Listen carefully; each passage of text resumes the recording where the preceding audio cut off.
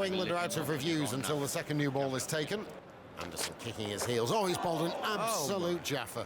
It's perfect away swinger's delivery, pitching on and around middle and off. Amla tentatively poking forward, and it beats him outside the edge and through to Bairstow it goes. It was as good as it gets. Amla did unbelievably well to look as normal as he did playing and missing this. Most batsmen would have been looking to run this to fine leg. Amla stayed very still, played the line. It's an absolute beauty. Swung late.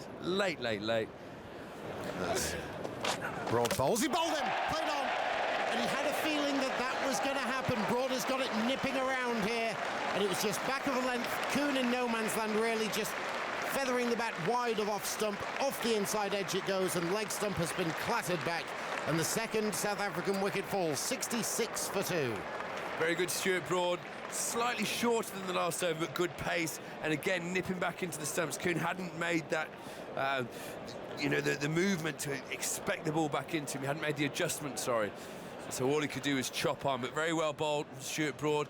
Kuhn has to go for 34 of 87, a painstaking 34. He did a good job for his team at the top of the order, but that's the end of him. South Africa is 66 for 2.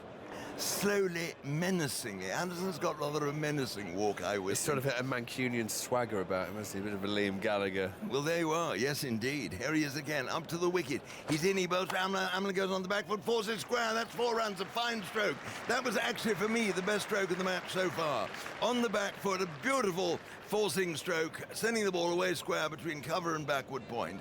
Really lovely shot, that. Glorious. Stood high, stood tall. It's classic Hashim Amla, actually. It's brought back memories of 2012 when he arrived to the wicket clean-shaven on day one, and by the time we got him out, he had a foot-long beard. And Broad is charging in now. He's up to the wicket. He bowls to Amla. Amla pulls at that, and it's gone. That has gone along the ground, or bubbling along the ground, to Moeen Ali at fine leg, but that one could have gone anyway. He fetched it from a long way wide of the off stump. He could not have controlled that. And, well, it could have gone anywhere, Geoffrey. Anderson in, wide of the off stump, caught, dropped. No, didn't carry. Well, I don't know, Geoffrey. Did it york him at second slip? I think it yorked him. Joe Root, now, it was very low to his right-hand side. We know that for certain. You think it's catchable? Well, no, it landed short. Geoffrey was about 6 inches short of Joe Root's right hand. And de Kock waits. First over of spin, and de Kock pushes to cover. Doesn't get it into a gap, though. The tall, slim figure of Keaton Jennings, very upright. Tosses the ball back to Dawson. Well, I think I'd have bowled the off spinner. As Wood starts a new over, and Quentin de Kock eases a half volley wide of the off stump for 4. Just like Geoffrey was saying a moment ago, Gow would have been proud of that. Just a languid push, and it flew square of the wicket for 4. He's a beautiful player to watch, de Kock, one of my favourite players in the world when he's on song. And normally, possession of such transistor radio and class would have led to a few quick whacks. Goodness me, we can't endorse that on TMS, but one of our younger teachers realised the offending item was about listening to Geoffrey. He insisted the lesson was suspended, so he could keep up with your progress. Debut score of 48, not a bad start. Sorry, I didn't get more then. Wood in, and this time de Kock goes leg side, consecutive boundaries. That swung, it was a better shot than it looked. To the naked eye, it might look like it was an easy ball to put away, but actually there was a bit of in-swing there, and de Kock was equal to it, effortless again. And again, this is very much how Gow constructed the over. A little bit wide, 4 through square point, a little bit straight through mid-wicket. He's a beautiful player, de Kock. It was a good shot, wasn't it? It was a good ball, and he dismissed it as if it was easy, wasn't it? Swung into off stump, that. Just dismissed it easily, didn't he? Flicked it away there. It causes a big headache for captains and coaches bowling at this far. De Kock waits, Wood in. Again, more runs, beautiful extra cover drive. I don't think he quite got it, Geoffrey, and it was slow up before reaching the boundary. I hope he keeps on strike, though I'm enjoying this. Dawson bowls, Amla's down the pitch and lofts it. That's all he did, really, just punched it high and down into the members. How far has that gone? Let's see. Has it gone all the way? They're going to talk about it, I think. However far it's gone, it brings up the 50 partnership of just 60 balls. And it could be Amla's half-century, this, but we all lost it, including the umpire. And we're looking at the replay, and it's landed absolutely on the sponge, so it should be 6. It should be his 50. That's a beautiful shot when it just kept his shape. There you go. There it is. A little shimmy down the wicket and just thought, yep, check drive, just open the loft up and just make sure it gets over that mid-on area, and he's timed it perfectly. I wonder how many times Hashim Amla's reached a 50 with a 6. Wood again bowls outside the off stump. That's a lovely line. That's probably the perfect line, actually. And de Kock let it go by. Played it well. It was full, good pace, and just that one that he could have tried to drive. Well, it's 5 dot balls. Yep. That's the way you build pressure with the likes of de Kock. You've just got to keep trying to bowl a few dot balls, and you know he's going to try something. He'll be looking now to think, right, where can I get a boundary? It's where the patience of batsmen has changed, definitely. I mean, you could have bowled like this probably for a long time. Not so long ago. Here's Wood bowling, and again he's trying to work into the leg side of ball. It's comfortably missing off. He is giving the bowler a bit of a chance. He's only done it for 1 over. 137 for 2. It was a maiden. Amla 55, and de Kock has 36. It's time for me to go and to make room for Henry Blofeld. And here comes Stokes after the wicket. Bowls down. Oh, he dropped there by Cook and slipped. He drove, got the edge. And Cook has said that one carried. I'm not too sure if it's carried there. Henry, it's a big flashing drive. Mowing in, and de Kock pushes to long on. Beautifully played. Broad will field at long on. That's de Kock's 50. He's lit up the match again. A little cameo at Lord's. 51, I think, in the first innings was the best batting of the match in some respects, and he's at it again here at Trent Bridge.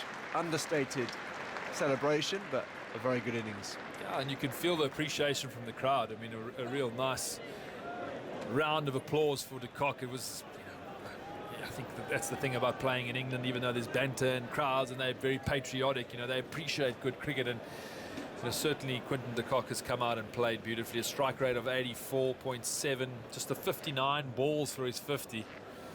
Stokes in, pull shot, could get caught. Slow off the mark, was he? It's Wood down there. He was stuck on his heels. I don't think he picked it up, did he, Graham? No, he didn't. We've seen it once or twice now from that end, almost out of the crowd. Yeah. I don't think Stokes is actually terribly amused about that. It was a good high bouncer, no control of the shot from Amla. It was above his eyes, tough to control from down there. Wood's very quick, but didn't pick it up or didn't quite get his bearings, and ball lands safe. Hashim Amla. Stokes takes his sweater, and Amla walks happily. It's one of the best times to walk towards. The only good time to walk towards the batsman is at the end of a session, knowing he's done his job and he's batted through. Arm round the neck from Quinton de Kock, who's played his hand too. De Kock 68, Amla 65. South Africa have had a cracking session, their first really good session since the first one of the series when they bowled well. England 80 odd for 4 at Lords, and 179 for 2. In goes Broad, the first ball after tee, and it's caught at slip. Horrible shot from de Kock. Dear me, he's played so well, and he just slashed at that outside the off stump. And I have to be honest with you, I called it caught before Cook actually did catch it, because it was such a straightforward one. He did his best to drop it there. He juggled it a little bit. It was wide. It was fairly full from Stuart Broad moving across to Cook. Horrible flash. Cook had all the time in the world. Just bounced out of his hands a moment, but it just looked so. It was just such an easy one from here. And well, what a start that is for England, and a big disappointment for de Kock, who played so well.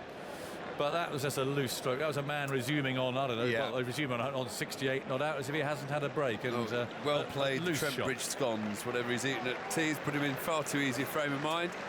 Came out feeling like a millionaire. It wasn't a bad ball from Broad, out wide of the off stump from round the wicket, just moving away towards the only slip, actually. But they know what they're going to do. I mean, they've been setting, Mark Wood bowled to him out there. Here's Anderson bowling. That's a lovely shot from Amla. No one need move for that. Driving through extra cover. Classic stroke. Anderson starts a new over, and one of the shots of the match. Stood tall, Amla, punched it through straight mid-on. One of the best shots in cricket, I think, to watch. It was a bit full from Anderson, but the shot was imperious. Pull shot down to fine leg. Held! Broad has his man. Amla falls for the sucker punch. He was nearly out at the other end earlier this morning. This time he does pick out fine leg. Wood makes no mistake. Huge wicket for England. And Amla, who's done all the hard work, gives it away, and South Africa 194 for 4. Into bowl for him, he bowls, he goes back, turns out round the corner, he's caught behind. A brilliant catch by Bairstow. It flicked his glove as he went down the leg side, and Bairstow dived a very long way and held on. Michael Vaughan thinks it may have been his elbow. No, he's reviewed it straight away, Faf du Plessis. Didn't even ask Bavuma, he just reviewed it straight away, which suggests it may have come off the thigh pad. Please. It's a brilliant take from Johnny Bairstow. It was, wasn't it? Maybe on the way. Oh, Look, hello. It is. Yes, he did flick the glove, I think. Yes, indeed. So... Well, Faf du Plessis can't believe it. Go forward one frame. Well, Okay, stop it there. Was a surprise. Okay, there's no gap between glove and the ball, and there's a spike. Okay, I'm going back to the on-field umpire. Yes, Ball, there's a spike on ultra edge. There's no gap between glove and ball. You can stay with your original decision of out. You're on screen now. yes, he's been given. The umpire rifle's hand is up. So that was out. It just flicked his glove. It did hit his hip, but the Plessis almost might not have known that it flicked his glove. And it just got it. And there was a very slight sign, wasn't there, on the indicator there. Well, the gloves are so well protected these days. It may be the case that it just glanced the little finger of the left hand, and he may not have, well, he's clearly not felt it, because it's more of a hit of the hip. But a little glance of the little finger onto the hip, and it's a brilliant catch from Johnny Bairstow. Oh, you've got to give everything. Here's Stokes, bowls. Oh, that's edge. Oh, he's leaving it. He was leaving it. But he didn't take his bat out of the way. And that's a real mistake by Bavuma, because the ball is deflected off the bat and into Bairstow's gloves. Big wicket for England now, with the new ball, 13, 12 overs away. And they've lost now their last frontline batsman, who was trying to leave this. It just left him a little bit. And, you know, there was just a tiny slither of bat face there. And the ball ran off it. Really, it didn't really hit it. It just ran off the face of the bat and straight into Bairstow's gloves. Not often you see it quite like that. 235 for 6, Bavuma out for 20. Stokes in and swatted away through square cover. That's the third ball in the last 2 overs, which is a long way from its intended target from Stokes. That was a wide half volley. It's going to be 4. Not really deserved. It's pretty much a genuine edge. It went down, but Philander will take them and salutes the dressing room. That's a really hard-working 50. Come relatively quickly, 53 from 70 balls, but the importance can't be overstated. Elevated up the order to number 7, perhaps a place higher than he's used to. He's responded with a really important knock for South Africa. On to the one, the last ball. The crowd will give it a rev up. Last ball of the day. Stokes in past the umpire. Balls, and Morris edges, lands short of Joe Root, who throws the ball up in mock celebration. Went in clean, but it bounced about a foot in front of him, and that ends up being a frustrating day for England, actually. 309 for 6 at the close. South Africa, who won the toss, decided to bat. England had their noses in front in the sort of hour after tea. But South Africa have fought back effectively and showing real resilience and skill. Philander 54 not out, Morris 23. Close of play of the first day of the second test match between England and South Africa at Trent Bridge sees South Africa closing on 309 for 6. They won the toss, they chose to bat, having made 3 changes, so they lost 4 for 56 after tea, but came fighting back with a stand of 74 between Vernon Philander and Chris Morris. We're going to hear from Johnny Bairstow, I think, any moment now, with Pat Murphy. Johnny Bairstow, whose day is it?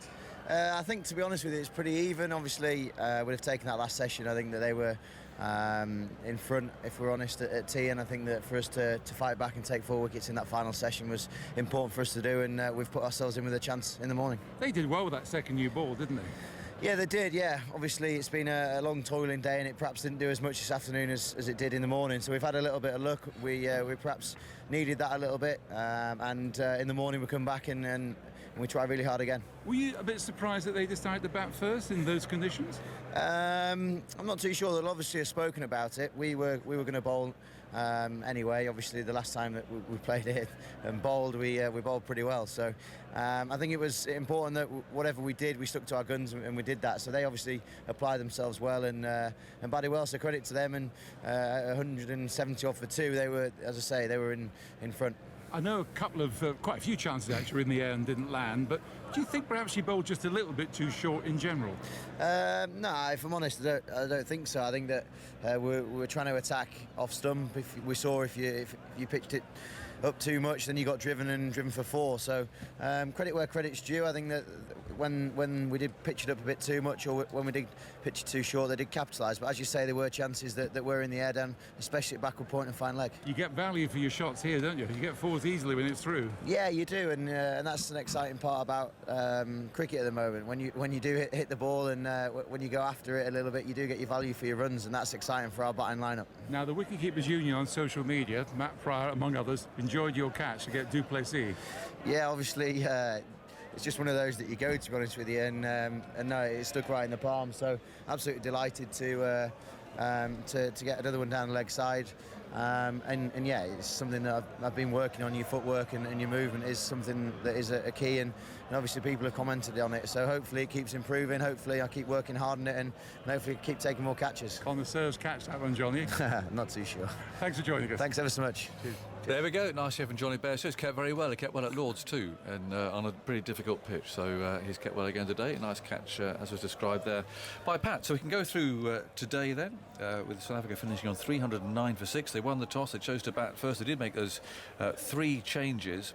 But of course, with the captain coming back, helped part of that. But they brought Morris into the side and Olivier as well, with the suspended Rabada, of course, having to sit it out. So in they went, and it was a pretty determined Elgar and Kuhn, actually, who set about things to start with. But then Elgar was brilliantly caught by Dawson, diving to his right at point off Anderson for 6. Kuhn played well. He was then bowled by Broad. He dragged it on for 34. That was 66 for 2.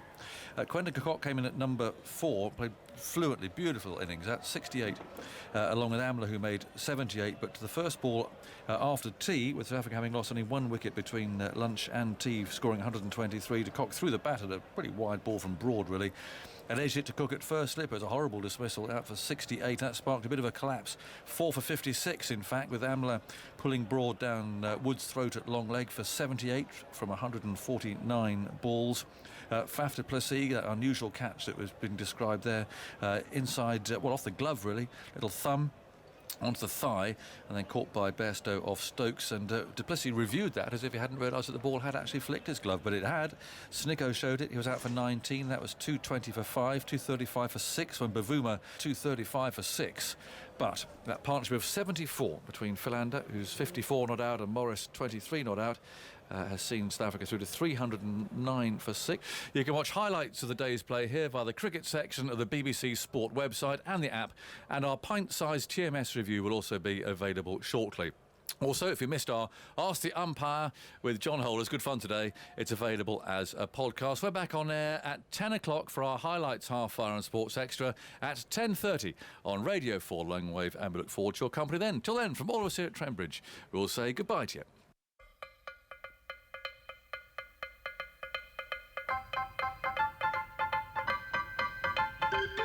Pull shot down to fine leg, held.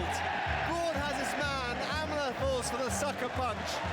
Huge wicket for England. Going to be 4. It's pretty much a genuine edge. It went down, but Philander will take them and salutes the dressing room. That's a really hard work at 50. Come relatively quickly, 53 from 70 balls, but the importance can't be overstated. A really important knock for South Africa.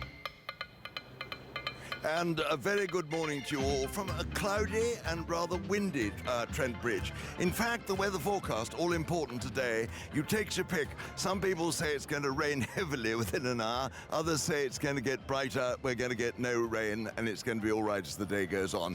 So you pay your money and take your pick, and I think for us it's really fingers crossed. Well, the situation, South Africa yesterday won the toss. They're 309 for 6. It really is just about even Stevens, isn't it? England did very well getting those 4 wickets after tea, but then in the end, Morris, who was 23 not out, and Philander, you just heard him reach his 50 with 54 not out, took the game a little bit back towards South Africa by the time we got to the close of play. But it was really a topsy-turvy day. Went first South Africa's way, then England's way, and then back again to South Africa. So let's first of all go over and listen to the pint-sized TMS review of yesterday's play. Away from us, and that's edged and caught. Is it? Yeah, brilliantly caught. Wonderful catch at Gully. Staggering work from Dawson. Wood in again. Bowles pull shot, beautifully played. 8,000 runs up for Hashim Amla. Very warm applause here. Stokes runs away. Bowles back of length, crashed away. Wow. That is his strength. Any width off it, he pounces on it. Broad bowls, he bowled him. Played on. And he had a feeling that that was going to happen. Broad has got it nipping around here. And the second South African wicket falls, 66 for 2. They have named a bus in his retirement year after dear Henry Blofeld. Henry Blofeld, OBE. It really was lovely. Joyous face.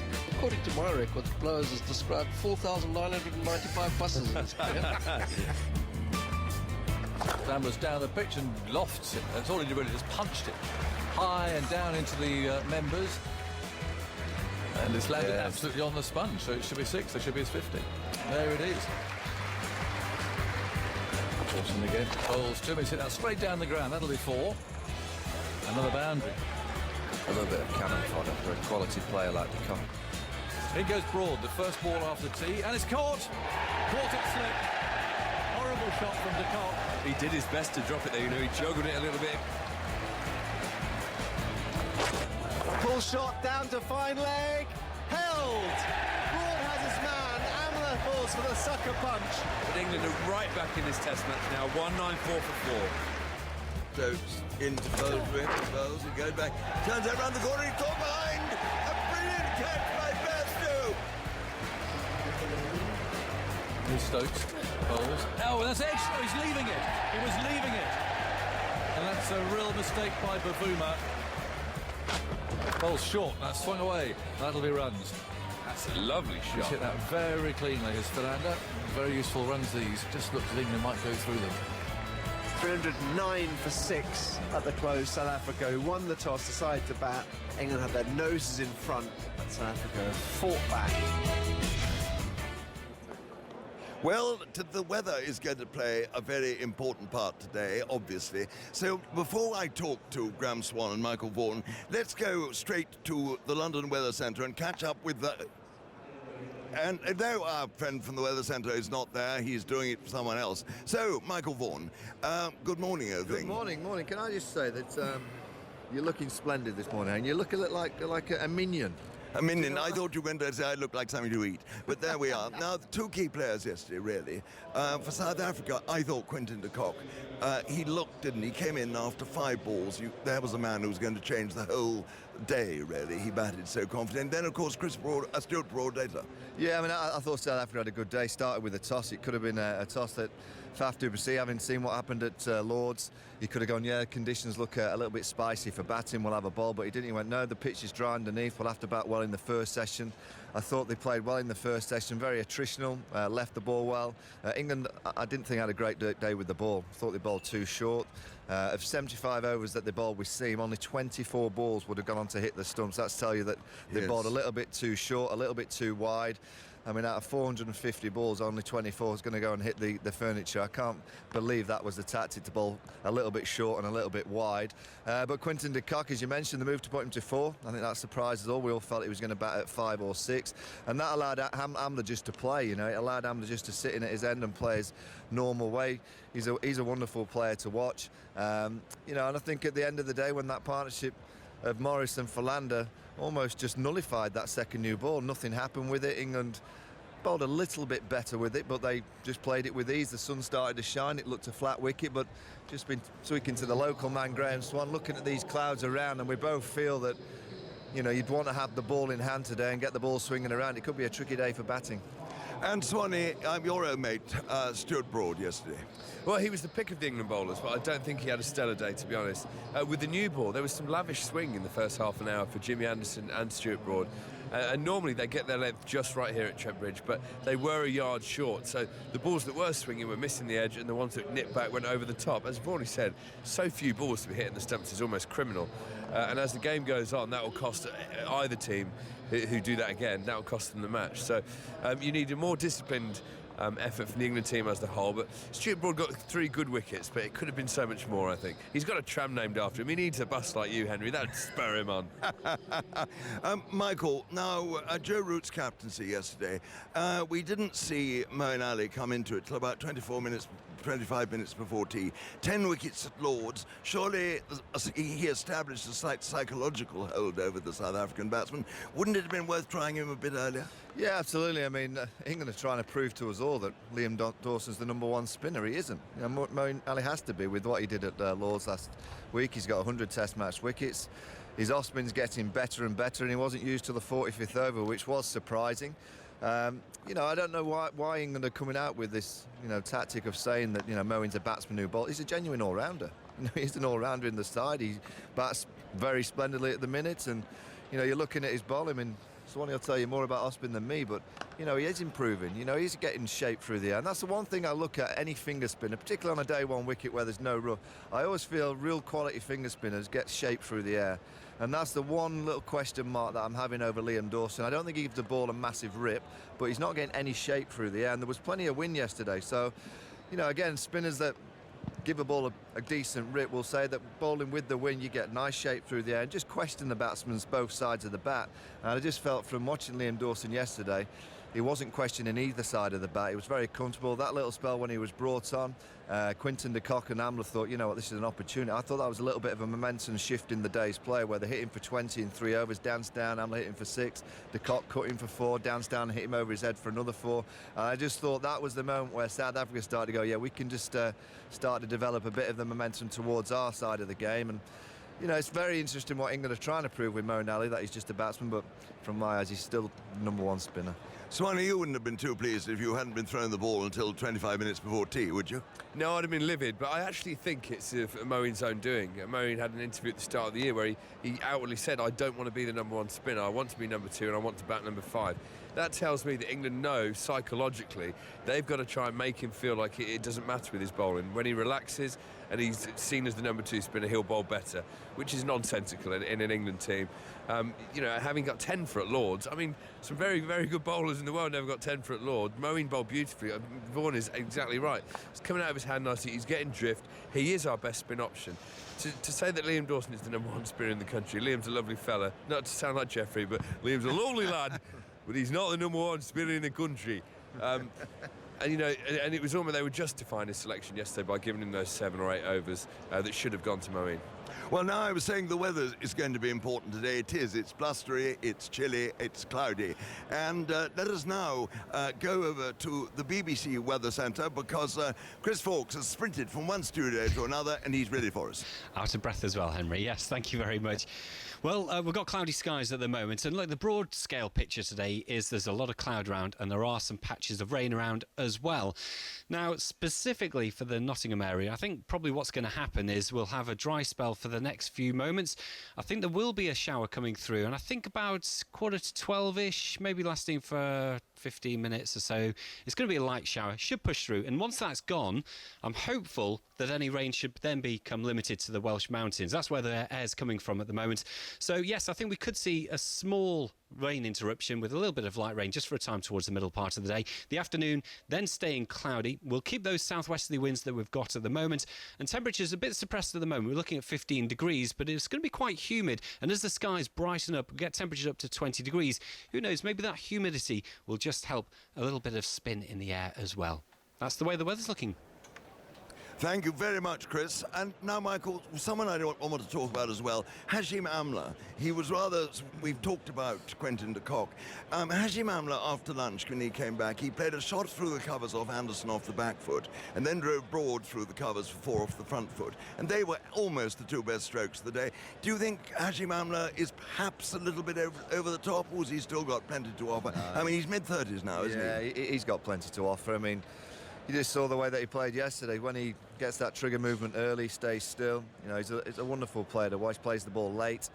You know, he questions the bowlers on the front foot, allows the ball to come to him on the back foot. We saw that punch through extra coverage you've just mentioned. He's, you know, you talk of Quinton de Kock in terms of the explosive nature that you can come and question the England bowlers, but I think having Hashim Amla at the other end helps Quinton de Kock as well, because you just know that whatever Hashim Amla's out there, he's controlling the game. I was surprised, I guess, the short ball questioned him a few times. He got lucky to fine leg twice where it dropped short, and then eventually was caught down at long leg Mark Wood off the bowling of Stuart Broad, who's got him 8 times now in Test match cricket. So it's, you know, I guess the area that England will continue to target him with short, sharp balls, trying to play. It's not a shot that I've seen him play that often, actually, the hook shot. I used to remember him seeing just swaying out the way and sometimes gliding it down to third man, so maybe he'll put it back in the locker, but certainly England will try and target him with a few short balls. But I thought he was on for a daddy 100 yesterday. He looked set for bed and breakfast. Swanee, now no one will appreciate the importance of wicketkeeper more than you, a spin bowler. Johnny Bairstow, I thought, did a very good job at Lords in difficult conditions on that pitch. Yesterday he caught an absolute blinder, didn't he, to get rid of Duplessis. What were your views on him? Do you think he's improving behind the stumps? Well, I'll be honest, I always think he's been a very good wicketkeeper. His batting speaks for itself. He truly is one of our top 5 or 6 batsmen.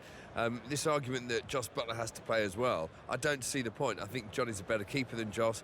In one-day cricket, of course, Jos should be in the team for his batting more than anything. But Johnny yesterday was superb behind the stumps. He just made it all very neat, very tidy, and his catch, as you say, to get rid of Faf du Plessis down the leg side. He's done a lot of work with the Newcastle goalkeepers, you see, and that's what helped him out. I think it was Rob Elliott and Carl Darlow took him for a few sessions, and you could see in his footwork and his movement, he's a proper canny Geordie lad now, Johnny.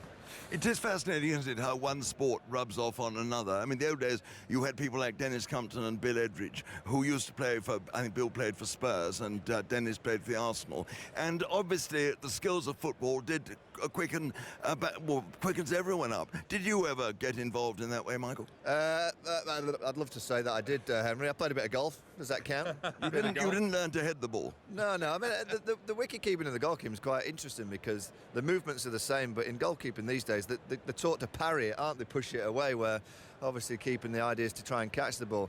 Bairstow at Lords was outstanding, you know, and yesterday I think this is a better wicket to keep on. It always goes through quite nicely, whereas at Lords the odd ball was grubbing down into the feet. He's had so far 2 very good test matches with the glove in hand. He'll be quite looking forward to getting the bat in hand this afternoon, I guess, as well. Well, now, Quinton de Kock was, in some ways, the star batsman yesterday with that wonderful 68. And he got out to a miserable shot, didn't he, as you heard Aggers commentating on it earlier. But let's hear now what Quinton de Kock thought about his innings and about yesterday. He was talking after the close of play last night to Pat Murphy.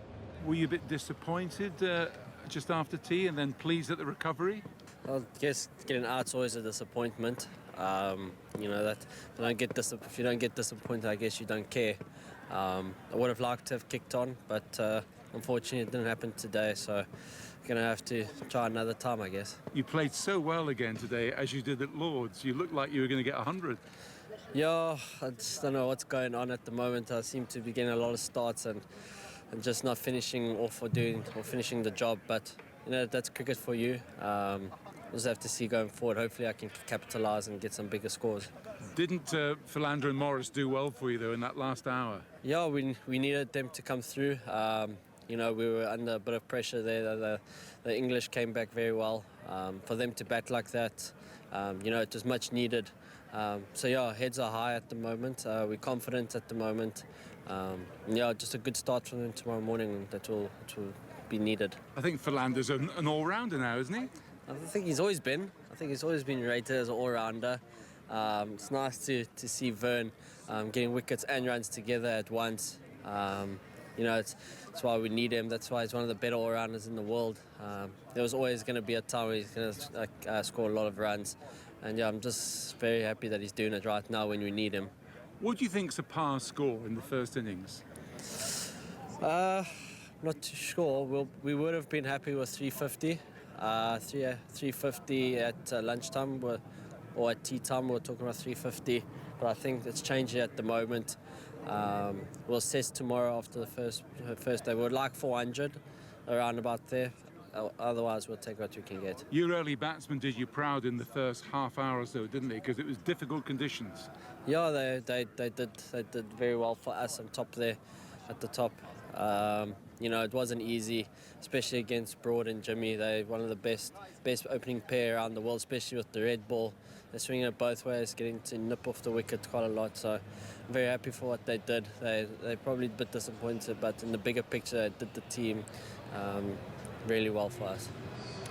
Swanee, 309 for 6. What sort of score is that? I think South Africa should be delighted with their play yesterday, with their score yesterday. The ball did swing lavishly in the first hour. I think if England had been on the money a bit more, just pitched it up, bowled at the stumps more, as Michael Vaughan said earlier, they could have had 3 or 4 wickets by lunch. As it was, England did very well after tea to get those 4 quick wickets, because otherwise it could be 309 for 2 or 3. Hashim Amla and Quinton de Kock were, I mean, that was as easy and glorious as batting can look. So, yeah, South Africa should be delighted. A par score at Trent Bridge, anything over 280, 290 is a very good score in the first innings, I think, at Trent Bridge. It will depend on the weather today, whether the ball swings, whether England can wrap this up quickly. I think one thing's for sure, if England want to win this test, they need to get batting by lunchtime. And they need to bowl pretty well, don't they, at the start? Well, now it's time to hand over to the exceedingly dapper Charles Dagnall, who's come back very refreshed from the torrential rain last night at Old Trafford. Daggers, over to you. Thank you very much, and who am I to quibble with the contents of your wardrobe, Blowers? Looking sensational in these lemon-coloured trousers, the mustard-coloured shoes, and a slight denim to the shirt as well today. He does look like a minion in reverse as well, but you can see a picture of that, which I've posted on Twitter, and I'm sure Blowers will be delighted that I've compared him with such. Good morning to you from Trent Bridge. It is overcast. It is a little bit of a grisly day, and already the floodlights, the lollipop-shaped floodlights, are beaming down, and there's just that element of a little bit of moisture in the air. So hopefully England will try and exploit a little bit of that this morning. South Africa 309 for 6. Well, this, of course, is not the only international cricket that is going on in this country, because the final round of pool matches in the Women's World Cup are being played today. All 8 teams in action, with some games a little bit more important than the others. Let's, though, head down to those who are top of the table, and that is the England women. A fabulous result against New Zealand just a couple of days ago at Derby, including a sensational century from Natalie Siver. They're in action today against the West Indies. Now, of course, England will hope to keep being top of the table when it gets to the semi-final stage. England already qualified for the semi-finals, but against today the World T20 champions, the West Indies, who are out of the competition but have won their last 2. Natalie Germanos is down at Bristol for us. Good morning, Natalie. Morning to you too, Charles. Well, it's also overcast here as well, and we've had just a little bit of drizzle in the air, but fortunately we've had no delays in play, and currently England batting first are 11 without loss, and we're into the 5th over. The West Indies won the toss and chose to bowl first under the overcast skies, and the ball is swinging. It's probably some of the most swing we've had right throughout the tournament. It's just a question of whether or not they can use it. England are unchanged going into this match, while the West Indies have made one change after they beat Pakistan in their last match. They've decided to go in with Kayana Joseph, who's already bowled a couple of overs, and Chanel Daly is sitting out. So England at the moment 11 without loss in the 5th over. Beaumont is on 2 and Winfield Whipper is on 3. Thanks very much, Natalie, and you can follow commentary of that online via the cricket section of the BBC Sport website and also the BBC Sport app for your smartphone and tablet. Let's head a couple of miles down the M5 to Taunton, where 2 sides that have already qualified for the semi-finals, Australia and, surprisingly to some, South Africa, who are a side definitely on the up. They've had a brilliant tournament so far. They go head-to-head, and Adam Collins is down for us at the county ground in Taunton. Good morning to you, Adam. Hi Daggers, the news from Taunton is that Meg Lanning's not playing, that's the main news. Rachel Haynes is captaining Australia today as they rest their skipper for this final group game, resting her through to the semi-finals. Her shoulder's been a problem throughout the tournament so far, so they're taking their chance when they can in light of the fact that they have already qualified, as have South Africa. They've won the toss and are batting in the 6th over, 11 for no loss. So slow going, some very tight bowling from the two South African opening bowlers, Shabnim Ismail and Marizanne Kapp, with Beth Mooney out there on 10 and Nicole Bolton on 1. As I say that, Bolton struck a boundary, moving Australia to 15 for the loss of no wicket in the 6th over. Thanks, Adam. And again, you can get commentary of that game via the BBC Sport app. Just click on there and you can find the commentaries of those two games that we've already covered. A very important game, though, at Derby today between two sides who are fighting for one place, India and New Zealand. New Zealand, who were beaten quite soundly by England just the other day at Derby, hoping for better fare. But Dan Norcross is there in Derby, and this is a very, very intriguing encounter, Dan.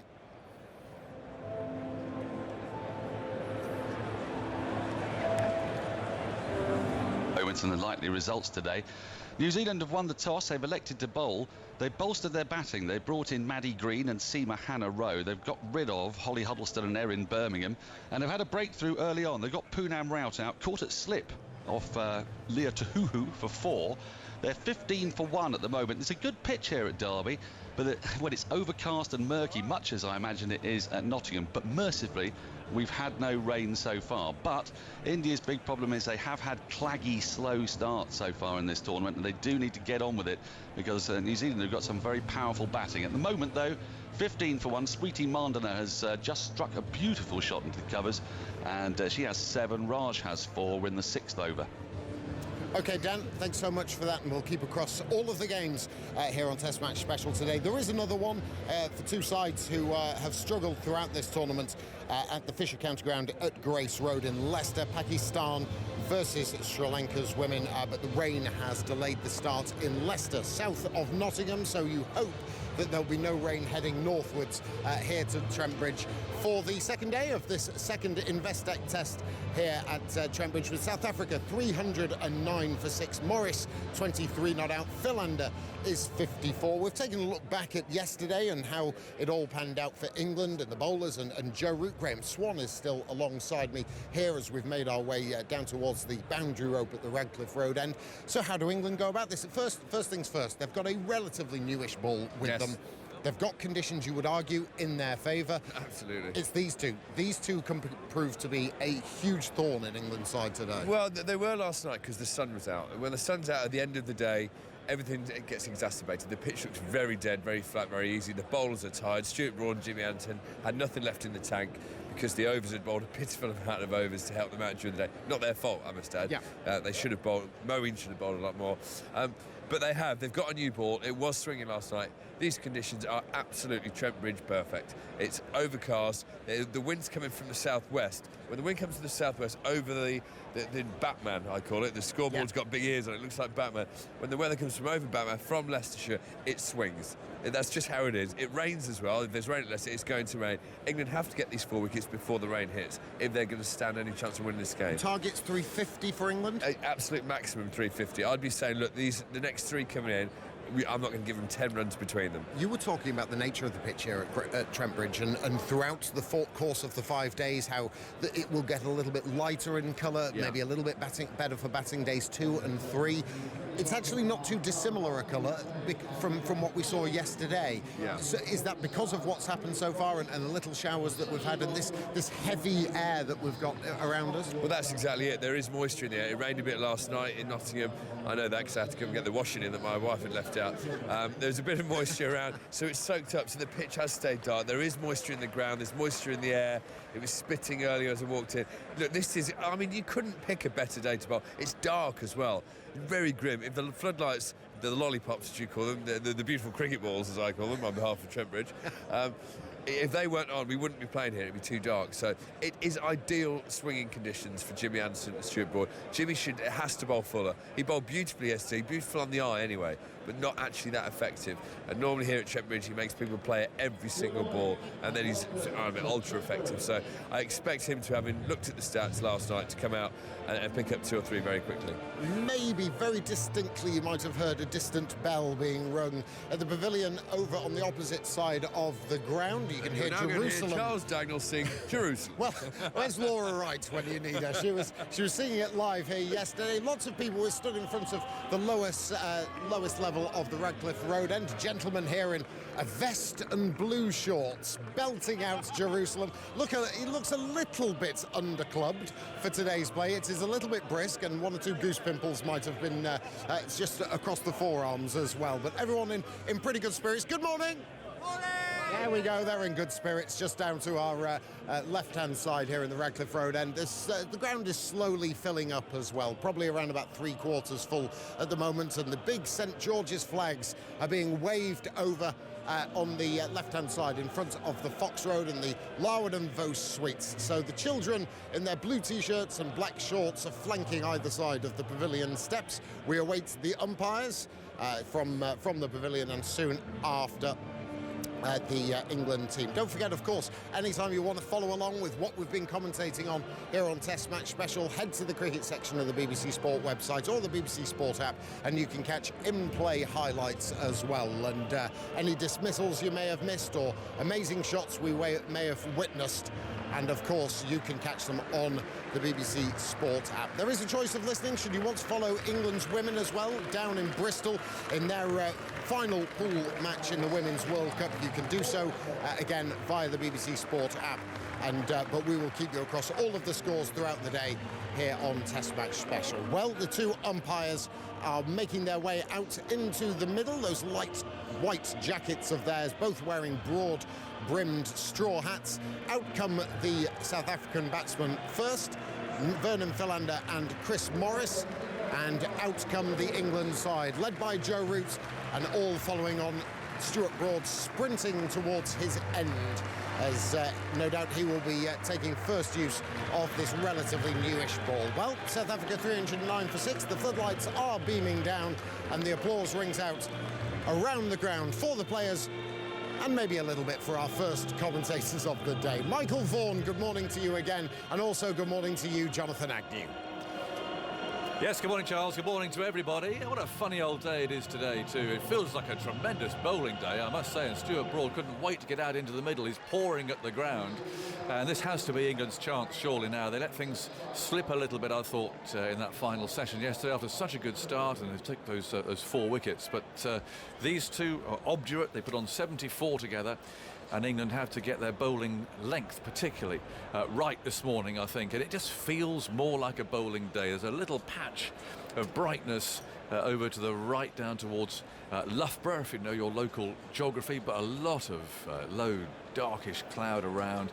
There's the chance of a shower, only a brief one, later on this morning before lunch, so we'll keep an eye out for that. But it just feels more humid. There is some moisture about, and you just really fancy that the ball should move around today. The floodlights are on. It's a pretty grim time to have to bat, actually, Michael, isn't it? Because the ball is still new, and these are lower order batsmen, and they really should be challenged today. I'd love to see England a little more on the attack too than they were last night. Let's get that cover fielder into slip and that sort of thing, and really try and make life difficult for these. Yeah, I think England have just got to make sure they get the ball full. I mean, they're checking the ball. They've got the old machine out to just check the balls in the right shape. I think England have bowled a few overs, 10 overs with his second new ball.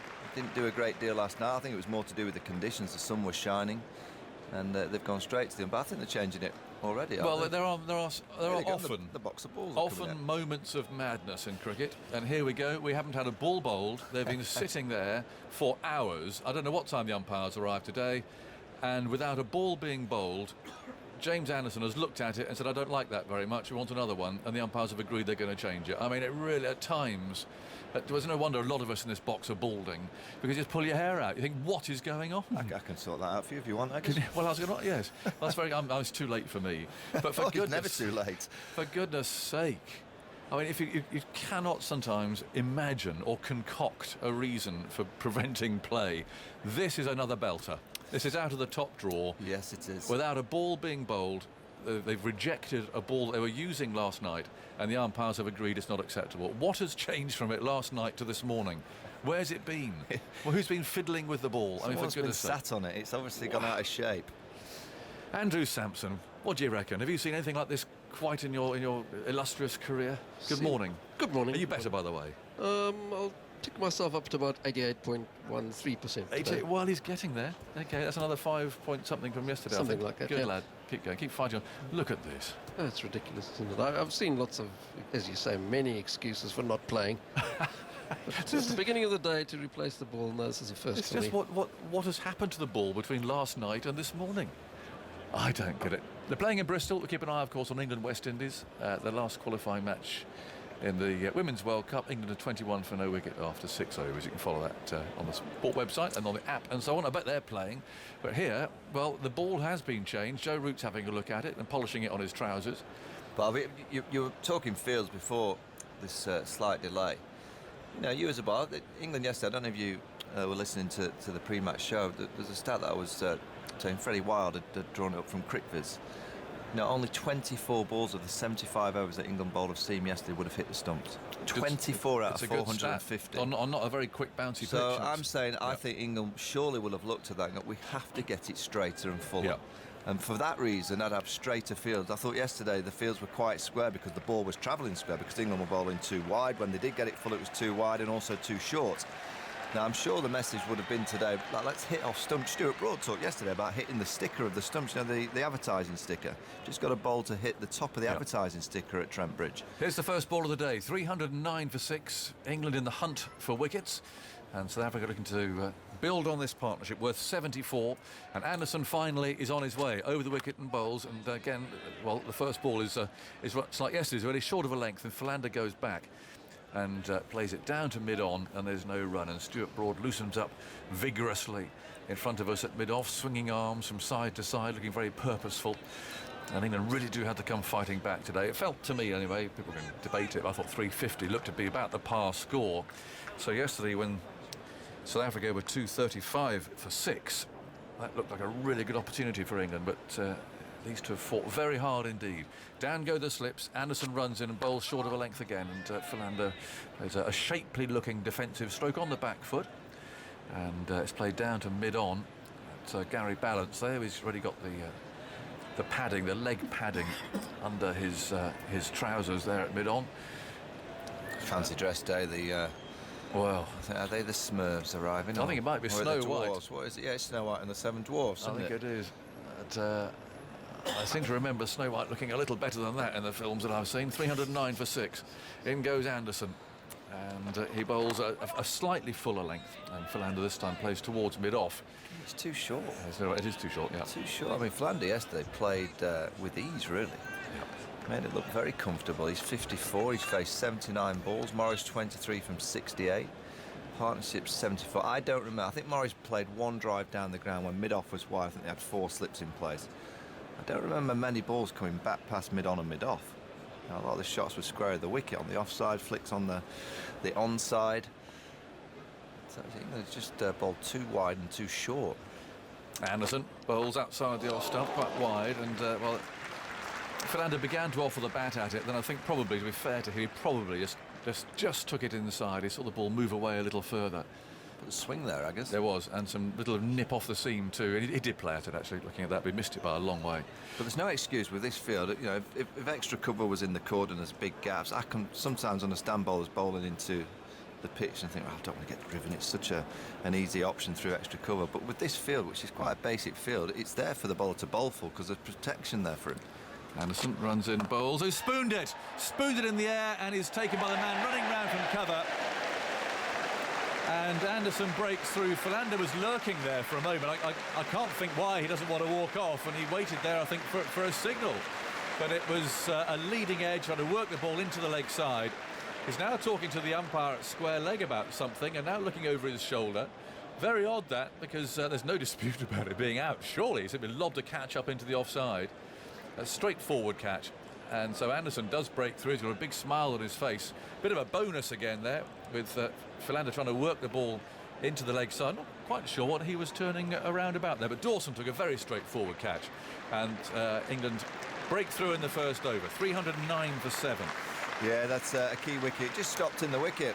He's trying to play a back foot, a back foot punch through wide mid-on. It just stops in the wicket. Just seems a little bit away from Philander. Poor shot, really. I mean, it really is. It's not the kind of shot that we saw him play yesterday. It's just the nerves of starting again, isn't it? That's why cricket's difficult. You have to sleep on a not-out score. You arrive the next day, and for whatever reason, it's just a little bit different. Conditions are tougher now than they were last night. Fresh Jimmy Anderson. It's not a great ball. It's just a mistake from the batsman. Yeah, it just held its own a little bit, didn't it? But anyway, what a nice little bonus there for England, really. But already we're seeing more. I mean, we've only had 5 balls, but there's certainly more movement through the air than what we saw last night with that second new ball. Who's this? It's Maharaj. It is Keshav Maharaj, who's having a bit of a talking to there from Chris Morris. Hasn't faced a ball yet today. He's been down at the non-striker's end, but he was saying, look, just doing a little bit. Just a little bit of swing there. Well, South Africa, we're looking at 309%. Just get to 350. 350 is the number that they'll be delighted with. In these conditions, I'm sure they'll fancy the chances of getting wickets. It's the kind of conditions that Philander himself will probably fancy getting the ball in hand. And he will bowl fuller. And will bowl straighter. I think he'll be challenging in these conditions. Maharaj looks around the field. He's got a long sleeve sweater on. There's 3 slips now and a gully. They've taken the man out of the covers, and Anderson's on his way, and he bowls to Maharaj. Oh, he's beaten completely. Now that's the length. That's the perfect length to a lower order batsman. Almost a half volley, really. And there's the applause as James Anderson starts with a wicket maiden. And just a start that England wanted. 309 for 7. Just tuning our way, we started more or less on time. There was a change of ball for some inexplicable reason, but there might be a shower around this morning. It's a funny day, I must say, Michael. I'm lucky I'm living at home at the moment, obviously, for this a home test match for me. And you can't beat, I reckon, an early morning ramble in the Beaver. And it was fantastic. Out there this morning in the sunshine, it was beautiful. With the dogs. Well, it was hot, was it? Fantastic. Yeah. Just a little bit of light dew. And suddenly it turns out like this. I don't understand it. Cloudy, sort of claggy, bit of a rain around, but it was lovely. Dogs chasing hares. Lovely start to the day. But I don't know what's happened to it. That was about 6 o'clock. 6 o'clock. Rambling in the Beaver. Yeah, nice. That's beautiful. But it was sunny, blue sky, and then suddenly this has arrived. But anyway, fingers crossed. We've got the floodlights on. Didn't really forecast this at all. And England in the hunt for wickets. And Andrew. Vernon Fernandez 54, 81 balls with 9 fours. He batted for 108 minutes. And Broad, as expected, then from the far end. The pavilion end runs in towards us, bowls, and Morris, tall man, plays his first ball from the crease and down to Stokes, fielding at cover. Played a very enthusiastic game of football I was watching this morning too. The England team are playing below us. There are some clearly who are good footballers. Anderson looks quite a belligerent, aggressive footballer. Keaton Jennings, on the other hand, is taking a bit of the Monty Panesar role. So runs around quite a lot. And I was with Monty on Thursday. I guess, he arrived in Cheshire. He'd put the wrong petrol in his car. Oh no, here's Broad, and that's played by Morris out to cover. Well, I'm not saying anything. I've done that. I've put petrol in instead of diesel. Oh dear, how did Monty? So he was on the back of a pickup truck, was he, Monty? No, they came and sorted it out quite quickly, but right. He was playing in the game. Freddie Flintoff game at Alderley Edge. It was a good day. There was a good crowd in. Monty's not changed. He was next in to bat. I just sat next to him and I said, Monty, you next in? Oh yeah. I said, well, you probably need your pads on. In comes Broad, bowls to Morris, short. This one a bouncer, and Morris sways out of the way. And he just looked at me and goes, oh yeah. I knew I was missing something. Oh dear. Dear old Monty. No, but he was always rather a reluctant footballer, so he used to run quite a lot on the wings. And the ball never really went to him very often. And I think Keaton Jennings is probably in that department, but others are obviously very... Yeah, Monty's not the kind of player you're going to man mark. I thought we'd just leave him out there, wouldn't you? Here's Broad running in earnestly down the leg side, that, and beautifully taken by Bairstow again. He kept really well at Lord's. He had a good day yesterday too, and they flung himself full length down the leg side. 309 for 7. Morris on 23, so no runs added. But England have taken a wicket this morning. Breeze blowing across the ground today, so more of a westerly direction than that bracing northerly of yesterday that Stuart Broad and others had to bowl into. 309 for 7. Here's Broad, bowls to Morris, and that's the first run, and the first runs, in fact, I think, because Mowing's not going to get there, and it's 4 runs through fine leg. Broad just off target, bowling in swingers, and Morris able to get just enough bat on that. Okay, because it's so short, isn't it? It's Broad's not a Philander star bowler that will put every ball on the front foot, but he's consistently got his lengths wrong on this pitch. 313 for 7, Broad. Past the umpire, bowls. Another short ball which hits Morris. He ducked there, and that hit him round about the shoulder or thereabouts. So Broad, well, a hostile over, really. A couple of bouncers in that. But he did concede that boundary through fine leg. So 313 for 7. The ground filling up. More and more people coming in over to that new stand on the right-hand side there. Does he want to name that stand, by the way? I keep calling it the new stand, but it's not really new anymore. I think it does have a name. It must have a name, but... Players has been calling it the Smith Cooper stand. Right. I think that's a sponsor. So do I, yes. I mean, it might be called that, but I would have thought it would be named after, I don't know, after a Nottinghamshire favourite. It might even be the Graham Swan stand, for all we know. 313 for 7. Maharaj is on strike, and Anderson's on his way, looking to knock him over, and he goes and bowls a ball, swings away. Maharaj gets a bit of bat on that. He's very squared up, and it's picked up at backward point by Dawson, and there's no run. 313 for 7. Anderson walks back to his mark again. Someone's just tweeted in, Matt Davis. He said it's called the Smith Cooper stand. Money talks. Oh, it is called that, is it?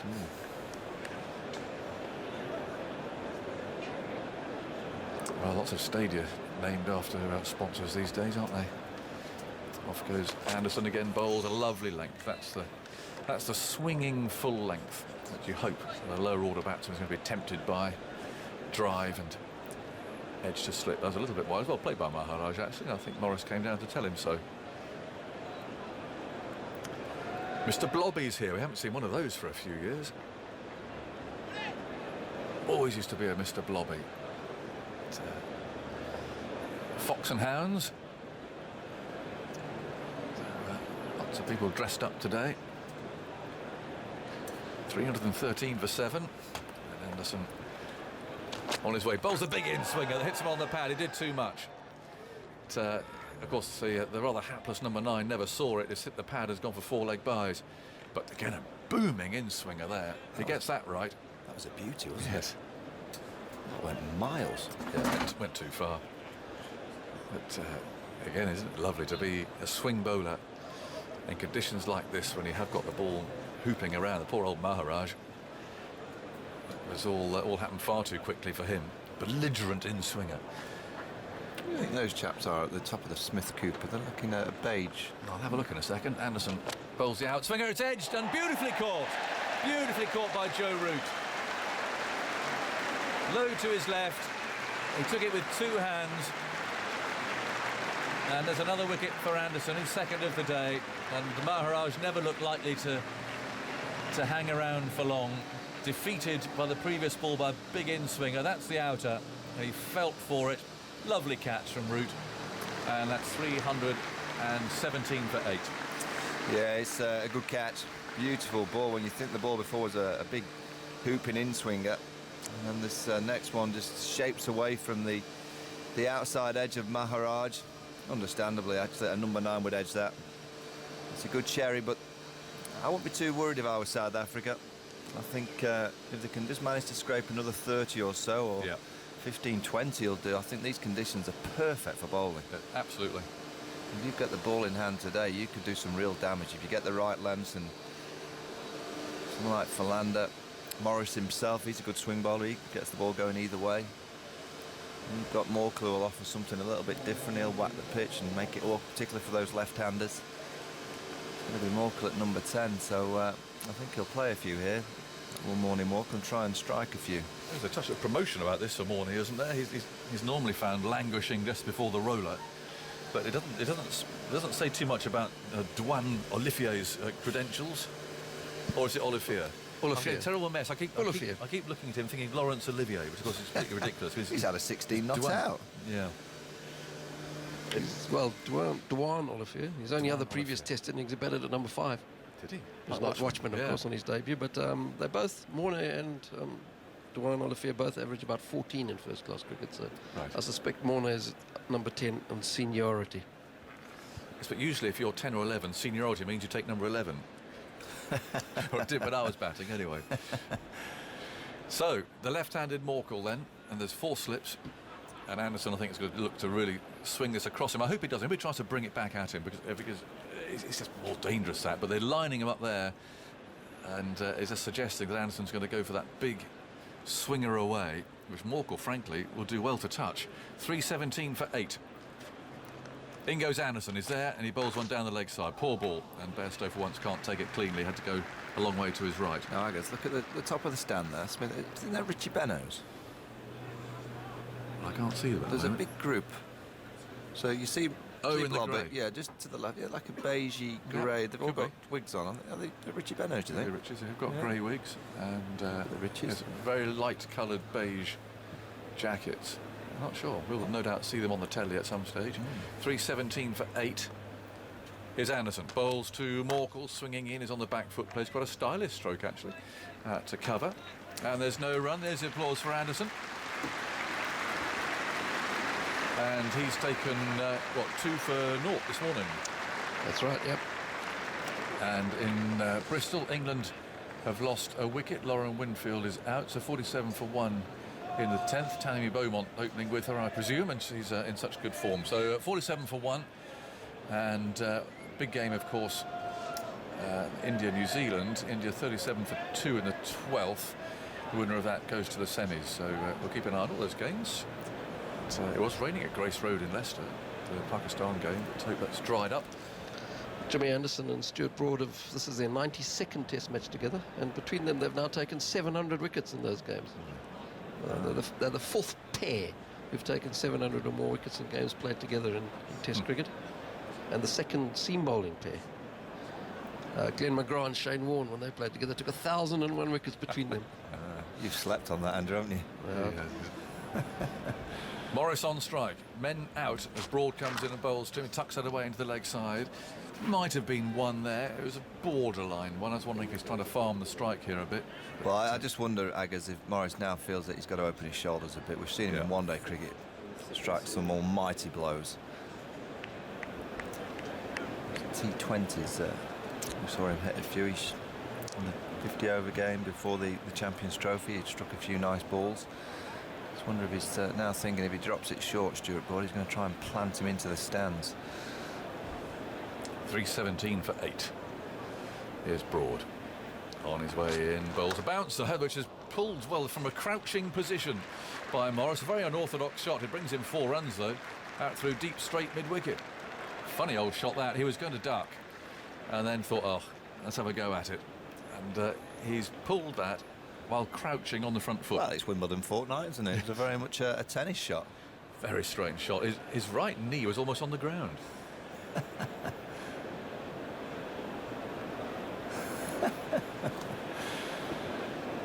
It's not the conventional way to play the hook shot. 3:21 for 8. Now, if he pitches this up, I think he might have a dash. I think so. The pointer's gone back a bit. And comes Broad over the wicket. Bowls, and that's played away out towards mid-on. They scurry a single, so that does bring Morkel down on strike.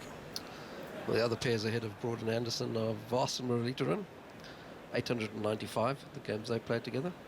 And the only quick bowling pair Ahead of them are Ambrose and Walsh. We took 762 between them in the games they played together. Good stuff, Andrew. Thank you.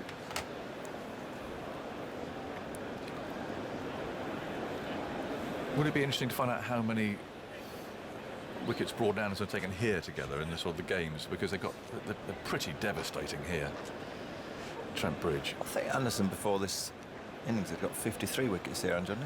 I think what the combo's got. Yeah, it was 53 at 18 in 8 tests before today, before this game. 6 fifers, I think I'm right in saying, Andrew. Love bowling here. Broad round the wicket, bowls to Morkel, who almost feels that he might just have taken the bat away. 6 fifers and 2 10-fers, 10 in a match, twice out of his 8 tests before Were you this. impressed with me there, Andrew? I am impressed, yeah. Thank you. Been doing yours. You've also been staying up all night looking at the stats, have you? All night. I don't think he has. All night, that's all I do. Get the wisdoms out. 322 for 8.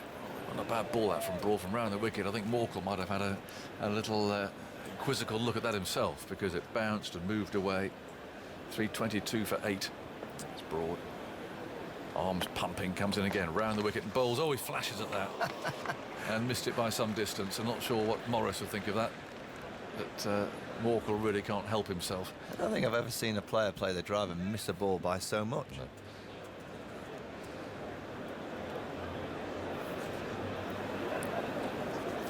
Well, I think South Africa have got to play some shots, get this scoreboard ticking, and as we said before, to get bowled out, it's a great time to be bowling anyway.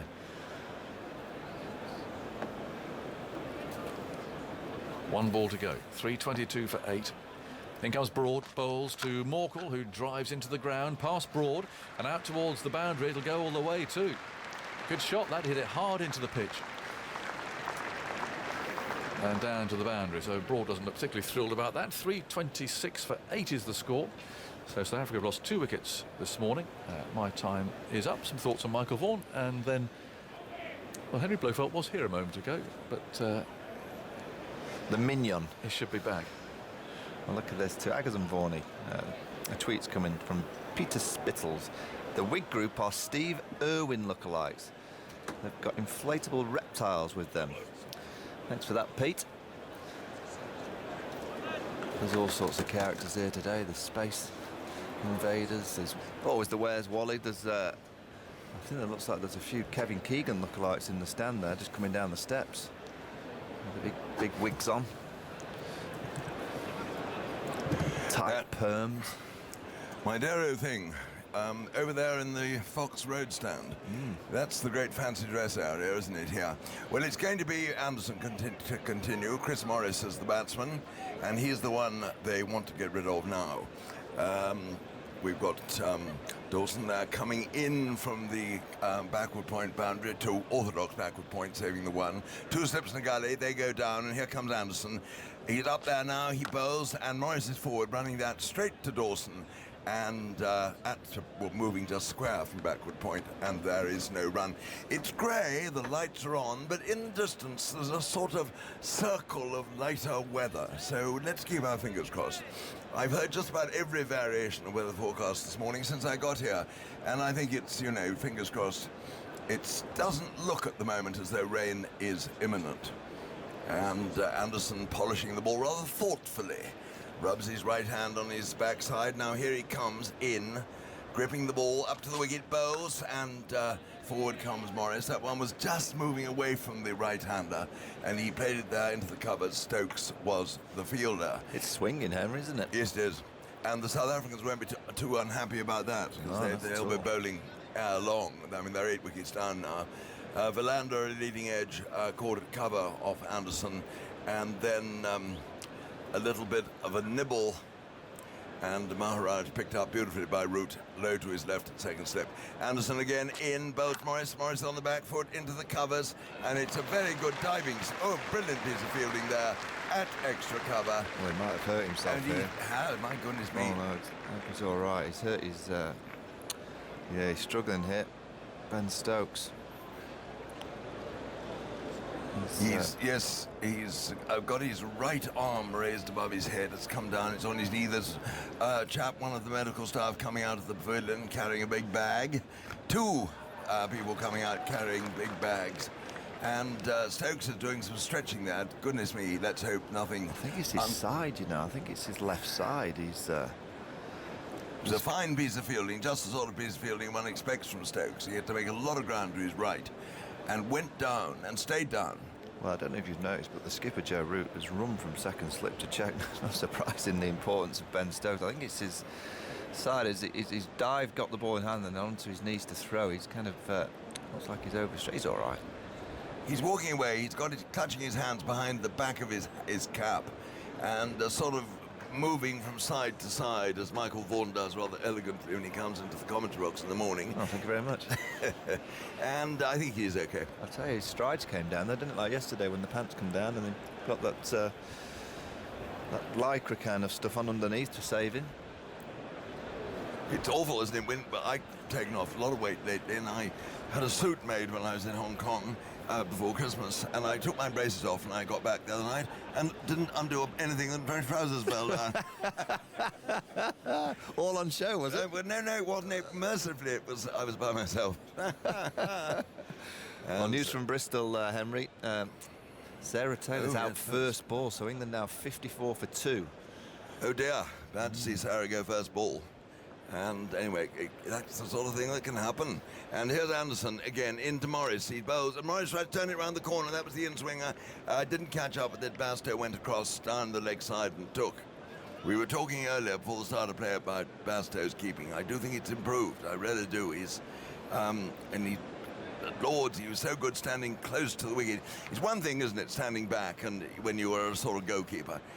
It's quite another thing standing close when the ball's turning and turning in and uneven heights. That makes it so difficult.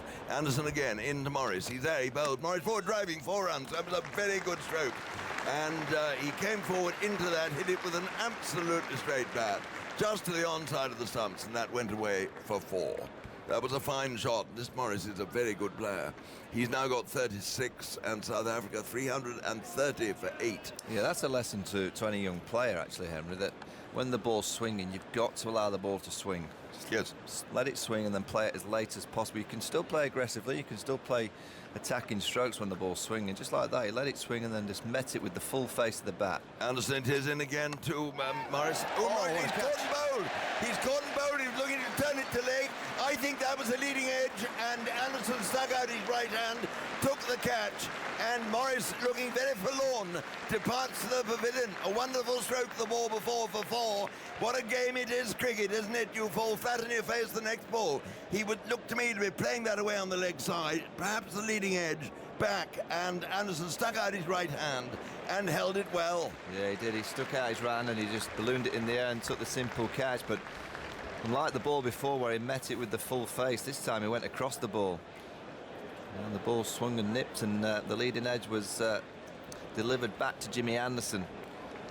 Again, a key when the ball's swinging is you've got to let it swing, but then you've got to meet it with the full face. Give yourself every chance. As soon as you start playing across the line with the ball and the ball swinging, it's very, very difficult.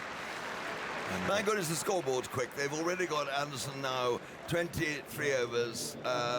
6 maidens, 4 for 72. The 4th wicket is already up. That's right, he's got 3 this morning, hasn't he? He It's very nice start to the second day for Jimmy Anderson. And now we've got the tongue twister coming out, and we're going to have his name and the pronunciation in its full glory from Andrew Sampson. A very good morning to you, my dear, I think. Morning, Henry. Okay, you're going to have to practice a bit. Dewan Olivier. Dewan Olivier. There you go. Dewan Olivier. And we could be mistaken for thinking he was related to Laurence Olivier, because he spells his name that way, but it's pronounced Olivier. And Dewan, it's a bit like the Indian opening batsman, wasn't it? Well, Darwin he was, yes. And that was the last ball of the over, so he's at the non-striker's end. And it's the tall left-handed Morne Morkel who's now going to do battle with Stuart Broad. Broad with that huge, wide, white sweatband round his left wrist. The pavilion behind him, ground he knows so well. Here he is in bowls to Morkel. Morkel just stands up there, plays out on the offside, and there is no run. I thought you were going to leave us. Well, I was, because Graham Swan was stood behind me, but then Swan looked at the rotor and he's not on next. Jeffrey's coming on for you in a couple of minutes' time. Oh, my goodness. Yes. So, dear old Jeffrey. Jeffrey said he didn't want a bus. He wanted a Rolls Bentley, I think it was. Yesterday, he'd rather like to have one with his name on. And so we'll have to see if we can organise that. Here comes Broad, ready, running in, racing in, Bowles, and Morkel plays that away to square leg, and there is no run there. And the good news, that was Ben Stokes that fielded the ball, so he's fine. He's all right, isn't he? Yeah, he's absolutely fine. And I think when you go down and you feel something, perhaps you lie there and think, goodness me, is it worse than it is? And when he stretched himself and got up, everything was in perfect working order. At least let's hope that's the case. And because England certainly don't want to lose Stokes. He's such a wonderfully important cricketer. And here is Broad again. Up to the wicket now, he bowls, and Morkel goes back, steers that to backward point, and it's Dawson there who fields, and there is no run.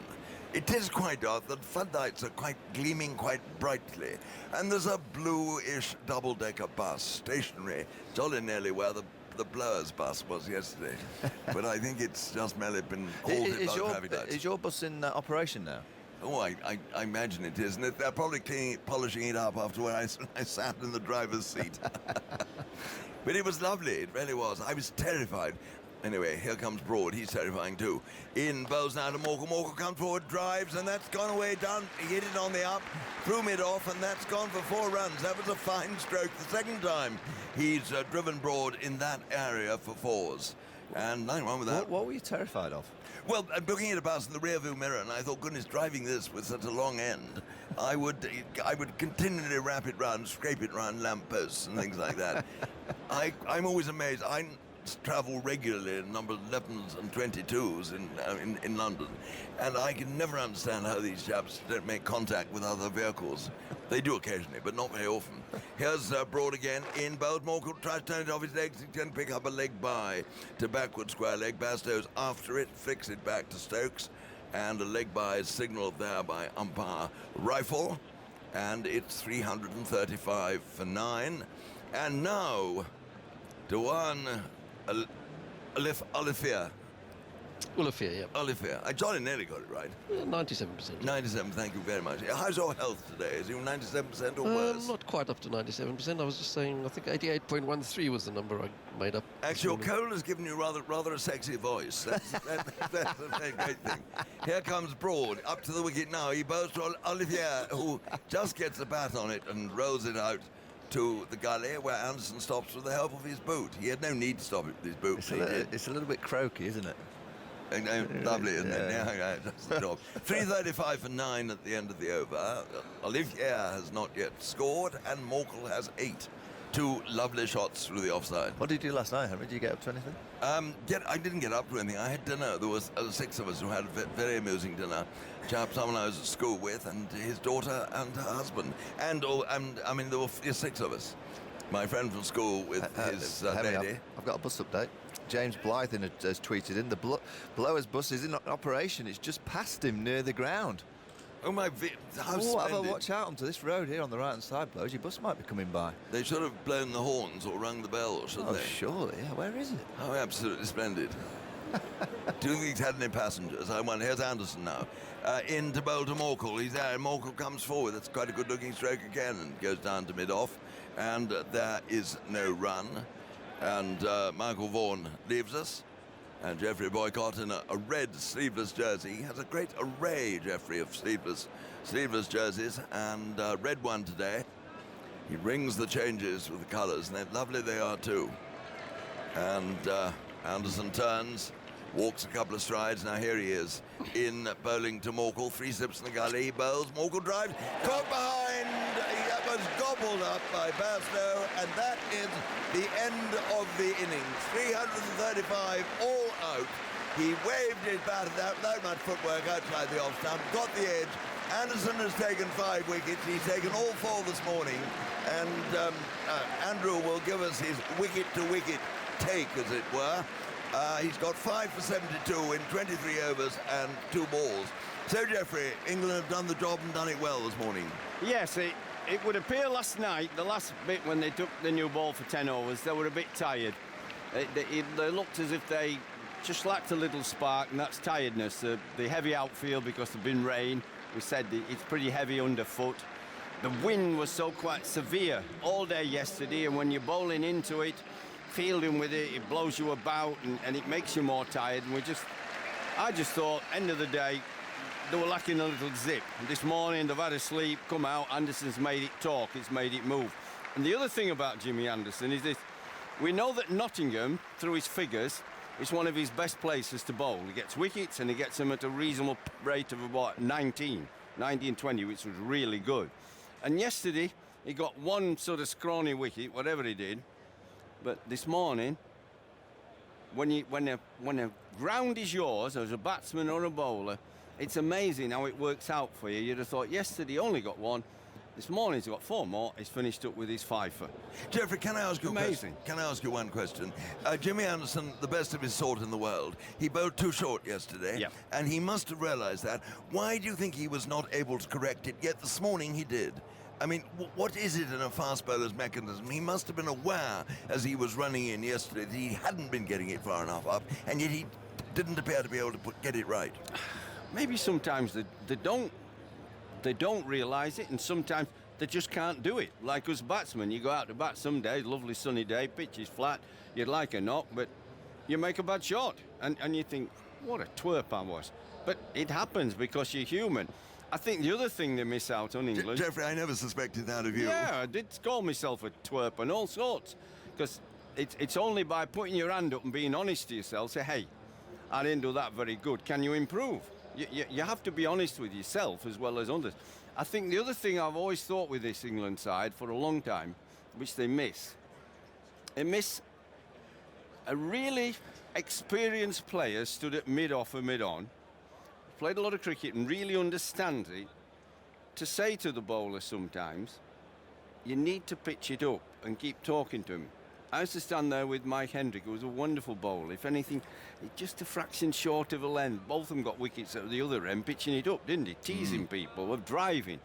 And I would say to Mike, just get it up a bit more, just a little bit more.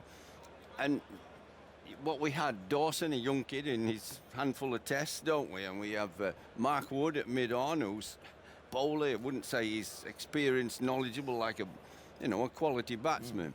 And sometimes you need somebody to just...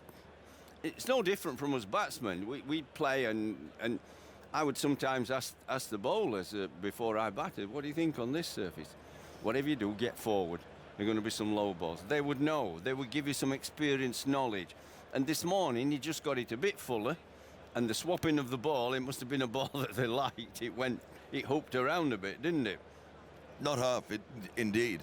And Anderson got it absolutely right from his... And if he had bowled yesterday morning as he did today, who knows quite where the match would be now. Well, now this is something I've always tried and avoid. I've been handed a complete scoreboard by Andrew Sampson, our lovely scorer, in his hieroglyphics. When you were away that day at Lord's, we had someone who had intelligible handwriting. But this is going to be difficult. I'll do my best, so be on hand to help me if I struggle. I'll go through the full scorecard. I'm only pulling Andrew's leg. It's perfectly reasonable. Elgar caught Dawson, bowled Anderson 6. Kuhn bowled Broad 34. Amla caught Wood, bowled Broad 78. De Kock caught Cook, bowled Broad 68. Du Plessis caught Bairstow, bowled Stokes 19. Bavuma caught Bairstow, bowled Stokes 20. Philander caught Dawson, bowled Anderson 54. Morris caught and bowled Anderson 36. Maharaj caught Root, bowled Anderson 0. Morkel caught Bairstow, bowled Anderson 8. And Olivier, that was not very good, not out 0. And there were 12 leg... It's all very difficult, that one, isn't it? You were the headmaster and the reader there. Well, I know. I mean, it wasn't very good. All out 335. What's his name again, that number 11, Henry? Olivia, that's right. That's right. Olivia. I'm sorry, I'm pulling your leg. Duane Olivia. Well, I know you are, but you'll do it better with your Yorkshire accent, Jeffrey. Well, just call him number 11. Number 11, that's right, we will. Or shall we call him Lawrence for short? He's spelled like Lawrence Olivier. The bowling figures. Anderson, 23 overs and 2 balls, 6 maidens, 5 for 72. Broad, 22 overs, 4 maidens, 3 for 64. Wood, 17 overs, 3 maidens, none for 61. Stokes, 18 overs, 3 maidens, 2 for 77. Dawson, 7 overs, 1 maiden, none for 26. Moeen Ali, 8 overs, 1 maiden, none for 21. And Jennings, 1 over, no maidens, none for 2. See, yesterday he's got 1 for 60 odd on his favourite ground, hasn't he? And he's finished up with 5 for getting 5 wickets at 15s, which is better than the 19 he gets them here normally. He's 15s, and this is what happens. Sometimes, batsman, bowler, if you're on a ground that you like and love and he loves you, things tend to fall for you. Well, but Jeffrey, the score here, 335 all out South Africa, and now we're going to get an update on the Women's International, where England are playing the West Indies, and John Southall is our man there. So, John, how's it going? I am, and not particularly well for England. It's been a slow start. It's hard work for England here down in Bristol. They're 66 for 2 or 15 overs, just in the drinks break at the moment. The 2 wickets to fall. Lauren Winfield, the first to go. She needed some runs in this tournament as well. She went for 11, caught on the boundary off not a particularly good ball for Joseph. And then Sarah Taylor went first ball, edging to first slip off the bowling of Dotton. Once again, the fielder with the catch was Hayley Matthews. So England at the moment, as we said, just labouring slightly on 66 for 2. The 2 at the crease, Tammy Beaumont, average of 55, the top scorer in the competition. She's 28 not out. And at the other end, Heather Knight on 9 not out. So after 15 overs, England, who are put into bat, 66 for 2. And thank you very much, Othing. Now we're going up to Derby, to Dan Norcross, who's going to tell us how India and New Zealand are getting on. Good morning, Dan. Hello, Blowers. Well, this is a must-win game, you all know. India and New Zealand, whichever one wins this match will go through to the semi-finals. And I've got to tell you, they're just walking off, I'm afraid. We're 17 miles due west of you in Nottingham, and the rain has just arrived. It's a kind of fine mizzle. We're hoping it's going to pass. In the, what we had, 17.5 overs, India has started quite slowly. They're 60 for 2. They've lost 2 wickets. Poonam Raut was caught by Martin off the bowling of Tahuhu for 4. And Smriti Mandana was bowled by an absolute ripper from Hannah Rowe. It knocked her off stump clean out of the ground. A beautiful delivery. They're not easy batting conditions. Frankly, they're not easy bowling conditions either, because they've been playing through a fair bit of mizzle. But as I say, the players are now just walking off with the score 60 for 2 in the 18th over. Well, thank you very much, Dan. I must say, the Ladies World Cup, how exciting it's been. It really has been gripping. And after a word now, as England are about to come out to start their innings, after a word from Geoffrey Boycott, it will be, is it the first time this morning, Ed Smith? Well, what cricket lovers should be asking themselves, what is a pass score for South Africa? Batting first on that, I had 1 or 2 ex-player friends were saying to me 340, 350. I thought it's 370 with Ed yesterday. Is it coming on? And this is... So what are England going to do? That's the next question. And if they play with some common sense and assess the pitch, that it's not one of those gung-ho pitches where you can go throwing the bat at the ball, if you're prepared to show a bit of patience and concentration, pick the sensible shot, I think you can make South Africa score. If they come out gung-ho, as they tend to do, playing lots of shots, and as they did in the semi-final of the Champions Trophy and lost at Cardiff on a pitch which was not quite like as good as some of the other pitches we'd had in the tournament, and they lost it, didn't they? They threw it away by playing too aggressive. If we do that, then we'll give South Africa a lead. So I don't know how they're going to play. There's 2 forms here. Play with common sense, judgment. You can play on this pitch. Certainly it's that slow, you've plenty of time, you're just going to have a bit of patience and concentration. You're not going to bash it all over the place. So here goes. Here we go. Morning, Jeffrey. Morning, everyone. Morning, Morkel into the attack starts, and Cook off his hip straight to Maharaj at mid-wicket, and there's no run. I'm going to lay my cards on the table, Jeffrey. I think 335 is about par. So I know you brought it up. You said 370 yesterday. I think that's a perfectly plausible view as well. I think it would be if I were batting. A bit more, maybe. Yeah. You'd have been not out at the end, Jeffrey. But I think, actually, with Philander and Morkel, I think Philander will bowl well on this. We'll find out. The tall Morkel bowls. Down leg side. I think there was a little bit of bat on that, but it died before Quinton de Kock, who took a tumbling save down the leg side. If you looked at South Africa's scorecard and picked out the bad shots, not the good ball, Elgar driving at one was so wide you could hardly reach it with my stick of rhubarb, could you? And got caught at point, didn't he? Amla hooking, and 3 times he'd hooked and missed hooked and nearly hauled out, and so doing it 4th time, got to say, wasn't a great shot. Morkel in, Cook leaves a bouncing ball in the channel through to Quinton de Kock. Quinton de Kock, first ball after lunch with a airy-fairy nothingness getting out shot. Here, catch it at slip or something, wasn't it? That everybody said that was a terrible shot after he played beautifully. I mean, it was a nothing shot. Philander trying to work a swinging ball. It swung this morning, trying to work it on the onside against the outswing. And who was the other one did the same? Morris at the end there. Morris at the end. And I'm trying to think how du Plessis got out and Bavuma. Down leg side, du Plessis. Morkel in now, and again, down leg side, just as we were talking about it. England open their account, so does Cook.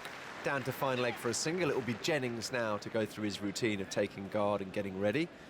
On these pitches, you have to say to yourself in the dressing room, right, make the bowlers out. They'll bowl really good balls, get us out, put your hand up, fine. Because yesterday, Anderson bowled, there was a spell he bowled 3 or 4 corkers, didn't he? But they didn't, if they was just short of a length on the back foot, you miss them. Because you've time to watch it and you miss it. It's when you're driving, that's when you're in trouble. So, I don't know how England are going to play. On the whole, they tend to play positively, which on a lot of pitches, which are flat and good and straw-coloured, is a good thing. We get great entertainment. I'm not sure this is the right one. Jennings waits for Morkel and plays softly on the offside in a very characteristic way where he takes all the energy out of his hands and it drops away close to the bat, stands tall. He doesn't really move back, Jennings, tends just to stand, doesn't he? So if I could put my England hat on, because I'd like England to win, having been an ex-England player, I want the top 3 to get runs, because they're the type of players, the top 3, Ballance, Jennings, Cook, who can bat a long time and stay there and wear the bowlers down. Morkel in again, wide of the off stump, left alone. Good start from Morné Morkel, right on the money. 1 without loss, England after the first over. Andrew. Morning, Ed. Morning. Some details on Anderson. So wicket to wicket this morning, he got 4 for 4 in 16 balls. It's his 22nd 5-for in Test cricket. He's 3rd against South Africa, and he's 7th here in just 9 games here at Trent Bridge. Yeah. Average now at Trent Bridge, 58 wickets at 18.82 in 7.5 games. I think I may have played 8.5 games. Yeah. His first one may have been 2003. 2003, yeah. Against this same Test opponent. That's right. Also, the striking thing about that analysis this morning, 4 for 4, was that the 4 runs was one of the best shots you could ever see.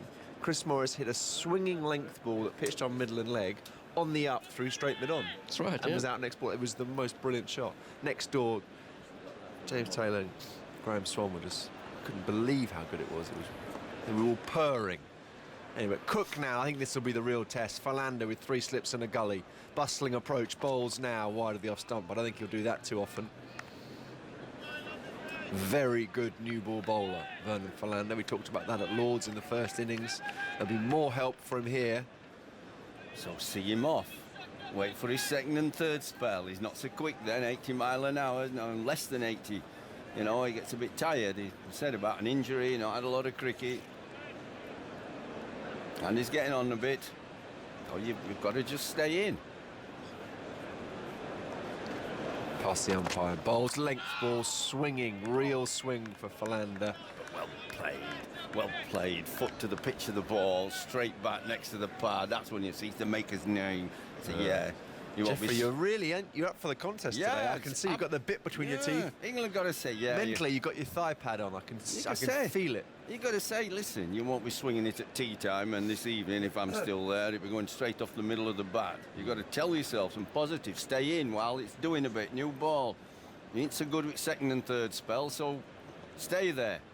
Philander again bowls, another swinger. Cook again forward, this time outside half of the bat, goes to point where Bavuma Fields found his mark. Philander, and he won't move from there, I don't think. How did you go against left-arm in-swing, Jeffrey? I know Sobers was a pretty good bowler.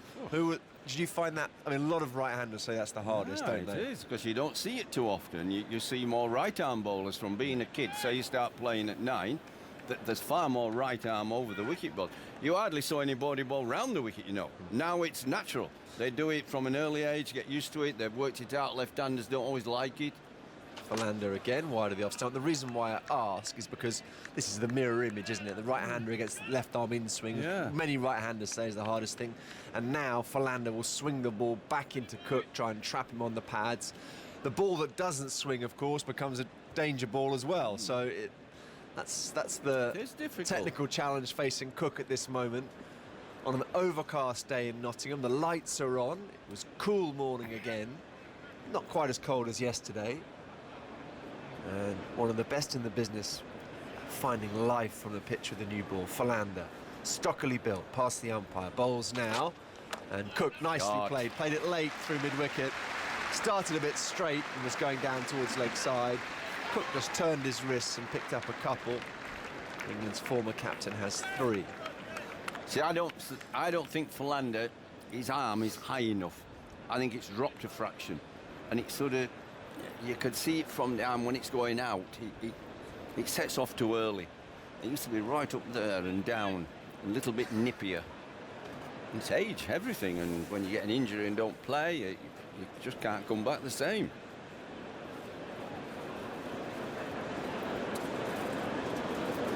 Philander in bowls. That's the one across, and Cook plays it well. Check drive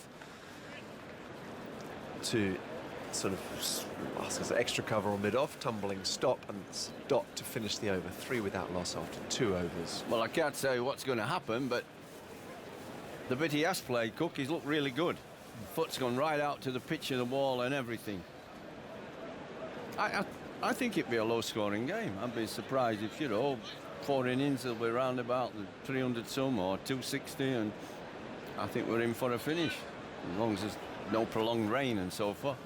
I think there's a good chance of a finish. Different type of surface, though. A little bit of seam up rather than spin at Lords. Jennings waits. Morkel in, wide of the off stump. Quentin de Kock takes it reverse hands. Morkel always gets that extra bounce, 6'7". Looking forward to seeing Dewan Olafia. Terrific first-class record. 60-odd games, average of 20 from Free State. That's terrific numbers. It's going to be his first game? Second game.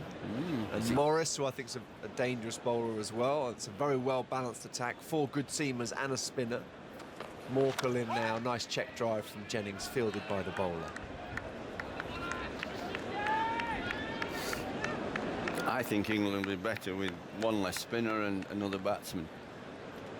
I don't think they need, unless it really turns, like Lords did. A pitch like this, 2 spinners is 1 too many. See, how many overs did Spin bowl? 15. 15. I mean, Moyne didn't come on until just before tea, was it, or something? Morkel in, Jennings half forward in defence. And he's a guy who got man of the match at Lords, 10 wickets, in great form. Came on in the 45th over, about 25 minutes before tea. I mean, he could have done all the spin without Dawson, and we have to find another batsman for Australia. We must find one. Who's your anointed batter, Jeffrey? If you had to make the selection, who would you go for at this stage? I couldn't honestly say, because I don't watch enough county cricket, and so I'll be honest. I don't pull in for anybody, but they have to find one. Their job is to get round, they're paid to get round and watch the batsman. Morkel in, and up on his toes is Jennings, but still can't get off the mark. Bavuma moves smartly to his left-hand side. Stoneman's been getting runs. I saw him a couple of years ago. He's left Durham now because of their situation to go to Surrey. He nearly broke my record in the Gillette. Well, it's not the Gillette. It's Gillette when I played. He got 144, didn't he? I mean, he obviously play. I've watched his scores. I keep looking at the scores. Hang on, he's getting a few runs here. You don't pick people purely on runs, but they have to get some figures behind the name. You can't pick them, they're going wrong, no runs. Morkel in, Jennings leaves a wide one. And so he must be shaping up all right. But there'll be others. Do you see any county cricket? Not much, not That's enough. the problem. So normally I'd make an opinion. That's what you've asked me for. But when I don't see people, it's not fair to. But you can't go into an Australian match it won't with be that two spinners. structure at Brisbane. You can't. You've got to be wrong in your head. One thing we haven't touched on yet in terms of the balance of this particular game with South Africa all out in their first innings with 335 and England making their way here at the big early stages of their first innings is that South Africa picked a bowling 11 here. We'll come back to that in a second. Morkel in round the wicket, and once more Jennings stands tall, a bit like Trescothick used to do. No real foot movement, but just plays it late, and that's the end of the third over, 3 without loss.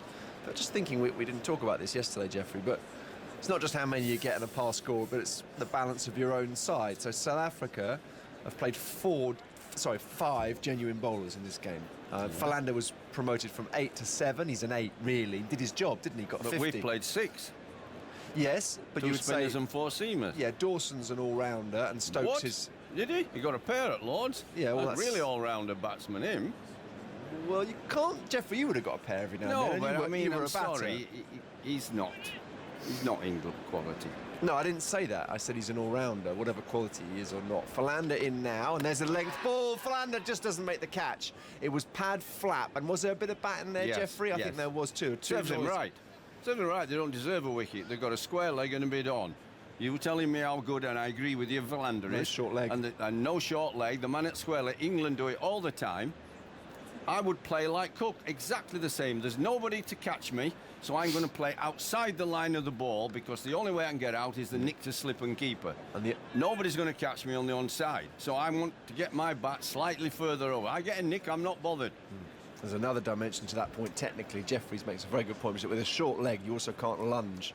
No. As Philander's in now and bowls, and that's pushed across. Cook leaves. And no sympathy for him. No sympathy for the bowler, none at all. And same with England ball without a bat and pad. It means instead of my bat being 4 1/4 inches, it becomes 4 1/2. I'd like a 4 1/2 inch bat to play with every year. I'd have got another few thousand runs. It's gone out of fashion, the short leg field. Absolutely. Strauss did. But England won because we had Anderson at his very best with seamers, and we had Swan, quality bowler, played with 4 bowlers. And they just bowl in that corridor without one. Philander in. There's another strangled appeal for LBW. That was bang in front.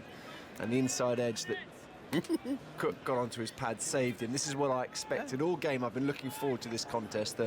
Philander with a new ball against England's top order, and that was in front of middle and off, swinging in towards the pads. Real examination for Cook. I think he could get onto off stump, try and play straight back to mid-off, mid-on. Just try and hang in there till he's done his spell, because they're not putting a short leg.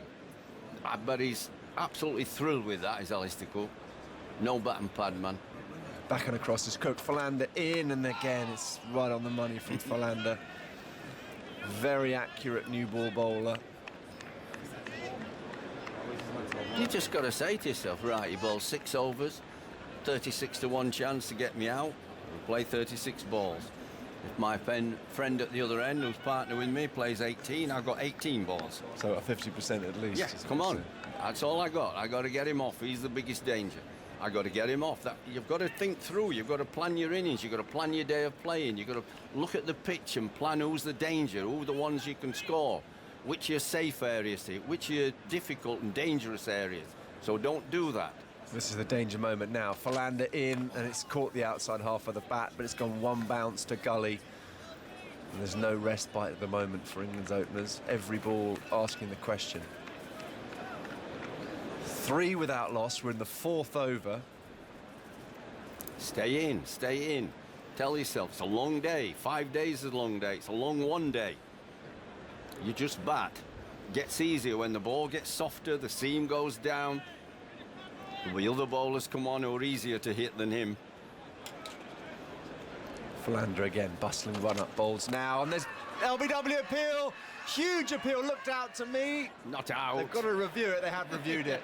Well, you say not out, I'll be interested to see how. No, I hope it's not out. Well, it was right in front, it hit the knee roll. I thought there might have been a bit of bat after it hit the pad. Can you start from the front foot, please? No, it looked worth a shout, but it certainly did. Coming a fair delivery, can you move on to front on spin vision, please? Sundaram Ravi, Graham Smith in my behind me says, outside the line, umpire's call. It might be high, you know. Okay, rock and roll it. I can't see an inside edge. Can I have ultra edge, Mark? See, he's just a touch late. Just go back one frame. Has he hit it? Okay, take it forward. Yeah. Okay, roll it to the catch. Okay, roll it to the catch, they're saying. Who's got so there is an inside edge, no? Roll it to the catch, Mark. Did it loop through to Quentin de Kock? Okay. Well, we're all busy with the LBW. We didn't see where the ball went. South Africa were very interested. Well, there is an inside edge there, Jeffrey, I think. Yeah, it's out. Out. Oh, my Gone, goodness caught me. behind. Inside edge, onto pad flap, caught Quentin de Kock. I think that's out. Oh, Yeah, I okay, don't I'm think going there's back to the anything. on-field umpire. Oh, dear. Oh, we're all looking at the Simon, LBW there's and he's an out inside caught edge on, behind. to the bat. So you need to reverse your decision. You're on screen now. You can make the signal. Well, you can't say it wasn't on the cards. Philander, who's the best in the business, let's be honest, in these circumstances, armed with a new ball. And as soon as he bowled one that was too straight to Cook, since then he's been right on the money. He's asked questions and he's got his reward. It's been high-class swing bowling in English conditions, and Cook has to go. 3 for 1 England, Philander has his man. It's out. No. We could see he was difficult. I said he'd be better. Talk to Graham. He was a left-hander, but like this, he's better batting on off stump rather, and trying to play the ball back whence it came to straightish mid-on. And anything outside off stump or any offside, don't bother with it unless it's so full that you can't miss it, hit it there. That's how I think. That's how I played left arm, as you were saying, which is the opposite. Get right over, because the swing coming back, you can do LBW, you can be bowled, and I know you can get caught with it going straight on, but you're trying not to play that. You're trying to leave anything you can out there.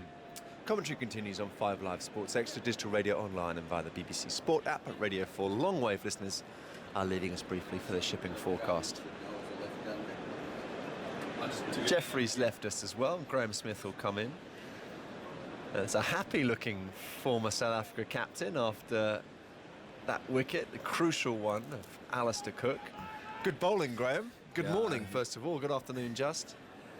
Oh, good morning. Good afternoon. Good morning, everyone. Ed, looking fresh today.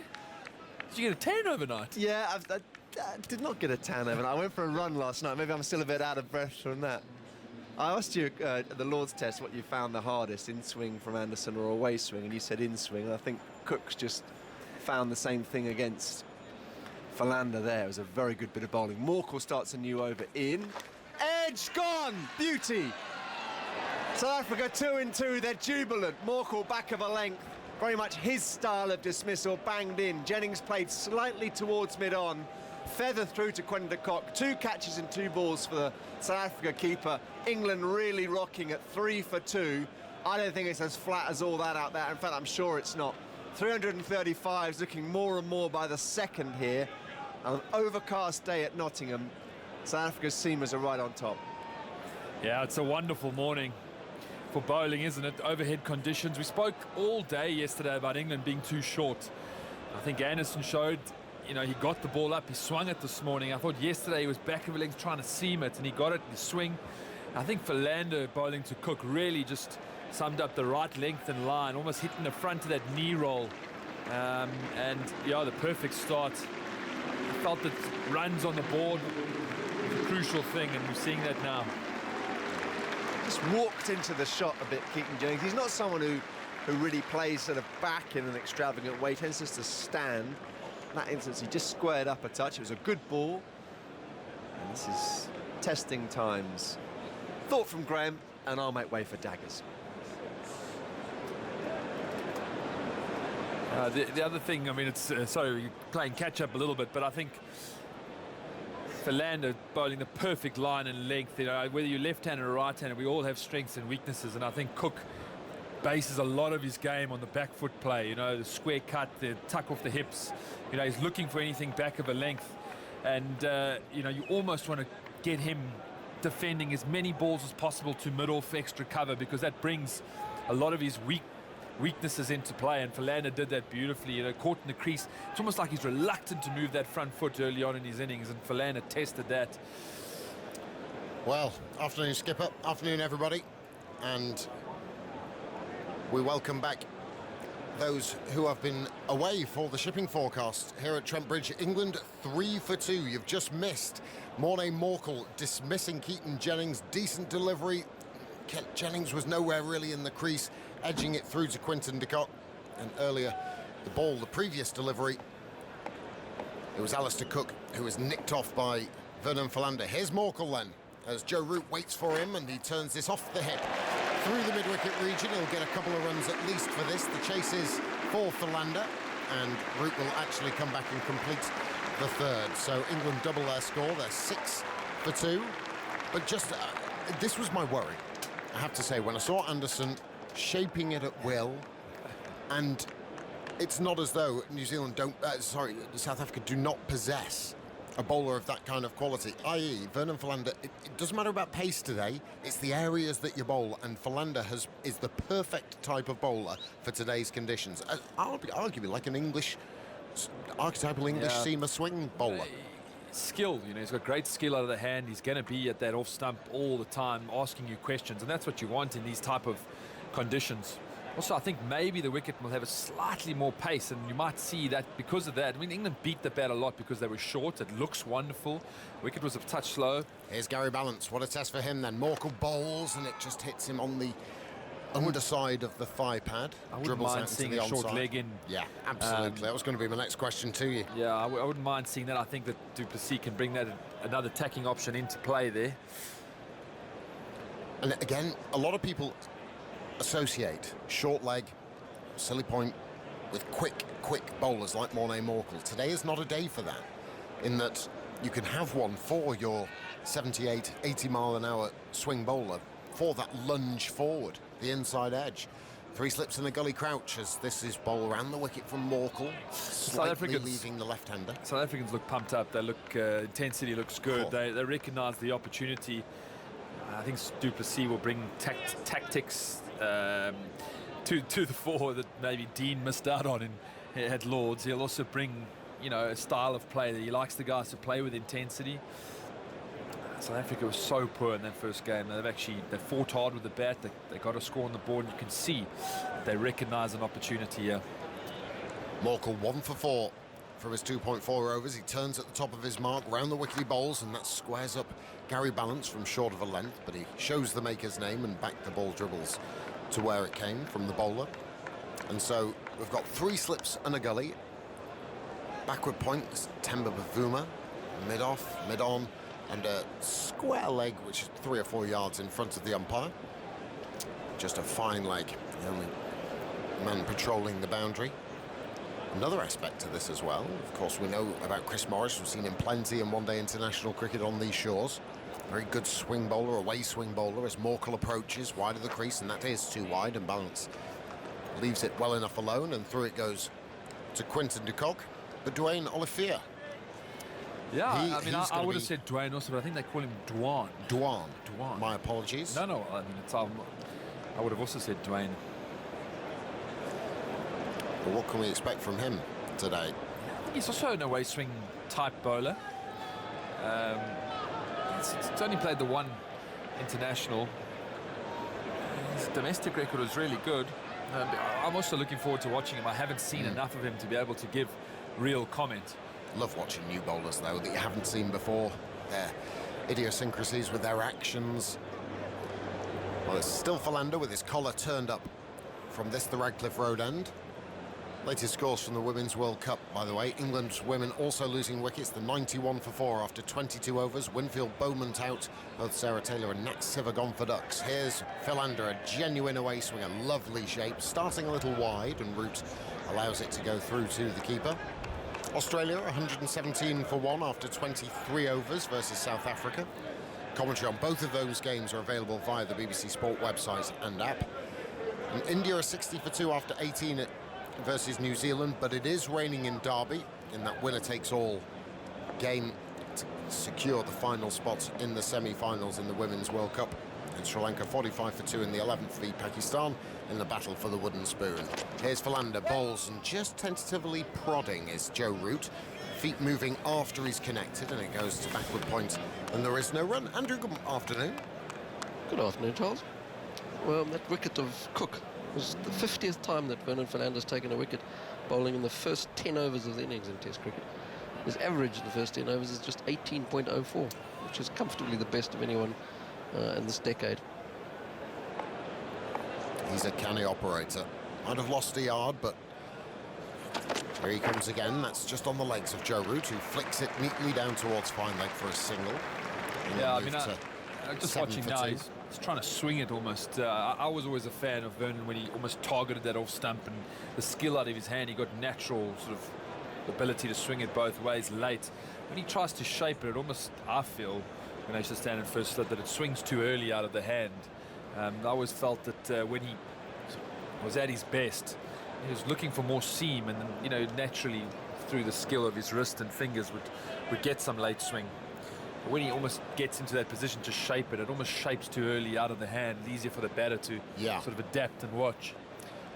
Philander, 3 slips and that fine gully, bowls. Oh, and just a little tentative movement from balance. He sort of removed the bat after the ball had passed it.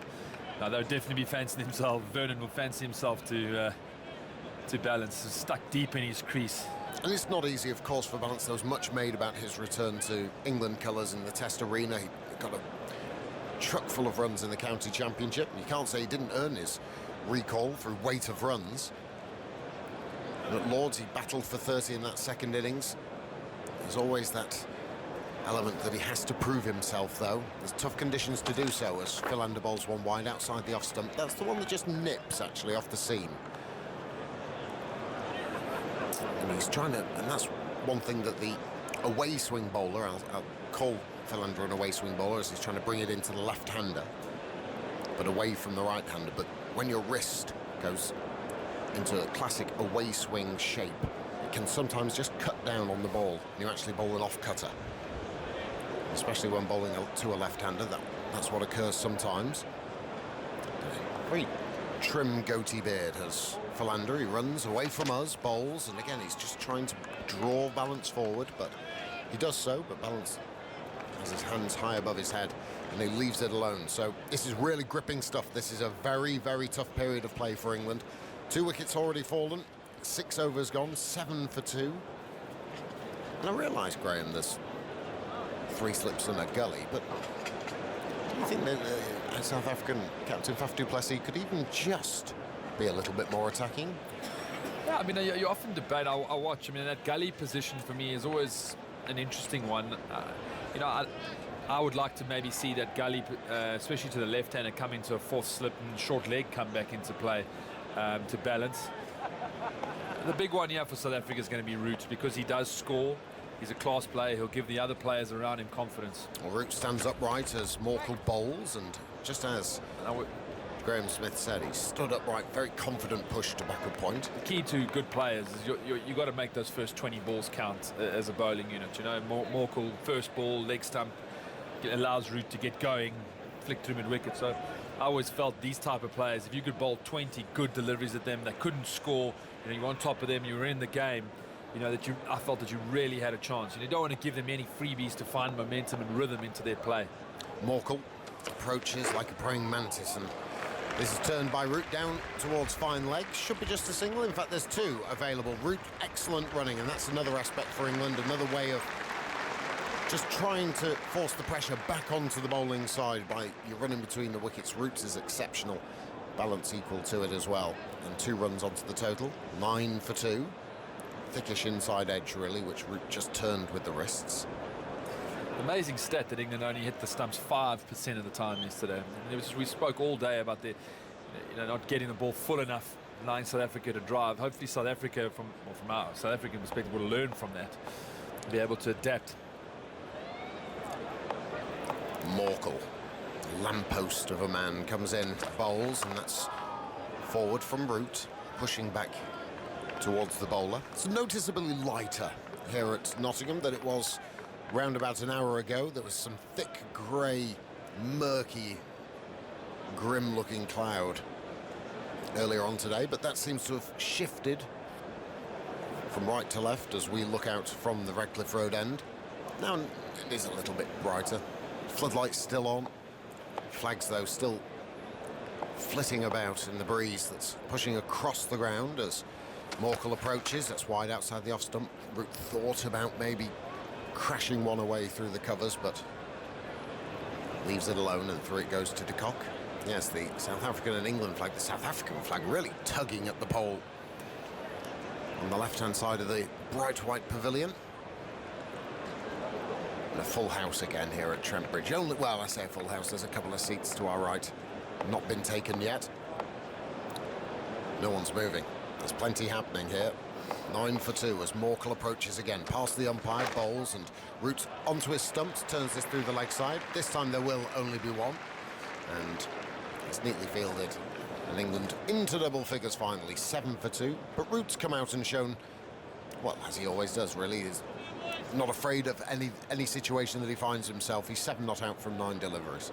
Yeah, it's really, the first time that in the series, bar maybe the first session, that he's found himself and his team under a little bit of pressure. He'll want to make a play. We saw him get a beautiful 190, offered a few opportunities there that South Africa didn't take. Morkel, an outstanding bowler to left-handers. And here he comes to another one, Gary Balance, and he pushes, and the shouts of catch, but he manages to squeeze it through the gap between gully and backward point, and it brings him his first runs via way of a boundary.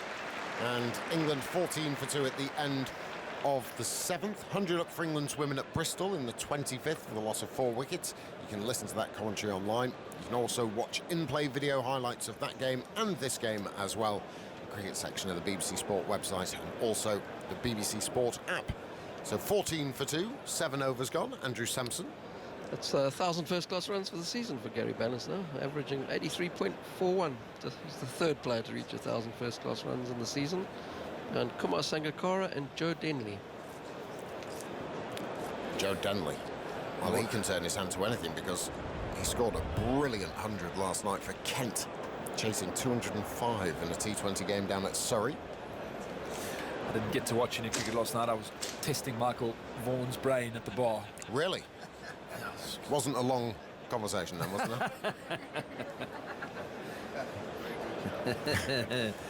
He's smiling. I don't think it's a nice smile. I don't think he might be pouring his coffee over me in a second. This is the contest I want to watch. Root Philander. This is the big one. 3 slips and a gully as Fernanda approaches, and Root drives him through 4. It's first blood for Joe Root. I mean, it's not that bad a delivery for Landa, probably a touch, maybe millimetres too wide, but Root cashing in, driving it through the extra cover. Again, sublime shot. I think the length is good. I don't mind the length. Again, I'd like Philander not to try and swing it too much, more just target that off stump, that length, and allow the sort of skill out of the hands to get the nip off the surface. Almost swings too early, almost floats it sometimes when he tries to bowl that away swinger. Great shot. You're right, it's a tasty contest this as Philander runs away from us, edged and just to the right-hand side of Gully, and the howl from the right-hand side of me from Graham Smith tells you how close that was to being caught. It was a little bit aerial from Joe Root, and Vernon Philander purses his lips knowing how close that was to getting the 3rd England wicket, playing well away from his body, just to the right-hand side of Gully. Would have been a staggering catch, but instead 4 runs collected by Root, who moves to 15. England 22 for 2. Yeah, well, Root's come out trying to be positive, and this is just wonderful cricket to watch. Great contest between You know, wonderful bowler in Ferdinand Philander, one of the top batters in the game now, Root. And that's what I'm talking about. Almost gets hurry up off the surface when he doesn't try and float it up there and swing it. Rushes batters. Philander away, bowls, and that's left alone by Root. So consecutive boundaries. If I can explain it, it's almost like when he tries to swing it, he gets slightly more round on. Yeah. And, you know, when he's at his best, he's nicely over the top. He's not a fast bowler. So basically at 12 o'clock, that's where you think his arm is when he's at his best, and probably 10 o'clock. Yeah, when he's at 10 o'clock, it swings too early. Batter can almost watch it the whole way and adapt. Whereas, you know, the great skill he has, he's only, what 130 k's, 128 kilometers an hour, but he gets almost hurry up off the surface, just generates, almost skids it with his skill. That's 80 over here. Here comes Philander bowls. That's a good line, but again, it's a bit more round arm, and Root can see that early. He covers up, he smiles back at Philander. Fairly genial character, Vernon, and you got to wonder when the in-swing is coming. Oh, it's coming. It's coming. But this is the. I mean, I have to admit, this was to a much lesser degree. Always the issue that when playing, had. You know, he had the ball swinging both ways. When's the batsman expecting the inner? Yeah. 2 balls left of the over. Do you throw it in now? Root will definitely be thinking about it. Maybe you don't bowl it at all. Philander doesn't bowl it at all, and Joe Root hits 4 more runs. Back foot drive. Racing across the outfield. Just slightly too short for Vernon. It just looks like he's searching for it in that particular delivery. And Root already on to 19 not out from 14 deliveries. Yeah, 26 for 2. Class of Root is moving well, positive mindset. He's winning this battle at the moment. It's a good one though, isn't it? It really is. You can't take your eyes off the cricket out there. Swinging ball. England's champion batsman, and Philander, his last ball of the over. Past umpire he goes, and just a leading edge. And you can hear the jeers as the ball goes back towards Vernon Philander. He doesn't pick it up cleanly, but he still pretends to shy very firmly at the stumps and give Joe Root a firm stare. So 1-0 to Root after that over. He's 19 not out. Balance is 4 not out. And England are 26 for 2. 8 overs gone. Some more from you then, Captain. Graham Smith. And then you'll be joined by Jonathan Agnew. Yeah, an interesting one. Almost the same leading edge that we saw Philander and Morris get out in the South African back end of the South African innings. It seems to sit in the surface when it's shaping and almost finding the leading edge there of Root again. South Africa will just want to keep stringing some balls together. They've got a wonderful start and 2 wickets down. You know, don't want to allow England to find some momentum. You know, almost keep the pressure. Yes, even if you're not getting wickets, you're hitting the areas consistently, not allowing them to score. That it feels that the game is getting heavier and heavier on their heads. It's terrific cricket. Morkel bowls a bouncer, a bit of a wayward one there. And Balance was very lucky in the previous over, just squirting one through gully. Sways out of the way, it's taken by the keeper. It's just a perfect bowling day. And you bring a perfect bowling day to Trent Bridge and wickets will fall. And that's what we're watching here today. Technique has got to be absolutely spot on for the batsmen. They've got to be patient. Root's played a couple of beautiful strokes, then one flirty one through the gully. 26 for 2. Morkel pirouettes, moves in round the wicket, bowls to Balance, who comes forward and prods that firmly out to mid-on, where it's fielded by Philander. Yeah, I watched Balance this morning at the warm-up and did a lot of underarm drills with Ramprakash, and was so conscious of trying to get his weight forward, his head. You know, with that big press back, you know, your weight's always sitting on that back foot, so you can see he's working hard and was trying to get that momentum of his head and chest towards the delivery on the front foot. Obvious question from a non-batsman, though. What on earth does underarm bowling prepare for Morné Morkel steaming in as he is at the moment? Here he comes in and bowls outside the off stump. And it's not, but I mean, drills are drills. Sometimes you do these drills just to almost train your body and your mind to sort of do a certain aspect. For me, the key sometimes was trying to hit the ball late. So I used to do a drill with my feet together, get someone to throw and almost just try and hold my shape and hit the ball into the ground, into the net. You know, just that used to be a drill that I used to do. Almost try and work on my bat path, coming straight down towards the ball. And then you would go in and do your net. You know, you'd go and right. I see. Prepare. Down go the slips. Morkel's on his way. Bowls a lively ball outside the off stump. There's bounce there, but well played by Balance. Let that go by. And through to the keeper. won't see many better balls, I suspect. The one that Jennings received from Morkel earlier, from round the wicket to a left-hander. It bounced, it moved just enough away. It was a brilliant ball. Jennings nicked it. Fascinating I'm ball. trying to sum up Jennings' batting. I watch him. He doesn't move, doesn't bend his front knee. He almost just stands, and yeah, it's an interesting one to watch. Morkel bowls, balance drives him through, point for 4. And Morkel's got his head in his hands, suggesting that he felt that balance wasn't quite in the position for that, but it's gone flying to the boundary. It's almost like Root and Balance have made a conscious decision to sort of come at the ball, try and transfer some pressure. For me, it's the most I've ever seen him sort of engage going forward at the delivery. He's actually slightly, I mean, when he's normally back, he's almost right on the stumps, but he's not there at the moment. He's sort of halfway back, but he's his body weight going at the ball. A very conscious effort to score from both these players. 3 slips and the gully. Down they go on that sharp angle. Morkel comes in, bowls, and Balance will get 4 here. Turning it around the corner. Morkel just straying ever so slightly down the leg side, and Balance nicely on top of it. Just nudges the ball away off his hip, and it's another boundary. 34 for 2. So England are 301 behind. It's been a fascinating morning's cricket with wickets tumbling, and they're tumbling in Bristol too. Fran Wilson's out now for 5, so England are 109 for 5 in the 27th. So we'll keep an eye on that as well. But all focus here at the moment, and Faf du Plessis is having a word with Philander there about what they want to do here for Root. Keep him, I suspect, keep him playing fairly freely if they can. But, you got the better chance. They are going to keep the 3 slips and a gully. I wonder if they're talking about possibly putting one out, but Root dips at the knees, and Philander is on his way. Bowls on leg stump, and Root flicks that away off his pads and finds Morkel moving round that long leg boundary. And Root picks up 1 more to go to 20 off only 16 balls. And England now 300 runs behind. It's challenging conditions. The floodlights are on. The cloud is low and grey. 1 or 2 messages coming through to me saying it's actually spitting with rain out there. But we were told there could be a shower before lunch. There's been nothing serious anyway, but it's not easy to bat in this. It's high class new ball bowling. 35 for 2. Balance back on strike. I'd love to see a short leg for him. Anyway, I've had that discussion so many times in this commentary box. In goes Philander, runs in, bowls to Balance, who was forward there on the off stump, pushing out to mid-off.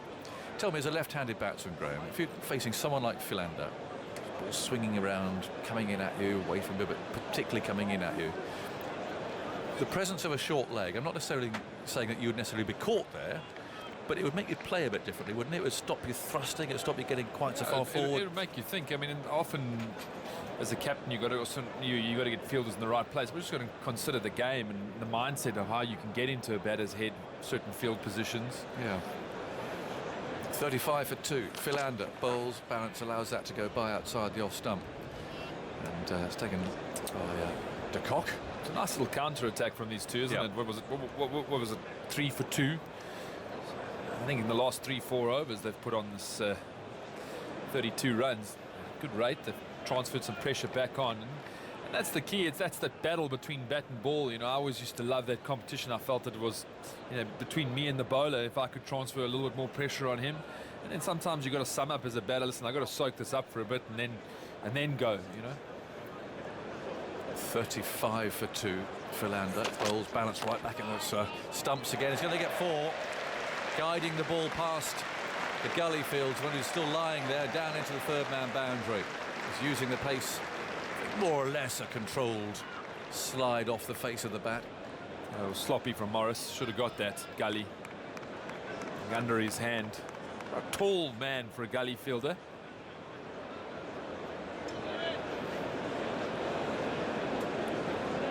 Yes, every run you feel is going to be really important in this game. Balance over his bat again. 3 slips. Morris at gully. Philander chunky build, moves in, bowls and balance punches that with his bottom hand. Down to Morkel at mid-on, 39 for 2, 1 ball to go in the 10th over. South Africa bowled out for 335 this morning. They lost 4 for 26. With Anderson picking up 4 for 4. So it's one of those rather nice burgling fifers, isn't it? It's just run through the tail there like a dose of salts. But, you can see then, though, the ball swinging, the ball doing things more than it did yesterday. And without that quite sharp wind of yesterday coming from the north, better day to bowl today. Well, we were discussing earlier about Broad and Anderson going past 700 test match wickets in the matches they played together, and you wanted to know what their record was here at Trent Bridge. This is the 7th time they played together at Trent Bridge, and they're up to 78 wickets already between them at an average of 18.7. It's Philander, full length. Balance allows that to go by. 78 at 17. 18.7. 18. Not bad, is it? Conditions, but it's always been like this here too. The ball has always swung, and there's lots of theories for it. Whether it's the Trent or I don't know. But we used to come up here somewhat reluctantly from Leicester to face Richard Hadley and Clive Rice and Mike Hendrick and all of those, and of course they were used to bowling in these conditions and were brilliant, and Hadley none better. And somehow we always used to get a bit carried away, bowl a bit too short or whatever it might be, but the ball always swung here. So a lot of grass left on the pitch in those days as well, so a seam bowler's paradise. 39 for 2, and Chris Morris is going to come on from the far end from us, the pavilion end. He's going to bowl to Joe Root. There's 3 slips, gully, backward point, mid-off, mid-on, mid-wicket, and a long leg. So Morris, as we know from particularly one-day cricket, comes off a longish run, bowls fast medium, and that's outside the off stump and short, and Root puts it away for 4. Just stood up nicely, that, and we saw when England bowled, if you do bowl too short, then it really just says hit me. It's that full length that Morris is going to have to find. But Root absolutely doing the right thing here. He gets anything that's hittable, he's going to punish it. And that was hittable, Graham Swan. Hello, Jonathan. Afternoon, everyone. That was a long hop, and nothing short of a long hop. I think this is when Joe Root's at his most dangerous, you know, Jonathan. It's as soon as the chips are down, he comes in, he takes the attack to the opposition all the time, does it so well. Do you remember the 100 he scored at Sophia Gardens? Sorry, Cardiff. Absolutely. Now, here's Morris again, bowling outside the off stump, and that's going to be 4 more. Guided this time, steered through gully, and down to third man as a chase for Philander. But he won't get there, so consecutive boundaries. And I was interested there that already du Plessis has put a man out on the deep point boundary. He's already got runs in his mind, it seems. Because, as we were saying earlier, the value of every run seems to be very important. He's got his 300 plus on the board. He doesn't want these two to get away. Maybe he just doesn't trust Morris not to bowl long hop. Yeah. Yeah, he scored a really good rearguard 100 against Australia, the first test of the Ashes last time round. And effectively wrestled that game in England's favour. Du Plessis, by leaving point out, could be saying, I don't mind if you try and hit it there because you still might get the edge. It could be a reason. Morris bowls short again, and back goes Root, flashing it away out to the man at deep point. So it's only 1 this time, as Philander sends the ball in on the bounce. But Morris so far is dropping far too short, 48 for 2. And Root on 29 from only 19 balls. Exchanges a word there with Gary Balance. He's getting ready to face Morris for the first time. The field changes round for the left-hander. Du Plessis takes up his position at second slip. It's a big knock for Balance, this, isn't it? Played so well in first-class brilliant this year. He's already brought up his 1000th run. Thank you, Andrew. But still looks very much the rabbit in front of the headlights in test matches, doesn't he? In comes Morris, Bolston, down the leg side, beautifully taken by de Kock. Throwing himself there to his right, full length. 48 for 2 at lunch today. Looking forward to meeting our view from the boundary guests. We're learning all about antiques. There's a few around this box, frankly. Boycott, Blofeld. He's not looking at you, Andrew, don't worry. I'm not looking at Andrew. Andrew's younger than me, I think, aren't you? I am actually, yeah. You are. You don't look at it, but you are. No, it's true, I don't. A lot of grey in the beard. Nothing personal. 48 for 2. Here comes Morris. From the pavilion end, bowls to balance. All that comes cutting in. He gets a bit of bat on that, I fancy. And de Kock goes to pick the ball up, but they were interested there for a moment. That was the first time, really, Morris has pitched the ball up. 49 for 2. No, learning all about, antiques, road shows. Bargain hunt. I like a bit of bargain hunt. I like a. That's the afternoon show, is it? You can make a programme for 40 minutes where people celebrate a £3 profit. Yes, they seem very pleased with their £3. Yeah, and over the minute, but equally devastated if they're a fiver down. That's the end of the world. Yeah, well, that's nice. That's how it should be, isn't it? Yes. 49 for 2. None of this sort of who wants to be a millionaire stuff. Morris bowls, root forward. A nice, solid defensive stroke to the last ball there. Morris seems to have got his radar right there towards the end. But otherwise, not a great over. 49 for 2. Yes, I was watching Bargain Hunt a lot. Again, when I was grounded with my hand. It was one of those programmes that seemed to be on every afternoon. Yes. So I hope you also watched the brilliant BBC show Homes Under the Hammer. Well, yes, that's another brilliant. Yeah. Whoever does the music for that show always pars a bit of music perfectly with wherever they are. And of course, Dion Dublin is now one of the presenters. Right. I'm not sure he knows very much about houses, but he's got very big hands. Yeah. So he's obviously useful doing the renovations. That was an interesting experience, sort of getting to know daytime telly for those couple of months. So he's come dine with me last week, of course, with Dave Lamb, who's great value, and Philip Serrell this week. Really looking forward to meeting him. He's on all these antique shows. And he was a decent cricketer too. He kept wicket to Imran Khan. Trevor Tunnicliffe, one of the Nottinghamshire names, of course, from my era, a little bustling all-rounder. So lots to talk about.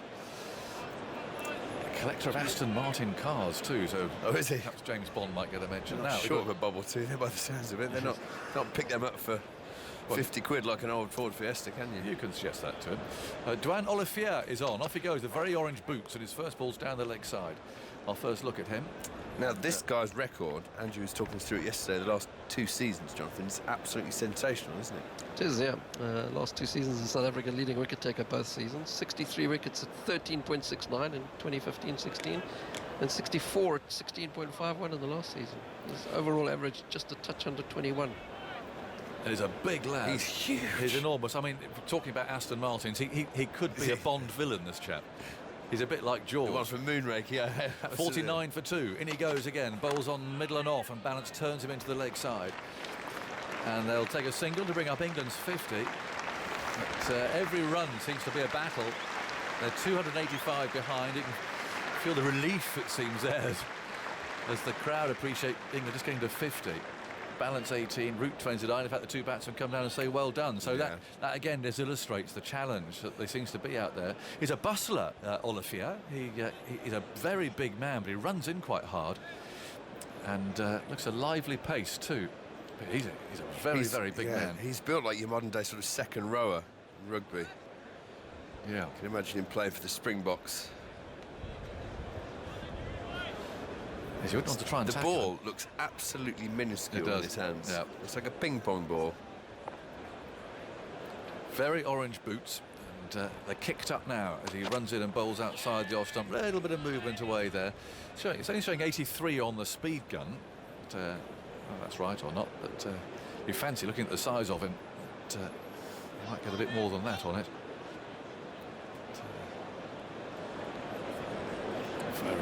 Very strongly built. 50 for 2. Terrific morning's cricket so far. I'm not sure he'll thank me for saying this, but he reminds me of a sort of South African version of Stephen Finn. Yes.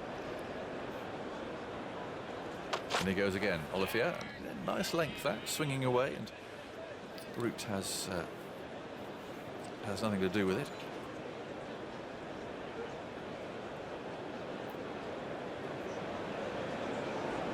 It's definitely warming up a bit, isn't it? The clouds are lifting slightly. It's definitely brighter. Yeah, feels it. the floodlights probably aren't needed anymore. I don't know. Is there a rule they have to stay on all day once they're turned Well, there on? was, but I think they've tailed that off now. If the light, if the sun comes out, we need to save the planet at the same time, exactly. don't you? There was a bit of a carbon footprint over these matches. Olivier again bowls outside the off stump. I've watched, I think, I'm right in saying, although memory tends to go these days, an entire Test match played under floodlights, which was when Anil Kumble took his. How many wickets did he end up with? It was his 500th Test wicket, I think, against England. It was when Michael Vaughan was given out, handled the ball, and it was at Bangalore, and the whole game there was some sort of depression over the Bay of Bengal that just never moved, and the whole game, 5 days, was played under floodlights. He goes Olivier, bowled on the leg stump, and that's runs for Root.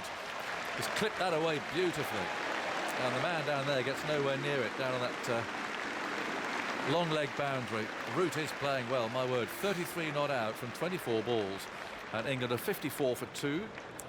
I'm looking forward to meeting Philip Serrell later, and I'll you look that up, Andrew. I think I'm right in saying, is it the entire... Well, you wouldn't know on there, wouldn't say, would it? I wouldn't say on there, but he got 619 wickets. Yeah, I think Kumble got his 500th in that match, and Michael Vaughan was out handled the ball. Anyway, Graham Swan, and then up to lunch a little bit Henry.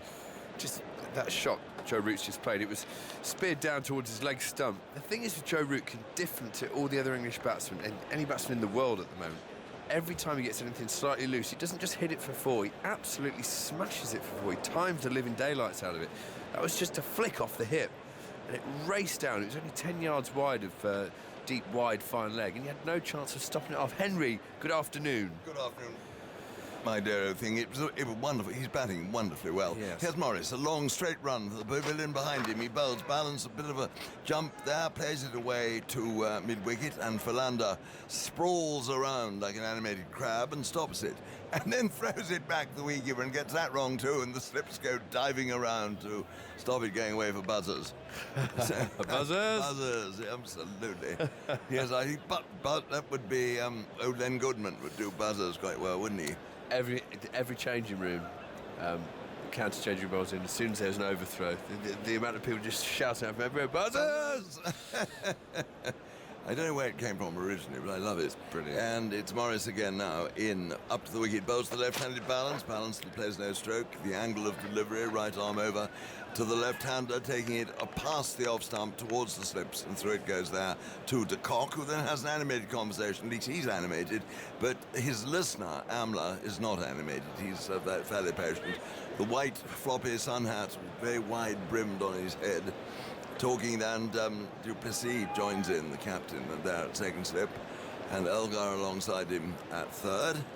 And Andrew, hello, you're about to say Hello, something. yeah, the 50 partnership came up with the last ball of the last over of just 47 balls with 10 fours. That's great stuff, considering it was 3 for 2. And here's Morris again, in bowls 2, balance, tickles that round the corner. He's going to get 2 here, down to fine leg. And the throw comes back into the keeper. And so, balance, he's now got 20, doing all that's asked of him. And 56 for 2. There has to be a question mark over Balance's place in the England side. He's under pressure. No one knows that more than he does himself. But he's been batting in odd positions, hasn't he? 5, 4, and now 3. 2. Well, we don't know if it's going to go quite that high, but... well, he certainly does even out the team, though, when he plays. Well, yes, and I mean, you can't doubt his determination. Swanee, my dear, even by your standards, that wasn't very funny. Oh, dear. I know. But sometimes, though, in a very serious point, I mean, scoring runs is one thing, but having your best friend made the England captain can work wonders for your England international career, for the rebirth of your career. Because where did you go wrong? I dare say, if Mark Stoneman had been Joe Root's best mate, he would be batting in front of us right now. Morris, it is round the wicket, in bowls balance outside the off stump, and there's no stroke there. Through it goes to de Kock. De Kock, who has a very safe pair of hands, it seems to me, and he's just taken his glove off and continues this conversation with his captain and also with Hashim Amla. He's obviously a great talker. Wicketkeepers are chatterboxes by and large, aren't they? Yeah, they're very lonely people, so they're very insecure. When everyone to pump their tyres up. Dear old John Murray kept for Middlesex, and I think it was Fred Titmus at first slip or second slip. They chatted so much they were known as the North Thames Gas Board. And here comes Morris again, and rather belatedly, here Balance takes his bat out of the way, but he's almost drawn into the stroke. Gentleman there carrying a glass, stepping delicately down the steps of the Fox Road stand, and another gentleman with another glass. And they haven't spilled a drop. Well done, them. And I can see... you know where they're headed as well, don't you?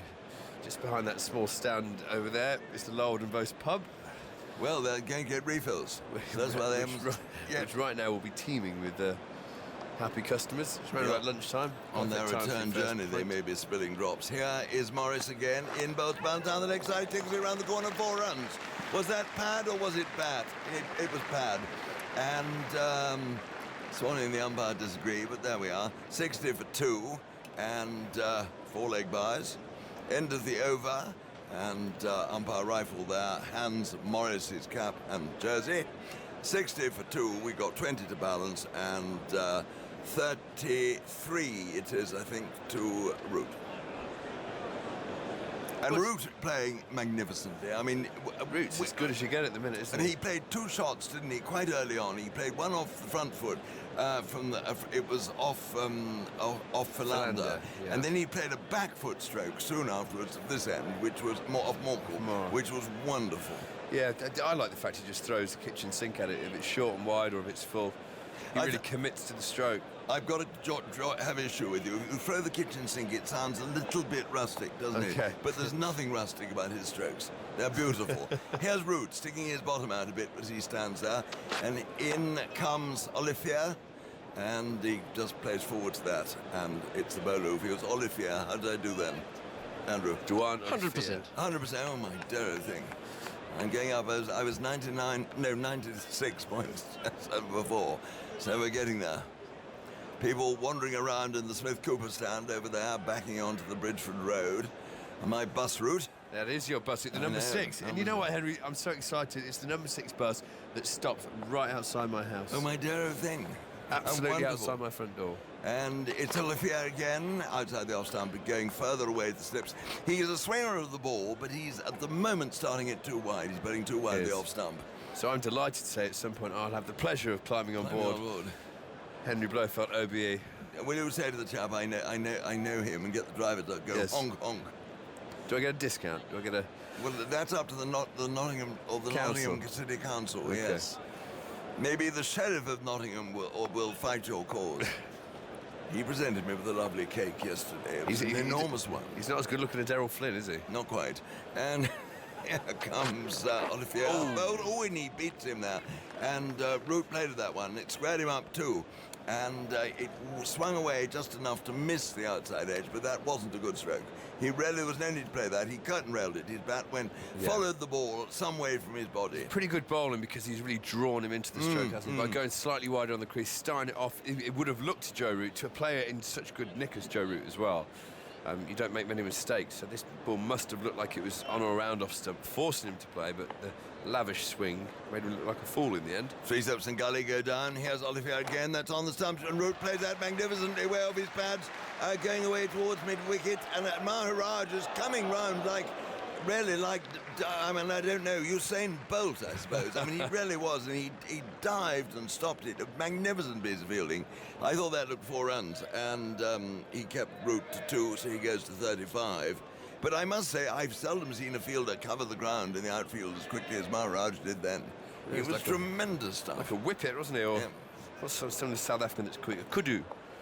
They're fast, aren't they? Well, they are. Yeah. Absolutely. I was looking to Andrew for help there, but his stats. It's Olivier again, and Root is forward back to the bowler. I thought it was wise of you not to attempt the pronunciation. Not sure the kudus are the quickest. Gazelle? I'm not really. Gazelle probably is. Yeah, go for Gazelle. And they're quite thin and wiry as well. Yeah, well, that would do Maharaj as a Gazelle then. What are those lovely smaller beasts that are sort of hamburgers for the bigger ones? They're kudu, aren't they? No, are they kudu? No. Springbok? No, not Springbok. Impala. Yeah, Impala, absolutely. Well done. Hamburgers for the big ones. Yes, well, they are. And it's Olivier. Dark-haired, quite tall, a handkerchief sticking out of his left pocket. He's up to the wicket now. He bowls outside the off-stump. Root plays no stroke, then rehearses an imaginary square cut and backs away to square leg. It is the end of the over. And the score now, England 62 for 2. They were 3 for 2 at one point when Cook and Jennings had both got out. Balance has got 20, Root has got 35. And they've done a very good job. But it's not been easy in these conditions, and Wilander particularly was very testing. Stewart in a Dago jacket running across in front of the pavilion, in front of the sight screen there, but he disappears into an open door in time because the bowling is from that end. It's going to be Chris Morris who's going to continue. Scurrying in, it's the members' end, you see. It's just by the committee room over there. Mrs. B is in the committee room this morning. She's being looked after by the good old boys of the Nottinghamshire Committee. She's sitting there at the moment and really in the balcony, loving it. And here is Morris outside the off-stump, no stroke there from Balance, and through it goes to Cock. It's lightening up quite considerably, actually. It really is. The clouds are much higher now. Still a bit of a wind, and it's coming from the northwest, it looks a little bit, or doesn't it, rather than the southwest, which is the rain-bearing area here at Trent Bridge. And of course we got those lovely trees on the hills behind the pavilion. Gives it a lovely rural look to the ground. Here is Morris round the wicket, but oh my goodness me, Balance has got 4 runs, but that was an extraordinary stroke. He'd no footwork at all. He reached for it, stunned the ball into the ground, and it went racing away to the third-man boundary. But that really wasn't a stroke you'd find in any coaching book. But 4 runs, 24, and it's 66. Clickety-click time, 66 for 2.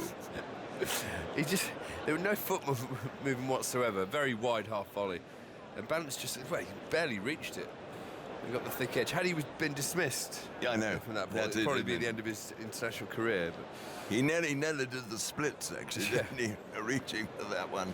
And it's Morris again. Tall man, hands together. They swing free. He's up to the wicket now. He's there. Oh, it's a short one, and Balance pulls away, almost sniffs the maker's name on the ball as it goes past his nose, crashing into the Cock's gloves. And Wilander there at short mid-wicket is twirling his arms as though du Plessis has decided to give him a little bit of a twirl, one more over or perhaps 2 before lunch. And he's been the bowler of the morning. Morkel bowled well too, but Morkel always does bowl well. But I thought Wilander was probably the one you had to face, you had to play out if you were going to be there at lunch, so to speak. And it is Morris once more. In, up to the wicket, he bowls, and Balance goes in, controls that, turns it backward to the square leg umpire. Wilander jog-trots after it, and the batsman jog-trot through for a single. 25 to Balance, and it is 67 for 2 England. This in reply to the South African score of, I'm looking for it on the board, was it 335? That's right, yep. It was. And as a matter of interest, you know all these things, Andrew. Is it on the board over there? It's not, no. No, it's not. I didn't think it was. But here at Trent Bridge, they're proactive. So now you've said it, Henry. Someone will be listening. Lisa, if you're listening, go and sort that scoreboard out. I wish they might also put the name of the fielder on the scoreboard. That's something I think the crowd would like to know. So would I. And here come... Oh, Morris, and that's Root plays back to that. That leaves him not a good stroke. And it was, in the end, he made it look as if he was trying to score runs off it, and the ball was not really short enough for what he was doing. Anyway, it left him enough off the pitch for it to miss the outside edge. So Root, in fact, has played 2 slightly naughty strokes in the last couple of overs, hasn't he? And you know why? Because Balance has hogged the strike a little bit in the last 2 or 3 overs. Root's very much a batsman's batsman. He faces 5 balls and scampers a single if he can. He loves to keep the strike. He likes to keep the scoreboard ticking. And if you can, a great method against him actually is to get him off strike, make him back down the other end and watch Gary Balance painstaking innings. And here comes Morris again, bustling up to the wicket now. He's there, he goes to Root. Root plays that away through mid-wicket. Nice stroke, he's going to get a couple of runs here, maybe 3. I don't think it's going for 4. No, it's picked up there by Maharaj, just about 2 yards in from the boundary. And they come back there for 3 runs. And so Root goes along now to 38. And the total at the end of the over, 70 for 2, leaving balance on 25. And in fact, Root's done even better than we thought. He's got 3 off the last ball of the over. I mean, I'm like just going to go, people will be tuning in all the time. Cook was caught to cock, bowled Philander for 3, and Jennings was caught by de Kock off Morkel without scoring for 0. And that's the England score so far. Otherwise, today, we had, let's go through it. Anderson took the last 4 wickets to fall and bowled absolutely superbly. Philander made 54. Morris made 36. Maharaj made 0. Morkel made 8. And Olivier was 0 not out. 335. 5 wickets to Jimmy Anderson. He bowled superbly well. He did bowl well. He pitched it up, which he didn't do did, yesterday. and he feasted on rabbit pie, as we call it in the bowler's trade. Stuart Broad will be spitting feathers in that change. I want to know more about how rabbit pie came into being in a moment. Here comes Olivier in. Bowls it over pitch and it's driven by Root into the ground and back to Olivier, who pouches the ball in. They've actually called for the third umpire straight away. Faf du Plessis wants to call for this. They're thinking it's caught. They're thinking that Joe Root has hit it into his foot. Maybe it's bounced up in the air. On first view, I will say there's a 0% chance that this is actually out. But the umpires are conferring now. I think they're going to safety first call for the third umpire. They've got to, haven't they, really? It's the sort of PC of the game, isn't it? I mean, it looked like Root had just blocked it straight into the floor and it bobbled up. I'll be very surprised. Mark. The whole ground. There's an umpire review for fair catch. Can you start from the front foot coming up? It's a fair delivery. Can you move on to front a very quick call by du Plessis. Okay. It's a fair delivery anyway. So it's very full. Root goes to play it now. No, that's nonsensical. He's blocked it straight. There's no point rocking and rolling this third umpire. He's blocked it straight into the floor, then it's hit the pad and gone into the air. Thank you, Mark. The decision would be not out, it would be on the big screen. Yes, he hit it straight to the floor, and the third umpire said that quickly. Yeah, unless the man's got toes made of rubber, the ball is not going to hit his toe and balloon up in the air like that. It has to hit something else as well. It has to make contact with terra firma. Well, I mean, du Plessis is perfectly entitled to do that. Yes, but he's wasted a review there, hasn't he? Well, yes, he is. That's an umpire's review, not a captain's I review, see. so I stand corrected. Yep. My apologies, Henry. Yeah, I got that wrong too. Indeed. Thank you. Andrew has brought a sense of reality to the proceedings yet again. Somebody has to. Well, I think that's where my common sense rule comes into it there. How about the umpire just say, no, Faf, it wouldn't bounce like that off his foot. Everyone knows that. Yeah, but these days in the RPC world, you can't do that. You've got to call for the... I mean, umpires are not allowed to be brave, are they? And give decisions, really. With line ball decisions, they've got to go and have it confirmed. It's Olivier in again, bowls out to Root. And Root pulls that one. It's over Bavuma at mid-wicket. Bavuma looks at it in the air, chases it back. I think the ball's going to win this to get to the boundary first. It does. At mid-wicket, it goes crashing into the boundary. You can hear the cheers, tremendous cheers down by the Trent Bridge Inn there. So he went to that boundary. And another 4 to Root. It was short, he hit it well. Not quite, perhaps, out of the middle of the bat, but he got enough bat on it. It went way over Bavuma's head. It was no problem. Root doesn't have to be that high to go over Bavuma's head. That is true. 42 now to Joe Root, and it's 74 for 2. And we've got what? I think one more over after this. This could just be the last over. I think we'll get one more afterwards. Olivier is in. He bowls now to Root. Root's forward driving down to mid-off, and there is no run there.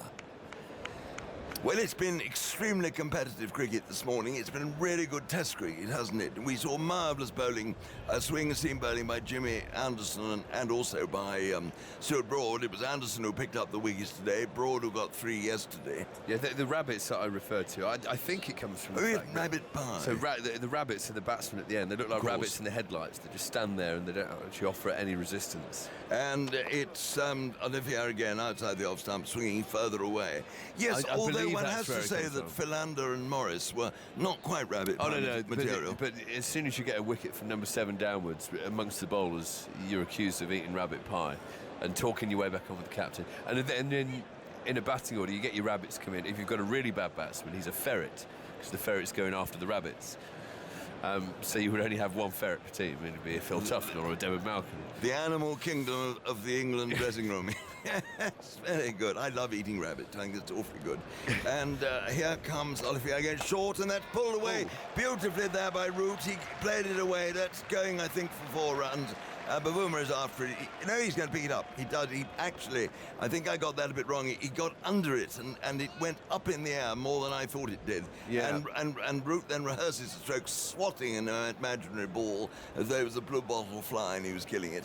But it was safe enough. It went high over Bavuma's head at a straight mid-wicket, and he picked up a couple of runs. Yeah, so he's 44, and it's 76 for 2. It was a shot that will fill the South Africans with a bit of hope, actually, because it wasn't in control at all. It was en route, a bit quick, actually.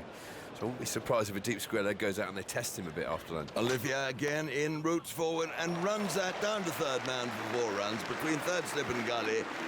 He really controlled that. He opened the face, and away it went. You could see him, he was going to hit that in front of square, and you could see him at the end, couldn't you? Just check the bat a little and run it away. So 48 to him, and it's 80 now for 2, with balance on 25 at the other end, and time for 1 more over of this morning session, or is there? The umpire, the other end, umpire Rifle is just standing there at the moment. No, I think there is going to be time. He's waiting for the clock to tick past, but no, he's going to let South Africa bowl. Maharaj has been given the honour.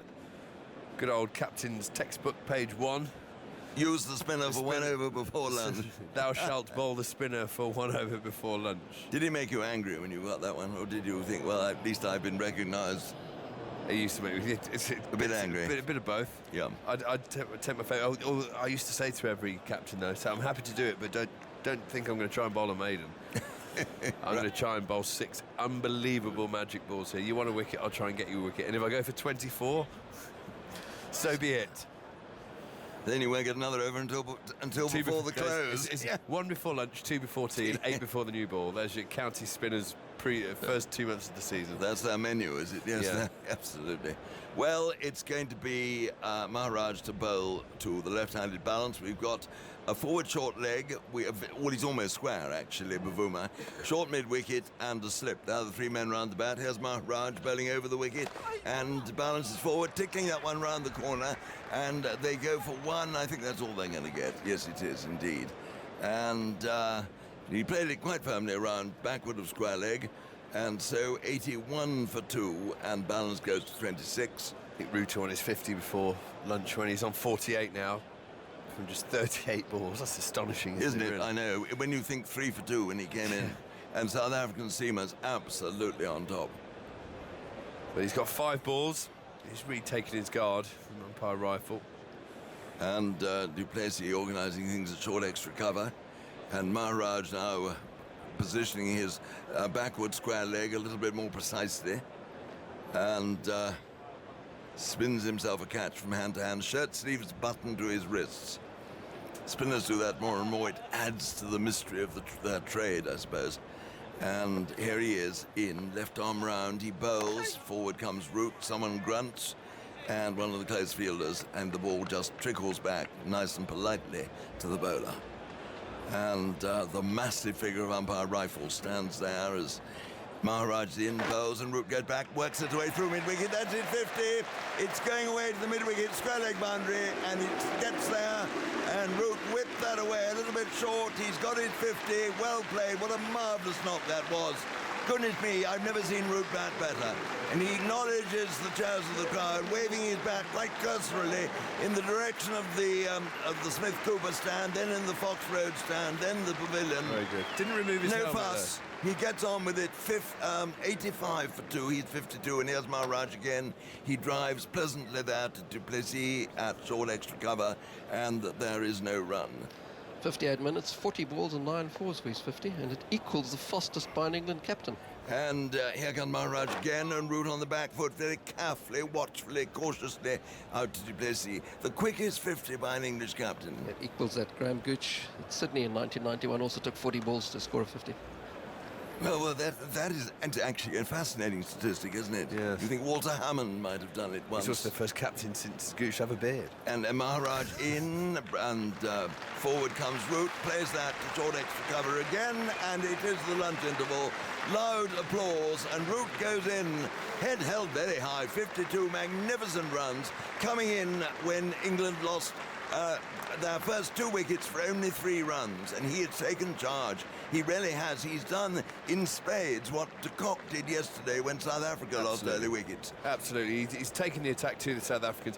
He's at his absolute best when he's counter-attacking. Joe Root. It's why I believe he's our best player we've ever had. He's just wonderful. And as you say, I don't think I've ever seen him bat better. My one criticism of him, Henry, I tried to get it out there. When he took his 50 and he took the applause from the crowd, he didn't remove his helmet. And my old coach at Northampton, Brian Reynolds, would be livid right now if he'd seen that. I remember Brian Reynolds Every time, if you receive applause from anybody, you remove your hat and raise your bat. You're a stickler for protocol. Root leading the 2 in. Let's say a word for Balance. Balance gets the toe end of most people's boot. He's done a good job. He's made 26. He's stuck there, and he's played within his limitations. He's not tried to do anything outside his ability, if you see what I mean. That's important. Yeah, it's a huge knock for him because he's under such pressure coming back into the team for the 3rd time because his best mate's been made the skipper, basically. So he needs a score, and under difficult conditions, having his best mate at the other end scoring the runs will help relax him, but he needs a lot more. He's got 26 so far. He needs to turn that into 126 minimum to get the boo boys off his back. Well, it's been a fascinating morning's cricket. South Africa bowled up 335, and Anderson getting all 4 of the wickets at the end, finishing with 5 for 72. And how many tallies of 5 wickets in Test matches now? So he's 22nd, and he's 7th in 9 tests at Trent Bridge. 7th in 9 tests at Trent Bridge. Well, that's amazing. So there we are. South Africa 335 all out. England 85 for 2 at lunch. Balance 26. Root 52. And now it is time for Aggers. Indeed. Thank you, Henry, very much indeed. What an entertaining session that was. I couldn't hear Andrew speaking, but in terms of wickets and runs scored in that session overall, it'll be 111 runs, and for 6 wickets in 23.2 overs. Oh, that's remarkable, really, given what the ball has been doing. Fascinating and really good fun. And they're back on again in about 35 minutes from now. We've got our view from the boundary coming up very shortly. But first of all, we're obviously keeping an update on today's games in the Women's World Cup as well. It's the final set of group matches, and England already qualified. They're taking on the West Indies, who are in fact eliminated. And it's not been going all England's way, has it, John Southall?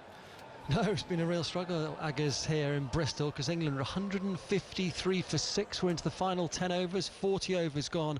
And it's the 2 spinners for the West Indies who've caused the real damage, especially Afi Fletcher, whose figures reflect that. She's taken 3 wickets for 33 off her 10 overs and really turned the ball, the leg spinner. At the crease at the moment, Heather Knight, who's held this innings together, she's 51 not out. England moved on to 154 for 6. And at the other end, Jenny Gunn, who is 5 not out. They just need to see out their overs and somehow try and put on a competitive total of possibly, 200, 225. If they win this, they should then top the group and return here on Tuesday in Bristol to play the first semi-final, and this, I'm told, is where they want to be based for that semi-final. But a win here, well, it's a long way to go for that, because at the moment England 154 for 6 and we're in the 41st over. Lovely, thanks, John. We'll keep an eye on that. The final qualifying places between India and New Zealand. They're playing each other in a winner-take-all clash at Derby. India are batting, and Dan Norcross has the details. Afternoon, Dan. Hello, Aggers.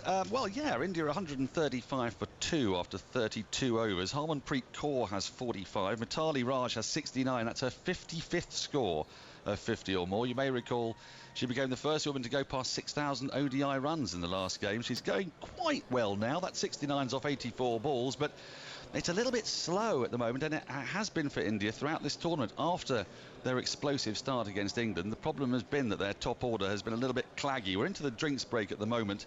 It's been the pace bowlers who've done the damage. Hannah Rowe, 1 for 19 off 8 overs. Leah Tahuhu, 1 for 25 off 7 overs. They're the ones who've been keeping it quiet. There's 18 overs to go, though. India are going to look to get, well, on this pitch, which looks fairly blameless against a very powerful New Zealand batting lineup, something around 250. And don't forget that if England do lose to the West Indies, The winners of this game will almost certainly be playing against England at Derby here next Thursday. So there's a lot on this game. 135 for 2 after 32.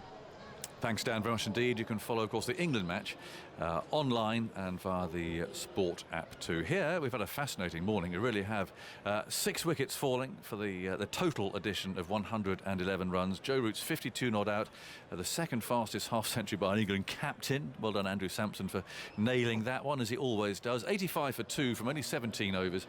And as I said, they're underway here again shortly. Lots of school kids running out there to go and entertain everybody during the interval too, which is lovely to see. So to our view from the boundary at Saturday, of course, it's our regular spot. Now, this is a man who kept wicket to Imran Khan at school. He went on to become a sports teacher, but soon found a very different vocation, becoming an auctioneer and an antiques expert, which has led him to feature on popular television programmes like Antiques Road Trip, Bargain Hunt and Put Your Money Where Your Mouth Is. It's Philip Serrell. And it's a great delight to meet you, Philip. Lovely to meet you, Agus. How are you? Well, I'm really well. I know nothing about antiques. I work with some. If we can raise some money to relieve us of these two, then that'll be great. There's a very thin dividing line between priceless and worthless, Agus. Oh, they're both priceless. But no, I wouldn't like to say that. Anyway, you know what I mean. Absolutely. Well, welcome to Trent Bridge. It's lovely to be here. Yeah. Lovely to be here. Yeah, absolutely. I'm so excited as well because I'm a big cricket fan. Good. And you're a listening cricket fan, playing, of course. Yeah, playing and watching. And I can remember going to New Road, I think, in 1966 to watch Worcestershire play the West Indies. Right. And the West Indies, it was Garfield Sobers, Wes Hall, Charlie Griffiths, Rowan Canai, Basil Butcher, Conrad Hunt, proper Jerry team. Carew. Yeah. I think Jeff Stollmeyer was manager. And it was raining, as it always does early doors. And because that was always the traditional opening fixture, of course, wasn't it? Worcester against the tourists. In the lee of the cathedral. Yeah, beautiful. And it was raining, and somebody said to me, "There's John Arlott is sat in that car over there. He can be a bit grumpy, but go and ask him for his autograph." So I thought, I got my old Star book. It was the only bit of paper I had on me at school, and I walked over to this car and tapped on the window. Yeah. And the window came down. I said, "Mr. Arlott, could I possibly please have your autograph?" Oh. And I'd asked the wrong man.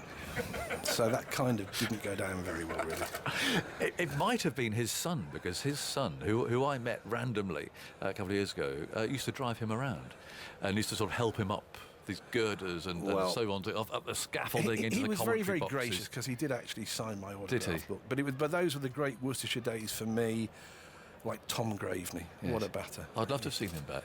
He was just unbelievable. I mean, just so magical, just pure timing. Yes. And and I just loved my time there. And then I went to school with Imran, which was something else. Most of my friends, I used to keep wicket, and most of my mates reckon that I kept wicket like a bale of straw, really, in that if it hit me, I stopped it, and if it didn't, it was 4 byes. And standing back to That's Imran... probably unkind, isn't it? Unkind, but accurate. Yeah, OK. And keeping to Imran was interesting, because he came up very open-chested. Yes. And bowled those huge in-duckers at you. Yes.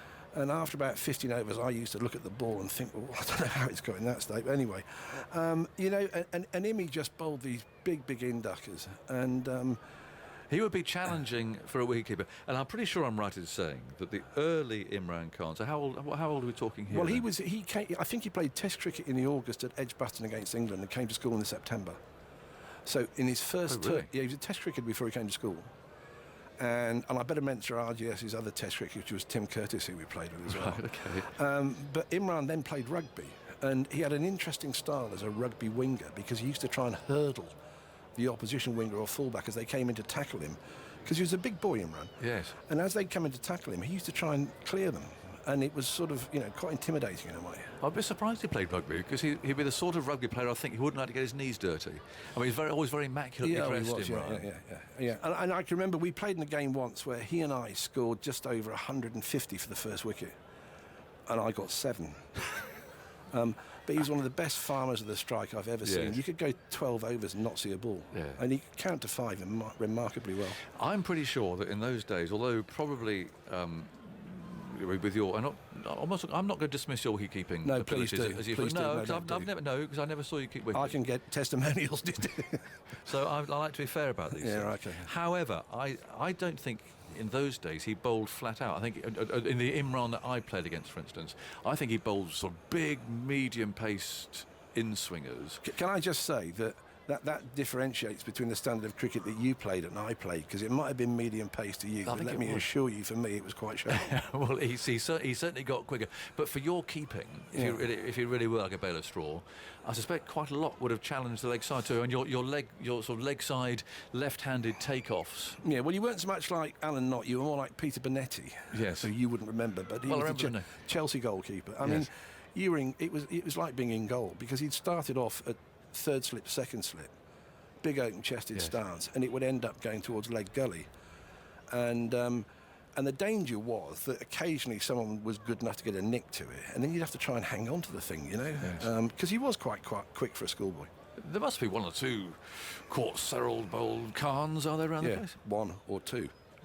So that's all? Yeah, that's about it, I think. Yeah. But there's the odd one or But two. it's not a bad one to have, though. No, it's in the book. Can't take it away. Can you remember anyone in particular? Can you imagine, No, I'd like to make some stories up, but no, I'm afraid they're all a blur for me. But and then I went from school. I went to Loughborough, and it was great for me because I kept wicket then to Alan Wilkins, who was quite sharp, over the bowler for Glamorgan, who we still see on the telly and so on. Yes. And Trevor Tunnicliffe, who played here. He did. And Trevor wasn't that quick, but I told everybody he was, so I had to stand back. And all of this standing back to quick bowlers suited my bale of straw style of wicket keeping. And then it all went wrong when I left, and I played in the Birmingham League, and there was a bloke called Robin Hobbs who bowled leg breaks. Absolutely. And we were getting carted a bit by Phil Oliver, who used to play for Warwick Seconds. A decent batsman. A good batter. And Robin Hobbs said to me, he said, I'm going to bowl flat round the wicket, googlies and leg breaks. And Nasty. I thought, I just don't No want to hear helmets, it. of course. No helmets. No. So I pushed the bale of straw up to the back of the stumps, and I put my left hand out on the leg side, and I put my right hand out on the offside, and I sort of kind of hoped that the googly hit the left hand and the leg hit the right, and it never did. Did you pick any of them? No, I resigned after that. Oh, that was it? Yeah, I told them that work commitments, because I just started training as an auctioneer, meant that I'd got to go and do Saturday sales. And there was a certain element of truth in that, but oh dear, it was so embarrassing. Yes, but I mean, you're obviously playing your credentials down a bit, because if you've kept wicket to Imran, you must have been a decent cricketer. There was no one else at school would do it, I don't think.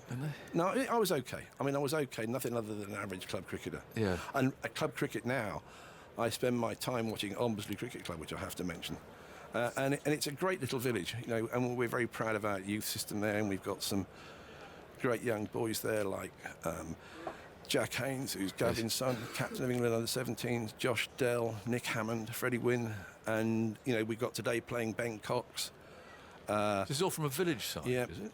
Gareth Andrew, and a young lad called Brett D'Oliveira, who we've got big hopes for. Oh, okay. Well, there's a Worcester name. Yeah, the Dollies have been at our club, man and boy really, and Damien played there. And as a family, they're just fantastic. And Marcus and Dominic and Brett, the three boys, they are just the best kids in the world. Yes. Really, really lovely people. When you were going to Worcester then, I mean, Basil would have been the man, wouldn't he? Basil was in his pomp. No one was ever quite sure how old he was. No. But Basil was in his pomp, and to see, Basil was very much his strength came, his on drive from the forearm, that he just used to launch into it, and it was great to watch him play. And when you think of what he went through to get to play, yes, and coming to this country and the difference in culture, and there's a wonderful story, whether it's true or not I don't know, of him playing a league game at Kidderminster in the league early on, where he played his cricket, and they were fielding. They came off for tea, and at the foot of the pavilion steps Basil stopped, and all the rest of the guys walked into the pavilion, and somebody walked up and said to Basil, why have you stopped? What are you doing? And he said, well, I'm waiting to find out where my way into the pavilion is. And and that's just it's quite it's a different world, isn't it? I know. We actually had an interesting week last week at Lord's talking about all that side of it, and the Basil D'Oliveira, the time, the match when the time it wasn't picked and so on, all of that. You look back at things like that, you just. Well, I don't think Basil ever actually realised quite how important he was in not just in cricket but in world sport. Because that was a defining moment, really, wasn't it? Yeah, absolutely. Yeah, and I wonder if Worcester itself realised what a special individual that they had at the time. I think the people of Worcester did. Basil was loved, really. He was just You know, I think Worcestershire is very fond of its old cricketers. I mean, you're too young to remember, but Roy Booth. Yes, Roy Booth is 90-something. That is before my time, I think. Roy Booth is a Yorkshireman, kept wicket for Worcestershire, and I still see Roy going to watch the rugby, running up the steps in the West Stand at Six Ways. Yes. You know, and you see Giff. Norman Gifford, Van Burn. Yes. All these great. Well, I played against all of those. Really? Yeah. You are that old then? Yeah. Well, Van Burn was captain of Worcester Seconds. There was a time I remember playing against Worcestershire, and Basil was the second 11 coach for a while. Yeah.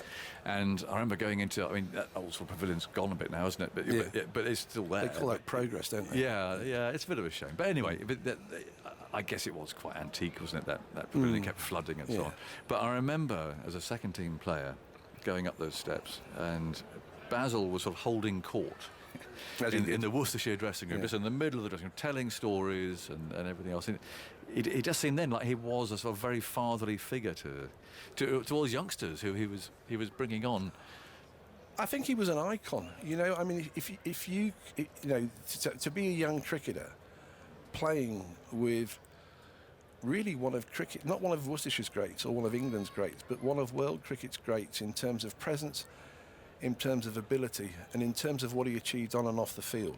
If you've got that man coaching you, it would be difficult not to learn something, really. Yes, it would. It would. You know, and certainly if Baz was around now, he would be so proud of those three boys that we've got at our club, because they're not just good cricketers, but they're just lovely kids as well. Yeah. You know, and they are good cricketers, are they? Well, Brett, you know about. Yes, of course. He's a good cricketer. Dominic, we played a knockout game earlier in the season, and he saw us through with. I think we wanted something like 6 to win off the last 2 balls, and Dom hit 2 4s. Marcus has struggled with injury, but he'll be back. He's a good cricketer.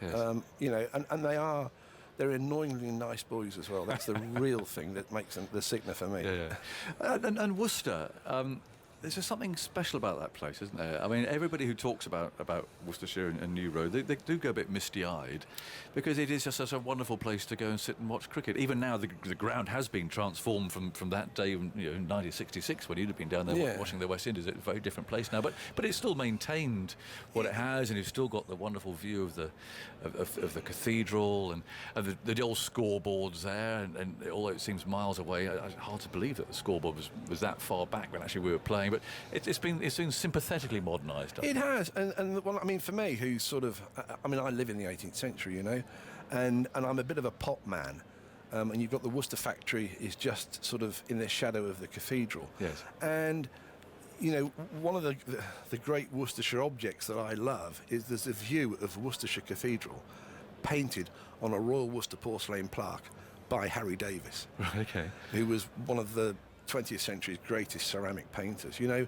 And this plaque, well, it would never come up for auction, but if it did, it's worth, I don't know, 5 figures. It's just for me, it kind of epitomises my professional career and my cricket career, because it encompasses all of it. I love Worcestershire, I love Worcester, I love the cricket ground, and I love the pots that they make. And it's just really beautiful to look at. Yes.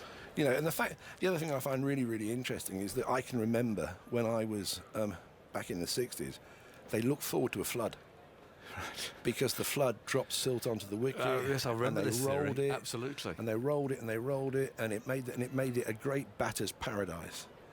And now it's like the demons work. Absolutely. Have you actually seen it when it's been? Oh yeah, seen it. Yeah. You want to try living in Worcester and working in Worcester when it's in flood. I mean, I've got a photograph of somebody somewhere windsurfing on the cricket ground. And there's a lovely story of the Reverend Gillingham, who lived in Ombersley, who swam across the cricket ground in 1940 something when it was in flood then. Right. But yeah, I don't think the flood does it any favours these days. No, it doesn't. It's a real shame. But again, I mean, you mentioned Tom Graveney, who I would love to have seen bat. Again, he's one of those that people of your generation. Yeah. So kind of again, you go misty-eyed, but for him to be playing this wonderful cover drive that he clearly had with the cathedral in the background, I mean, somehow that ground was right for Tom. Yeah, it was iconic. It was iconic, and I can remember seeing it. And you know, I mean, Glenn Turner was another. I mean, he came over here and couldn't hit the ball off the square. No. And then all of us. But suddenly changed. Yeah, and then it was like almost overnight. Yes. And I think it was when Worcestershire played Warwickshire, and he hit Bob Willis for 100 before lunch, and just smashed everything. Yeah. It was unbelievable change. Glenn Maitland-Turner. Yeah, I know. Well, I've actually we come across him quite a lot working in New Zealand, and the last time we were there, he very kindly invited me to his house for dinner, and with my wife actually, and we got there and had a lovely time. But you know how it does. I mean, the years sort of merged, don't they? We were chatting away about games that he'd played in, and it quickly dawned on me that he didn't know who I was. I don't believe that for a minute. He got me completely mixed up with somebody else, and I had to come clean and say, I'm really sorry, Glenn, but actually I didn't play in that game. Yeah. I know that wasn't me. We thought in the end he was probably talking about Ken Higgs. Really? That's not a compliment, He probably thought it was Ken. Leicestershire.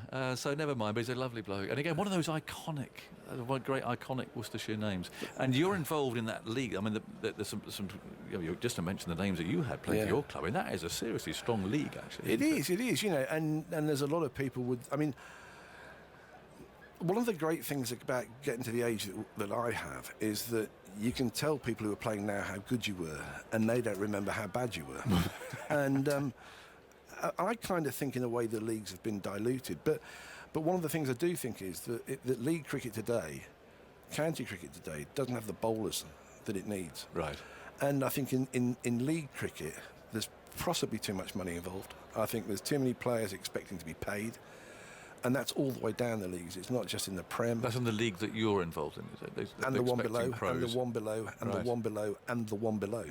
You know, I mean, and it's we have a pro, but you know, you go back to people like Doug Slade. His son Neil Slade plays for us as well. I mean, you know, he was a first-class league cricketer. But you look now at how if you want to succeed as a good league club, you got to find some cash from somewhere. Yes.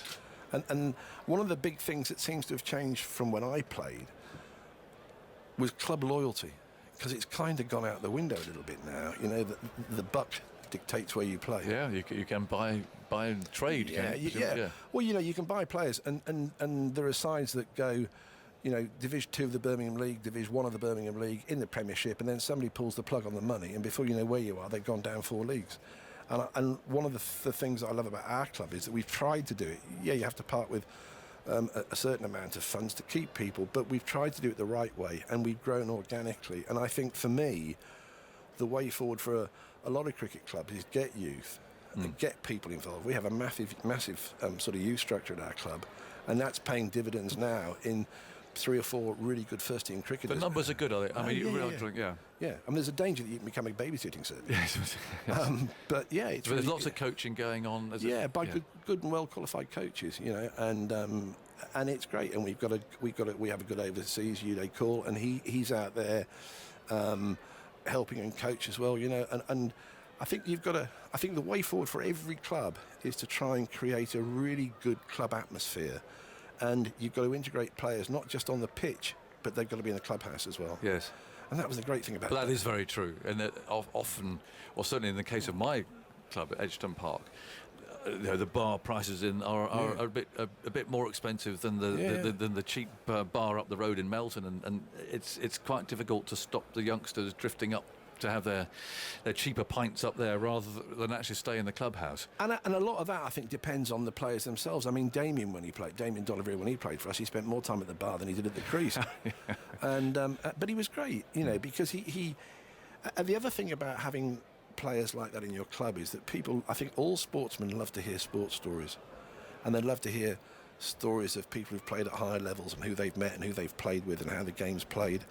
And when that sort of starts to seep through to younger members in the club, that creates a further enthusiasm that people want to be there. Yeah. And if you can create that atmosphere in your club, however big or small it might be, that people want to be there, then I just think that's far better than a pound.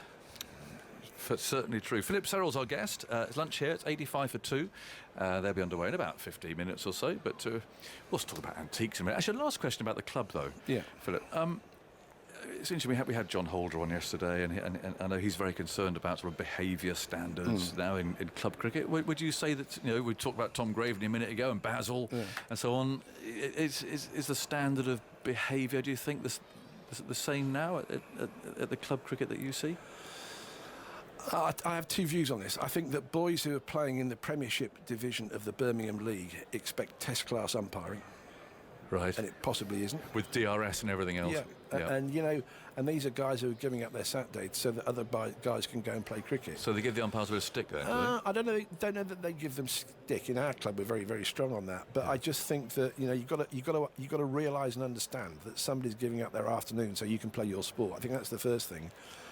But the other thing that I haven't seen dissension, but what I do see is players putting what I regard as huge amounts of pressure by second and third appeals.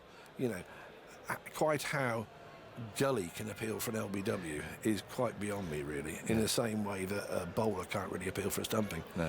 You know, but there's immense pressure is put on the umpires, you know, to give the decision. There'll be a lot of club umpires who'll be cheering you, Philip, at hearing that. No, because John has said, hey, you know, it's so bad up where he is up in Lancashire. He's stopped doing it. He doesn't want to do it anymore, which is a real shame. That is sad, isn't it? Yeah, absolutely. It's got to be stopped. Let's switch to your main feather then. It's amazing how these. I was explaining last week. We had Dave Lamb from Come Dine With Me. Yeah. I was sort of grounded for a couple of months in March, April. So I was stuck with daytime telly, which is an interesting experience. I couldn't get out of the house, so I had Come Dine With Me. But then I had all these antique shows as well. I mean, it's extraordinary how this has taken off, isn't it? Yeah, it was. I mean, the very first programme I did was, do you know, it was recorded in 1999 I did it with David Dickinson. Right. Who's... Well, he's moved on, hasn't he? Now, he has. But I heard a lovely description of David. Someone compared him to the love child of Peter Stringfellow and a mahogany hat stand, which I thought was rather lovely. Yeah, David's. I'm sure he might not think of. No, he's a lovely man, David. He's a lovely man, and you know what? He's very good to work with. And one of the joys that I have, I suspect it's the same with TMS. You know, there's a great deal of. It's like the antique programs that we do. It's a bit like a band of brothers, right. And no one ever makes gain at someone else's expense, and we all get on very well. We enjoy one another's company. There's no competition. Oh, you bet your socks. We all say there isn't any competition. There must be. Yeah, of course there is. Yes. Yeah, I don't ever want to come second to James Braxton. You know, I mean. No. But and James would. But he's a very, very good friend of mine. But also a competition that David's gone to ITV, hasn't he, I think? So there is actual sort of inter-network. Yeah, there is. I mean, you know, we all do different programmes, and you sort of, I mean, you stick with what you think's the best for you, really. But the programmes that we do, I mean, we have there is a competition, and it's great because we'll all say, do you know what, I don't mind who wins as long as we put a good programme on it. I mean, that's just fantastic. Rubbish. We all want to win. Yeah, of course. You mentioned John Arlott, who of course was one of my forebears, great predecessors, someone I revere. Yeah. How does old Arthur Negus fit in you? I mean, was he the man was he the first recognisable antiques? Well, actually, expert on the telly. Well, he was. Arthur Negus was going for a song on the first man that everybody remembers. That was it, of course. But the person who I'm a Worcester man. Okay, right. So I used to walk from school to the Worcester Porcelain Factory to look around the museum, where this bespectacled man called Henry Sandon was the curator, and Henry Sandon is now. I mean, he is the Antiques Roadshow. He personifies everything about it, and Henry kind of, in a really lovely way, sort of took me under his wing. He fired up a lot of enthusiasm for me about the subject, and I was completely bowled over by his knowledge, really, because I'd always sort of been at school where you had to learn subjects, and Henry was one of those people who sort of kind of got you to thinking, actually, do you know what? If this is a hobby, you can learn a hobby as well, and it's not just work.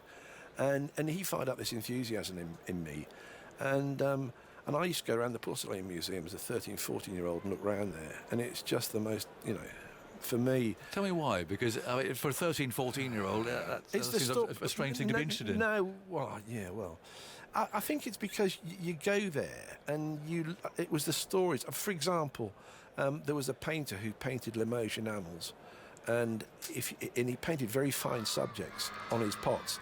and he used to lick his brush to get a point on the brush. There was arsenic in the paint, and it killed him.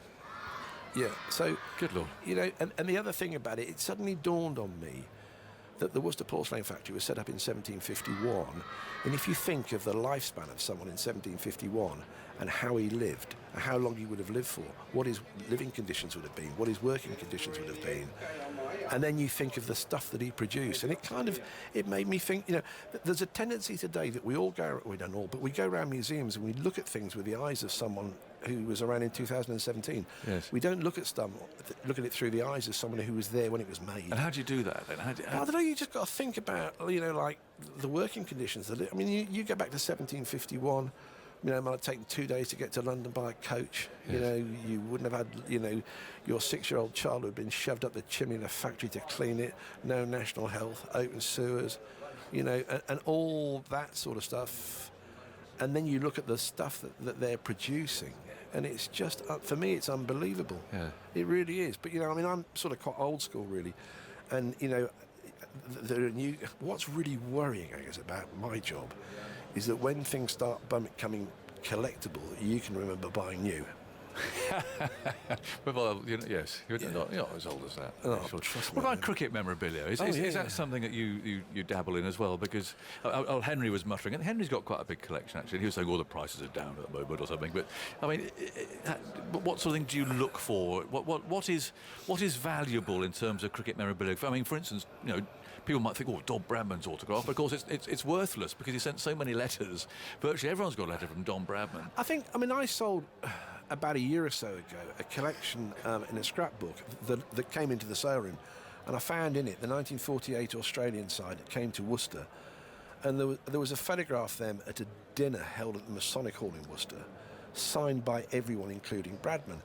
And I think what you've got to do to achieve value is have something that just stands out from the crowd, that is just a little bit different. If you've got the same photograph of Bradman and the same picture that everybody else and their dog has got, yes, then, you know, it's not overly exciting. But if you've got the one that Bradman's there in his dinner jacket, you know, holding a cricket bat next to somebody else having a glass of wine or whatever, and it's signed, and, you know, it then becomes a little bit, it just stands out from the crowd. So be different, is it? Yeah. Always look for the best that your money can afford, but try and, I mean, you've got to have a passion about what you're doing, and you've got to have an interest. That's the key thing to any area of collecting. Don't buy things because you think they're cheap, because it'll turn around and bite you.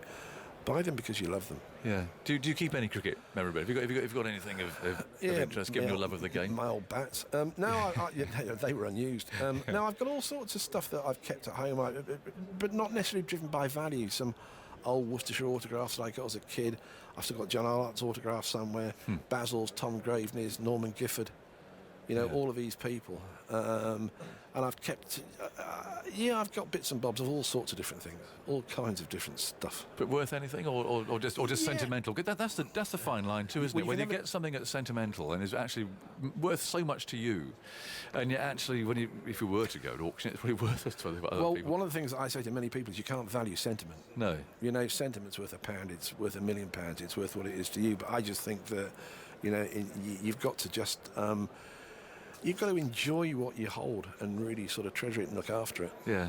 What's the most remarkable thing, and out of all these programmes that you've done and all the public have come along and turned up with, you know, incredible things, or things that you've just rummaged around at and just found something that's the one most treasured item that you've accidentally stumbled upon? Well, I've sold all sorts of different things. I mean, I found a beautiful bowl in a house in Malvern about 6 months ago. Mother of pearl. Made in Gujarat in India in about 1585. And did you know as soon as you saw it? Oh, no. Truthfully, no. I knew it was something good, but I didn't know what and how good. But I found out about it, did some research. We eventually sold it for 77,000. But interestingly, in the same sale, I'm not sure this is what I really want to be known for, but I sold Eva Braun's pants. Right. There's a narrow market. Well, yes. I was going to ask how on earth they got to be on the market in the first place. Perhaps I don't go there. Collector who collected things, and her lipstick as well. I mean, this guy had collected things in relation to Eva Braun. We sold them, but what I couldn't get over was I'd found this wonderful Gujarat bowl and identified it and got a world record price for a piece of Gujarat. No one was interested. No one was interested anywhere in the world. but you sell Eva Braun's pants. You have newspapers in New York. You have people from throughout the world want stories about them. So perhaps that's an indictment of the age in which we live. Yeah, it is. How long is this can these television auction antique? There's some legs in them yet. Long enough to see you out, but what's out there that's waiting to happen? Because you kind of, it's all being sort of covered now, isn't it? Well, no, because taste always changes, and you know, and as younger people get older, they start to collect things. I've always believed that the next generation of collectors are young people, and they buy what reminds them of the youth. Am I going to get you on the Antiques Road trip? I wouldn't know anything about it, as you probably gathered over the last 20 minutes. Very good company. I'll have a bit of fun. Yeah, well, what would I have to do? Well, you'd have to sit next to me in a car. You'd have to find a mate to come along with you. Perhaps you could bring blowers along. Right. Well, there's our antique. Yeah, absolutely right. And we drive around Britain and we buy some antiques, and then we go and sell them at auction, and make huge amounts of money for a charity for children in need. Well, that sounds like fun. I'll put your name down.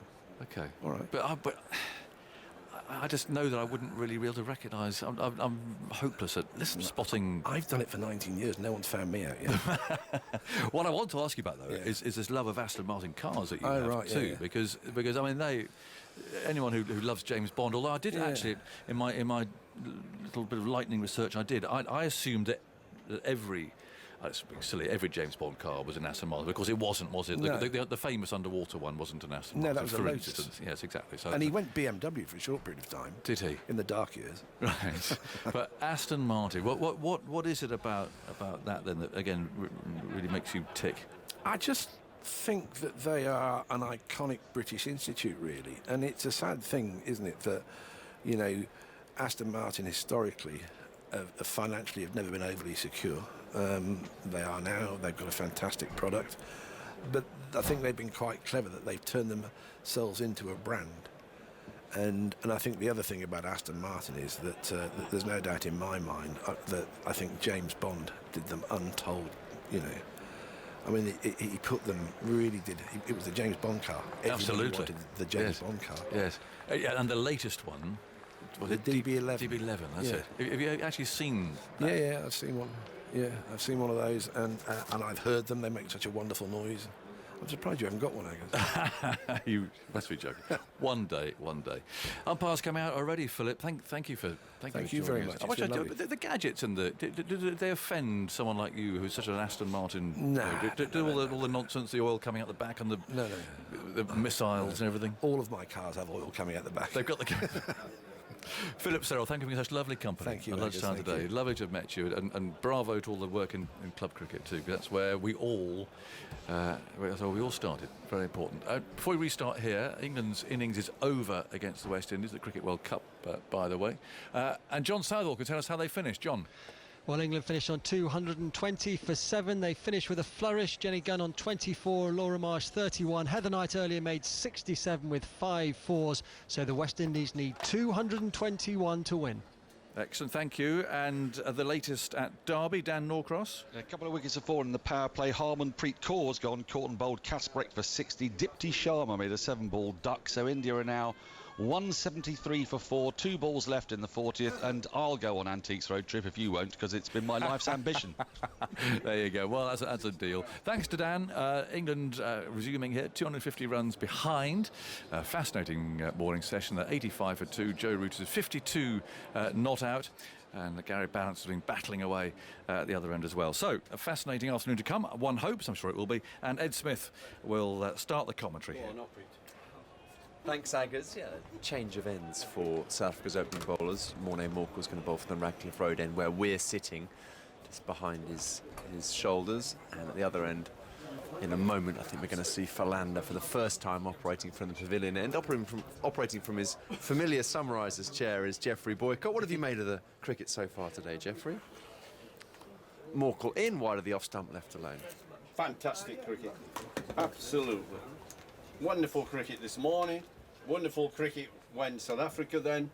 Wonderful cricket. It just was. You know, the this morning England bowling, they got that swap the ball and it moved all over the place, didn't it? And it's an old trick is that when the one you've got ain't doing much, see if you can get it swapped, you might be lucky. And they bowled well.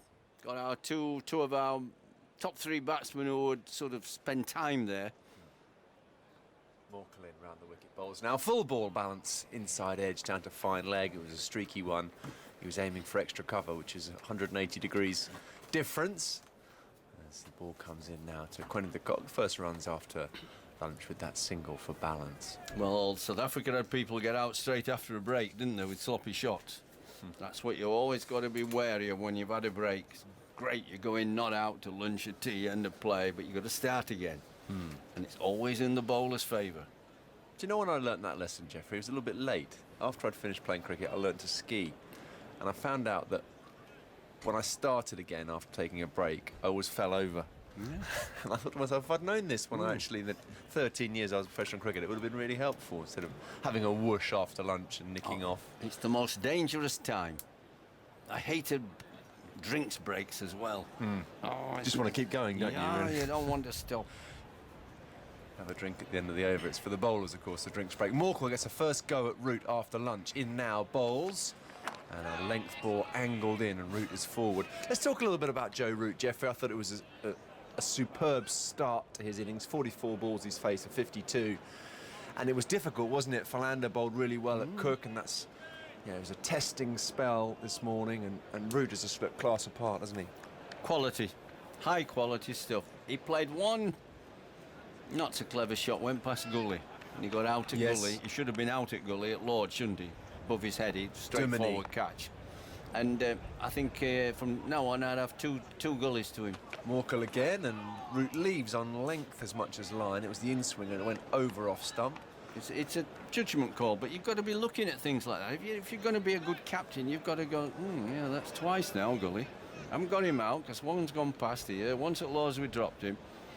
But rather than the third slip, I'm going to have 2 gullies. I think I've got a better chance here. He occasionally just plays one away from his body and it slips off the face. The rest has been absolutely immaculate. Class apart. Yeah, class apart from everybody else. Morkel in bowls, and Root leaves one that keeps a bit low. So the last 2 balls tell a story about, I think, what we're going to see more of on this pitch. The one before bounced quite, not extravagantly, but a little bit more than Root expected. He was leaving the ball, and Quinton de Kock took it quite high behind the stumps. That one was wide of the off stump, the very last ball, and it bounced twice. There's going to be variable bounce here. Could be a defining period of the match, the afternoon session, because it's about wickets. England will get maybe 100 runs, so there'll be 180, but they're still, quite a way behind. But it's how many wickets they lose, how many does South Africa get? Morkel again, and angled in. Root is defending up on his toes. The ball skews off to Gully. End of the over, a decent start for Morkel. 86 for 2. Now, can Philander hit his spot straight away? Bowling from the pavilion change for the ends, first time. Yeah, both they've of changed them. ends. Both of them, not I just saw one. Philander marking out his run during the lunch break. South Africa were out very early. They actually had an extended fielding practice with about 10 minutes to go before the start of the afternoon session. Did some slip fielding practice. They were out there early and actually waiting for the umpires, and I saw during that little spell Philander just getting his run up precisely right. I think it's right, Eddie. If they realise, like I hope England do, that unless this rain comes and takes a big chunk out of the match, this will be a win or lose for somebody, because the way the game's going on, you'd think England might have completed their innings by half a day tomorrow. So there's 2.5 days left for 2 innings, and a different type of surface to Lords, but a result surface. Philander's first over in now. Bowls and balance. Bowled! Straight away, Philander, right on the money. Loose shot, inside edge onto the off stump.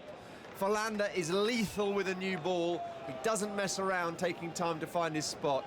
Right on the money, just outside off stump. Balance goes, and England back in trouble, 86 for 3.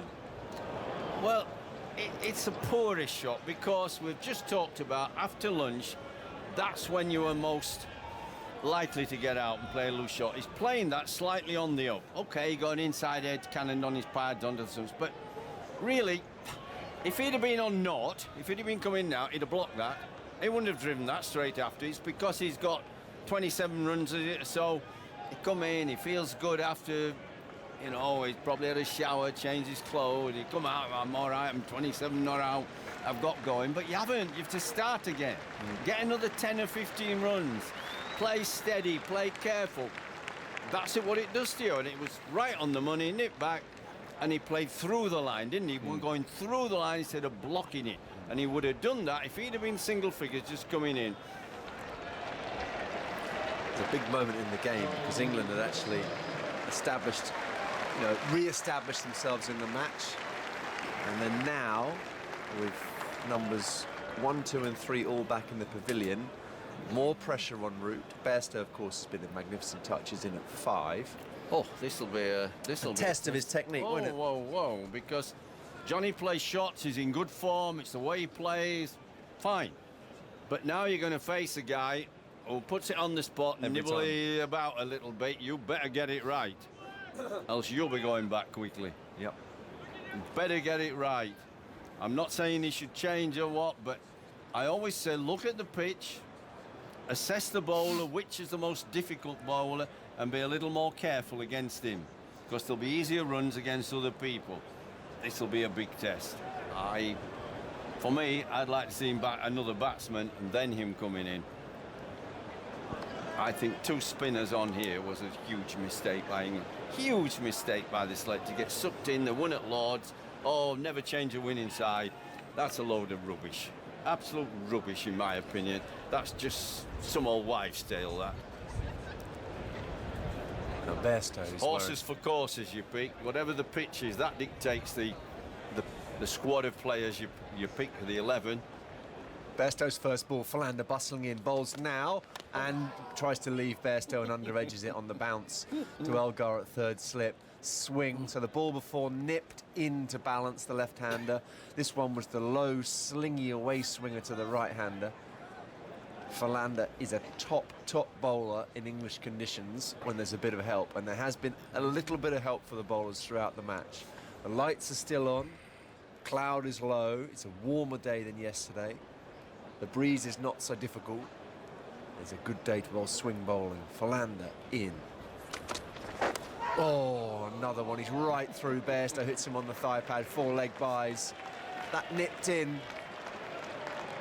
This is going to be the hardest batting Bairstow's had in Test cricket for a while. Get ready, Slips. This could be the defining session when South Africa take charge of the Test. They nip a few people out. Stokes to come, Ali to come. England are in serious deficit. And I think the thing I always see when the ball is nipping around is the players who can stay a little bit more sideways, play a little bit later. Yeah, but good defensive technique, stay in. Philander in, bowls to Bairstow. Beautiful shot, whipped away, a bit straight from Philander. Wide of mid-on, and Bairstow's got a lovely weight of touch. So often the ball seems to come faster off the bat than you expect. That was a good shot, wasn't it? Off the mark with a cracking on drive. He's had one edge at the bottom of the bat, not sure what to do. One nip back at the top of the leg, you think, and then he's clipped that like a rocket. It will certainly be interesting this afternoon. Do not go away. It's a really good passage of Test cricket, this. 3 slips and a gully wait. Bairstow bat up. And it's a length ball outside off stump from Philander. I were batting with you, Ed. I think I'd take Morning Morkel. Say good luck, Ed. Sure. all game, Jeffrey, I think I said this to you yesterday morning, all game I've been in no doubt who the most threatening bowler on this surface would be. Philander. And once I got you at Philander's head, you'd stay there. I'd stay there because you'd have to get a singler. Well, I'm not sure you're not too easy though. I'd be going, oh, sorry. I'd have ready for expected that. you to have been backing up a long way, Jeffrey. No. No? No. Okay. But as the senior man, you'd look to take the responsibility. No? But I slipped. You went back. Something problem with the studs. Okay. Yeah, I slipped. Okay. Philander in on Bairstow, fences at this, and it's a beauty. Zip, nip, and through to the keeper outside off stump. Probing over from Philander, takes a wicket, beats the bat twice, nearly induces an edge there, and that's going to be the story of the next 40 minutes, I think. Just go back to your point about Morkel, I agree, but let's not make light of Morné Morkel as a bowler. He bowled beautifully at Lords, he's got a Test average of 29, 200 plus wickets easy. The main difference is taller bowlers on wickets, there's a bit of nip, the ball bounces over the stumps a lot. So there's dismissals taken out. And when there's nip, it's And those shorter has, ones. He has spells where he gives you some easy balls to hit. A bit more than Philander, a bit more. Yeah. Oh, no, he's a good bowler, but somehow you just feel I might not get as many difficult balls. He's got 2 gullies now. He's listening, That's Jeff. what I said. 2 gullies is right. 2 slips, 2 gullies. It's a judgment call, but that's it. Morkel to Root in and beats him with a beauty that seemed actually angled in and then seemed, and Root missed it by, I'm going to say, 3 or 4 inches. It's a beauty. Actually, you're never going to nick that now I think about it. Angled in and nipped and bounced. Oof. So Sean Pollock style delivery. Ooh, I won't want to be playing him on this. No. He won't be giving you too many balls to hit. Wow. He has a terrific test record. This is proper challenging conditions for batsmen here. Root flexes his knees, waves his bat, waits for Morkel, who's in, and that's too wide. Morkel will be disappointed with himself.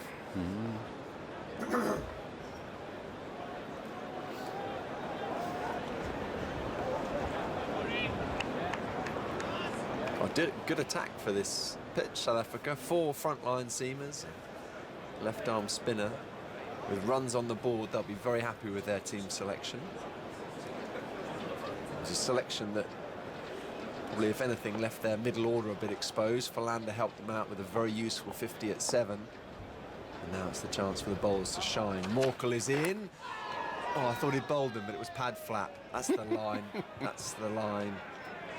Don't go away. There'll be a lot of incident. Went through to de Kock, and it... Root now just prods the pitch. He's perfect ball, length. And it's just flat the pad. I've seen those deflect down somehow onto the stumps. Philander's going to be a big candidate for man of the match with his runs, and he'll get some wickets. You think he keeps bowling it there? But that was Morkel's length, that slightly fuller length. And dead straight, middle and off. Morkel again, and Root plays it well. Back and watchful. I like these pictures. I like playing on them. They're a challenge. You know, it's like playing fast bowling or playing at Lords when the ball's turning. They're a real challenge. Tests your technique, it tests your judgment of length, judgment of what shot to play. You can't get anything wrong because there's enough in it for the bowlers to, you know, make it difficult, get you out. So you've got to, all your senses, all your skill has got to be heightened. You've got to be on the ball. You can make runs, but you've got to be really on the ball.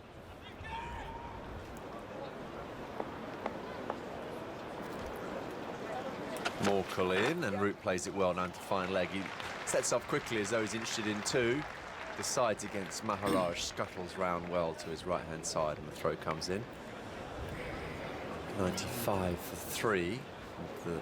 Coming to the end of the 20th over. It shows you how good England's scoring rate has been, but that's not what this is about, as Jeffrey's about to say. No. You'll get 100 runs in the session, but it's how many wickets you're down. I mean, South Africa grabbed the game by the scruff of the net this afternoon. They get wickets, they keep bowling well. England have to bat really well. They get runs. There'll always be a ball or 2 to score. Attacking fields, there'll be some gaps, but you know, if you're 6 or 7 down by tea and you're only 180, you're in trouble. Morkel again. And Bairstow half forward, high on the bat on the splice. Didn't get forward much there, did he? End of the over, 95 for 3, and Root will have to try and negate Vernon Philander's nip and swing and control. Cloud's a bit higher now. I think the lights are pretty much superfluous, to be honest. They're still blaring down on the field, but the natural light would be fine. He'd have been all right, Philander, bowling with Hadley at the other end on those green tops in county cricket. Sure. I played with him in county cricket for Middlesex in 2008. He was terrific. He was a young man then, just making his way, but you could tell he was a highly skilled bowler.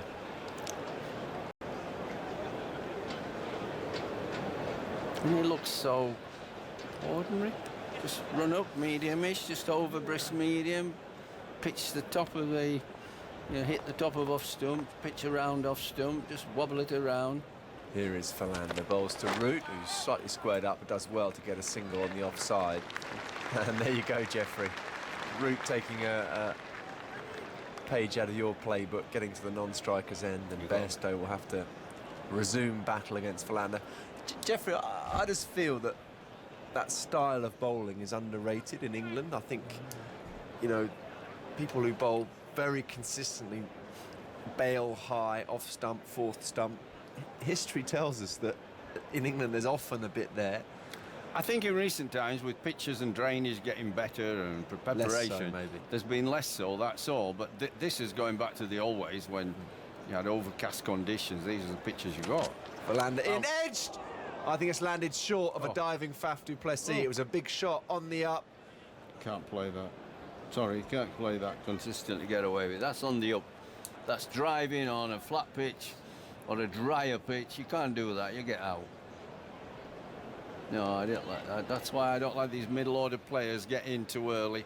Against a new ball, England's batting is vulnerable, this sort of surface. And that's that length, it's almost just full of a good length. Well, it sucks him into driving. Sucks him into the sucks drive. Him in. It's slightly on the up. It's not that full enough, but attempted. Philander again, and Bairstow does well, pushing it in front of square on the onside. He's timed it well. Mortall's long legs are in pursuit. And reaches down with his left hand and picks up a couple for Bairstow. See, I regard that as my safe side. Anything on the leg side is my safe side. It's on my pads, my hip. But once you start driving through the offside with all three slips, a gully, wicket keeper, you're asking for trouble. You better get it absolutely perfect. You've got to judge the length right. And you cannot be driving slightly on the up. You cannot be driving on the back foot away from your body. Two men back now. Philander in. It's a beauty. Angled in, nipped away. And I don't think Bairstow did a lot wrong in that instance. I'm frightened to death up here, watching it. That was a beauty, wasn't it? Just because it was just fractionally short, you have the time, you see, to withdraw or don't really play. You start to play and then you're not really going through, and I don't say you left it, but you're just not going through with it. You've that fraction, it's fractions a second. That's why once you commit them forward or the in-between length, you can't change your mind. Bairstow 6 not out. Philander right on the money so far, and that one's the in-swinger, angled in. Bairstow will just be looking to get through this last ball. How many overs is Philander going to bowl in this spell? Let's say 5. I think there'll be hurry up. 30 balls, and there'll be good ones, I think. Yeah. So say they're queuing up when they're fresh and it's doing it. They're queuing up for middle order players. Bairstow, Ali, Ben Stokes come in and play shots. They won that. Philander, and Bairstow does well, just turns it on the onside, wide of mid-on. He'll keep the strike off the last ball of the over. 99 for 3, gripping test match, perfectly balanced now. You couldn't split the teams. You'd probably play runs on the board in these conditions. Oh yeah, you've got handy. You're favouring slightly South Africa at the moment. Someone's got to play really well for England. Joe's played really well so far, but you know, you're only 100, you're 200 and some behind still. That's a lot of runs. More from Jeffrey on the art of playing the moving ball, and then daggers. Well, there's no secret about it. It's quite simple. You know what the bowlers are trying to do. If they bowl it offline on your legs, too short, yeah, it's easy to play. It's that fuller length outside of stump. You start not getting your feet in the right place, you start, judgment is wrong. Start driving, you're in trouble. Mortal it is, away from us he bowls, and that just nips in to Johnny Bairstow. Again, no real foot movement. Just back of a length and into the pads it goes, trickling out. Good afternoon, Jeffrey. I think this is gripping stuff. No, it is, and England got a lot of work to do. A lot of work. Who's on top? South Africa. Yeah. They got runs on the board. There's runs on the board, and I always fear for England if the top 3 don't stay in. I wanted Cook, the other opener, young lad, and balance are people who come back for long periods, you know, tire the bowlers, get... Morkel away, bowls, oh, and it keeps low, this one, and Bairstow went back to it. It scuttles under the bat, and once more, a pained expression on the face of Geoffrey Boycott next to me, as that one really just did scoot through. Bairstow's got a smile on his face. The first time we've seen that, and I think that's going to be the exception rather than the norm, but that must have missed off stump by a whisker. I just felt we needed somebody to stay in and really wear them down. Look how England's seamers took the new ball last night, were knackered after being there all day. It's heavy to run around on. It's very heavy outfield. There was a terrible wind yesterday that was really cutting and blowing you, and you know, it's like when you're out in the wind for a few hours, it tires you out, doesn't it? And I thought Anderson and Broad, they were puffing a bit, you know. It was a long day. It just makes it longer. Morkel had to move the umpire to exactly where he wanted him. This time he speared one down the leg side. I think he lost his run-up as well. He just moved the umpire just a couple of yards forward, Mr. Fry, and then moved him back a foot. There's a very specific spot that Morkel wants him to stand, so his rhythm is good. And he just lost it, like that last delivery. But now, Geoffrey, here's the thing, and we can only speak from experience. You know, used to swing it a little bit at no pace, but 20 overs old. This is the perfect time for orthodox swing with that ball. As Morkel bowls and defending his Bairstow, very carefully playing it back up the pitch. The original lacquer's gone.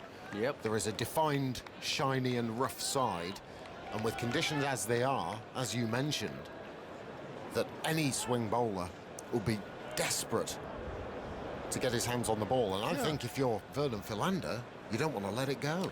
Yeah, well, he can't bowl forever, though, and that's what you've got to do. You've got to just hang in there. Balances was a poor shot. He played lovely up to then, and you get sucked in after having a break. 3 slips in a gully as Morkel approaches, bowls, and just feathered this. Has Johnny Bairstow, and Geoffrey Boycott's called it already. There's a chase on for that third slip, but it's going to be in vain.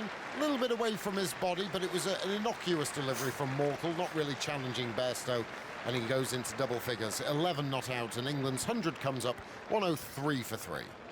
Well, he's got 230 more to make. Yeah. So if they're back till close of play tonight, they might not be up to South Africa's. Are they capable of batting till tonight? But I have to say, I enjoy the challenge of watching batsmen play swing bowling. They don't get much chance these days. They said the last 15 years or more, I can't tell exactly how long. The pitches have got better, straw-coloured, flatter, easier for batting.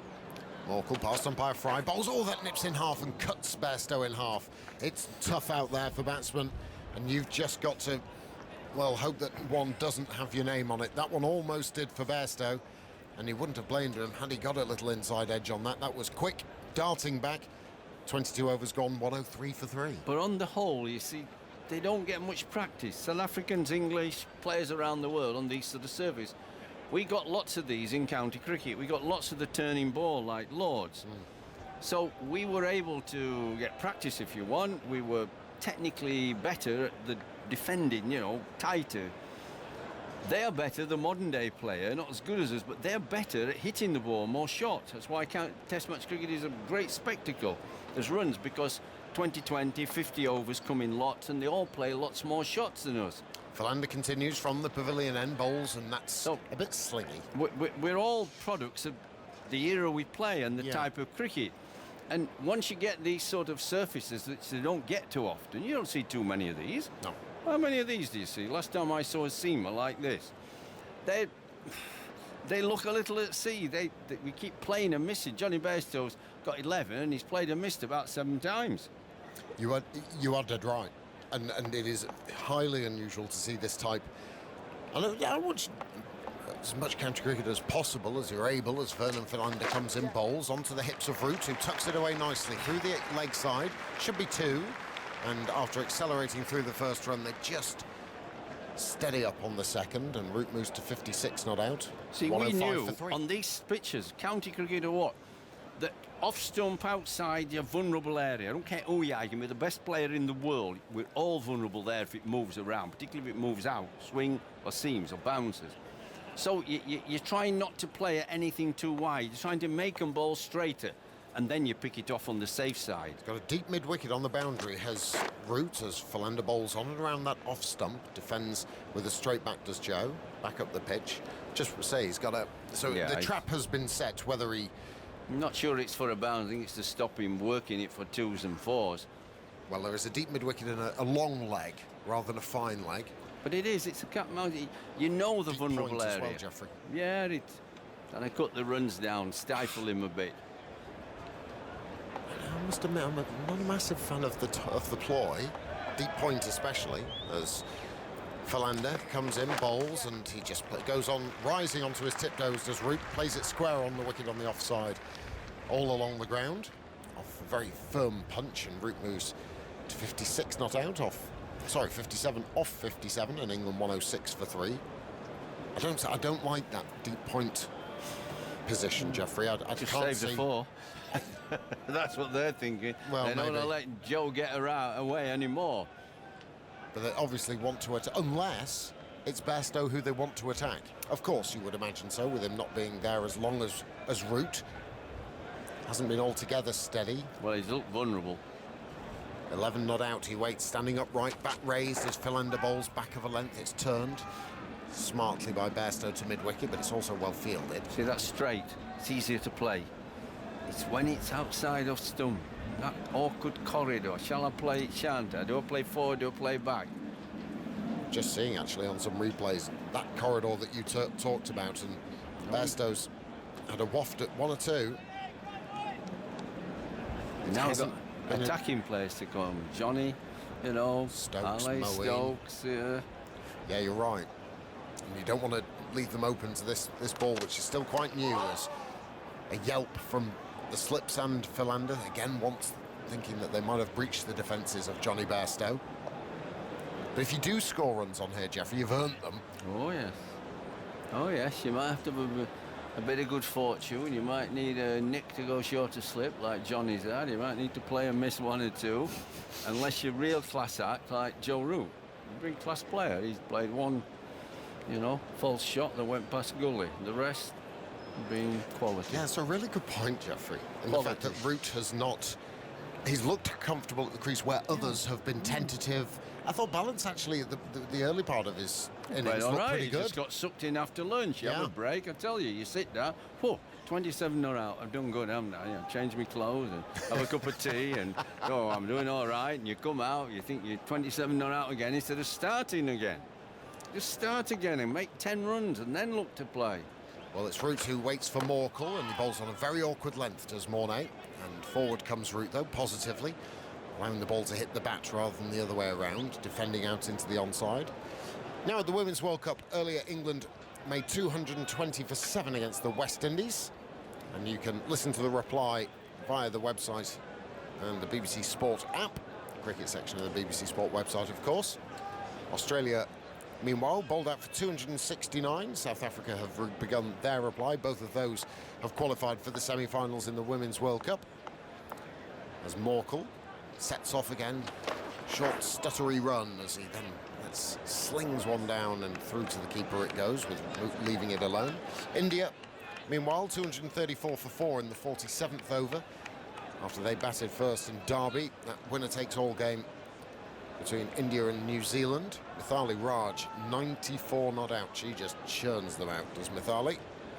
Sri Lanka, 173 for 5 in the 43rd against Pakistan for the race for the wooden spoon in the Women's World Cup. So don't forget 2 of those commentaries via the cricket section of the BBC Sport website. Here's Morkel, and Root defends, again with that lovely straight blade of his. Geoffrey Boycott has left us for the moment. Hello, Vonnie. Good afternoon. Good to watch this, isn't it? Great test cricket. Perfect bowling conditions, a little bit of seam movement. I'm trying to say I've got some jelly baby on my lips. You did have a little bit of sugary substance on the top of the lip. Yes. A little bit of white. Icing sugar on the jelly baby. Has he been attacking the sweet tray again?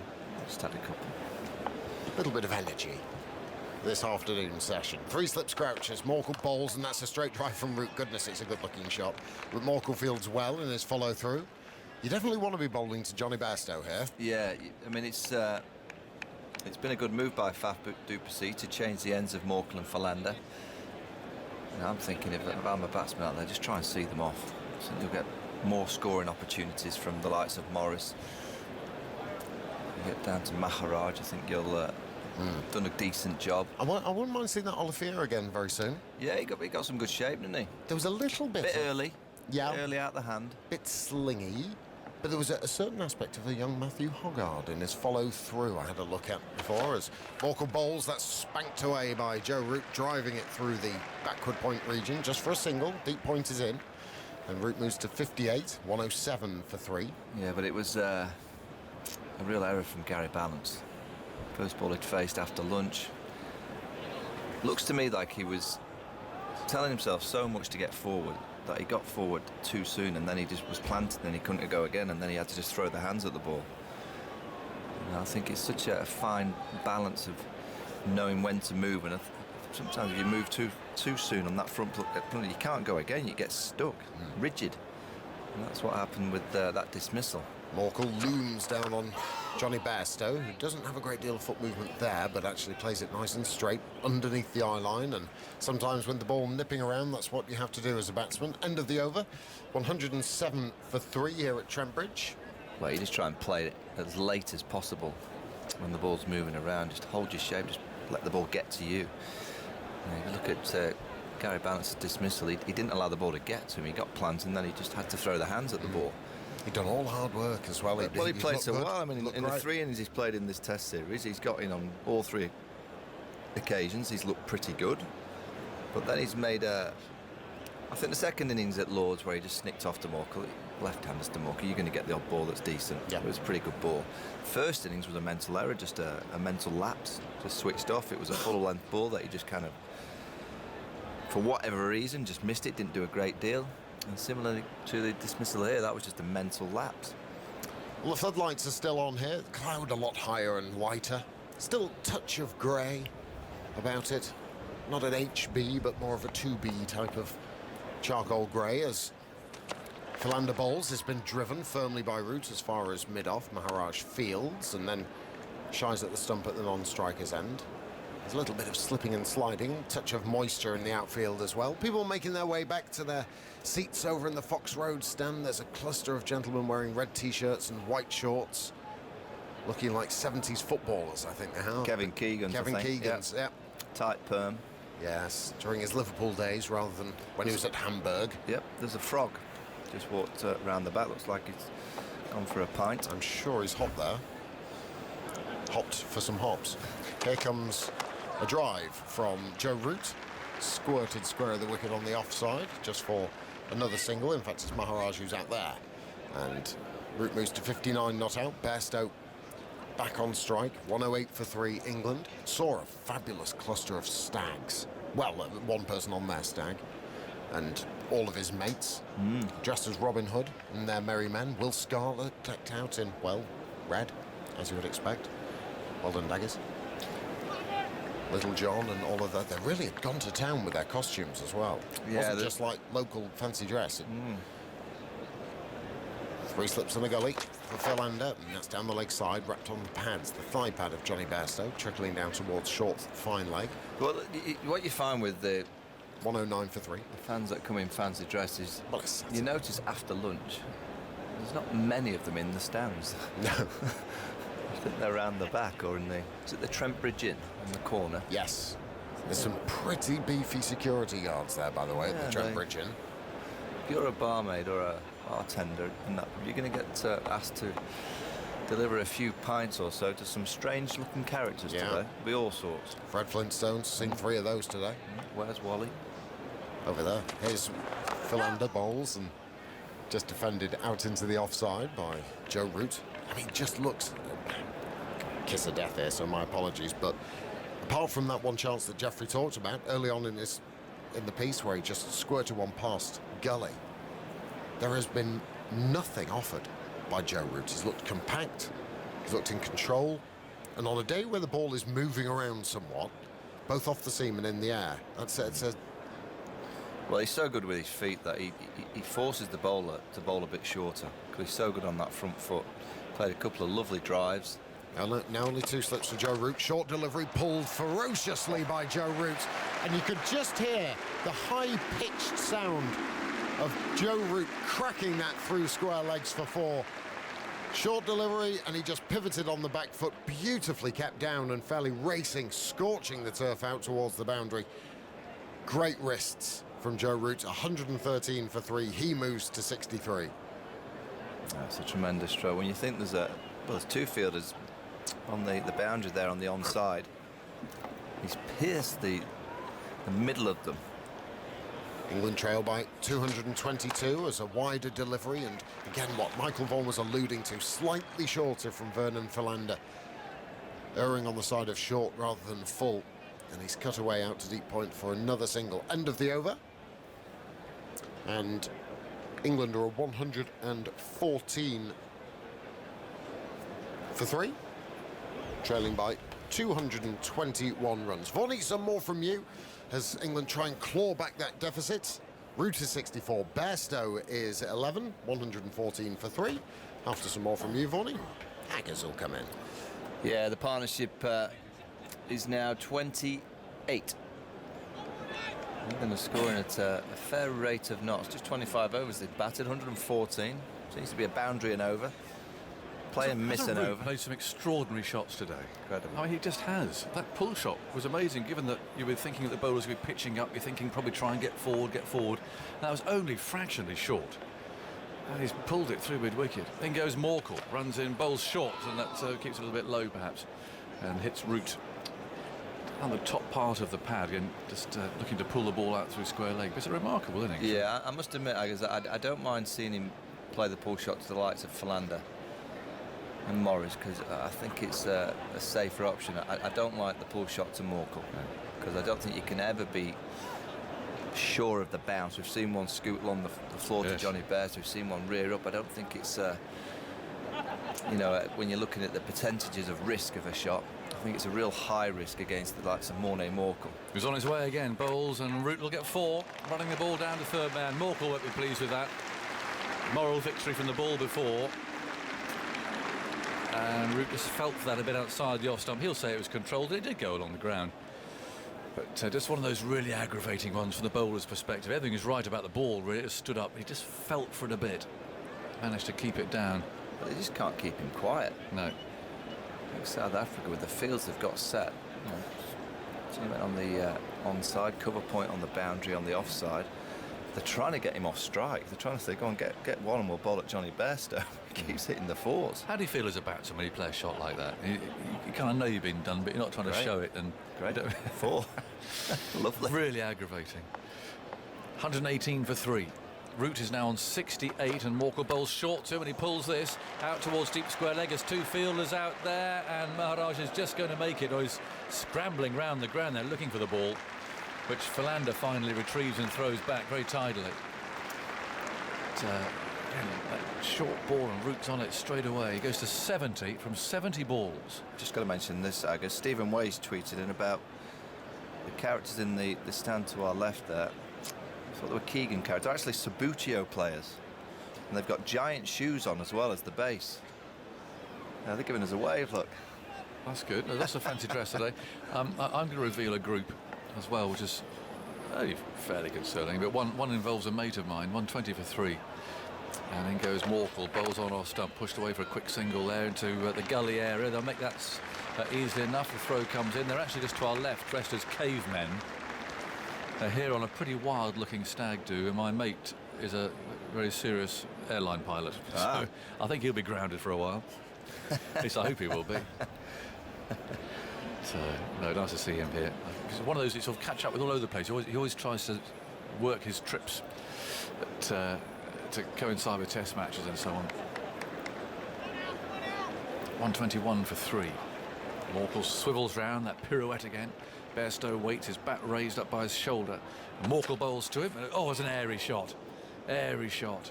Driving towards mid-off, it cut back a bit, went straight between bat and pad. And Morkel looks enraged. Somehow, Bairstow's off stump is still there. It wasn't far away. It's a very extravagant shot. That's ambitious. You know, it's one thing to play like Root is, but that is not there to drive at all. And it came cutting back. No, that's a poor stroke. He's actually looked a little bit aggravated. He's not quite been calm, has he, Johnny Bairstow? He's played quite a few shots, so you think, oh, wait a minute. Just hang in there for a while. I think so. Then goes Morkel again, and Bairstow, that's better. Allows that to go by outside the off stump. Just a bit of that. Wear these bowlers down a bit. Make them work hard. Well, Morkel can't have too many overs left in this spell. Probably one more, maybe.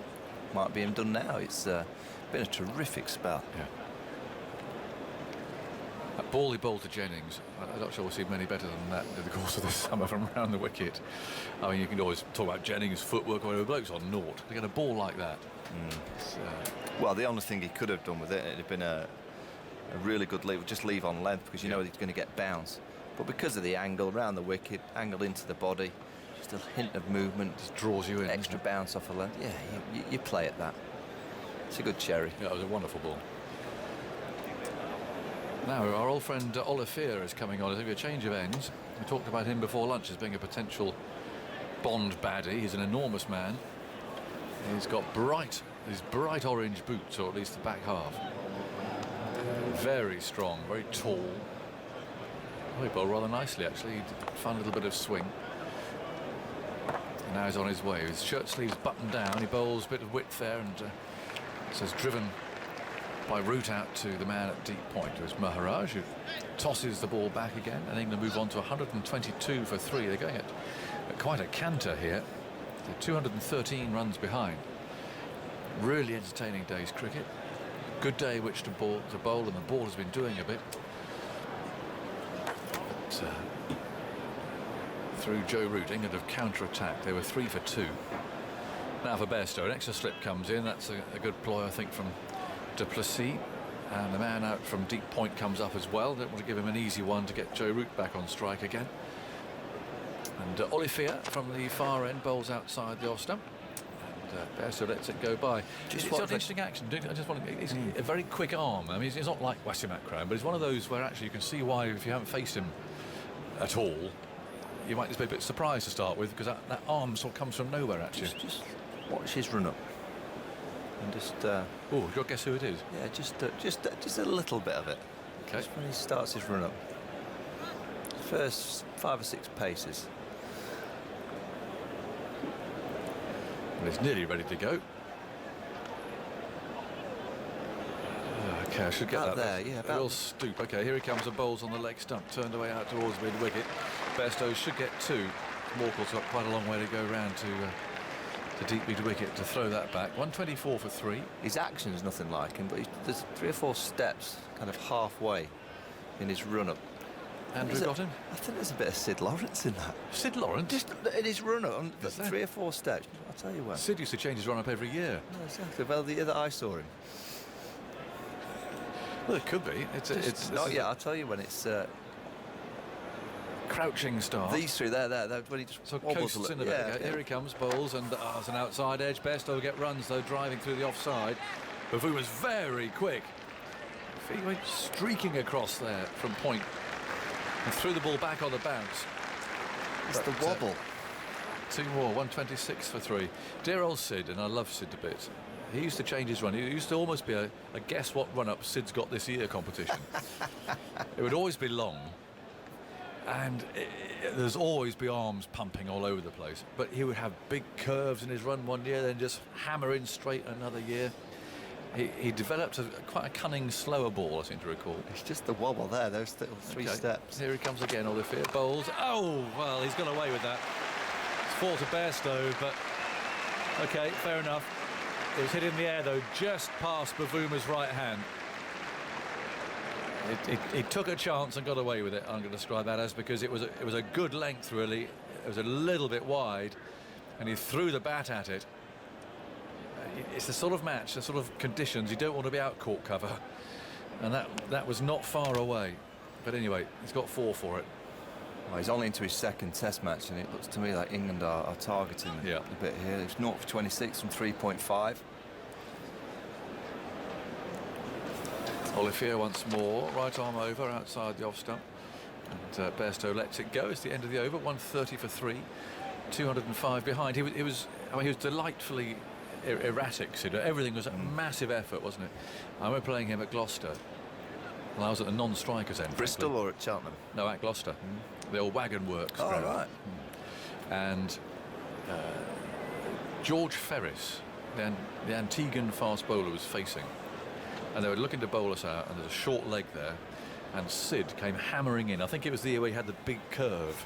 And he whistled as he came in. And in he came belting in, and he bowled this thing.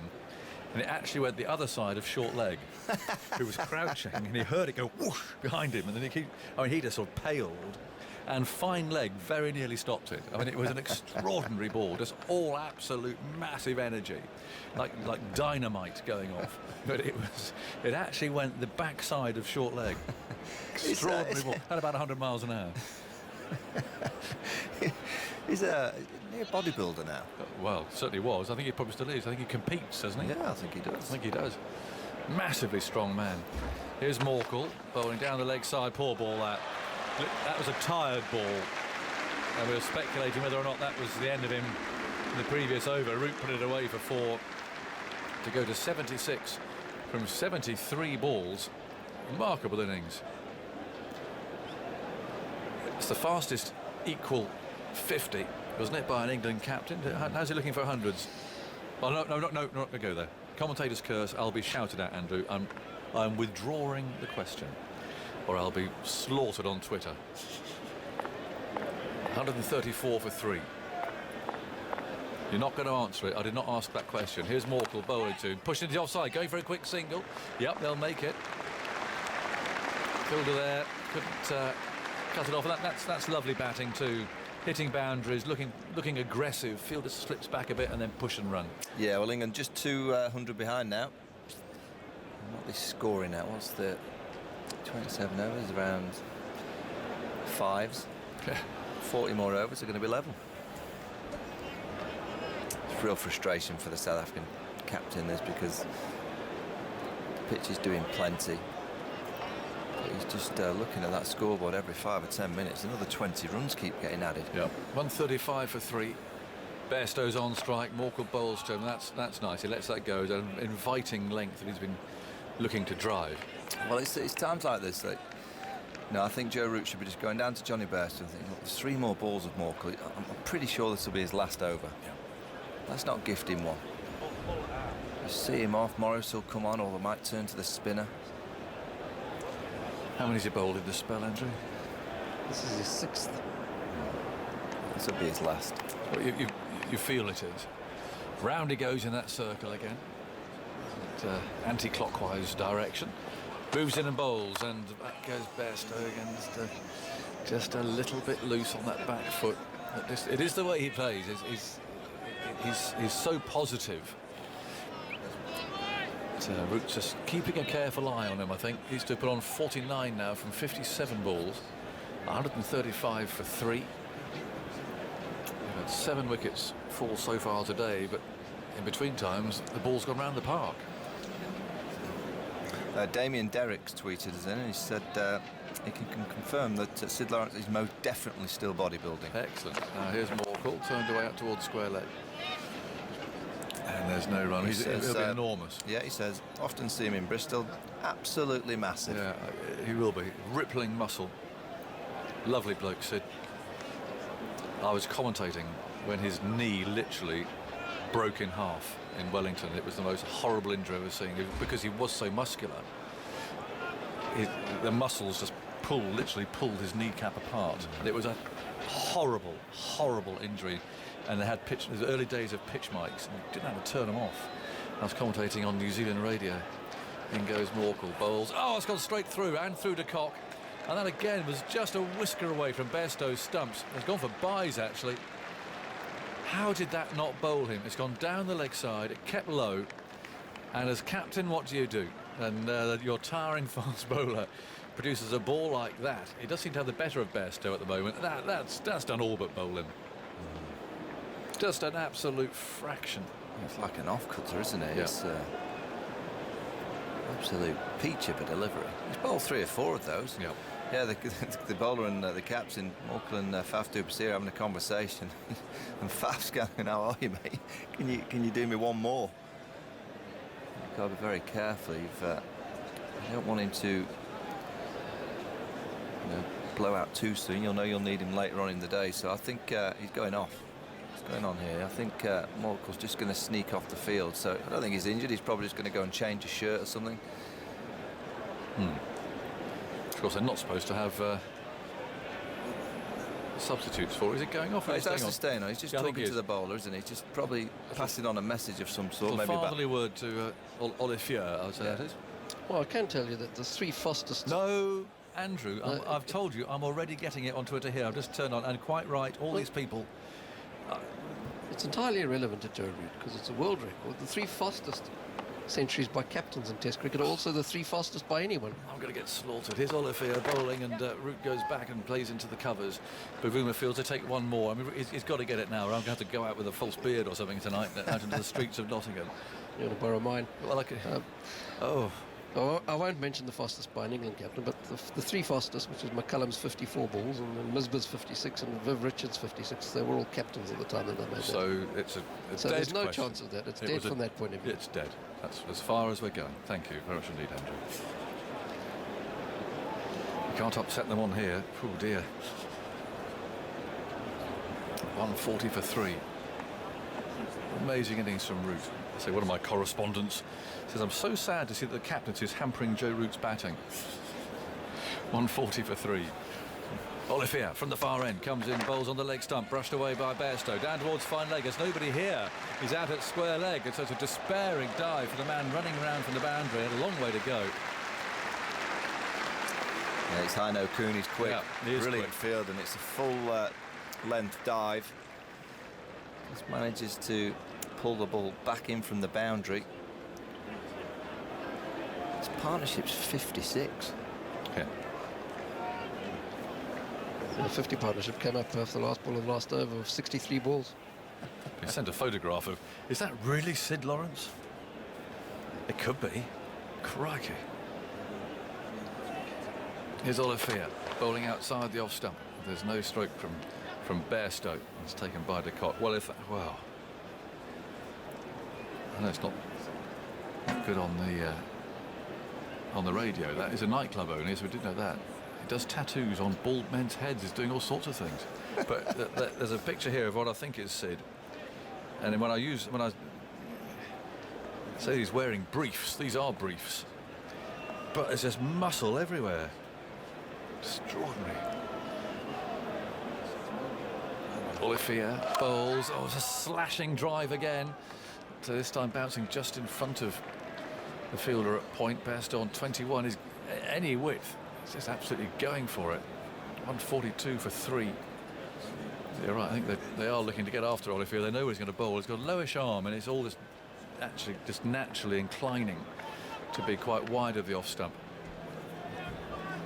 Well, I just think it's the kind of wicket that just gets your beams going as a batsman. You just fancy playing so many strokes. Sure, it's not that quick, so you can pull shot, the cut shot. As soon as it's up, your eyes light up. Olivier bowls, Bairstow forward as taps that away into the covers, fielded by Dean Elgar. I suspect he's enjoying his respite from the captaincy. Well, I think he's the polisher. He's giving the ball a good old polish. He's got a nice red stain on his trousers already down that left side. I'll retweet that photo of Sid. I assume it looks like him. Assume it is. If it's not, I'm sorry. Sid, 142 for 3. Olivier over the wicket. Oh, it's very wide, and in fact it's been called a wide by the umpire at the far end, and it looked like a bit more an effort ball, that actually, but his arm was inclined to go quite low, so a lot of it goes outside the off stump. I'll already protect that side. 143 for 3. Bairstow on 21. Joe Root 78 not out. That was the first wide of the series. The series? The series. Right. Olivier moves in, bowls again outside the off stump. Bairstow is trying to get after him every ball. That was a mistimed force down to mid-off. and no run. So 143 for 3, Bairstow 21. He's just got to be careful, Johnny Bairstow. It's Morkel is going to take another over agate. It's going to be his 7th of this spell.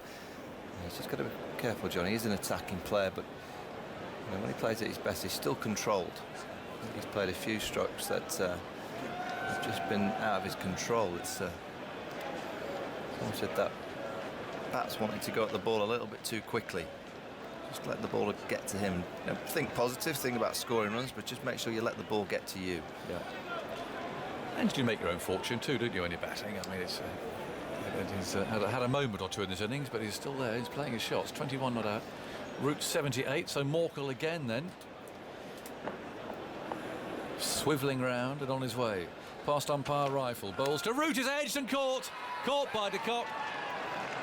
Now Root's out for 78.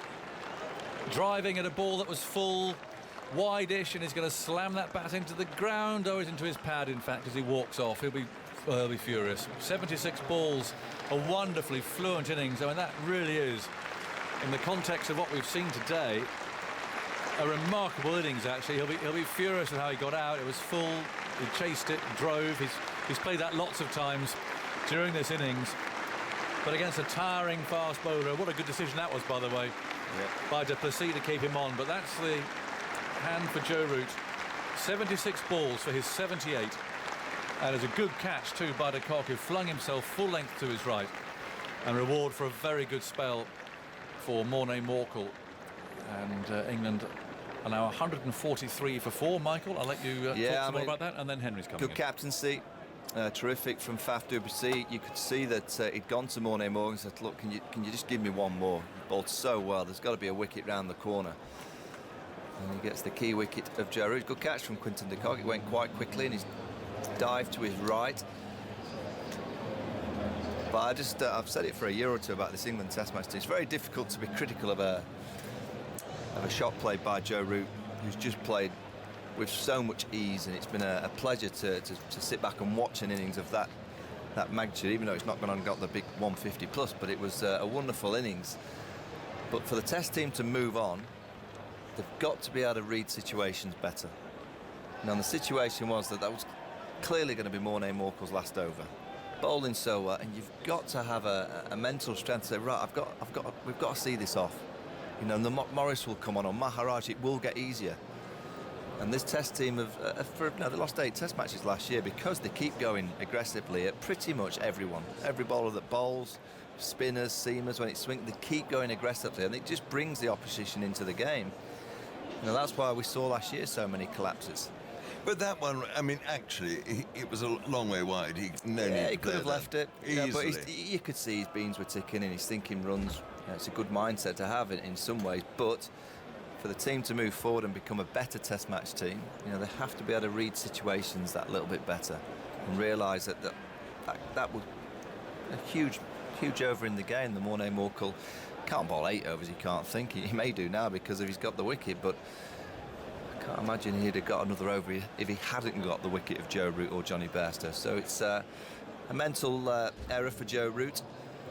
Yes, you thought in that over he might almost have been looking to leave it alone.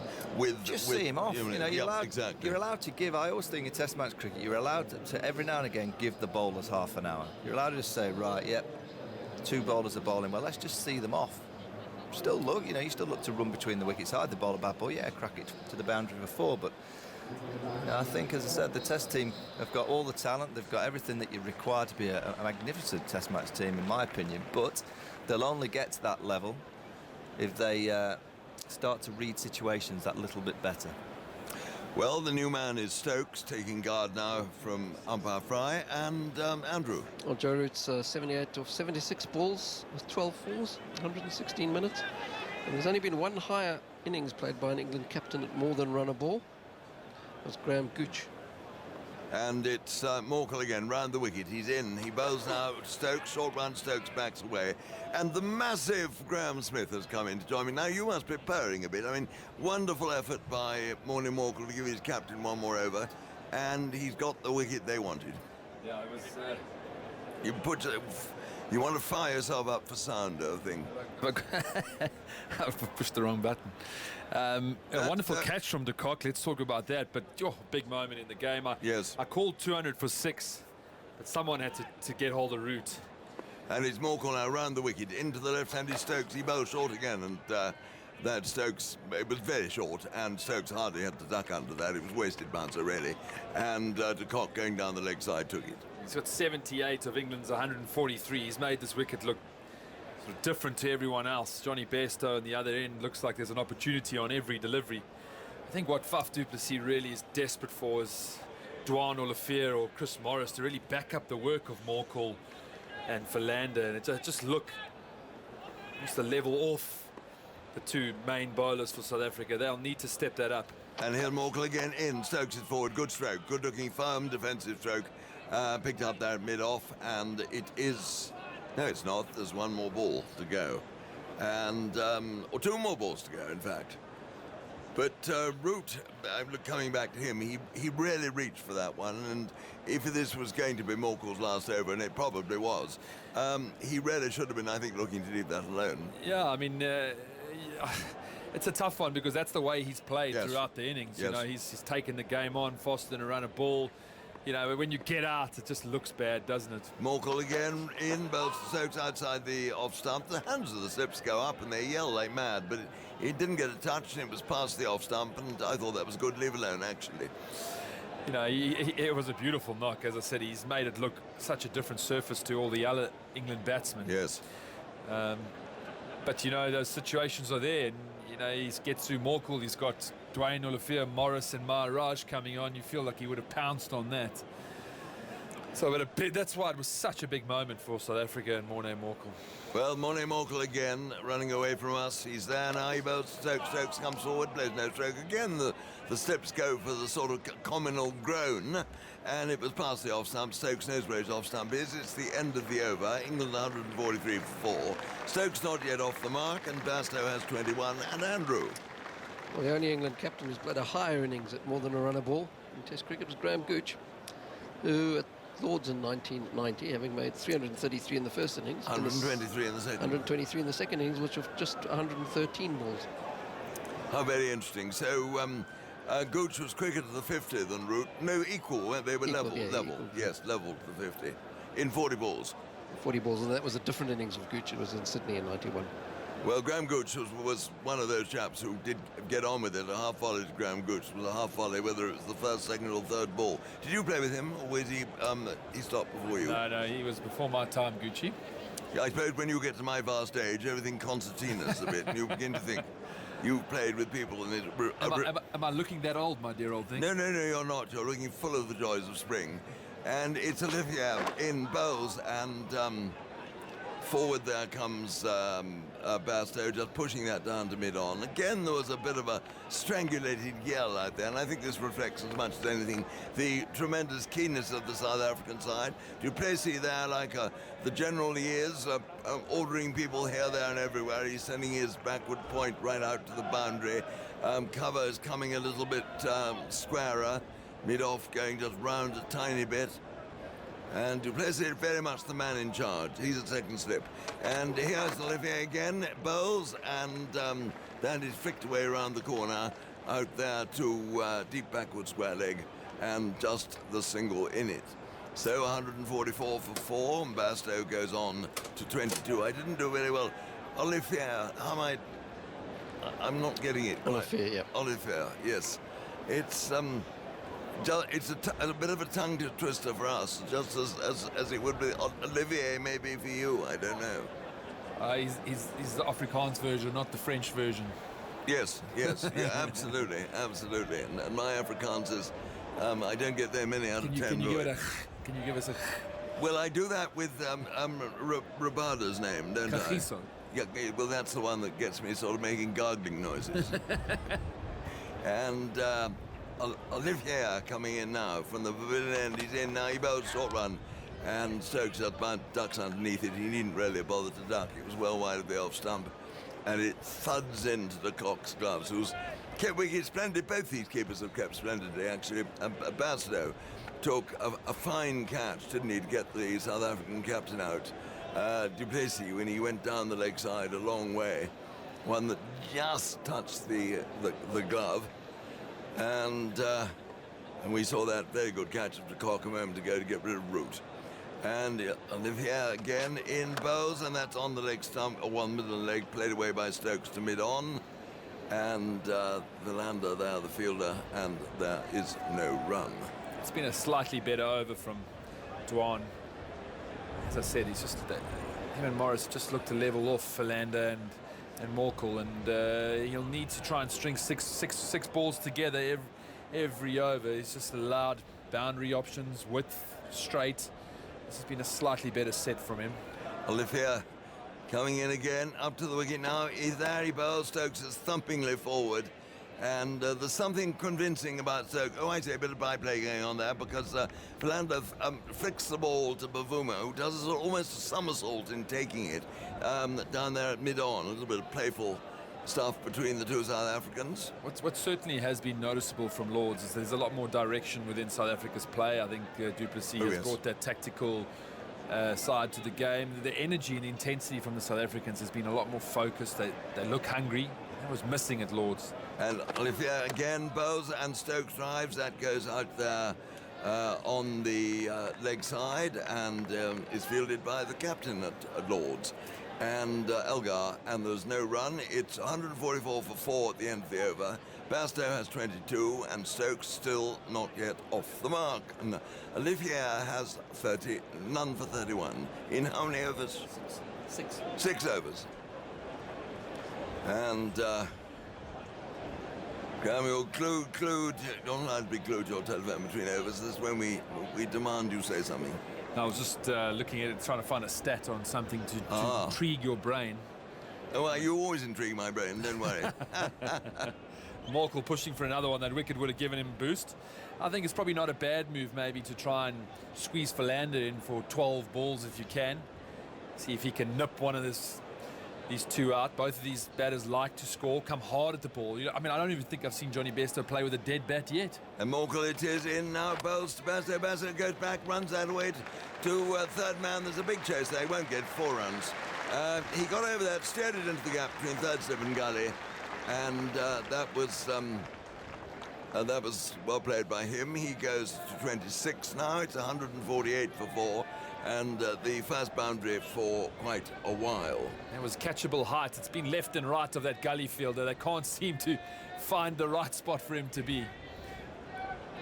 Yes, he steered it well, didn't he? I mean, if you give the batsman the benefit of the doubt. And is that a substitute fielder, Telford Graham Dunn, over there? No, that's Maharaj. Maharaj under his white floppy sun hat, which put me off. And it is Morkel again in outside the off-stump. Bairstow gets an under edge. He was going for a cut. It's going down to fine leg. They come back, scuttling back for 2. And that stroke seems to sum up Bairstow's innings. I'll tell you what, it's been a scratchy 28, yes. But he's at 28 or 40. England's 150 comes up. It's been at a rate of knots. But ultimately, I mean, I was asking someone earlier, has anyone seen De Bairstow play a defensive shot? He's just been going after the ball. Been lucky, fortunate, as you would say, Henry. A fortune favouring the bold. I don't know. He has decided that he's going to go for his strokes. He's got away with it so far. And does there come a moment when everything suddenly becomes right for him? We'll see. Here's Morkel in Bowlstrom. He drives that. He didn't quite time that. It was rather a wooden noise, and when it comes off the middle of the bat, it makes a much softer noise, straight down to Wilander at mid-on, and there was no run. But there again, the ball was up and in the slot, and Bairstow was after it. It's the way of the modern-day cricketer at the moment. No one's prepared to do the hard work, guts it out. So, they need to feel the ball on the bat, hit boundaries, feel the game moving forward. Always offers opportunities, though. Morkel again, he's in now to Bairstow. Oh, I say that one seemed to keep a bit low. He bent at the knees and dug that out, played it back to Morkel. But I think that one didn't get up quite as much as Bairstow expected. Yeah, there's been a spot just around a good length there. We've seen a couple go under the bat. And that was the thing you debate, really, when you win the toss on a tough morning like yesterday. You're often debating, what's going to be tougher, batting first or batting last. And the stats at this ground, batting last is a very challenging thing to do because it does get a little bit up and down. Yep.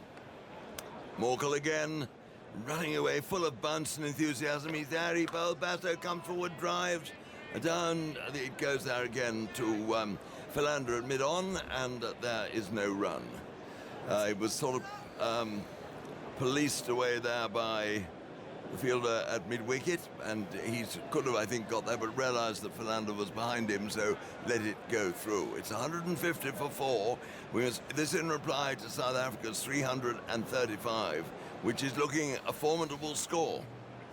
And England's deficit 185. Here's Morkel, he's in, now he bowls to Basto. Basto goes back to his stumps, turns it past the square leg umpire, and they run there through for the single. The footwork by square leg and just the one, so 29 now to Basto. Stokes still not yet off the mark. It's the end of the over. 151 for 4, and I don't know whether new gloves coming out for Basto. Something's being brought out anyway, and I think it's a swap over of gloves or something. And the emergency fielder anyway, he's running back to the pavilion. I think it's a good time for du Plessis to get Philander into the attack, the big wicket of Root. You know, if Philander can come on and open up the game now, skills. And it's going to be a Liffier from the pavilion end, and he's going to bowl now to Basto. 2 steps to gully. There the close fielders, they go down. Has Olivier bowls and Basto on the back foot into the ground, and the bowler fields and throws the ball away there to Bavuma in the covers, who carries on with the business of polishing. I can see a gentleman there walking in the Fox Road stand with a very bright blazer on, red, green and white stripes, and a Panama hat, a big Panama hat. He's walking down the steps. And, do you know, I rather think he's come back from the bar. There's something slightly uncertain about one of his steps then. Just a little bit wobbly it was. And here comes Olivier again, bowls, and that's beautifully driven, but no runs there, straight back to the bowler, who fielded very quickly indeed in his follow-through. And always frustrating for a batsman to hit the ball well, as Basto did then, but to find it goes straight back to the fielder, and you don't profit from it. And the lights are still on. I think once the lights have been turned on at the start of the day, they have to stay on whatever happens. I think that's the ruling. And Trent Bridge looking lovely. It's a full house today. The crowd purring. The purr's got a bit louder since lunch, as one would expect. And here's Olivier again, and that's driven on the up. Oh. And that has gone through the fielder there at mid-off. That's Philander, who turns round and chases it as though he's running uphill and into the wind. And he might well be, because that's gone for 4 runs. That should have been stopped. And you may hear a third, South Africa's former captain, Graham Smith, give a as that one went through, and he's shaking his head. Well, poor from Philander. Poor. The game is in such a tense position. You need more from your senior players. Awareness. He just looked stiff and cold on this breezy day. And you're always reluctant to chase after that because you know someone in the crowd is going to let you know that you made a mistake. Well, he did. He looked like he was running uphill, didn't he? You're just looking for a ball boy to throw it back so you don't have to make your way down there. 155 for 4, and Basto 33. He's over his bat again. In fact, he's holding it up in the air. And here's Olivier in, bowls, and Basto again drives.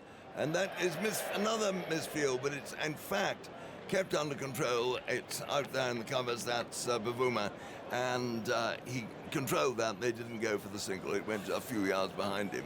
There's a big 48 overs left in this day. I think it pretty much dictate this test match what happens this afternoon.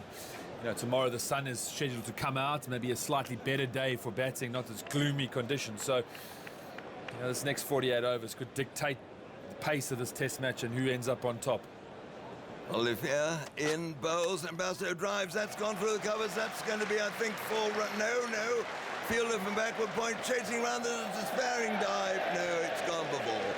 It was a tremendous race round the boundary there, but it was a despairing dive. That's Kun down there, and he pushed the ball round the post.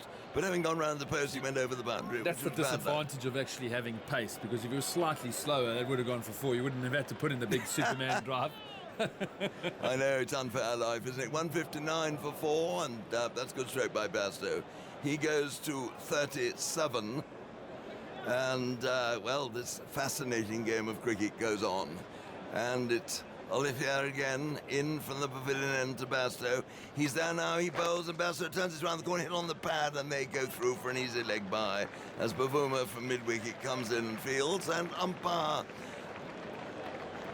the umpire at the far end, umpire not Taufel, I'm getting his name wrong, and it is Rifle who calls. Umpire Paul Rifle stands on one leg and beats the other. Bad newsmen on the second day who confuse your umpires. And the score 160 for 4. At the end of the over, Bairstow 37, played some good shots then, and Stokes not yet off the mark. It's a good move from Faf du Plessis. Philander taking off his sweater, tying his pants, getting ready to bowl. I think this is a very good move. It won't be a long spell. If anything, 12 to 18 deliveries. Du Plessis will be hoping that Talisman, the man that's got all the skill for this type of surface and overhead conditions, can pick up another wicket. Well, he'll be feeling a little bit chastened, Philander, won't he, after that one that he had go all the way through him. And knew if he'd known he incurred your wrath, he'd be shaking at the knees. Andrew, you're looking predatory. Ends an 8-over spell from Morne Morgan. Took 1 for 26 in that spell. And didn't he bow well? My goodness me, that was a really, for country, wasn't it? For president and country. I was going to say for queen and country, but you don't have a queen. You have a president. And it's Philander. He walks 2 or 3 strides, then there's gentle steps. Now he's striding out. He's up to the wicket. He bowled outside the off stump, going further away from the right-hander there, Bairstow. It was a sighter, really. It was a gentle one. And Philander on the way back looks rather suspiciously at the crease there, puts his foot down where it lands, the front foot, and then lifts up his boot and looks underneath it to see if there's anything that's got stuck to it, does it again. And he looks a chap who's sort of feeling his way back. He's a big man, he's quite barrel-chested, strong in the shoulder, turns now, below top pace, but very accurate. Here he is again, he's up to the wicket now, he bowls outside the off stump, and Bairstow plays that off the back foot into the covers, takes his bottom hand off the bat, and I don't know what he felt. Did he think that one lifted on him a fraction? I'm not sure why he would have taken the bottom hand off. Yeah, I think it was the toe of the bat. I think it just stayed down a little bit. Yes. I've seen that it's starting to happen a little bit more and more from this end. That's why any sort of first innings lead is going to be crucial. Yes, because that can only get worse. As Philander starts again into Bairstow, standing up, holding his bat up, waits for him, in bowls, and he's still on the pad, playing that away to the leg. OBW, is it? No, it's not. Will they appeal? I think they're going to. Yeah, yes. It just shaped away late. It looked like initially it was going down leg, but it had a little bit of a wave shape, which might bring those stumps into play, my dear old thing. Mike, I've never seen you get so animated. My Lemon Smithers. Can you want to front on spin vision, please? Not a no ball, anyway, we can see that. And he did it just, didn't it? I think that's out. It looks Doesn't to me. seem to be any bat. Can you give me ultra I think edge, the please? issue is going to be height. Maybe umpire's call on the top of the stumps. The It's umpire's close. It's just above the knee roll, which makes you think. No sign of any bat. The sneakometer is, well, we haven't seen the sneakometer yet, but I don't think there's bat there, is there? Yeah, ultra edge coming up. Yes, there is. There's an edge. There's an edge there. Yeah. So, thank you. I'm going back to the on-field umpire.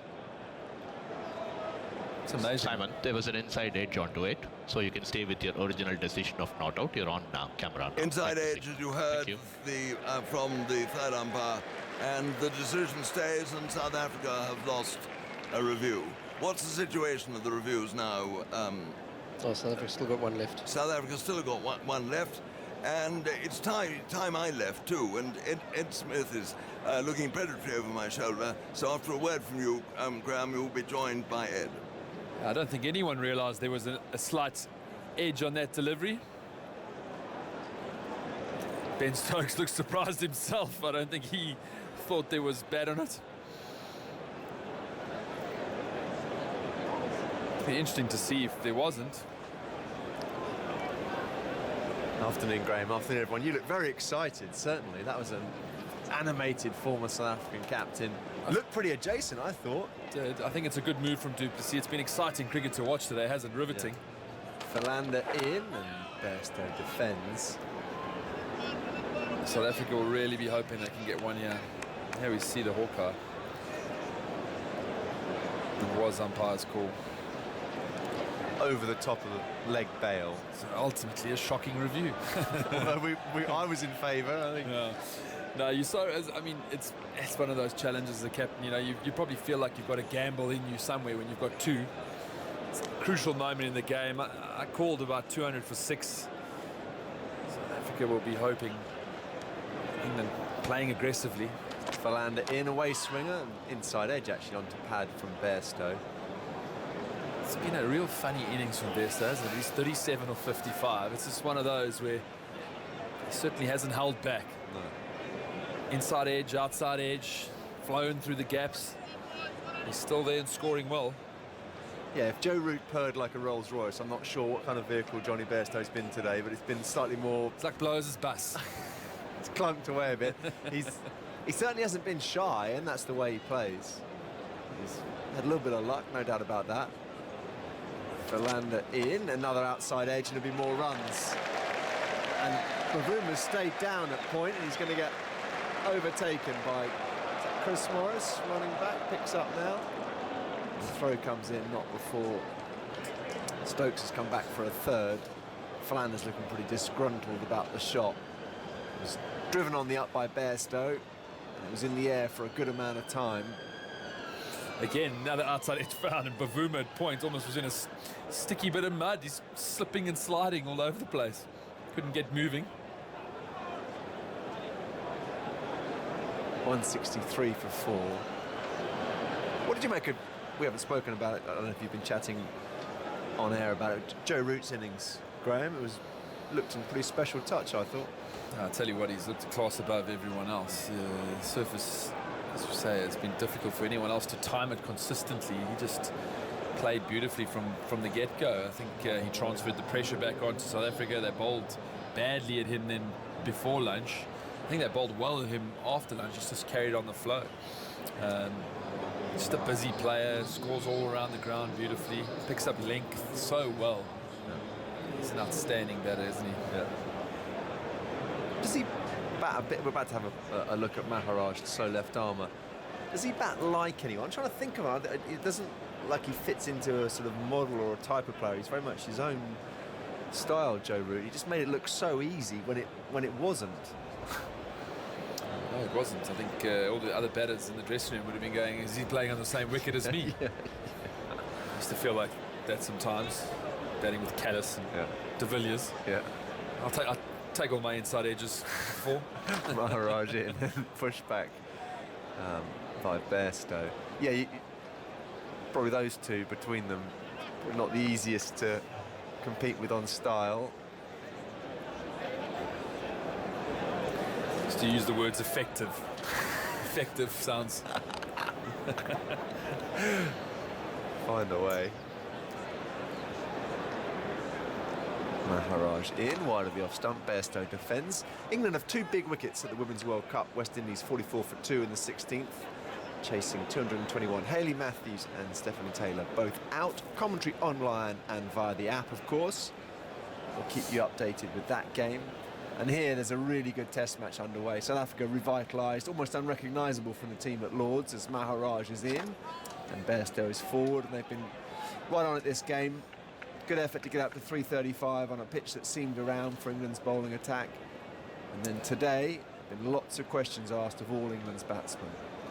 Maharaj in, Bairstow right forward. Maharaj's role here really will just be to keep it as tight as possible, try and drive the runs from one end. If he gets a wicket, it'll be a hell of a bonus for du Plessis, but the guidelines that would have been given to Maharaj is bowl me maidens. Let's get Here he is, sweep shot from Bairstow, straight to Amler at 45, no run.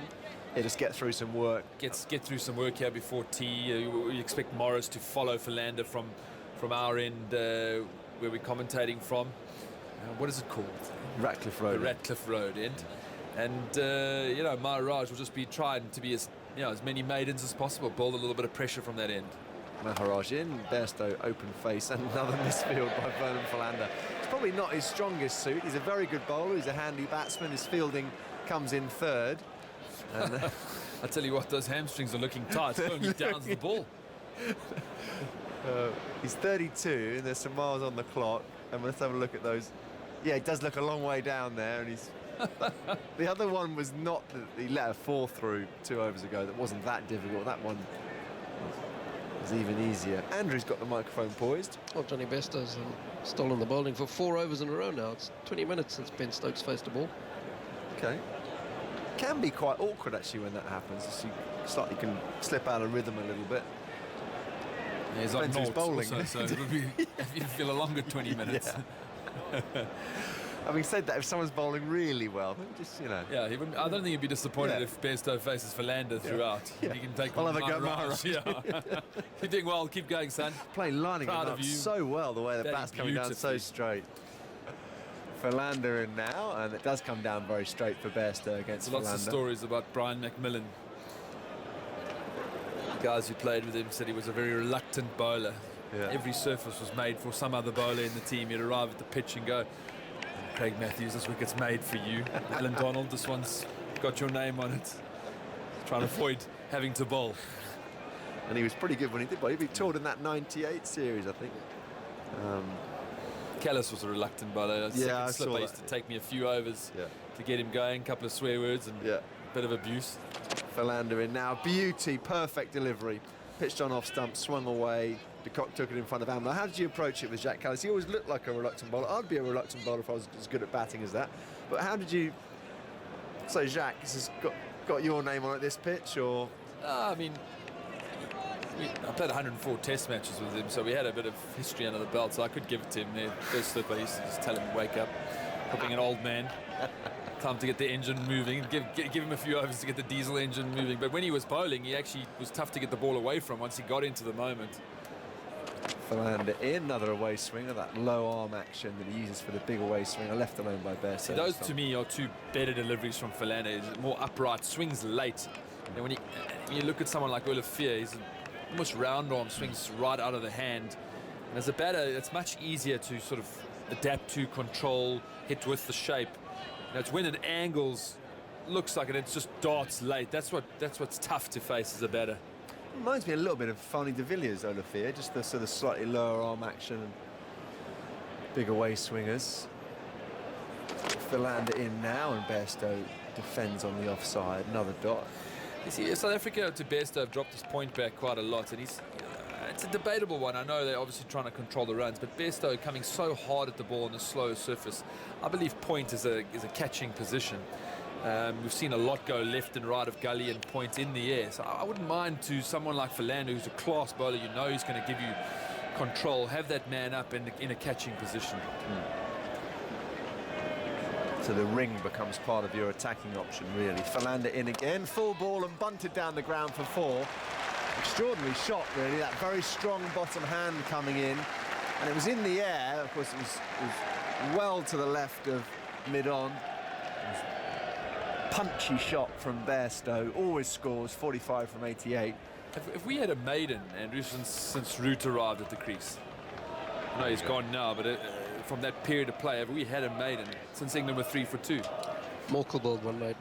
So we had one maiden. Who did he bowl that? It was, first ball we got the wicket, balance, and then the rest of the over to Root, well, to Bairstow, sorry. So we've had one maiden in how many overs? Sorry, I'm putting you under pressure now because it's been riveting. Balls beating the bat, balls flying everywhere. One maiden in the last 32 overs. There were 2 in the first 4 overs. See, that's the thing. I think it also just sums up some of South Africa. They've been good, but they haven't been at their best with the ball. Philander in again, and Bairstow lined that one up really well. He played it a bit later and more softly. Philander takes his jumper from the umpire, 168 for 4. Thanks, Graham. See if that point comes up if they're listening to you in the South African camp. It's a very good afternoon to Nottinghamshire resident off-spinning all-rounder Graham Swan. What have you made of the cricket today, Graham? It's intriguing, isn't it? When the ball swings, it's always good fun. You feel there's a wicket round the corner, but because the attacking field set, you get a lot of boundaries, especially guys like Johnny Bairstow who do go hard. You think he's thinking there's a ball with my name on it somewhere, so I'm going to score as quickly as I can. I've got to say, the Joe Root innings was just brilliant. The counter-attacking, fast, 70-odd. Such a shame he got out from an England point of view, and the danger now is that they won't get a lead. With him at the crease and going so well, you think, well, they'll get 450 here, but suddenly that 320, 330 looks a long way off, doesn't it? Yep. And Stokes finally gets to face a ball. Andrew, how many balls has he waited? It's 24 minutes since the last one. 5 full overs at best. 5 full overs at Bairstow. Maharaj into Stokes, still on naught, who's forward and defends. So Bairstow's obviously a true batsman. Counts to 5, gets the single. Although, when it's nipping around from Philander, I'm not sure I'll be counting that way. But count to 5, block it, and take your gloves off. Exactly. Now, how's Stokes going to play this? Is he going to counter-attack? Maharaj is in, and he's just defending back to the bowler. I think it's been a very good test match so far. Good pitch, that's evenly balanced between bat and ball. Here at Trent Bridge, when the clouds do stay, and it's a bit of a muggy atmosphere out there now, and the ball swings, it's great cricket ground. When the sun comes out, it can actually be very one-sided. The bat can really dominate here. Some very good swing bowlers have operated from this ground, of course. Recently, Ryan Sidebottom, and then go back to Hadley and Rice. Maharaj in. Caught! Yes, squeezed, I think. Bat onto pad, and he's given. And Stokes will walk off. Well, that long wait didn't do Stokes any good after all. It was a decent ball, a little bit of turn, maybe from some foothold. He was forward, and I think it squeezed a bit of everything. And a sharp catch by Quinton de Kock. Not easy, that. You see here, inside edge onto the pad flat. That's a very good catch. Did well to parry it and then took it cleanly at the second attempt. Big wicket for South Africa. Stokes could have turned the tables in terms of momentum. Yeah. He's gone 5 down for 168. Yeah, the worst thing from a batsman when you're playing on a seaming wicket, the spinner comes on, you don't want to get out to that spinner. It was a good ball, it wasn't great. He's actually just waiting round now. I think the third umpire's going to have a look to see whether this ball ricocheted off de Kock's helmet on the way up. Okay. Of course, if it hits the helmet, it renders the ball dead. It's definitely an edge. It just sort of landed in the foothole, hit his gloves and ricocheted off the shoulder. Fine. And they're going to have to get a camera angle here to see whether the ball just flicks the helmet as well. If it flicks the grill, Stokes is safe and he'll walk back in. The angle I saw, we'll see a better angle fair delivery. Can you move on to front on spin vision?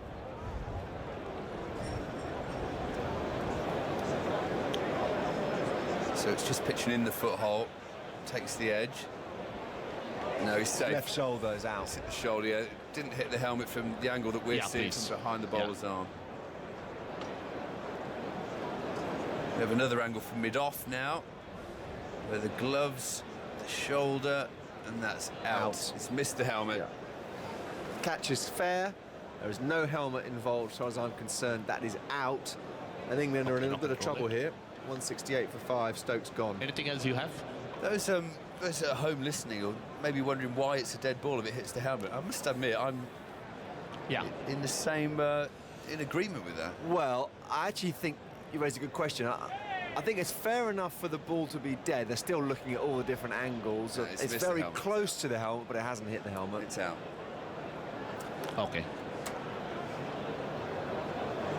And that's safe. Just rock and roll it. The crowd think this has hit the helmet. I think they're trying to kid the third umpire. He's now walking. They're all cheering. They're trying to kid the third umpire. I think this hasn't hit the helmet. It's hit the shoulder. Forward, frame by frame. And then it's gone straight up in the air, and the helmet comes out. No, for me it doesn't hit the helmet at all. No, there's not enough to show. He was given out in the first instance. There's not enough to overturn this at all. I think there's an inch or two of clear air. So Get on with it, Yeah, give it okay. I've made my decision. The decision is out. You can load it on the big screen. Correct. Thank you. And also the on-field decision was out as well. Exactly. So there's not enough evidence to overturn, even if it did, which I don't think it did, flick a tiny part of the grill. There's boos around the ground. You have to think they're patriotic boos, because had there been a South African batsman in a similar situation, there would have been all hell let loose if he'd been given not out. So it's a fair dismissal. Stokes has to go for the horrible batsman score of none. Just wonder, let's come back to your question as Moeen Ali trots out at number 7 for England. Why does that rule exist, that law exist, where if the ball after an edge hits any part of any fielder's helmet, the ball is dead? It makes sense for fielders in front of the wicket, because otherwise they could sort of almost charge towards the batsman with indifference with their head. But for a keeper, particularly now after the injuries to Craig Kieswetter, Paul Downton, where keepers increasingly wear helmets to protect against eye injuries, I don't see... Well, also now in junior cricket, it's the law that keepers have to wear helmets. So these guys growing up wearing a helmet, they've got no choice but to wear a helmet. So if the ball hits it, why should you be penalised? So I don't really get it. It's a safety issue. You don't want to see people bleeding or worse on the field. So I think they need to have a look at that, to be honest. It was a good ball from Maharaj, though. A bit of air, a bit of flight, just landed in the foot, a slight bit of turn. Stokes was angry with himself. I know why, because he was defensive. Yeah. And he'll be going off thinking that was right in the slot. I could have smacked that. I don't think he's the best starter against spin. I think that's, no batsman's perfect, and that'll be one of the things he's slightly less good at than other things. Andrew's poised with the microphone as Moeen Ali goes about taking a guard, which looks to me like at least middle stump, if not middle and off. Well, Ben Stokes, a 12-ball duck with Bairstow taking the bowling, plus the length of time for Stokes' dismissal took him 37 minutes. And a long wait on the outfield before he got a slow death as well. So all in all, frustrating innings. Moeen's first ball, Maharaj is in. Moeen swooshes it away for 4. I love the way this bloke plays. It's wonderful. He's done that all his career. I think he maybe have gone off the mark in Test cricket against India with a shot like that. Somewhere between a slog and a slug sweep and a drive. No nonsense. A hoist. Yeah, and this is exactly what Ben Stokes will be thinking he should have done. A very similar ball, just flighted up into the footholes. Moeen very simply 1 foot down the wicket. There's no man deep at mid-wicket, so we just swatted it out there. A couple of bounces and 4. There's a reason why I think Moeen Ali connects, and so does Ben Stokes actually, connects so well with the cricketing public, as he plays with such an untroubled freedom and nonchalance. It's great to see. Well, it's brought about the change of field, so immediately there's no short fielder in front of the bat, which is a massive bonus if you're a batsman. Maharaj in. Moeen Ali is almost beaten through the gate. Maharaj finding some turn here. A couple of people will be interested in this. Moeen Ali himself with his bowling part of his brain, and also Liam Dawson. That one turned sharply, actually, Graham. Well, it's into the footholes, so it's good bowling. Maharaj again. Moeen Ali uppish drive to straight mid-off. He is not shy against spin when he begins his innings. Loose as a goose. Moeen Ali. Yeah, there is a bit of turn out the footholes. Off the virgin surface, there's nothing so far. But good over by Maharaj. The ball's drifting. And Michael Vaughan spoke this morning about any spinner worth his salt. If you can get the ball to drift, causes problems for the batsman. And there only has to be a bit of turn, and you bring in both edges into play. So well bowled Maharaj. Yeah, Stokes has got to go in England. 172 for 5, still 163 behind. Right up against it, Ed. And Philander is going to bowl the next over, and that'll be an interesting challenge. Thought from you, Graham, on how Moeen Ali is going to play the seamers. Andrew might also have a word, and I'll make way for daggers. Yeah, I think Moeen Ali will play as Moeen Ali does. He's got that Gower-esque, laissez-faire attitude to batting. It's brilliant to watch. And he wants to be known as more of a batsman. It's been highlighted. He doesn't want to be known as a bowler who bats a bit. We welcome back Charlie Dagnall. Here's Philander then, bowling. Oh, a little tempter outside of off stump, which is trying to draw Bairstow in. Bairstow knows his game. Bit of a frantic fumble for the headphones there, it was, Charlie. Really. I was ever so just frenetic. You're not doing the slips this week. Third man, please, mate. As ever. Hello, Andrew. Hello, Charles. Make that the 6th time Moeen Ali's hit the first ball he's faced in the Test innings before. Of those 6 times, Andrew, just what you want just before tea, this, Andrew. Have you got his final scores? Oh, I like that. That's a good shot, Charlie, yeah. Thank you. 8, 6, 4. 4, 4, 4, 4. 172 for 5, and that's Fuller from Philander. And It's worked to mid-on. There is no run. Is that sort of pre-tee feel about the crowd at the moment out there? Yeah, well, they're a bit on edge. You heard them all desperate for Stokes to be reprieved, despite there being absolutely no evidence to the contrary. They all saw him as not guilty on the way off. Good old one-eyed thinking. Well, plenty of them will be listening to us, aren't they? Give us a wave if you can. If you're listening to us on those earpieces. There you go, 15,000 people just waved. Yeah, well done, everybody. well done, everyone. Oh, I definitely saw one wave over in the Hound Road stand. Well done, Man in Black.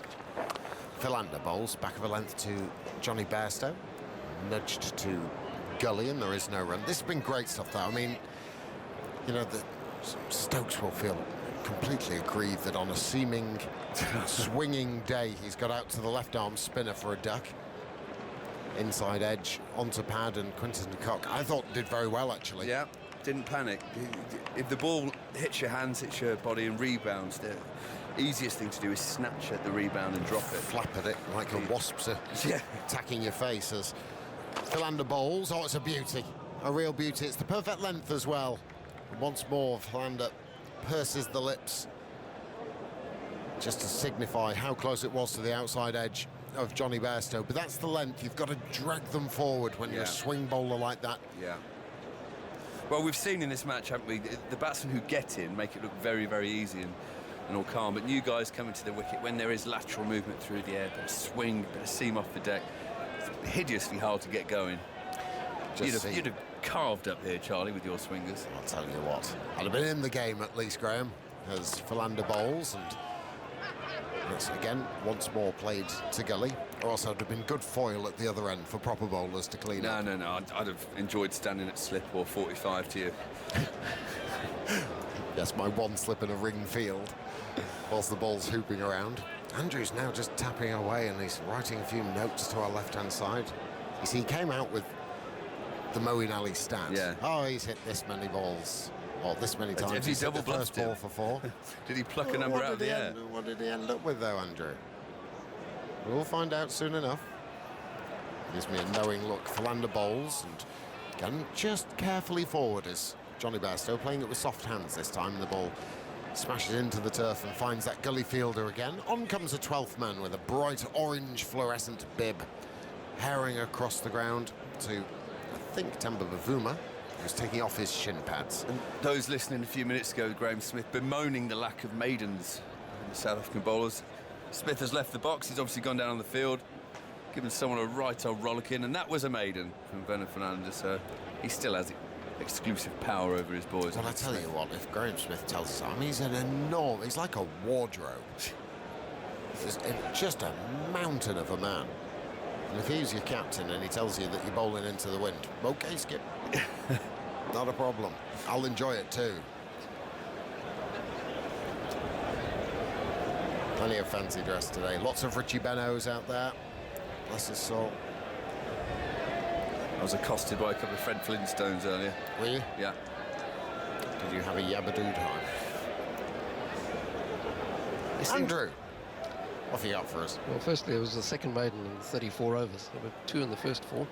Maharaj continues with his left arm spin. Forward comes Moeen, just turning it round the front pad to mid-wicket just for a single. So Bairstow comes back on strike, 5 shy of a half century, 173 for 5. Moeen scores in the innings where he hit the first ball he faced for 4. Well, the first time he did it, he was out second ball. There we go. There's your 4. There's the 4. The other scores were 32, 39, 58 and 32. So we're due a flashy 30. Yeah. So set your stall out. You're on racing down to the bookmakers. Samson said. Every time he hits the first ball for 4, he averages around about late 30s. Don't listen to me, whatever you do. Thank you, Andrew. Here's Maharaj to Bairstow, and it's just beaten him outside the off stump. Again, he's getting just a little bit of hold there, Maharaj. I don't think it'd be late 30s. The 4 would bring the average down. The Oh, mean of course average it is would. coming right down. I think you're talking high 20s, low 30s now. Get my calculator out. I'd like to do it mentally as forward comes Bairstow. Do you want to do it, or should I tell you? No, Yes, just you tell me. 33. 33. Low 30. There we go. There we go. 33 is the average. Just a nice stat for 20. the Alistair Cooks out there who live and breathe their stats. or in the offside ring, if you like, as Bairstow goes onto the back foot, punches it firmly. They think about a single, but Bavuma is very deep at that cover point position. Interesting. Oh, that's why. Well, Paul Simon Fry, the umpire, is actually at point rather than square leg. There is no short leg in place to mask what he can see from the crease. So he can't be bothered to make the switch, I suppose. Maharaj bowls forward. He comes again. Bairstow just dead bats it straight in front of him. People just making their way off from their seats, maybe getting an early start on. We get a scone. Bairstow drives. He goes to mid-off. Morkel fields, and there is no run. End of the over, a good one from Maharaj. He's doing a good job. Is head of Masharov. He's England at 73 for 5.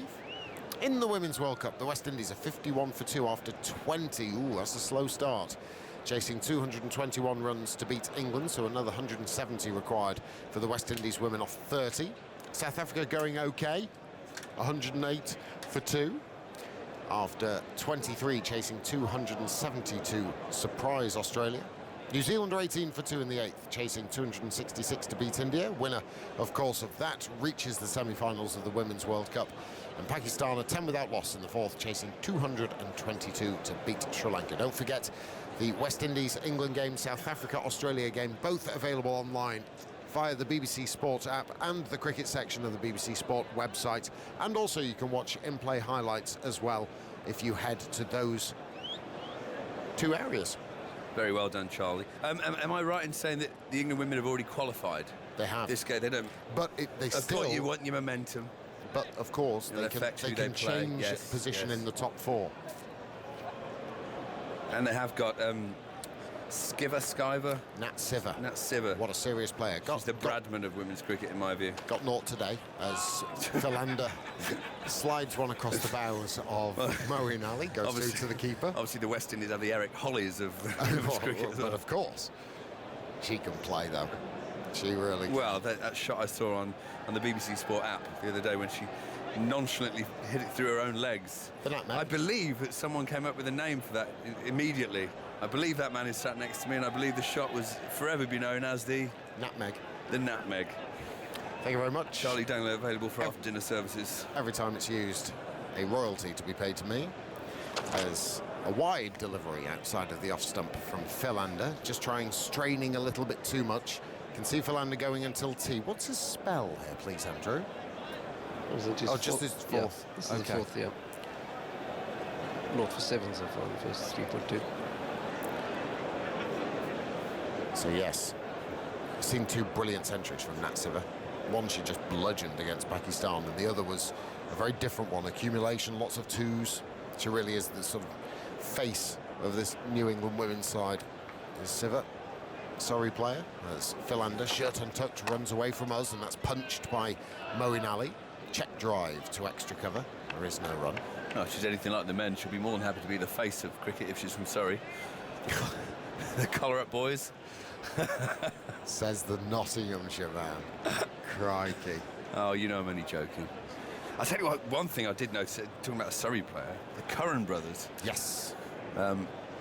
Tom is the elder of the 2, isn't he? The right arm, and spitting double of his father, Kevin Curran, who was my captain when I first played at Northamptonshire. I could not get over how similar he was in looks, in bowling action, batting, everything.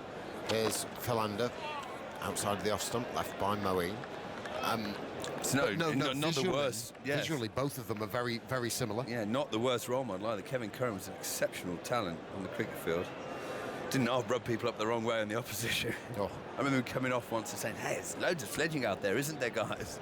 And everyone else looked around and said, "No, we haven't heard anything." It was just Kevin who got it. But he was ferocious competitor, very good cricketer. And part of that great Northants side, the Paul Taylors, the Alan Lambs, Kevin Curran, Ripley, the wicketkeeper, David, Rob Bailey, as Moeen punches elegantly through the offside, and a coup from around the ground of admiration for yet another delicious stroke from Moeen Ali. On the back foot, slightly away from his body, but the connection was pure. And 4 more runs to England, 177 for 5. You summed it up, Charlie. Delicious. watch this all day. He is the, the Asian Gower. Just wonderful to watch. Gower with a beard. And do you know what? I mean, people say it about... I don't know what it is about left-handed players. No, it's not all left-handers. Come on, Cook and Strauss. Oh, no. Nick Smith. Knight. I still maintain, as Philander runs away from us, a little in-swinger to Moeen Ali. And it's turned to mid-wicket. There is no run. It's the end of the over. 177 for 5. England trailing by 158 runs with Bairstow on 45 and Moeen Ali 9.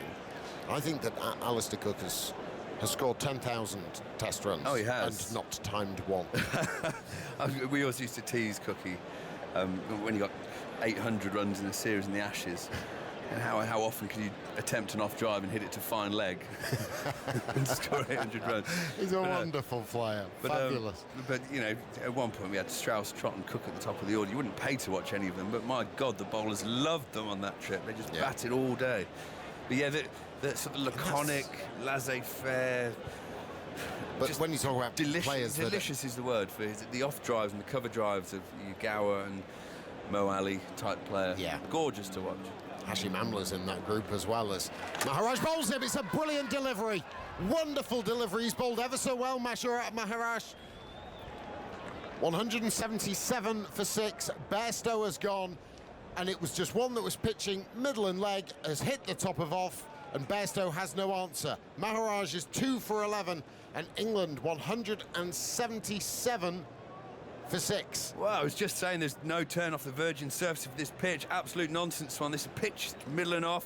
Beat the outside edge. Bairstow just played forward. I couldn't quite believe what I'd seen, to be honest. Bairstow stood there. He couldn't believe it either for a good 20 seconds, hoping for a reprieve. I don't know how you get a reprieve from that.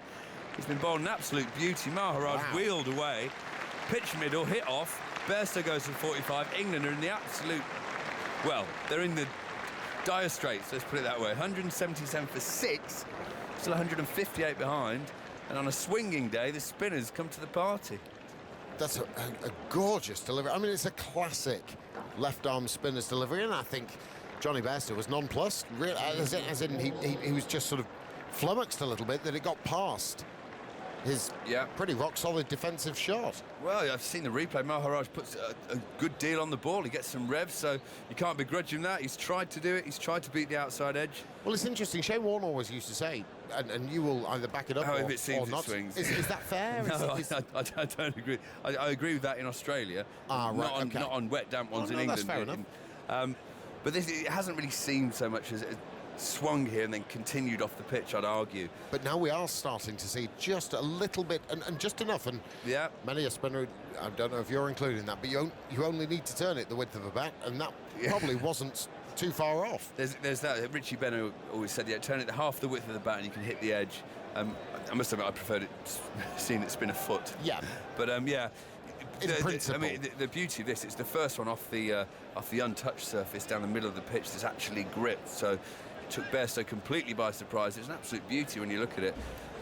When you see a replay, it won't look, say if it was in India or Bangladesh, like a ball that should get you out, because it's not turned extravagantly, but it doesn't have to in England.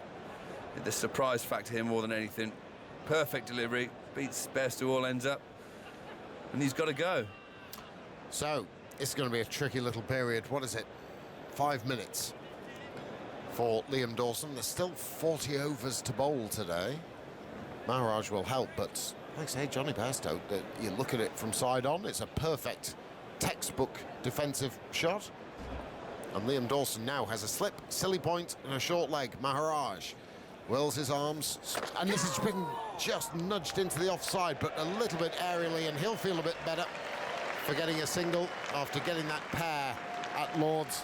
He's one not out, and that's why the slightly ironic applause for Liam Dawson. 178 for 6, Andrew. Well, it's his first run in 4 innings, because in his debut, Chennai got a duck in the second innings as well, having made 66 not out in the first. Now, don't forget, this has gone off in a big way, actually. What has, Charlie? Face boinks. Now, it's a new social media stream, which is actually on Facebook, but don't say anything. Facebook's Live will be with you at tea as Maharaj comes in, bowls. That turns sharply back at Moeen Ali, who plays it with lovely soft hands, and it trickles down to short fine leg. Jeff Boycott will be taking your questions on the test. Match special Facebook page. Facebook's Live. Can you ask him anything? I would imagine so. He'll probably answer it too. Can we limit the amount of Nottinghamshire questions coming in about Derek Randall's run out? I don't think we should. Yeah. We've had 4,000 people who have asked us. One says, I remember your 100th 100. Well played. Maharaj from Mrs. Boycott. Yeah, Maharaj just calling to Cock for a quick chat, mid-wicket now.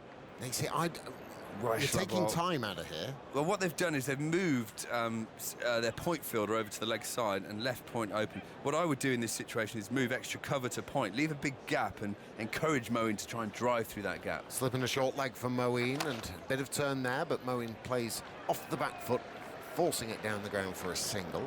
I've never understood leaving point open. Yeah. You don't want to encourage the man to play it late and look to hit you a square. You want to encourage him to try and hit through extra cover. That's when the ball turns through the gate and you can bowl someone. And also, now we're 2 minutes away from tea. That conversation's lasted a minute and a half. You know, you might be able to get another Maharaj over in. Well, maybe they don't want another over. Maybe they're just thinking... Why? I don't know. You know, you get a seamer, Philander will bowl another one. You probably could have squeezed in two more overs before tea. You've got 2 balls to go, so they'll definitely get 1 more over, I should think. Maharaj, round the wicket he comes, the left-arm spinner, and forward comes Dawson. Dead bats it to Bavuma under the lid. He's not a bad player to have coming at number 8, though, Dawson. He's a far better batsman than he is bowler. In county cricket, he's got a fine record, I believe. Maharaj, flatter delivery, forward comes Dawson. He's bowling at a good pace here, Maharaj, as well. About 50 miles an hour, and it's the end of the over. Good stuff from Maharaj, 179 for 6. Dramatic day here with 10 wickets so far in the day, and you can watch in-play highlights via the BBC website, the cricket section of the BBC website, and also the BBC app for your smartphone or tablet. Andrew Sampson. Liam Dawson does have a pretty decent record as a batsman in first-class cricket. 6,147 runs at an average of 33 with 8 centuries. There you go. Very useful number 8. Very much so. Well, he can really do a job for England here. They still trail by 156. Chris Morris is... That seems strange to give Morris an over now. Yeah, I agree. Even if Philander's down to his last breath, you think, come on. You can push one more out with a new batsman, with a right-hander. Exactly. Get Mo off strike first ball, 1 on the hip for a single. Bowl 5 balls. You can put your feet up, have a cup of tea, have a massage, change your socks. Well, if I'm Vin Philander, I'd be screaming for the ball now. Bit of malt loaf at tea time. That'll restock the energy levels. Morris away from us then, bowls. It's short and it's tucked away by Moeen off the hip. And it's down towards fine leg for a single, 180 for 6. Moeen moves to 11 not out. Saturday traffic wandering away from the city down the Loughborough Road, all screeching to a halt at the red lights. Well, they'll all be going back to Leicester. They've come for a nice day out in a big city and they're going back home to Leicester. Go on, bite, Charlie, bite. I won't bite. Very nice from you. Interesting red signage on a hotel beyond the pavilion over in the distance, down the Bridgeford Road as well. Cream-coloured building, very old school hotel, almost like one that you would find at the seaside. It just simply says hotel. This is what we are. Nothing to the imagination. Looking for a hotel in Nottingham on Google. Here's Morris with 3 slips and a gully. Bowls down the leg side, and that's flicked away by Dawson. Very nicely timed out to long leg. And I'm sure I'll be... Again, I will curse a wicket here, but I'm staggered that Morris is bowling here. 1 over before tea. Yes. And he's bowled a couple of shortish deliveries, 1 down the leg side as well. Well, is Philander still on the field? Yeah, he's at mid-off. He's got a new batsman, Dawson, with a swinging ball. Oh, maybe he's just spent. Maybe Come wants on. to bowl another one, but simply not in the tank. Not when there's wickets available. Oh, exactly. 181 for 6 as Morris strides away from us. Bowls wide of off stump, carved away by Moeen. He's not quite timed it. He'll scoot over the square to the offside, and Morkel will lazily lob the ball in to Bavuma. Yeah, it seems strange. Sorry. 2 onto the total, 183 for 6. It seems strange when you have that one chance, 6 balls that you effectively put on your worst bowler. I know they keep saying he provides an X factor, but I don't think the X is going for 10 runs. But he still has 3 balls to prove us both wrong, Charlie. I'm sure he will. We worked with Joe Root when we said how wonderful he was playing, and on for the quickest century by a skipper. Next ball. Well, that was Aggers, actually. That was actually Aggers. That was Aggers. Don't blame me for that commentator's curse. No. Aggers got Root out. Away from us goes Morris, and that's a bouncer, which just Moeen ignores, really. Goes through to the keeper, Quinton de Kock. Floodlights have been on all day here. It's noticeably brighter. Yes. Don't need them anymore. Come on, turn them off. Save the planet. Turn off the lollipops. Trees just slightly bowing to and fro. The breeze has dropped quite a great deal as well. The flags are hanging much more limply than they were earlier today. Having said that, they've just started tugging at those poles again. They have. Away goes Morris, and that's full and turned by Moeen wristily out to Maharaj at deep square. Another single taken, 184 for 6. I saw some lovely old pictures of Trent Bridge not long ago. You know, when they reanimate them and they put colour on the pictures, old black and white photos. And the pavilion was glorious. It was an old red brick pavilion. It's the same building now. It's just been, year on year been painted whiter and whiter. It's an advert for, a paint company these days. It's brilliant. Adds, works as a sight screen, but ground, beautiful old thing, very similar to like the Lord's Pavilion or Old Trafford's old pavilion. Morris away from us, bowls, and that's a good line. Dawson back into his crease, defending the slightly angled bat, squirts out into the offside, and there is no run, and that will be tea. So, very interesting session in this afternoon on the second day of the second Investec Test match. It's day 2 at tea, and England have reached 184 for 6. 42 overs have been bowled, and England still trail by 151 runs. 25 overs, almost 100 runs, 4 wickets. They're getting the money's worth here, Graham Swan, today. Yeah, day 2, it's usually the best day to watch cricket, I think. It's the best day as a player, and the crowd are absolutely, they're getting their money's worth, as you say. It's not cold. It was a bit chilly this morning, wasn't it? But it's not cold anymore, nice and muggy. Go and refresh yourselves, get something cold down you. Tea time. 150 then. England still in deficit at the moment. Do you say South Africa just have the noses in front? Just, still? I think they're miles ahead at the minute. Really? I do, yeah. I think unless Moeen pulls another one of his sort of match-saving knocks out of the bag and gets 80 or 100, they're definitely going to get a deficit in the first innings. You don't want a first innings deficit here at Trent Bridge. You want to get 50 or 100 in front if possible. So you're chasing his few on the last day. So I think South Africa have had a wonderful day so far. I think it was all England at the start with the way Jimmy bowled, but South Africa really fought their way back into this test and the series.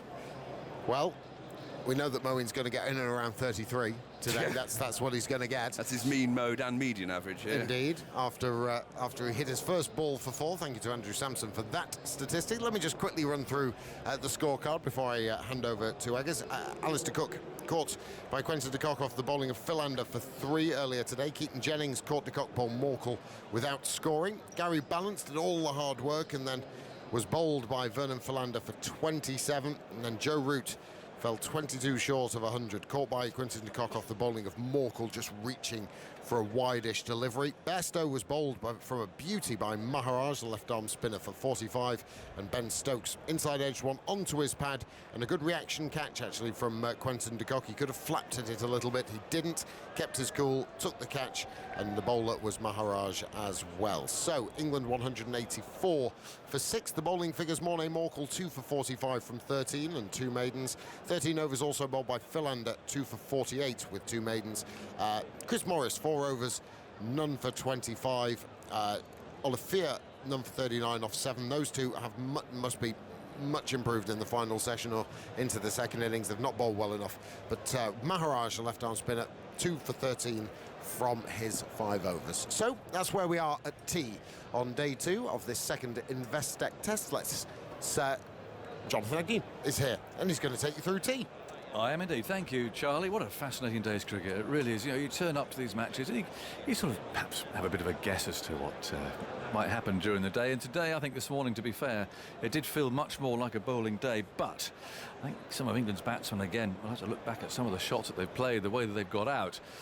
And you wonder whether or not they can continue playing what appears to be a batsman light, playing all these bowlers and all-rounders. But again, England struggling really in that top order to be consistent. I'm sure that is a subject on Facebook's Live now. It's on the Test Match Special Facebook page. If you can bear it, take a deep breath. It's Boyk's sort of unedited, unrestrained. I'm quite happy to be in the next door room, frankly. But there he is on the Test Match Special Facebook page. I suspect there's a bit of a rant going on there at the moment. So, meantime, we're going to focus on some important games in the Women's World Cup, because by the end of the day we'll know who's playing who in next week's semi-finals. Well, England are taking on the West Indies at Bristol. You can hear commentary on the website and the BBC app, of course. England set 227 from their 50 overs. Let's find out how the reply is going with the World Cup winner Mel Jones and our reporter Natalie Germanos. Thanks very much to you, Jonathan Agnew. Well, it's going slowly at the moment. 80 for 4 West Indies are right now after 28 overs. It's been a struggle all the way through the innings. They've lost Matthews, Knight, Taylor and Dotton as well. And it's been a lot about the slower bowlers. LBW was Matthews to Hartley for 29. And then we saw Taylor, unfortunately for her, LBW to Marsh. A decision she should have reviewed, but in the end, it was missing the stump. She didn't review it, but she was still gone. So Knight run out by Wilson for 17, and then Deandra Dotton was LBW to Knight as well for 7. So it's a struggle all the way through to try and get to that target of 221. And I have Mel Jones with me. Mel, it's been tough for them. The slower bowlers have been on top of them all the way through. Yeah, most definitely. And I think when England put on the 220, when they got past the 200 mark, you thought, yeah, no, that's not too bad. They'll probably want 220. They managed to get up there again off the back of Jenny Gunn's partnerships at the end. And I think they would have been feeling reasonably comfortable. For me, it was all about the new ball, and if the West Indies could actually capitalise a little bit, because as soon as that new ball got a little old, got a little bit wear and tear, and the pitch started to come into play, it was going to get harder and harder. Brunt and Shrubsole were great first up. They didn't get the wickets, but certainly kept the run rates down, and then all of a sudden the slower bowlers have really come into play. Alex Hartley has been just a revelation, I think, during this World Cup as well. Not only because of her wicket-taking opportunity, she's taken 2 for and 3 for in her last 2 games, but her ability to bowl in the power play. She bowled in the power play against Australia that other day when they only went for 16 runs. She's doing the job again today, plus picking up wickets, creating wonderful bowling partnerships as well. So that's a big bonus for England. The other bonus and potential headache coming into the semi-finals is Laura Marsh. Didn't play the first couple of games, got 4 for against Sri Lanka, and they had all these left-handers, then missed out on the next 2 games, has come back in, and I think is now really putting her hand up saying, hello selectors, I'm a senior player, I know how to bowl in these conditions, and I can really value add to the England cause. And if we look at the conditions, how things have gone through the tournament, the pitches have definitely dried up. We've generally been good for batting, tough for the seamers as well. The spinners are the ones who have been taking the wickets, in particular the leggies as well. But from England's point of view, how they look at using their spinners could very well be something that would help them get into that final. The opening bowlers maybe haven't had the conditions to suit them as of yet. Do they need to maybe look at trying a spinner maybe a bit earlier in the power play, or is it something that's not necessary with that opening pair? Yeah, I think it depends a little bit on who they're up against as well. We've seen Jess Johnson being used as an opener, Ekta Bisht for India, Alex Hartley certainly more than capable as well. So a little bit will be the opposition. The other one for this pitch here in Bristol for the semi-final on Tuesday, it won't be the same pitch, so they'll bring up a new one. There was a little bit of greenery on every new pitch that they bring up, which means that there has been a little bit more carry and a little bit more pace on the ball. So it will really come down to the weather in Bristol over the next few days, what the curators can bring up, keeping in mind there's been some big runs scored here as well as spinners coming into play at the back end of the tournament. From West Indies' point of view, you were out at the toss and you spoke to Stefanie Taylor, and she said they want to end off with a win. They chose to bowl first on this occasion. Yes, the ball swung around quite a bit. Was it the right decision? Would they possibly be regretting it at all now? Yeah, I think in the back of the mind for Stefani Taylor, they wanted to bowl first right throughout this entire tournament and never got the opportunity. So the coin toss hasn't gone their way as such up until now. So there's this massive cheer from the West Indians when they actually won the coin toss. So they got their opportunity to have a bowl. But look, when you looked at the conditions, you knew this pitch was just going to get drier and drier, which was going to bring the slower bowlers into play. If you took all that out, other than the fact that they hadn't won a toss, you probably think, no, wrong decision. Also for the fact that they're coming off 2 wins in which it's predominantly been their batters that have got themselves into that strong position. So lead with your strength is what most people would have thought. So look, hindsight's a wonderful thing. Following on from that though as well is, I don't think it's, if West Indies lose today, I don't think that's it's going to sound really weird. I don't think it's a bad thing for them. If they actually beat England today, they actually might hide a few of the issues that they need to address when they go back to the West Indies. You don't want them going back and the West Indian Cricket Board and all their fans going, well, you won 3, well done, you beat England, you know, they're in the finals, so things must be going okay. There's some, you know, quite glaring things that they need to address, and hopefully the loss addresses that and they can come back bigger and better. Having a look from England's point of view with regards to their order, they seem very settled, especially at the top of the order. Tammy Beaumont's had an incredible World Cup. They've absolutely just anchored the innings around her. You've got hitters in Siva, who's in the form of her life as well. Taylor's somebody who loves the big occasion, does really well. Opening batting pair, your thoughts on Winfield? Has been a struggle for her through the tournament. She was injured as well, though. Yeah, look, had the injury, the hand injury after getting struck on the hand by Leah Tahuhu in the warm-up games, so missed the first 2 games. Got a 26 against Sri Lanka, and then has been, 8-1 and then 2 11s. So hasn't, and I'll never say it hasn't troubled the scorer too much anymore, because you've taught me that phrase is not a good one, because scorers are manically racing around when wickets fall quickly. But it's a major concern. Now, the major concern for England is that their squad that they selected, they went with an Amy Wilson, who's been in the side, Fran Wilson, who's been in the side. Their extra bat is sort of more a middle order bat. They didn't think that there'd be an issue at the top of the order. Now all of a sudden there is. The person that's out of the squad that people would have thought would have just slot into their opening spot if there was an issue was Amy Jones, but she's not in the squad. So if they do change it, then it means a shift to the middle order, who they are very happy with at the moment, with Taylor at 3, Knight, Siva. It looks really strong if we hit runs in those positions. So, yeah, real tough one, because they want to get off to a good start. You don't want to, when you get to finals, it's your only chance. Belinda Clark, former Australian captain, was asked, how do you win a World Cup? And she said, you've got to win the semi. So you've got to go with your strongest team, don't you? Absolutely, and it should be a fascinating semi-final as well. The West Indies at the moment struggling. They're in the 31st over right now. They're 85 for 4. Target is 221. Nation is at the crease on 23 from 56. And Aguilera is there on 4 from 6. Let's take you back now to Jonathan Agnew. Of course, it is tea time with England, 184 for 6.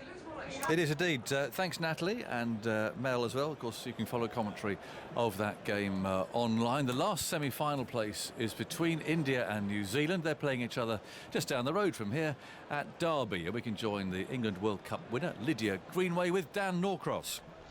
Hello, Agus. Yeah, well, since you were last with us, New Zealand, well, they've started to crumble, but very, very slowly.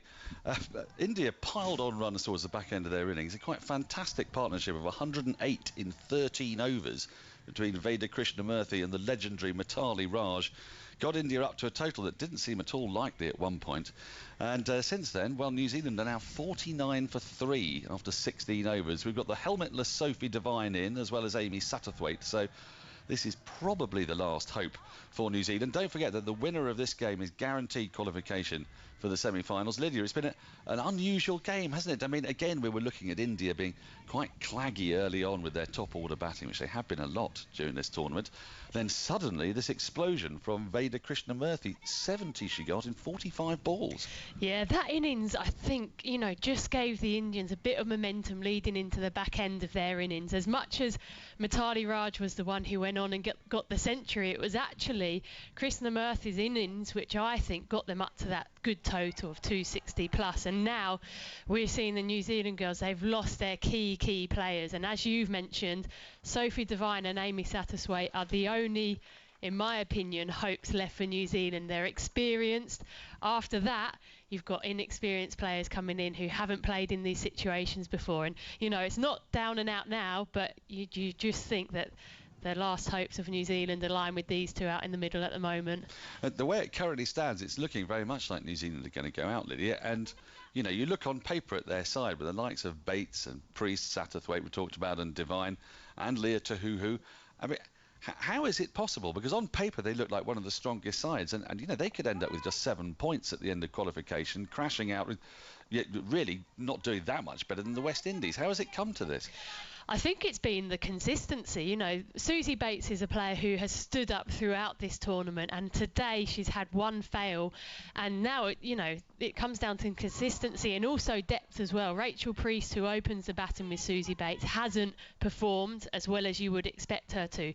New Zealand rely very heavily on that opening pair to get them off to a good start, to make the most of the first power play, the first 10 overs, and losing those two early up has just really crippled the New Zealand team, and it's so unfortunate, but that's the way tournament cricket is. You have to play well game in, game out, and that's what we're seeing the other teams do. But unfortunately for New Zealand, I just think it's come down to the experience. You know, they've got top 5 good batters, but then after that, you know, you're sort of scrambling around a bit afterwards.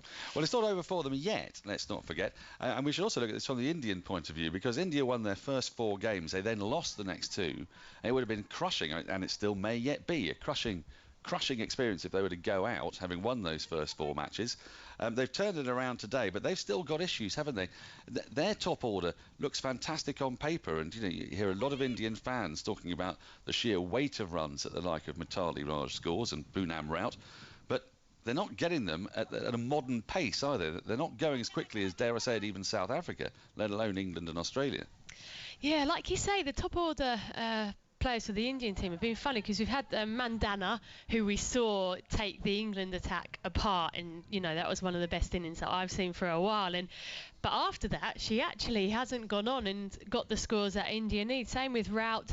She scored 100 the other day against Australia, but it just comes down to performing game in, game out. That's something Mithali Raj has done. You know, she's really led the way in this Indian team. 100 today, and countless runs leading up to that. She's overtaken Charlotte Edwards as leading run scorer in ODI cricket. And now, you want the other players around you to be doing that job now. Well, Lydia, we've just lost another one. 4th wicket has gone down just as we're speaking. Satterthwaite's just walked past one from the left arm of Gaikwad, who's been brought into the side in place of Ekta Bish. New Zealand, they're 51 for 4 in the 18th over. It's looking very much like England are going to be playing against India, you would think, as it stands in the quarterfinals, a result that I guess Lydia will be happy with. But with that, let's take you back to Aggers at Trent Bridge. Interesting. Thank you, indeed. We'll keep an eye on that one as well. Of course, thanks to Dan and to Lydia. Finally, the holders Australia aren't having it all their own way against South Africa at Taunton, are they, Adam Collins? Wide-ish mid-off, the end of the over, 36 gone. South Africa 162 for 4 in pursuit of 270. Cat on 19, Loose on 5. These two just slowly but surely rebuilding after those 3 quick wickets. Yeah, they are rebuilding, that's for sure, and they're being positive now, using their feet, sweeps, and we've seen the aerial option as well from Cat. I thought that shot there from Loose was a good option. She made a little bit of room to try and pierce the offside. She's hit it in the air, but it's actually really well fielded by Beth Mooney, because I thought the ball bounced and skidded through a bit at her, so she did well to be low and gather that ball without conceding any runs. It could have been 4 if she gets it through that ring. So Elise Perry has the ball in her hand again. About to start her 6th over.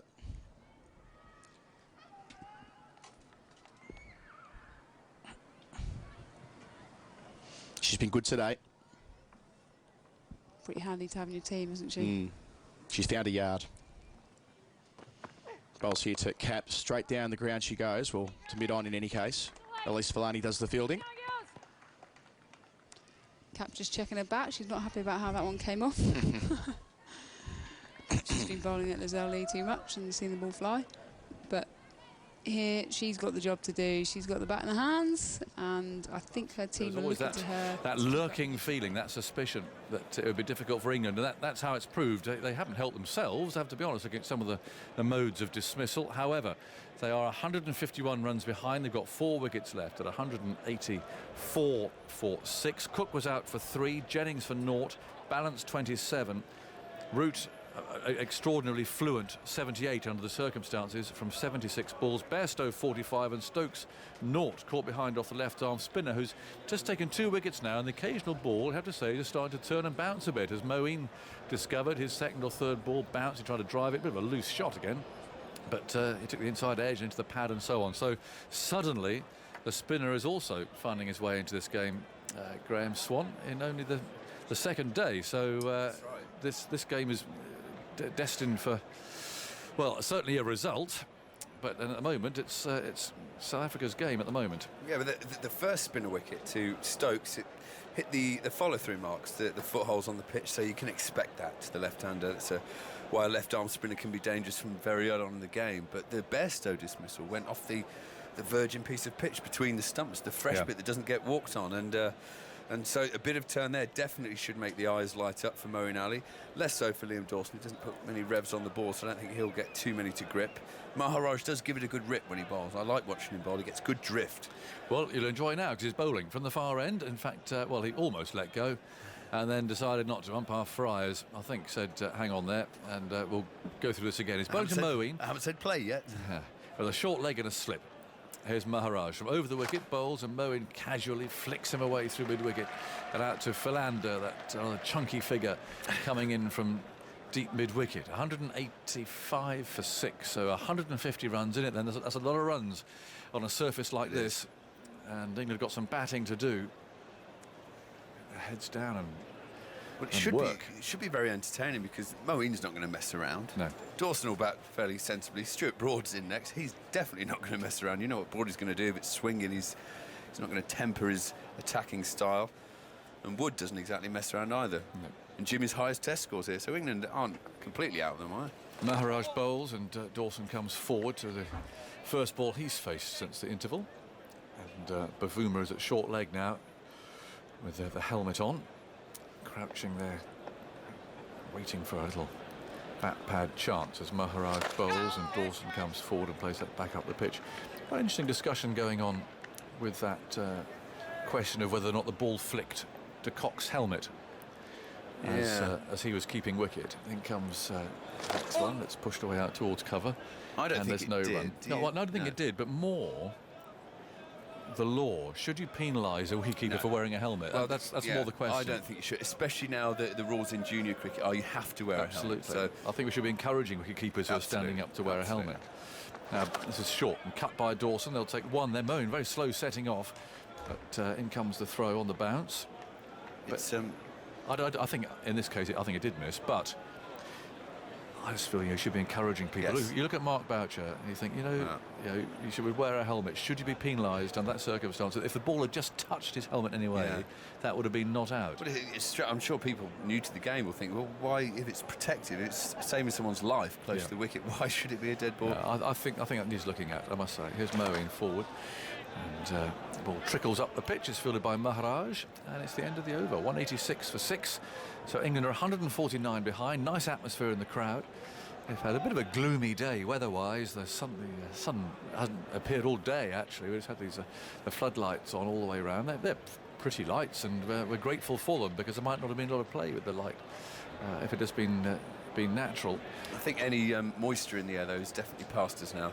I hope I've not just cursed the weather, but it's very similar to yesterday. As the day went on, the clouds dispersed a bit. There was lovely sunshine by the end of yesterday. I'm not sure we're getting that today, but I think the best of the weather's going to be now. It's quite muggy out there, which will help it swing.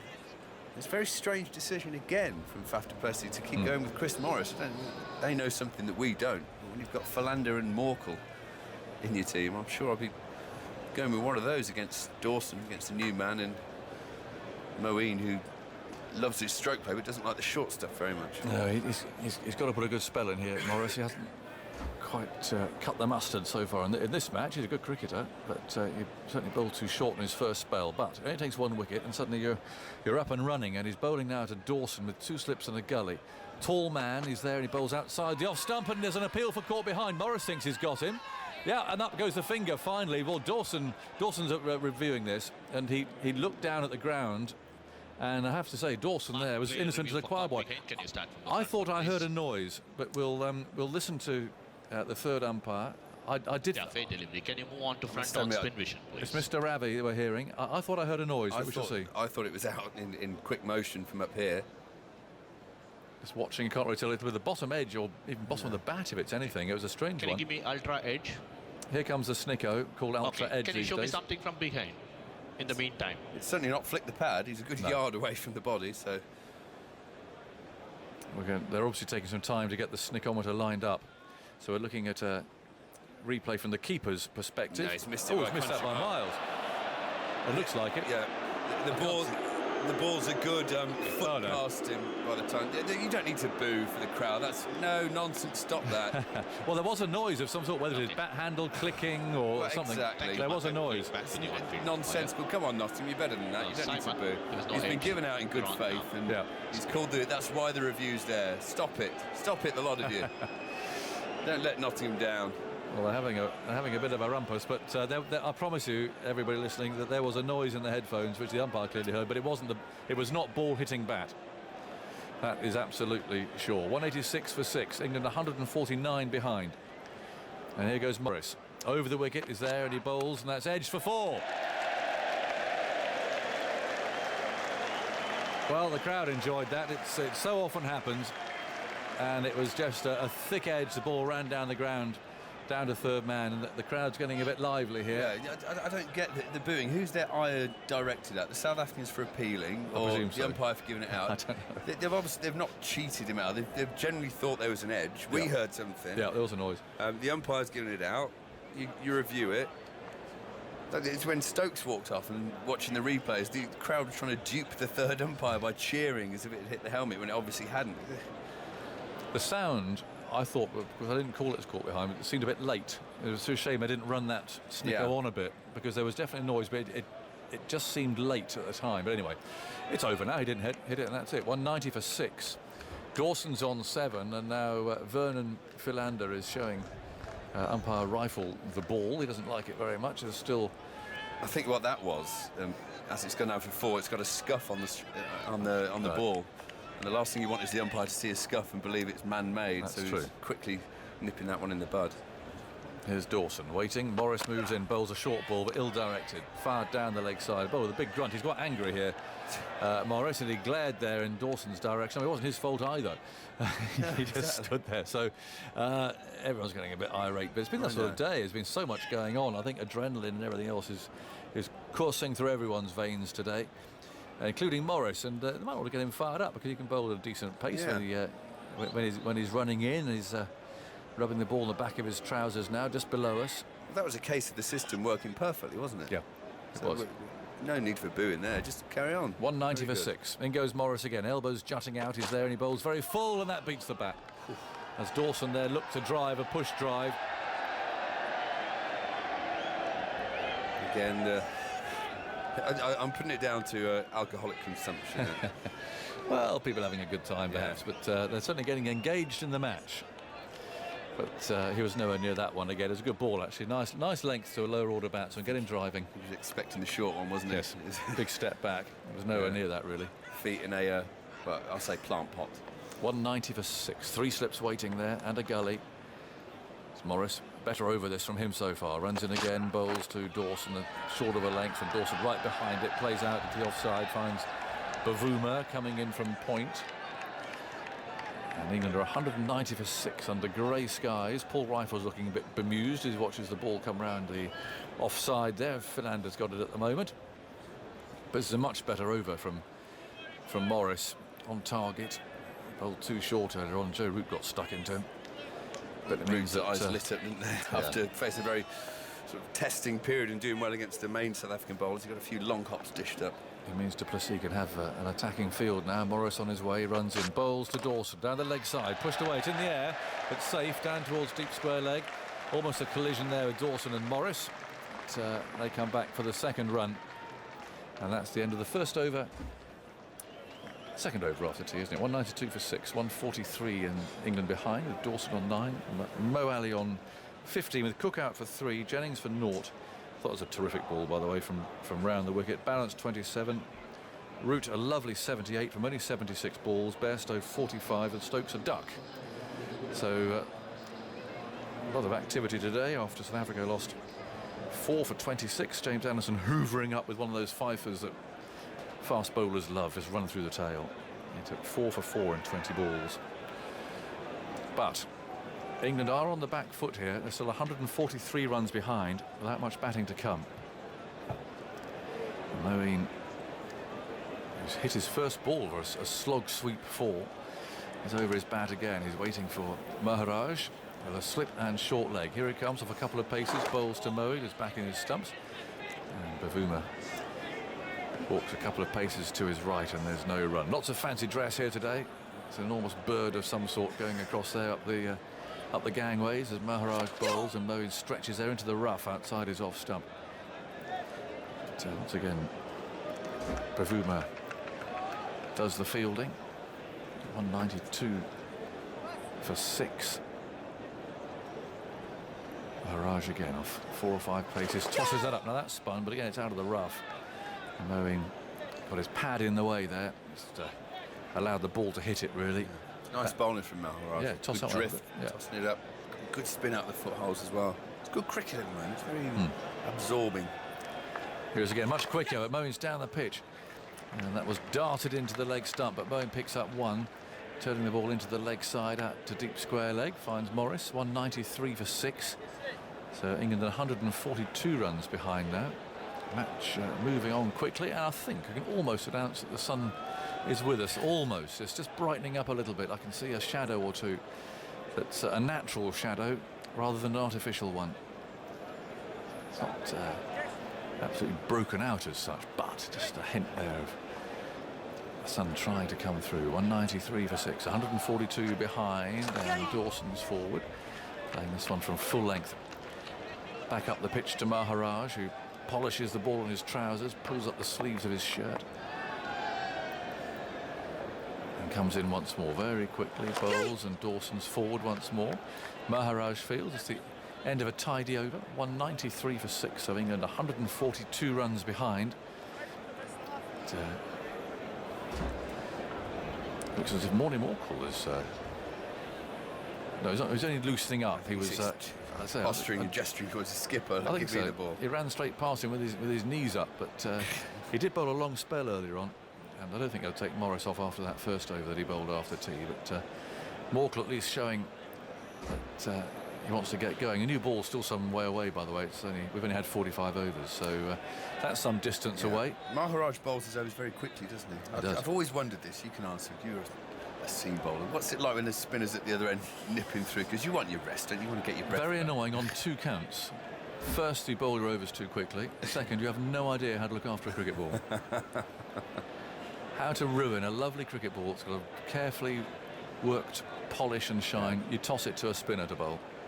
It's like throwing it to a dog. It is. 193 for 6. In goes Morris round the wicket, bowls to Moeen, who stands up, plays with a very straight bat. It's a touch of force in that. It wasn't just a block. Speaking on behalf of spin bowlers, I used to try my best to, every ball, especially on a dusty wicket, it will come back looking ragged. Yes. And I'd try my best after every ball to make sure it was perfect again. But after the last ball of your over, unless it dribbles back to you, you don't have the chance to do it. So the seamer then sees it and thinks, they've done nothing. Gets very cross. Stupid spinner. I suppose in these days of reverse swing, it's not quite so bad, but we didn't know anything about that. 193 for 6. Here's Morris, and he bowls short. Moeen thinks of pulling at it, and then just ducks out of the way, leans out of the way, really, and he goes through to the keeper. I found that when bowling, if I put the shiny side into my palm to bowl, it messed it up a lot more, so I would always put the rough side of the palm into my ball, and I found I got more drift that way as well. I don't know the physics behind with the outswing. Yeah. So, yes, you would. I would always put the rough side in, and then it didn't do too much damage. But yeah, you do, especially if the wicket's a bit abrasive, you do tend to get. Very unpopular. 193 for 6. And Morris round the wicket to Moeen, waving his bat around, standing upright, and he goes and bowls to him another short ball. Moeen dips at the knees, allows that to go through. Trying to test him out here a bit. I know Moeen has a bit of reputation for not playing, well, not defending the short ball very well. He's a happy hooker. There's 2 men out, but they haven't got anyone catching them at short leg, which is normally what you'd want to do in these circumstances. However, really, they want to keep that ball pitched up and try and get him flashing outside the off stump. Well, that's obviously the rough stuff, the short stuff is trying to set the batsman up, isn't it? Get his feet moving nowhere and then pitch it up and induce the edge. But they've got a deep point as well, which is the captain basically saying to me, I think he's going to bowl a long hop every now and again. Oh, yes. Here's Morris. Down go the slips. He bowls another short ball, but a bit quicker, that one, actually. A bit more intent in it. But again, Moeen has nothing to do with it. Allows it to go flashing over his shoulder. England have taken 2 wickets at Bristol. They're tying down that game now. West Indies 99 for 6. Turning the screw. They are chasing 221 now. It's New Zealand that we're watching, really. They're going out, and they're one of the favourites. 57 for 6 after 20 overs. So that would mean, if they lose that England would face India. Of course, beat them in the first match of the tournament. So that's the way it's looking at the moment. As Morris, from round the wicket, runs up and bowls, and Moeen defends it, standing up, remaining in the crease. So it's fielded at mid-on, and there's no run. 193 for 6, so 142 behind still. I think we seem to have survived another Face Boyks Live, have we, next door? I heard a lot of shouting going on, but yeah. I walked in on him not realising. Oh, my word. I don't think it matters, does it? Well, I think Jeffrey wasn't too happy with it. Oh, did he tell you off? Well, I'm going to avoid him for the rest of the day. Did you put him off his stride? Got that look. Ah, excellent. Morris round the wicket, bowls full, and there's a slashing, carving drive from Moeen. The ball flies out to deep point. It's not fielded cleanly there, Kun's out there, but it was hit very hard. One of those handsome drives that Moeen plays where he just stands up and swings a bat. It was a lovely shot. He picks up 2. So 195 for 6. And so England still 140 behind. Some thoughts from Graham Swan, and then I feel the presence of Henry Blofeld lurking behind me. Yeah, it's justified, I suppose, putting the deep point out for Faf du Plessis, because that last ball, it wasn't a long hop, it was a bit wider, trying to induce the edge from a drive. Moeen certainly did drive the ball, hit it straight out the middle though, and the deep point did his job, saved 2 runs for his side.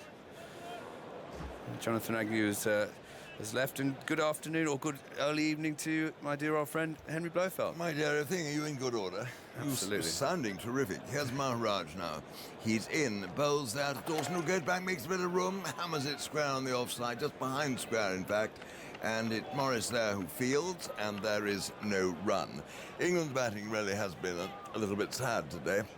And 196 for 5. They're 140 runs behind. South Africa look bound to get a big lead. Dawson's forward to the next run. Another ooh and an ah. You heard it probably out there by one of the close fielders. And it was a perfectly good stroke by Dawson, pushing the ball back on the offside to Maharaj. Tall, slim, svelte-like, you might say. Here he comes, shirt sleeves buttoned to his wrist, bowls, Dawson's forward. Another Chayak from round the wicket. Every ball, someone's saying something. He's a gazelle, isn't we? We decided earlier. Gazelle. Maharaj is a gazelle. Yes, you feel at night he wouldn't get to bed, he'd go up and roost, wouldn't you? Here, Dawson down the wicket, plays nicely, and that was the bowler who hands went up in the air. Oh, well, in fact, he off the middle of the bat. Straight to the fielder there at mid-wicket, but there was not the slightest danger of a wicket falling then. All psychological warfare, I suppose. Here is Maharaj again, round the wicket, swept that way by Dawson, and that's going down there for 4 runs. He hit that well, fine. 4 runs, he goes to 13, and it's 199 for 6. And, well, Dawson is not only offering quite a solid defence, he's played 1 or 2 nice strokes. That's right, Maharaj tried to take the pace off this a bit, throw it up, induce a drive, but he got his line all wrong. It was down the leg side. Dawson did well to tap it on the head, as they say, sweep it behind square. There's no deep fielder on the leg side, so there's no way it was doing anything but racing to the boundary for 4. Tap it on the head, that's a new one on me, but a good one. Here comes Maharaj again, round the wicket. Dawson's forward, driving Maharaj across. He's so quick on his feet, Maharaj. He went 3 or 4 yards across, just laid a hand on it. Didn't stop it completely, but it went behind him to Valander there at mid-off, and it was the end of the over. So 199 for 6, the deficit 136, and 13 to Dawson, whose previous 4 innings of in Test cricket had been 66 not out, 0, 0 and 0. So he's done better than that. And Moeen Ali has 18. Yeah, Moeen Ali's 18 as well is just about as glorious an 18 as you'll see. We're getting used to this now when Moeen comes to bat.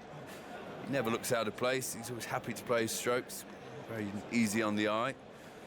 South Africa realise they need to get him out because he's so dangerous. He scores quickly, he can easily wrestle back the initiative for England. But they're still 1-3-6 behind with only 4 wickets left, and it's the bowlers to come, Anderson, Broad and Wood, who you'd hope would cobble 30 or 40 runs together between them, but they're not going to give you a 200 lead.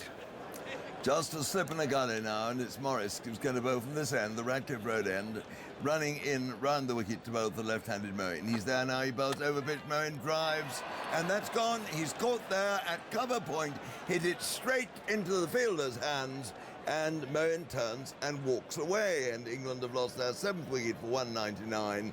And Moeen's attractive inning, at least it contains some nice strokes, is over for 18 runs. Well, this was a definite plan from South Africa. They were cock a hoop after this big hugs for the bowler. Faf du Plessis put himself at short square point just before that ball. There was the big crunching drive to finish the last over from Morris. This was a slower ball, bowled into the footholes.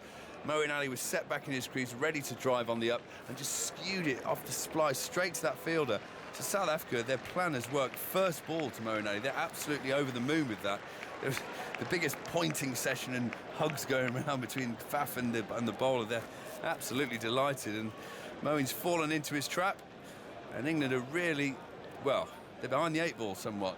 199 for 7, 136 behind still. Well, one can only see this game going one way now, really. Come on, I mean, there are 3 days left. Well, there's going to be a result. I think I'll put it that way. And England are the least likely to get a beneficial result. I think it's also fair to say.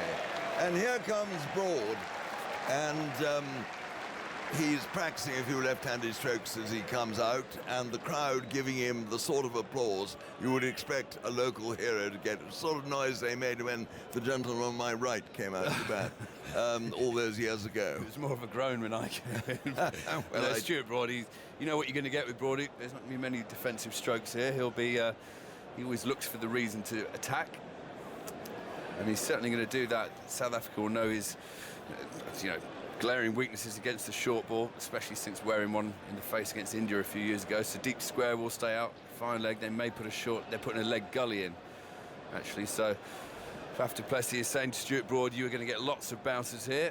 Be ready for it, pal.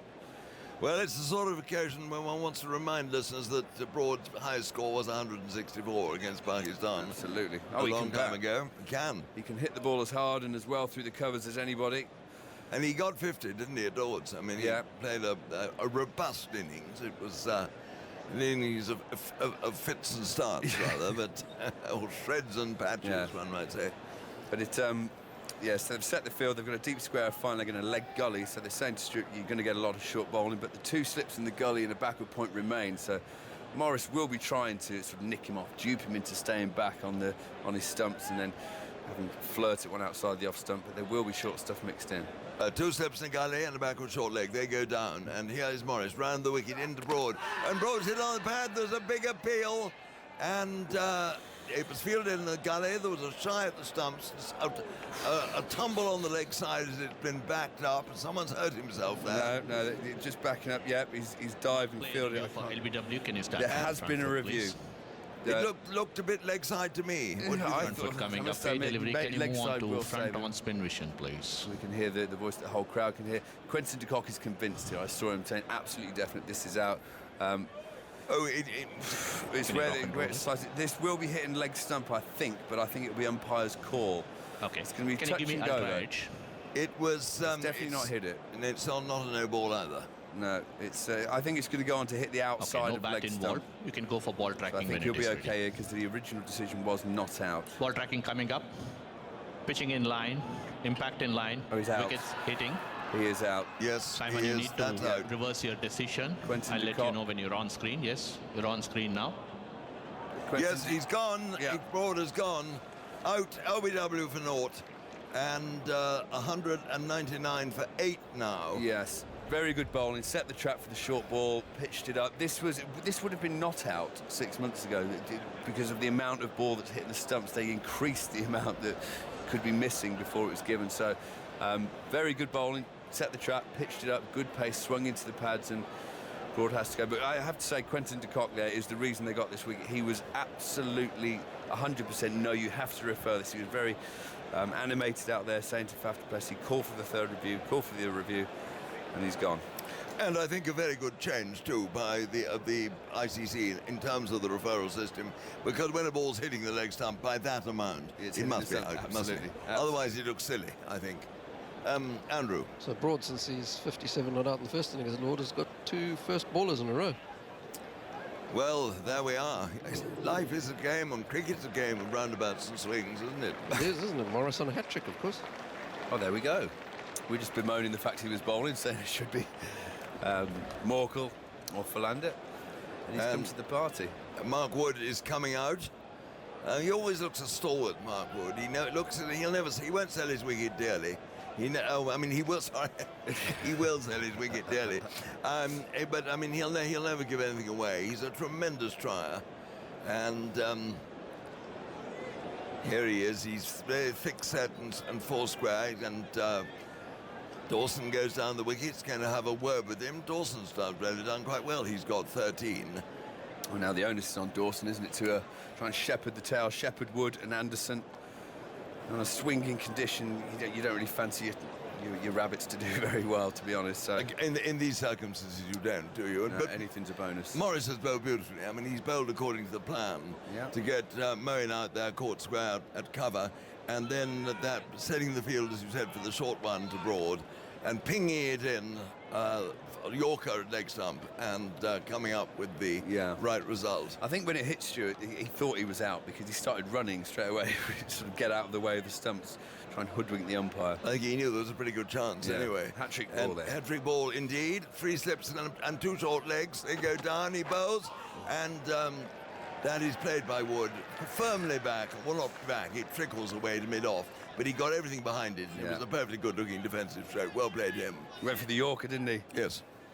Oh, guts or glory, don't try and get the nick. I'm going straight for the stumps, mate. Well, he did obey the great thing, which is hat-trick ball, bowl at the stumps. Yes, absolutely. It was just a little bit full, so it was a full toss in the end. And, of course, it was on this ground where Broad himself took that hat-trick, wasn't it? Was it Praveen Kumar, the last one? India, yes. I remember Aggers did the hard work, taking the first 2 wickets. Found he'd gone over a long time, had to hand over to me, and I had the icing on the cake. Well bowled, sir.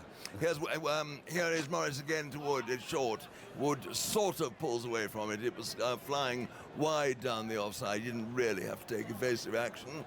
And the score remains on 199 for 8. And the South Africans will be feeling jubilant. Yes. And I'm sure Andrew Sampson will be feeling jubilant too. He's picked up his microphone.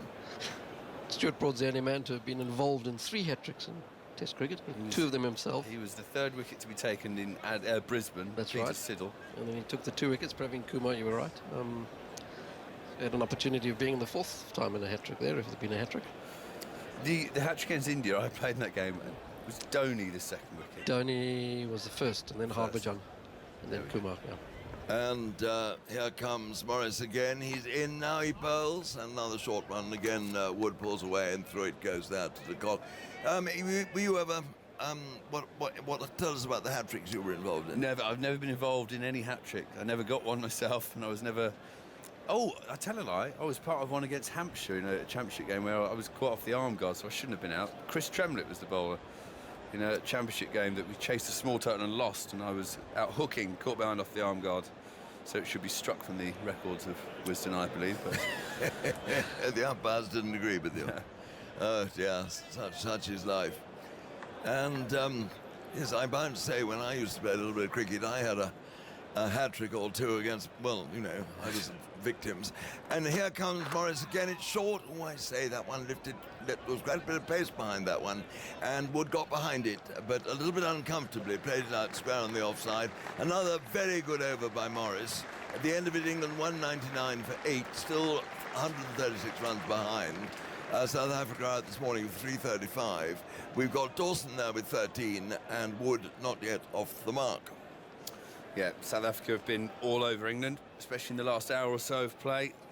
Maharaj from one end bowling beautifully, and Morris coming to the party with 2 good wickets. That people will look at Moeen Ali's dismissal and So it's too lazy driving there, but it was actually very good thinking from South Africa. He was set up, they put the short fielder in there, and a good slower ball duped him into making the mistake. Well, I'll try and give you the scorecard in this coming over, but with Maharaj on, I may not have time with the spinner. He's in, left arm round, bowls to Dawson. Dawson's forward running to backward point. Cook caught to cock, bowled for Lander for 3. Jennings caught to cock, bowled Morkel for 0. Balance bowled... he was bowled for Lando, and here comes Maharaj again, and Jennings stogs as his skied. He's going to be caught there by Amla. He is a short fine leg, and so Dawson's innings has come to an end. He's out for 13. Caught Amla, short fine leg off Maharaj, and the 9th wicket is down for 199, just as Michael Vaughan takes his place beside me. Well, it's a sweep shot. All the fielders are on the one on the onside, so he's trying to get it over them and to the boundary, trying to get the scoreboard ticking for England, but it's another execution of a shot that's poor. Easy catch for Hashim Amla. I have to say, the England batting today, Henry, has been appalling. It hasn't been good, has it? It's been appalling, yeah. I mean, it's just been their shots. You know, they just come out. They look like they played a 2020 game, all of them. You know, Joe Root played beautifully. He's a class act. You know, and he comes with energy and plays strokes all the way around the wicket. Dawson trudging off, maybe at the end of his last Test innings. Who knows? Well, you'd say that he'd probably get a second innings and get. Oh, is he? Probably he will get a second. Yeah, innings. absolutely. I would think so. But you know, I'm just looking at the approach of the England batting. Yeah, the ball's done a little bit. No, but it's not done drastic amounts. It's just the manner that they just seem to go. Last year they lost 8 Test matches, and it was down to the batting, because as soon as the ball did a bit or it spun, they just come out with this approach of just attack, attack, attack. There's no thought or feeling into thinking, wait a minute, why can't we just bat time? You know, just try and see off the bowler, get a bowler into the second spell, the third spell. It might take a while, but wear a team down. You know, the approach of this England Test match team looks like it's, as soon as it's doing something, we'll just keep attacking, because they don't trust their techniques to stay in long enough. And that's a real concern, because one of the main points that Joe Root would have looked at when he took the captaincy was what we've seen today, that England do collapse. You know, they collapsed regularly last year. They have done for the last 2 or 3 years. And it's all when it just does a little bit. And they don't have this trust and this element of, you know, let's just try and fight through a session. You look at South Africa, the way that they played in the first session, Henry, yesterday morning, it was doing a bit. They just played attritionally, scored at 2 runs and over, just set the fight. They've not got a massive score. They've got probably one that's just above par. Whereas England have come and said, right, we've just got to play a load of shots. It's just doing a bit, so we might as well score some while we're out here, because we're not trusting ourselves to stay out here for a long period of time. And the only chap who read it, looked up to it, was Joe Root today. Yeah, and he came out, he scored quickly. I mean, he's just a class above.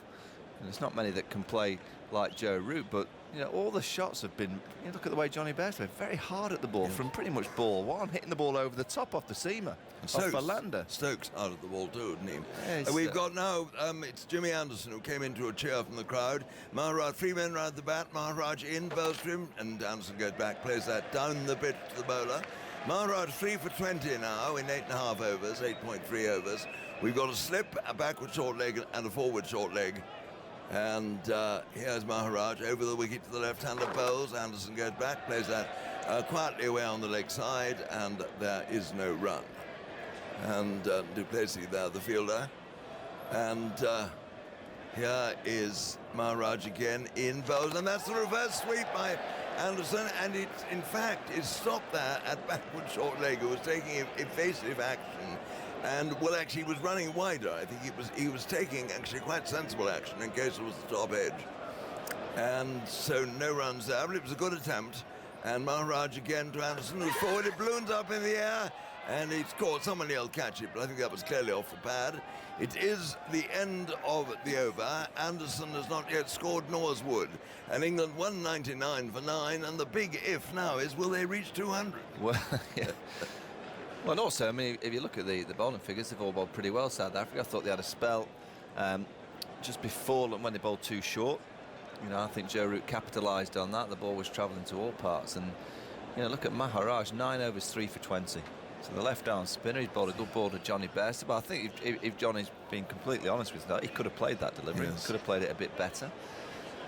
You know, Yes, 9 overs 3 for 20 from the left arm spinner. There's a bit of spin there from the footholds for the left-handers, but well, I was going to read the scorecard, but as it's 9 wickets down and the chances of these two putting on a considerable last wicket partnership are fairly remote, I think I'll leave it because we'll read it then between the innings. And it's Morris now, starting in this very successful spell of his. Coming in now, he's up to the wicket, he bows now to Wood. Wood goes back, takes bottom hand off the bat, plays that ball down to Bavuma at forward short leg, and there's no run. We've got 3 slips to gully, a backward point mid-off, mid-on, forward short leg, wide mid-on, forward short leg, and a man back on the deep backward square leg boundary. There's still 31.5 overs remaining. I don't think we'll get that many in. It's what we've got, just under 2 hours of play left. And here comes Morris again. Very, very straight run. He's up to the wicket, he bowls. Owen Wood plays it from the crease. There's a bit of bat, bit of pad. It trickles out on the leg side. Bavuma picks up, bends over, polishes the ball busily, and then returns it via Morkel at mid-off to Morris. The crowd staying here. There weren't 2 gaps in the what I call the Smith Cooper stand over there on the Bridgeford side of the ground. And but on the Fox Road stand there has been absolutely brimful all the match. And also the other rather smaller stands around this very neat, tidy ground. And here is Morris again. It's short, and that one has gone through. In fact, Wood sort of made some attempt to pull that round the corner, but aborted the stroke in the end, and it went through to de Kock. And Morris, he's capable of quite a fair degree of pace. Yeah, he's bowled with aggression, hasn't he? I thought the ball that he bowled Stuart Broad, you know, the full one with Broad expecting the bouncer, was very clever. You could see from Broad's movements that he was expecting that short ball. He went right back and he was upright because he was thinking about how he might have to play one near the chest, and it was a fired-in Yorker. Clever thinking. Here he is again, in bowls to Wood. Wood goes back, forces into the covers, and Philander, who's been feeling like Butterfingers all day. It wasn't in the air, just along the ground, and he managed to let it go through. But he's been fielding like me. Yes. He had a 4 that went straight through him mid-off, then he had one at backward point that went through him at this end, and now fielding at backward point there, he took his eye off the ball and he went a few yards behind him. Well, he just seems to be a bit reluctant to bend down. I know the feeling.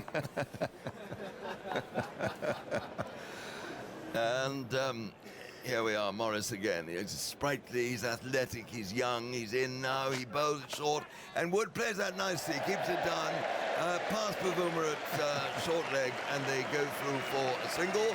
The 200 is up, and there were odds against that a moment ago. 200 is there, Wood has got a single, 200 for 9, but then lower down on the same side of the scoreboard, you see that England are 135 runs behind. And in the circumstances, that is going to be a big lead for South Africa.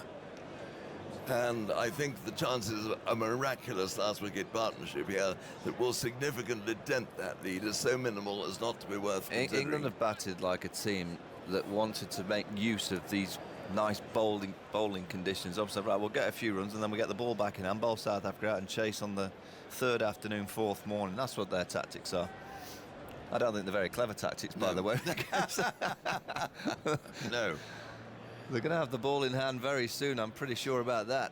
Morris it is now into the left-handed Anderson. He's round the wicket, he's there, he bowls. He don't attempt to York him, and Anderson, in fact, dug that out. And in case the ball ran back against the wicket, he just put out his foot and stopped it. At the end of the over, Anderson did very well stop that one. A good piece of bowling again by Morris. It's 200 for 9 at the end of the over. Anderson 0 and Wood 1. Well, Jimmy Anderson is being sung around the ground. Now, you think about the bowlers actually out there now trying to just get a few. Getting up to, what, 220, 225. I'm going to interrupt you because I'm going to leave you and pass over to Daggers, who's looking in their ever sprightly form. Well, I think it's, when a team operates well, the batsmen go out there and think, we'll bat for a long period of time, give the bowlers a bit of rest. Well, the England batsmen have given the bowlers absolutely zero rest. Game's moving forward, Michael. Absolutely, yeah. Afternoon. Floodlights are still on. Not entirely sure they're necessary anyway. 200 for 9, and here's Maharaj, forward, prods Wood firmly into the offside. And so England trail by 135, and you've just got to hope that Jimmy A, from an England perspective, finds the form that he found this morning. 4 for 4 and 20 balls he took today. Here's Maharaj down the leg side, or probing into the leg stump of Mark Wood, but he defends once more. There's a deep mid-on, not quite all the way back, around about 3/4 of the way for the Wood hike. Also a deep mid-wicket too. Maharaj bowls and yelps from behind the stumps, and also from the bowler as he almost breaches the defences. Maharaj, what a turn of events here. 3 for 20, Varney. Yeah, he's bowled nicely. Very nicely indeed. He's got some good revolutions on the ball. Maharaj bowls again, and more yelps as Wood defends. Well, you can see what he's trying to do. He's trying to just fizz the ball in. He's giving it a little bit of air, but not a huge amount. He's trying to fizz it into those pads. The old ball's keeping a little bit low. Just trying to, when it just hits the pad before the bat. Skid on her. Maharaj bowls, and that's punched down the ground for a single from Wood. Moves to 2 not out. Well, you always fancy with Jimmy that he's already tried it once, the reverse sweep. It's his favourite shot against the spinners, and it's on. Let's have a look. They're going to put backward point on the boundary. It's disappointing. Spoiled tail enders fun. They should be given almost. I still think he'll try and play it because he'll feel that if he can get hold of it well enough, it should be able to beat Fernand Philander on the boundary down there. Well, fielders on the leg side are tantalisingly placed. That's deep mid-wicket, and that spins back into Anderson, who lets it well enough alone. Yes, the deep square and the deep mid-wicket weren't on the boundary edge. They were 20 yards in, almost saying to Anderson, go on, take us on. Go on, Jimmy.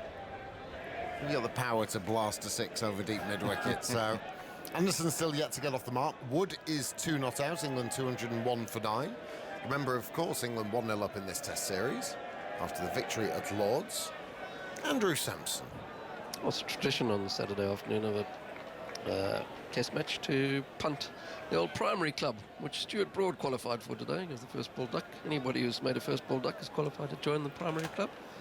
Primary Club raises money for recreational and sporting facilities for sports, for schools and clubs for the blind and partially sighted. Best way to get a hold of them is the website, www.primaryclub.org. And a worthwhile charity it is too, if you've ever had a first baller. Here's Morris, away from us, bowls, and that's a very comfortable, positive-looking drive from Wood. Finds I wonder why Stuart Broad was walking off. I mean, it was a very good shout. The umpire gave it not out, good review. All the 3 red, bang, bang, bang, out. And I just wonder why he was shaking his head as he walked off. Can't give me out on my home ground. Can't do that. You know, umpire, quite get that. Give it a no ball, like a charity game. You know, a benefit game, something like that. If you're given, or if you get out, you know, sometimes the umpire can stick the right arm out. Well, you generally get the umpires helping you out if it's your game, don't you? Well, indeed. Here comes Morris, bowls short and pulled by Wood for 4. Very powerfully struck from Mark Wood. Little jab, almost like a boxer's jab, really, with that bottom hand as he whips it through the mid-wicket region. And he moves to 6 not out, 205 for 9. Well, he uses the same bats as Joe Root, does Mark Wood, and this was a very similar shot to the shots we saw Joe Root play. He played 2 or 3 magnificent pull shots. One off Philander that raced to the boundary. I mean, he cracked it, didn't he? Brilliant sound off the bat. So now they're putting a man out for the Woods shot. And out at deep. Well, what have we got? Bavuma under the helmet at short leg. Then there is a deep mid-wicket, or deep square, really, just in front as Morris sets off, slightly pigeon-toed as he runs away, and he tries to uppercut him. There's a shot that Mark Wood won't play too often. The uppercut over the slips. Don't forget there's more T20 cricket tonight. Was at Lancs last night, Old Trafford. Tie. The Game of the Roses.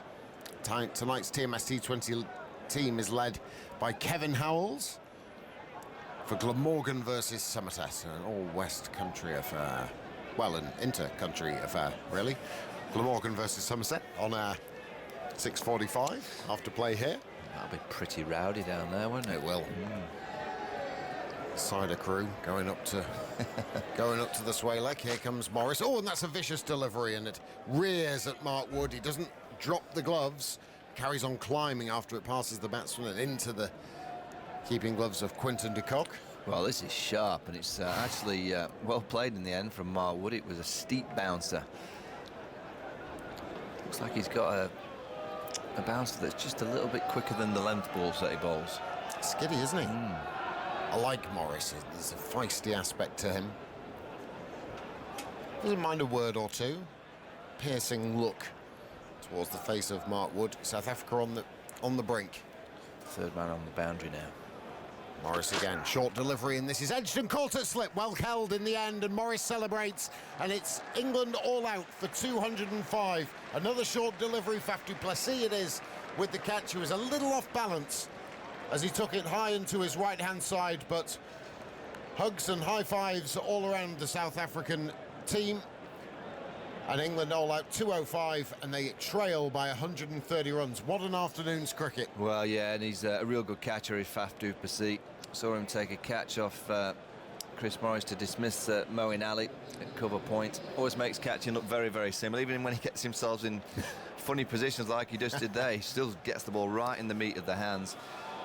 No blame of Mark Wood. He can't be expected to get the batsman out of the hole that the England batsmen have put the team in. I mean, it's been an incredible day, really, of batting. That I mean, when you hear of the play, oh, you know, it's a different era, it's a different style that the game's played in now. Well, I'm sorry, Test match cricket still requires patience. It still requires that period that if the ball's doing something, that you're allowed to see off bowlers. You're allowed to say, right, for this session, we might have to play attritionally. And this is my problem with the Test team. Doesn't matter who the captain is. For 2 or 3 years now, as soon as the ball's done something, whether it's been through pace, whether it's been through spin, whether it's been through seam or swing, their approach is to try and dislodge that by being ultra aggressive. And I'll give them a little bit of a clue. It's not working, because they continuously get bowled out as soon as the pitch does just a little bit. They go for this ultra aggressive approach, and it just allows the opposition right into the game. Can I go back to the first session yesterday, where Kuhn was in, Hashim Amla, I mean, they took the wicket of Elgar, but they were one down after the first session of play. Hadn't gone at a very, at any great rate. I think it was 60 or so for 56, thank you, from the first session of the first day, where it was doing a bit. England had got their lines wrong a little bit, their lengths in particular. And that was a fairly slow period. They're only going at 2 and over. Did that sort of set up, really, the session subsequently, and maybe even into the evening yesterday for South Africa, and showing England what they perhaps should have, the way that they should have gone about the game? One-day cricket's changed massively over the years, and it's great. It's a great visual to see the ball flying to all parts, all these shots, love it. But Test match cricket hasn't changed. You still need to respect. You've got quality bowlers out there, Morning Morcuflander, and you're still allowed to leave the ball. You're still allowed to say to the bowler, right, I'm going to leave that 4th, 5th, don't let the ball go to the keeper. I'll get you to bowl a bit straighter, I'll play it late, and just clip a few off the hip for a session or two. And then wear them down. You get them into the second spell, the third spell, hopefully the fourth spell if you're batting well. And you go for 5 or 6 hours to get your 100. It looked to me like England were going out there today, they right, we'll get 100 in an hour. I'll just keep playing with shots. Which they did. Yeah, but not individuals I'm talking about. Just keep going. We'll just keep smacking it to the all parts, Yeah. Ultimately, I think there's... I don't know what the right word is, but is it a lack of respect of what the game is? You've got to ultimately trust your techniques. You've got to trust your game to be able to play the way that I'm saying, in terms of the attritional approach, batting for long periods of time, wearing the bowlers down. There's got to be a trust inside yourself to trust yourself to bat out there for a long period, to defend a few good balls, to leave a few balls through to the keeper. But that today is not the way to play Test match cricket. Just very briefly, Michael, we saw Anderson earlier on, 4 for 4 in 20 balls, albeit against the tail. Has he found his length today, earlier on? It's got to be the same. Absolutely. First up here. Like England have got to come out and get 5 or 6 wickets tonight to get back into this Test match. They have to come out and get early wickets. It's possible because the conditions are still good. They're going to get an hour and 35 minutes of play left, so they need 4 or 5 quick wickets to just try and get back into the Test match. But I think we'll be talking about the batting a little bit more so Okay. Well, let me bring you the scorecard of today. It's all happened in such a hurry, really, considering the time, as Michael was saying, the lack of patience and application. Alistair Cook caught De Kock Bowl Philander for 3. Keaton Jennings caught De Kock Bowl Morkel without scoring. Gary Balance did a lot of hard work and then was bowled after lunch by Philander for 27. Joe Root top scoring for England. He looked very much at ease and just basically applying the theories that Michael has just been suggesting before he chased a wide one. 78 he made in 76 deliveries, 12 fours in that innings. He was caught by De Kock off the bowling of Morkel. Johnny Bairstow then, as Maharaj got the first of his 3 wickets. He got a beauty, actually, that pitched on leg stump and hit the off stump, and he was out for 45. Ben Stokes caught De Kock Bowl Maharaj for a duck. Moeen Ali caught Du Plessis, bowled Morris for 18. Liam Dawson caught Amla, bowled Maharaj for 13. Stuart Broad, LBW first ball to Chris Morris. And then the final wicket to fall was Mark Wood, who was caught at second slip by Du Plessis off the bowling of Morris for 6. And there was 4 byes, 10 leg byes, 1 wide in England's 205 all out. Morné Morkel, 13 overs, 2 maidens, 2 for 45. Philander, 13 overs, 2 maidens, 2 for 48.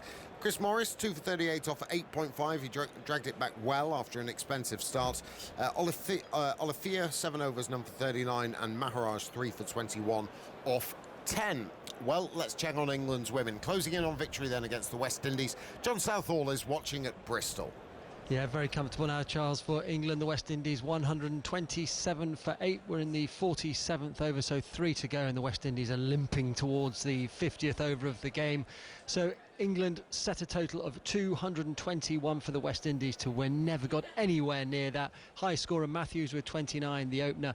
Knight and Mohammed at the crease at the moment. Knight on 11 and Mohammed on 14. The pick of the bowlers for England, Natalie Siver, 4 overs, 3 wickets for 3 runs. So what this will all mean, England will top the table tonight as they go into the semi-finals, and they will play whoever finishes 4th, and at the moment it looks like that will be South Africa here at Bristol on Tuesday.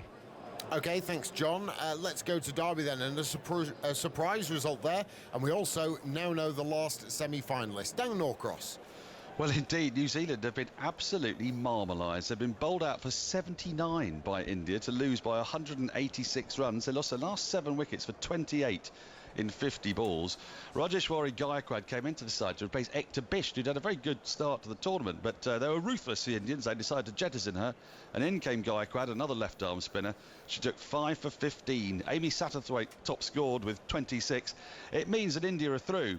And given that South Africa have just lost to Australia, we can say certainly now that England will be top of the table, Australia and India will be 2nd and 3rd, South Africa will be 4th, which means that England will play South Africa in Bristol on Tuesday, Australia will play India in Derby, and it's quite a surprise for a side as strong as New Zealand. A lot of people expected them to go quite a long way in this tournament, but their big guns have not fired regularly. Bates was out for 1 today, Priest for 5, Satterthwaite just at 26, Sophie Devine just 7. They crumbled like a pack of cards, if I'm honest, and they just had no answer to Indian spinners. So I think we know the semi-final lineups, and they're rather intriguing ones. Yeah, they really are. Dan, thank you. Daniel Norcross in Derby there. So a couple of tasty semi-finals as well. England will be delighted that they've topped the group and stay in Bristol. Heather Knight, the captain, was desperate to stay in that very partisan crowd that they got, and hopefully they'll pile in to see that game between England and South Africa, and then India versus Australia. Another intriguing lineup. Nat Siver can do no wrong at the moment. 4 overs, 3 for 3, a couple of hundreds. Yeah, she has got the golden touch. Yeah, New Zealand. I mean, they were one of the favourites, weren't they? Yeah, they were. New Zealand and Australia. England have always worth finding form at the right time in competition. Lost that first game to India and then won every game since. So it's been, I must admit, I've really enjoyed watching it. Brilliant, yeah, it has. It's been absolutely fantastic. So, Andrew, you're poised. Yeah, just a few points on the England innings. The last 4 wickets went down for 6 runs in 29 balls.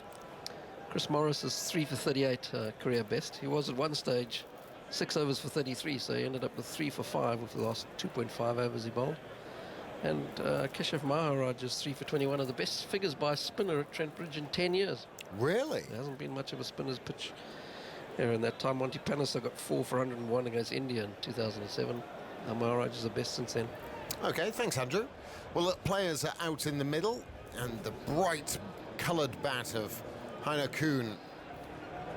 At the far end, he's going to be facing the first ball of James Anderson's. Well, what spell was this? It's his second spell of the day. What have we had today? 14 wickets? Yes. Yes, 6 down overnight. We've had 14 wickets. Anderson with ball in hand. Kuhn is on strike, and Dean Elgar, the left-hander, leaning on his bat handle at the non-striker's end. When Jimmy walked off this morning with a fifer, he was thinking, "Ooh, that balcony looks nice. I'll be sat on there for a while, have a brew, do a crossword or two, a bit of Sudoku." Well, you're bowling again, Jimmy. All the best. Fizz, just give us a run. 27 overs to go. 3 slips and a gully for Anderson, who comes in and bowls down the leg side, and Kuhn's off the mark with a 4. That's not a great start for England. Goodness, he's timed that beautifully. Anderson looking for swing, getting a little greedy, and his first delivery on leg stump, and Kuhn's played that tidily, 4 without loss. Well, it was a good length. Just the wrong line. I'm pretty sure that'll be the message from Joe Root. Now get the South African batsman coming forward. Fairly lengthy huddle prior to the start. Saw Joe Root just having a chat to his team. Here's Anderson kicking his heels, bowls, and that's better. That rears a little bit. Kuhn, who does play quite low to the ground with quite low hands, takes his bottom hand off the bat, and it's almost, he reacts as though the ball sped up at him. Out into the offside it goes. So let's have a look at this field. Yeah, just orthodox, 3 slips. I'm just going to warn you. Go on. Jeffrey's coming in to replace me in a minute. Oh, well, I'm not going to be here either. Right. All I can say, anyone in the close proximity of the box, just beware. Okay. Anderson bowls. Forward comes Kuhn. Defends. Well played. He's been marking his run-up. Oh, right, okay. All the way back to Sheffield. Oh, dear. To talk about the England batting. He's ready. Look, he's taking his hat off. He's got his hands in his pockets. He's ready. Just be ready with the volume. I'll still be here. I don't get to escape. That's all right, Andrew. Just shuffle the chair to your left. He's out of the room now, so we should just warn listeners that it could get quite violent in the next half an hour when Jeffrey's on air. Anderson away from us bowls, and Kuhn is squared up a little bit, but he shows the maker's name.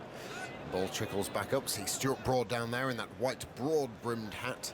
I reckon doing some slow warm-ups. And if you want to start a bit of boycott bingo, I think this is the perfect time. Absolutely. Cards at the ready. I think you'll get a full house quickly. Let's see who's replacing me. Hang on a sec. Ed Smith. Oh, perfect.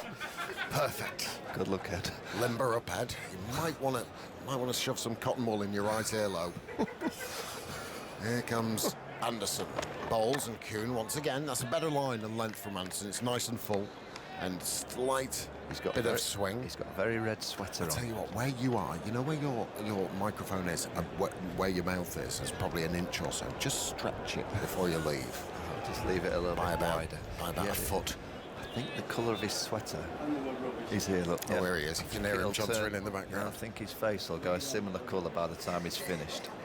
I'm ready to move. I'm getting out before you. Here's Anderson bowls. Kuhn is forward, and ball goes out into the extra cover region. A single is taken, and that concludes the first over of England's South Africa's second innings. They're 5 without loss after 1 over. The lead is 135. Kuhn is 5 not out. Elgar yet to get off the mark. Oh, look, Ed Smith's here. I think there will be a double change. Absolutely. Good luck, Ed. Good luck, everybody. Ed Smith. Well, Varney's just leaving us, and I think we're going to be ready for a little bit of noise to your right-hand side after that England batting performance, Ed. Afternoon, Charles. I don't quite understand the... Oh, I see. Goodness me. I do understand. I was baffled and confused, and then I've now realised there's a red jumper and a short-sleeve white shirt coming towards me, which belongs to Jeffrey Boycott, and I don't think he's looking very happy. What, Jeffrey, I know. Is it a... You know what, rubbish. Absolute tripe. So I didn't quite catch that, Jeffrey. There was the problem was the batting. That's been the batting for ages. And yet what do? They will play with one batsman less and an extra spinner.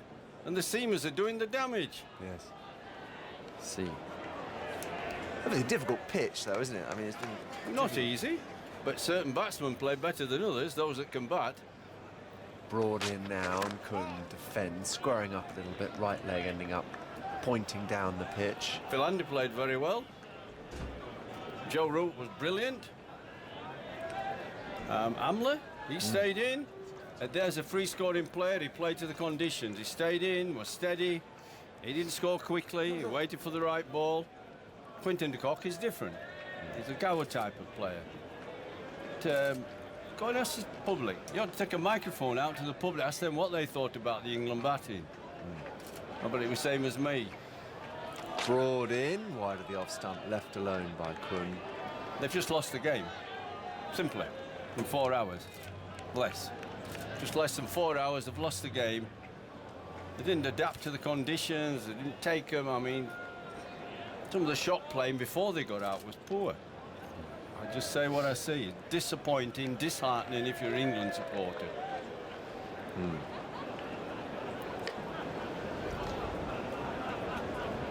Broad at the top of his mark. Can he reverse this test match? Done it so often at this ground. Charging in, legs pumping past the umpire. Bowls wide of the off stump. I suppose, Jeffrey, I mean, you carry on and I'll come back to that. All I was going to say is the talk by Joe Rule should have been, look, we have to bowl them out for 150. We've got to be sensible, it's possible.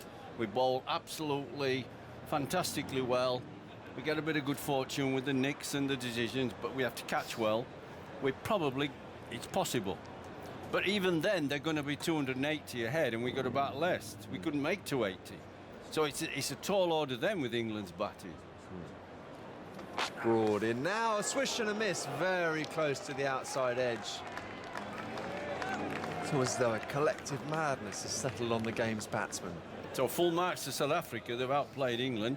As much as England have helped get themselves in this position, they've upped their game. The conditions may favour the fact that Philander is a good bowler in these conditions, a crackerjack bowler. And Morney's a good bowler, but they play better. Some of their batsmen have adapted better to the conditions. Ours has been really disheartening. Broad in, wide of the off stump, left alone by Kun. Nobody minds getting beaten by a better team where you played well, they played better than you. You have to put your hand up as a sportsman. You couldn't go in that dressing room and say, hey lads, you know, we played pretty good, they were too good for it. No. We actually beat ourselves a lot. If you wanted to go through the wickets, you'd tell them. There were some shockers. Just wonder, though, going back to the conversation we've been having for the last sort of day or so, Jeffrey, as Broad is in now, and bowls to Kun, who missed times and on drive. I wonder what the real outlier is in this match so far. Which piece of the match doesn't fit the sequence of the play generally? Well, it's very easy when you watch a team to collapse to think, oh, it's the batsman's fault and so on. Of course, there were some culpable shots in there, some very poor dismissals. Very diplomatic wordsmith, that. Hang on, I haven't got to the nitty-gritty. The nitty-gritty's coming.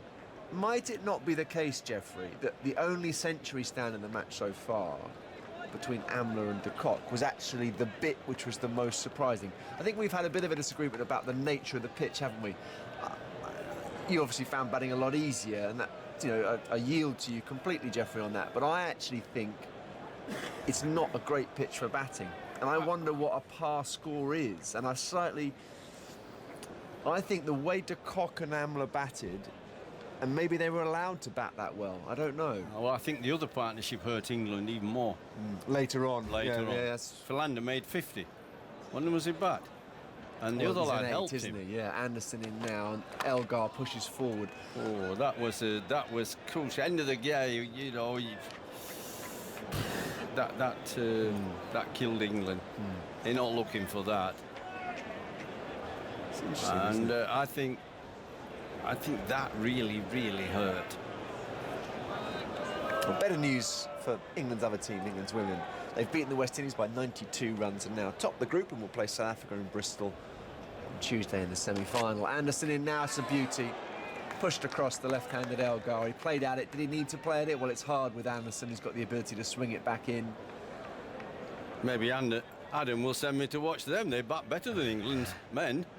A lot better. Come back with a report.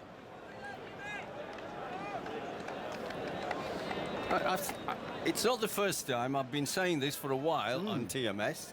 If you can't bat, you're going to struggle to win test matches. Anderson in, that's beaten him again. Now that was a poor shot. The one before I think he did have to play. I think that was too wide. There's a nothing shot. The only thing you're going to do there is nick it, Dean Elgar.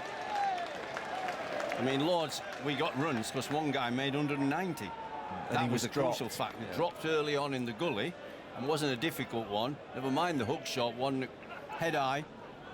It went at gully. Yep. And today at gully, one went past gully, nearly out, wasn't he? Gully, I'd have 2 gullies to Joe all the time. Don't tell them, Jeffrey. Anderson in now and squeezed out on the offside by Elgar. He'll get a couple. It was a very full ball. It was the away swinger to the left-hander. Almost a Yorker length. Elgar off the mark. South Africa 7 without loss.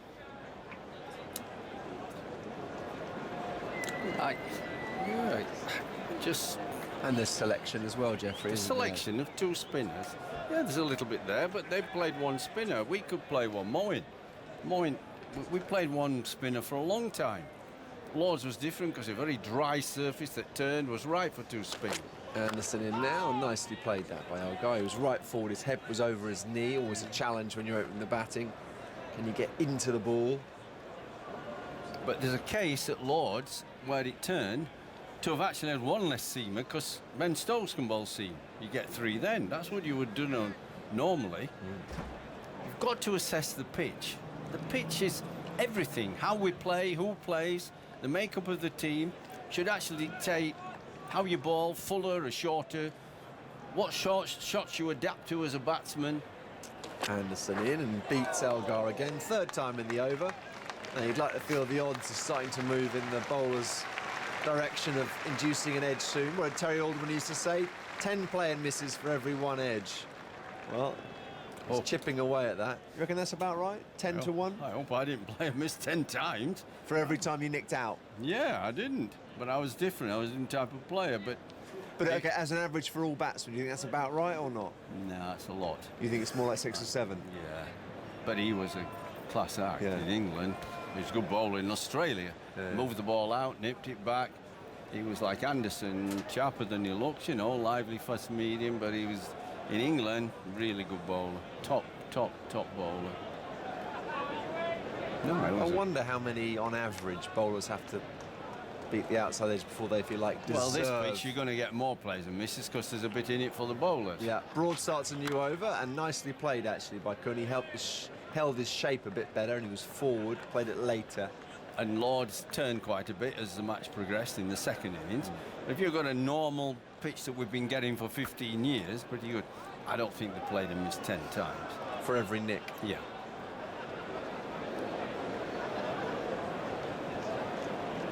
Now 3 slips in place. Cook, Root, Jennings. 5 men saving 1. Moeen Ali at fine leg. Can England find something? Broad and Anderson. Broad this time, and check driven by Kuhn. Smartly fielded, moving away to his left by Balance. The game's gone. Sorry. I don't see how England are going to win it. Well, it's a very similar shape, isn't it, to the last Test match, only with the reversal of the teams. You'd think that, and pro rata, if you like, the numbers ratcheted down, but it's the same kind of lead in terms of we struggle to be consistent because the batting's not good. It fails sometimes, then we're in trouble. When we get enough runs, then we're in the game always. Now Elgar waits for Broad, coming round the wicket. Down leg side, fences at it, goes through to Bairstow. Do you think Broad was out, by the way? It was given out LBW on review. I thought it might be missing umpire's call, you know, just nicking the stump. But look, I've got to believe in the tracking system. If it's set up right, it's pretty good. It's, I would say, 90-odd% right. Can't go for 100% perfection. I think it's pretty good normally. If you set it up wrong, then obviously... From round the wicket, not many of those. It was very full. It was very full, hit him deep in the crease, wide of the off stump from Broad. Elgar leaves alone. Backing away. I mean, shocker is Stewart. I mean, I know he got a half-century at Lord, but really, a guy who could play like him a few years ago before he got hit was a serious low-order batsman. And nowadays, with helmets on and chest pads and arm pads, can't seriously hurt unless you turn your head away. Look, watch the ball, but it's got to him, hasn't it, mentally? It's just purely mental. Sun's come out here at the Trent Bridge, and it is Broad charging in round the wicket. Bowls now. Elgar is back and across and finding the gap in front of square on the onside. Pick up at least 2. Well fielded, actually. Throw comes in now to the bowler's end. And as is so often the case when the team's on top, the opening batsmen feel less pressure, they're less anxious. Kun played probably the best shot he's played in his test so far when he clipped one beautifully first ball from Anderson. 10 without loss, relatively unflustered. Amazing game.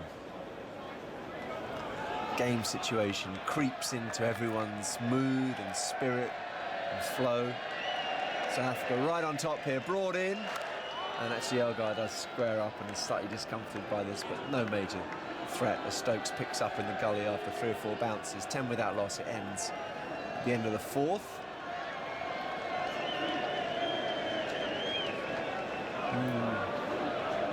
Nice time to bat.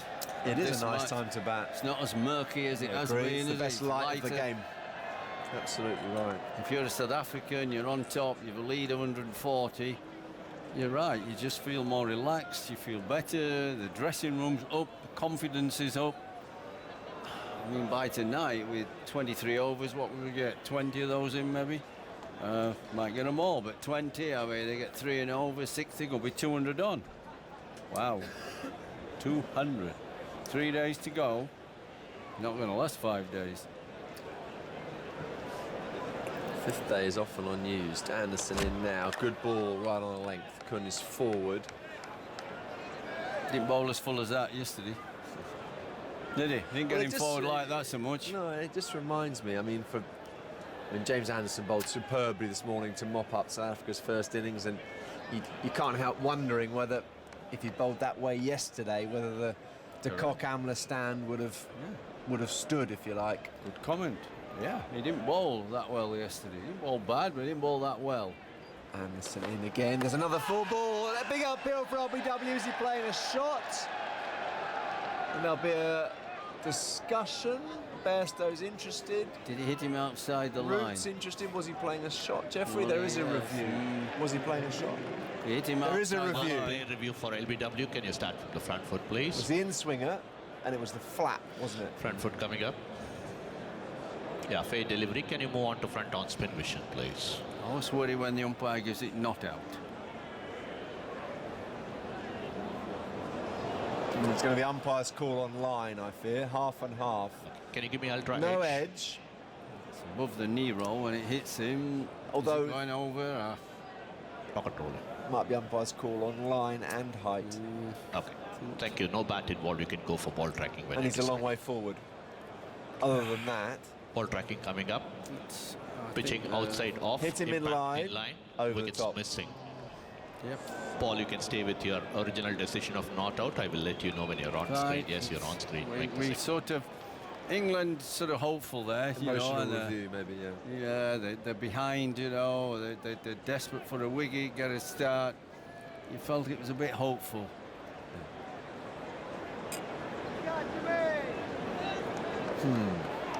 Plenty of things to consider for England's new captain Joe Root as he marshals his bowling attack and sets his field and faces a huge deficit here at Trent Bridge. Anderson's run-up is blocked by the umpire, who says, hang on a minute, we've still got the 12th man on the field. Anderson trudges back to the top of his mark. Keeps as full as he has done. You feel he's got a better chance of getting people out. Definitely.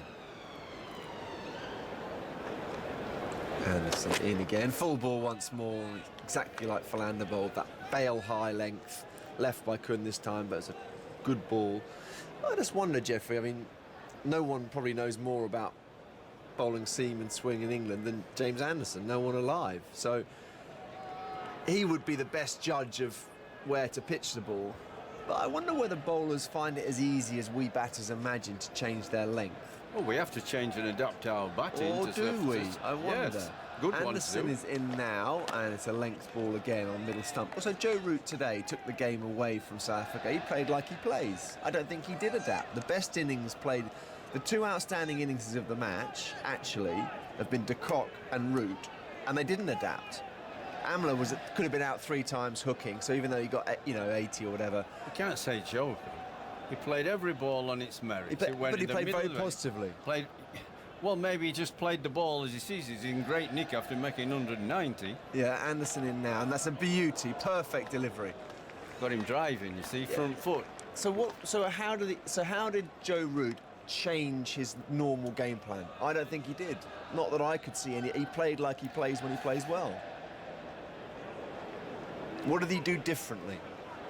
Well, it's not different. He played every ball on its merits because he hit it in the middle of the bat, but one ball that went shoulder height through a gully. Every ball he played in the middle of the bat with some sumptuous shots. Agree. Anderson's in now, and actually nicely played by Kun, who held his balance very well, and he's going to pick up at least 2. Moeen Ali picks up now. All I'm asking Quinton de Kock didn't play as well as him. No, he didn't play as well He did as play him. and miss once or twice. Yeah, and he didn't. He didn't play and miss once. Agreed. So therefore, it's almost the perfect innings, except for the one that went through gully. I agree with all that. I couldn't have just been writing about it. He couldn't play any, but he purred along. It was He couldn't play any different because he hit everything in the middle. But the issue is, everyone says it, and you're in the vast majority of conventional wisdom, smack in the middle of it, that the best players adapt. I wonder whether the best players are more reluctant to get knocked off their game. They obviously have a better game, and they don't get knocked off it. See, I think Root actually didn't give the channel to the bowler. He kept playing his way. I don't know. Elgar now waits for Broad, who's in, and Elgar sort of pushes it to mid-wicket. The great players, when they play, they judge the length perfectly. Yeah.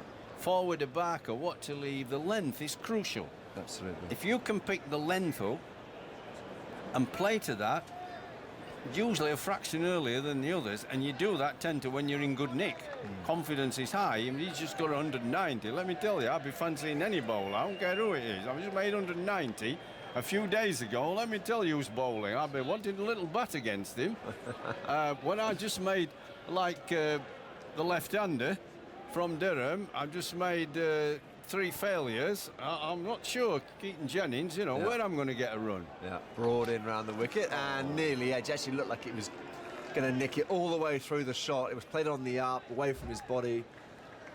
Nothing doing for Elgar there. Lucky to get away with it. 16 without loss. I mean, some of those pulls he played, the ball was just short of the length. Great. And he didn't whoosh him or anything. He just pulled him in control down, didn't he? Almost. I never saw him, but people told me, like Bill Bowes, the bowlers, and Bradman, if you bowled just short, he pulled you. He's so quick on his feet and pulled it down. Yeah. Broad again, and Elgar defends this. Yeah, he played one off Philander, didn't he? He saw one. I think he got a ball in on 59, and Philander bowled it a fraction short, and he just boom, and it went in front of square. And 63. Bill said that's how Bradman played. I'm not putting Joe in Bradman. Yes. None of us are. He's way better. But he said you pitched it up, he drove it. So he thought just shorten it a little bit, and it went like a rocket in front of mid-wicket. Yeah. And he played shots like that because he's in the top form, 190, feels great, seen it like a football, and he didn't get anything wrong. Broad again, and Elgar squirts off the outside edge to gully. Stokes Fields moving away to his right-hand side. I was actually thinking of, I was trying to think of an equivalent. Joe Root, you're absolutely right. He's squeezing the margin for error for the bowler to a very, very small spot where basically a lot of balls that other people were finding difficult, he was actually either balanced forward looking to drive or actually right back and looking to back drive or pull. And he played one cover drive of Philander. Yeah. Was slightly on the up and he was rocketed in off. single figures when he played it. Yeah. One of Michael's that. Broad in now, whipped away by Elgar, down to fine leg. Moeen Ali moves away to his right-hand side. Elgar takes on the throw. Bairstow moves briskly, but so too does Elgar. And South Africa starting this innings ominously easily. 18 without loss, 1 ball to go in the 6th. Not the start England wanted, having been skittled out for 205. But it happens. when you fail and you're behind the 8 ball, you know, you're behind in the game. I said, look, Anderson's bowled some beauties and got a wicket. And that's what happens, doesn't it? It just does. If England were 100 and some in front, then he'd have nicked a couple of those. Broad in again, and Elgar pushes back to the bowler. End of the over, 18 without loss. Thought from Jeffrey, I'll make way for Aggers. And the thought that I've always learned through playing lots and watching is, don't get behind in a game. Get on top and then everything goes your way. It's just the nature of the game. Oh, now to play out of the skin to win this, almost nearly a miracle. Well, they've got to get them 6 down tonight, haven't they? 6 down, they've got to bowl them out for 150 or less. Yeah. And they won't do that. But It they've doesn't got to, look like that. There's 20 overs to go, 3 and a bit and over. There's a lead by over 200, you imagine. Yes. In goes Anderson, bowls, and that's driven down towards mid-off by Kun, but straight to the fielder, and there's no run. So they've got to have them 6 down, haven't they, by that to have much of a chance and try and get, what, 240, 250? Yeah, but you see, there'll be 200 on tonight, and, well, they just... But a real mess of it today. There were some strange ones. Alistair Cook's dismissal was a strange one. Inside edge, you could try and offer things. I didn't think Broad was out, by the way. What technology was doing there. In goes Anderson. Bowls, edged and caught. Caught by Joe Root at second slip. And England had their first wicket. They couldn't. Edging low. It's a lovely catch by Root again. It's the second he's taken today. And that's given the crowd something to cheer about. It's given England a bit of a lift. They are a long way behind in this game. But there's the first wicket to go. It's Anderson's 5th of the day. And it's 18 for 1. They still lead by 148, though. Got him forward. And I just mentioned a few minutes ago, with Ed on commentary, that he's made the batsman come forward far more in this little spell than he did yesterday. He was always short of a length. They were able to play back, and when the ball did something, he bowled real good ones, it missed the bat by 3 inches. And this is the difference. When you get them forward and it moves, we can't, it's nearly impossible to change your shot. You're committed on the front foot. Back foot, you've more time. That's why you play back. For a short of a length ball to have more time to watch it. More time, and you watch it travel, and you can let it go or miss it. You can't on the front foot. Yeah. And that was as perfect as good. He wasn't even driving that. No. He's playing forward defensive, perfectly forward defensive, good stride. It swung, nipped it, and he's just done a lot more of that. Maybe he's hit his length this morning when he got his wickets, and he's carried on tonight. But unfortunately, he didn't have it yesterday. No, he didn't. Well, that was a classic, if you were just trying to picture it, a classic Anderson dismissal, really. A little bit of outswing. The ball kept going when it pitched. And the right-handed batsman pushing at it, but a nice catch from Root. That was droppable. And he took it very well. So England really into that little area now. Amla, de Kock. These are the wickets they've got to get. They've got to get these out tonight if they'd have any chance. You'll start with this fellow, who's a wonderful player, who gave his wicket away rather in the first innings. They'll test him out with the short stuff, I'm sure. At least I'm sure that the quicker bowlers will. Anderson, one hopes, will simply keep plugging away round about that off stump. He should do. If he's got the rhythm now and the fullness of the ball, he's got it shaping. Why upset it with too many short stuff? And you know that as a bowler. Out he goes though. Yeah, well, you have one, but I would try and bowl him out first. Yeah, so would I. They've only got 2 slips on the gully. I think another man in that catching ring might have been better with a man just come in. But anyway, 18 for 1. Anderson on his way, urged on by the crowd. Bowls, and Amla guides that down to gully. Playing with those very soft, deft hands. And that's fielded by Jennings. And there is no run. So another wicket. That's what, number 15 of the day. It's done a bit, but I think England's lack of application is what most people will be grumbling about. Moeen's shot and those like it. I mean, how can we caught point when in that situation? In goes Anderson on his way again, bowls short and paddled away around the corner. A chase for Wood, who dives full length, despairingly, but the ball has bounced away. It's ricocheted out of his right hand there and into the boundary. So 4 runs, and Anderson's shaking his head, but he's got to keep probing away at that off stump. Tried to bounce him, didn't he? Didn't get up. Not as high as he went, and he got a sort of low chest and just paddled it round. Bowl it. When he's making it move and he's getting it up there around the stump, just bowl it there. He's a class act. Don't get sucked into bouncing him just because he played 4 false hook shots. One got him out in the end. Yeah. 2 slips and a gully. Anderson runs in, bowls. That's pitched up and very carefully there, and precisely. Amla comes forward and plays the ball straight to Broad at mid-on. And there's no run. This will be a very interesting challenge for Joe Root this session and probably tomorrow morning as well. As captain, how do you juggle the field, the runs that you're behind? Could be all over tomorrow night. Oh, good. Well, England are playing, it could easily be. Anderson again, runs up, bowls, and Amla again. Absolutely dead bat. Waits for the ball to come. And has plays it out to Stokes, who's fielding in the covers. So Anderson at least breaks through. And South Africa have got 9 wickets left, but they lead by 152.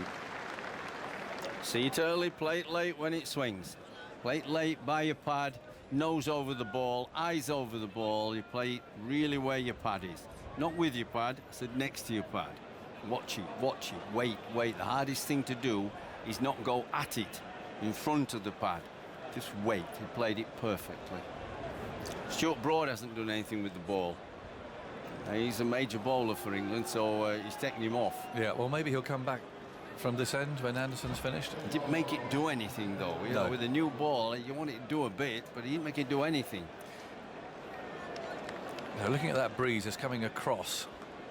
Broad would prefer to take the ball away from the right-hander if he could, so we'll see, because he bowled, what, 3 in that spell, so I'm pretty sure he'll replace Anderson when the time comes. It's Wood for now, though. A springy run, here he comes and bowls wide of the off-stump, and Elgar's put him away for 4. Through point. They were looseness, searching delivery, that was. And Elgar reached for that and drove for 4 more. Why do seamers often bowl such a sloppy first delivery? You bowl, tell me why. Why can't you run up and bowl it round off stump on a length? You never saw me bowl a bad ball, did you, Jeffrey? Yeah. It's just, why is it? I mean, that was a sloppy, floated up half volley saying hit me ball. Looked a bit stiff, didn't it? Here's Wood again, bowling, and that's full once more, but a bit straighter. And Broad fields that. A lot of people say the best loosener that a quick bowler can bowl to just get into it is a bouncer. Just run up, hurl a bouncer down. Okay, there we are, loosened up, and on we go. When you bowl 2 down leg side, you can't hit it. They won't wide you. This is not one-day cricket, but at least they can't hit it. No, get true. your rhythm. Bowl 2 down there. You could do. That's hardest ball to hit. Yep. Because you're setting up for off stump. But if it goes foot down leg side, it's not a wide in test cricket. Get 2 looses and then bowl your length. In comes Wood, bowls, and Elgar drives, and he's just beaten the dive there by the man at cover. And they'll come back for a couple more. So again, it's a lovely, firm drive. Anderson was the fielder. He's looked fairly innocuous this match, Wood. He has. Andy. He has. Really innocuous. So a guy who can generate pace, he's looked about as quick as me. And there'll be no logical answer for that, because he looks all right as he runs in. It's this elusive rhythm that we talk about with bowlers. And yeah, I understand that, but he hasn't been at all. No. Penetrate, don't look like beating anybody. In comes Wood again. Over the wicket, bowls, and Elgar plays out into the offside. 85 miles an hour, that one's showing on the on the speed gun. When he swung it, Jonathan, it's kind of, I can see it all the way. What is more difficult for the batsman, when he goes halfway, doesn't do anything, and then it sets off. I've got less time then. But when it sets off from the arm, that's not too difficult to play. I can see the shape, I see where it's going. 28 for 1. South Africa lead by 158. Here's Wood again, arms pumping. He's there now, and he bowls, and Elgar drives for 4 more. A push drive, really, but there's width. And it was too full. And Elgar's hit that beautifully through the offside. 162. There's some South Africans in the crowd there looking very pleased with how today has panned out. That despite them being bowled out quickly this morning, but they've really, really fought hard. And, well, if they don't win the game from here, and either somebody in the England camp has played miraculously. No chance. Or It'll they've have to really thrown rain. it away. It'll have to rain, Jonathan. Yeah. They've had it. 32 for 1. Here's the last ball of the over. Wood again. The big leap bowls, and Elgar brings the bat down on a ball on the off stump, timed at 86 miles an hour, pushed into the offside, and there's no run. So the end of Wood's over, and there were 10 from that. 32 for 1. 8 overs gone, and Joe Root has got a lot on his mind. And he won't have been in this position before. See what he does, who he talks to, what decisions he comes to, who's lured again into that review. We were talking about it yesterday, that at the moment he's letting the bowlers rather get their own way with this review. Yes. And he's standing at slip. He should be saying, hang on a minute. See, as I said to people, we were doing shows, you and I said, it'll take him a couple of tests and more. It's all right standing at second slip and giving his opinion to the captain. Now he's got to make the decision. It's very different. Anderson runs in and bowls, and Amla's on the back foot, steering this out to backward, point in the covers, and then goes gardening.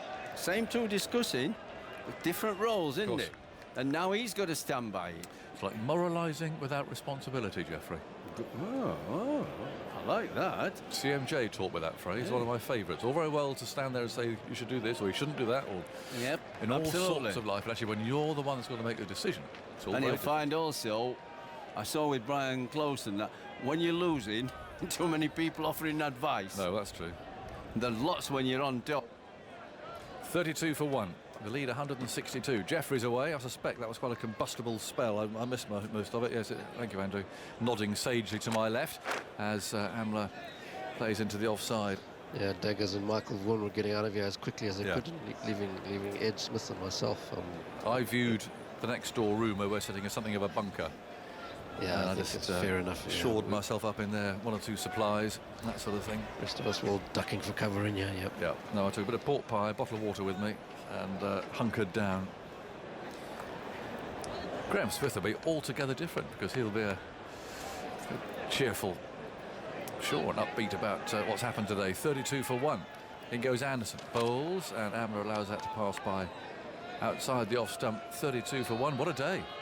It's been a fantastic day for the South Africans, hasn't it? Yes, it has. It really has. It's been a wonderful fight back from them.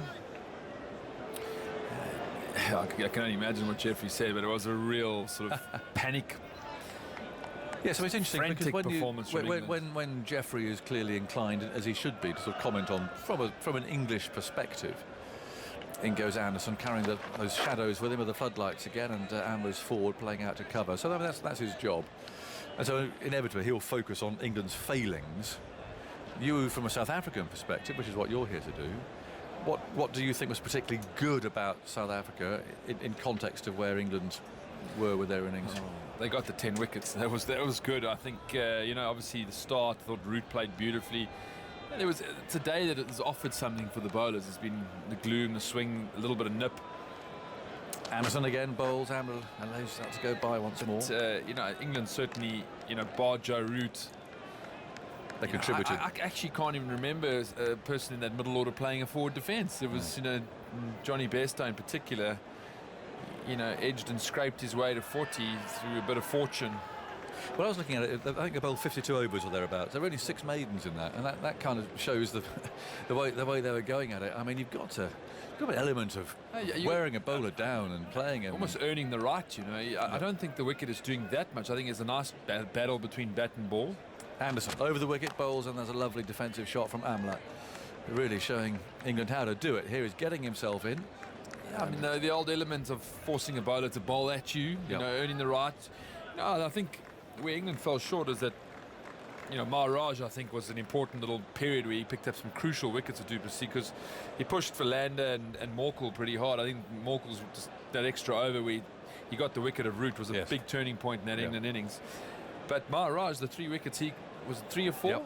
He got 3 for you. I mean, he was really just coming on to try and dry up an end, and bowled beautifully. I think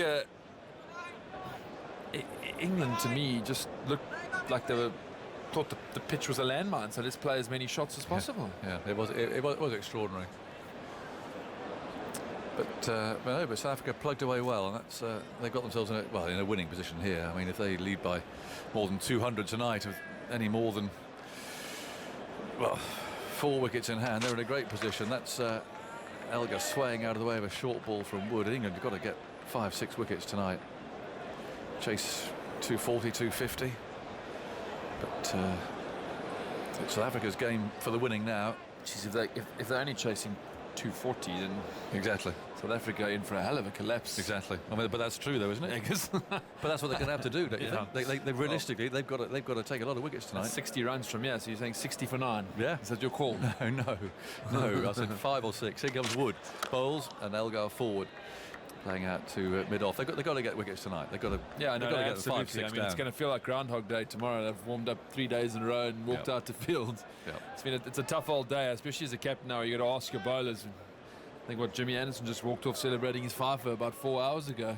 Yes. There he is, back toiling away. Yep, absolutely. There's Wood swinging round at the far end, breeze blowing across the ground. It's been doing that for much of the day. 32 for 1. The lead 162 at the moment. Elgar's forward and plays down to mid-on. Well, what would you feel comfortable chasing if you were England? What would you settle for now if you say, okay, you can have? Well, I mean, realistically, they're probably. I mean, unless South Africa bat horribly, they're not going to have anything under 300, are they? You wouldn't think so. No. So it's going to be interesting to see how the pitch plays tomorrow with the slightly better weather forecast. Sun out, whether that helps, or the pitch deteriorates, becomes a little bit more up and down. They saw a little bit of spin. Here's Wood, bouncer, and Elgar's underneath it. I mean, the odds are it's going to be a very big chase for England, unless they can somehow rattle these big wickets out tonight. Amla and de Kock and du Plessis, they've had them all out by tonight. Yeah, I mean, this is going to be their opportunity. It's gloomy and lights on. There's been a little bit of swing and seam all day. In comes Wood, bowls, and Elgar's forward, playing out to point. I tell you what I will be interested in. There's all this chat about Moeen and the way that England have talked about him as being the second spinner and almost trying to play him down a bit. He's going to go to Dawson, I guess. You think he'll go to Dawson first, this one? You think he will? Well, he has to. I mean, I'm not saying he has to. To me, it's the wrong decision. He did it in the first innings. Yeah. It seems to be his... But let's see when it really matters where he's going to go. He's got to go to Moeen, hasn't he? I would love to sit down with him and the coaching and selectors and understand the selection. So would I. Yeah. It's crazy, but now when it really is mattering, surely he goes to Moeen first. Here's Wood, and that's turned away into the leg side, and a good over, better over from Wood. That challenging Elgar from a full length, 32 for 1, 10 overs gone. The lead 162. Now we've got a physio or a doctor running on down there to administer something to Johnny Bairstow. It's a fascinating match. Certainly England produced enough frailties today. South Africa preyed on them. It hasn't been a boring day, has it? No. It's been quite riveting. We've seen shots, we've seen wickets. Was it 15 wickets in the day? Yeah. Does it frustrate you as a Test cricket lover, though, when actually like South Africa at Lords, for instance, when it should be better than that, or do you just accept it as being part and parcel of the game? No, I mean, I think England need to find another gear in their batting. I mean, that's something that I think has been spoken about for a while. We saw it in that one ODI at Lords when it did a bit. Anderson bowls, and that's played by Amla very late. Today, to point. So by another gear, you mean as in a sort of kind of reverse gear, do you? Like get your heads down and battle a bit? All for this is the way we play, but Test cricket sometimes doesn't allow that. There are days that are bowlers' days, and you've got to suck up, do the hard yards. And work hard for your runs. Yeah. I mean, Joe Root is a class above. I mean, he's 78 of 76 balls. Yeah. Anderson runs in, bowls. Amla takes a big step back and then comes creeping forward, head right over that. He's playing with such a dead bat, such soft hands that even if the ball was to nip away, it might not carry to slip. It's a beautiful defensive technique. We were hard on the South Africans at Lords, and rightly so. They were poor. They've been a lot better in the last 2 days. They've showed determination. They've showed focus, a direction. I think du Plessis added a lot to the fold. Anderson bowls shorter this time, and Amla's up on his toes and just gently taps that away into the offside. He looks just always totally unraffled, Amla, just as if nothing bothers him at all. He just... Yeah, I almost love to see a side-on slow-mo of his forward defence and someone like Heino Kuhns, you know, out his crease, almost tense, hard at the ball, where Amla's just relaxed and almost defending it right under his nose. It almost just drops dead and rolls to gully. You know, just soft hands, just a class. Anderson, Bohlström, and almost caught and bowled. He punched it back, and Anderson there almost got, well, quite an unlikely dismissal, really. Amla caught and bowled off the back foot. It wasn't too far away. He just pushed through this shot a little bit. I think South Africa would want... I think if they had Rabada, they'd feel comfortable with anything around 300. I think the fact that Olivier and Morris weren't... They just looked a little bit off the boil in terms of the standards that Philander and Morkel produced. Maharaj will offer something. So I just want a bit more of a buffer as their third and fourth seamers. Anderson bowls Amla and right forward, a ball of very full length. Yeah, so going forward, you probably think South Africa will stay with this type of format. And it'll be a little bit of a bowl out for, I guess, Morris and Olivier for that next Test match at the Oval. You expect Rabada to come back for one of them. You know, Morris obviously adds a little bit of batting depth. If you are going to go the extra bowler, so you think that unless Olivier can pull a hell of a performance out, he'll miss the one at the Oval. 32 for 1. Anderson on his way, bowls an in-swinger to Amla, who again just nudges forward and allows ball to hit bat, really, rather than the other way around. And it's picked up there at point. So there we are. It's a fascinating setup. Very much South Africa to the fore at the moment. They lead by 162, and there's about 45 minutes to go. I don't think we'll get the full 16 overs in. I'm looking to see who Joe Root turns to of the spinners. We shall find out, not immediately, but after some thoughts from Graham Smith, Henry Blofeld. Yeah, Wood has just looked a little bit flat. He has spent a lot of time in the field. England have got the 2 catches. The other thing that would be interesting to watch is how Joe Root goes about this. He needs to bowl South Africa out, so he's got to have catches and also, balance that with controlling the runs.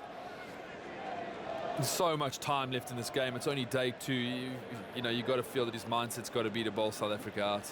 And it's Wood now in, bowls out to Elgar, goes up on his toes, plays that down square on the offside, and there is no run.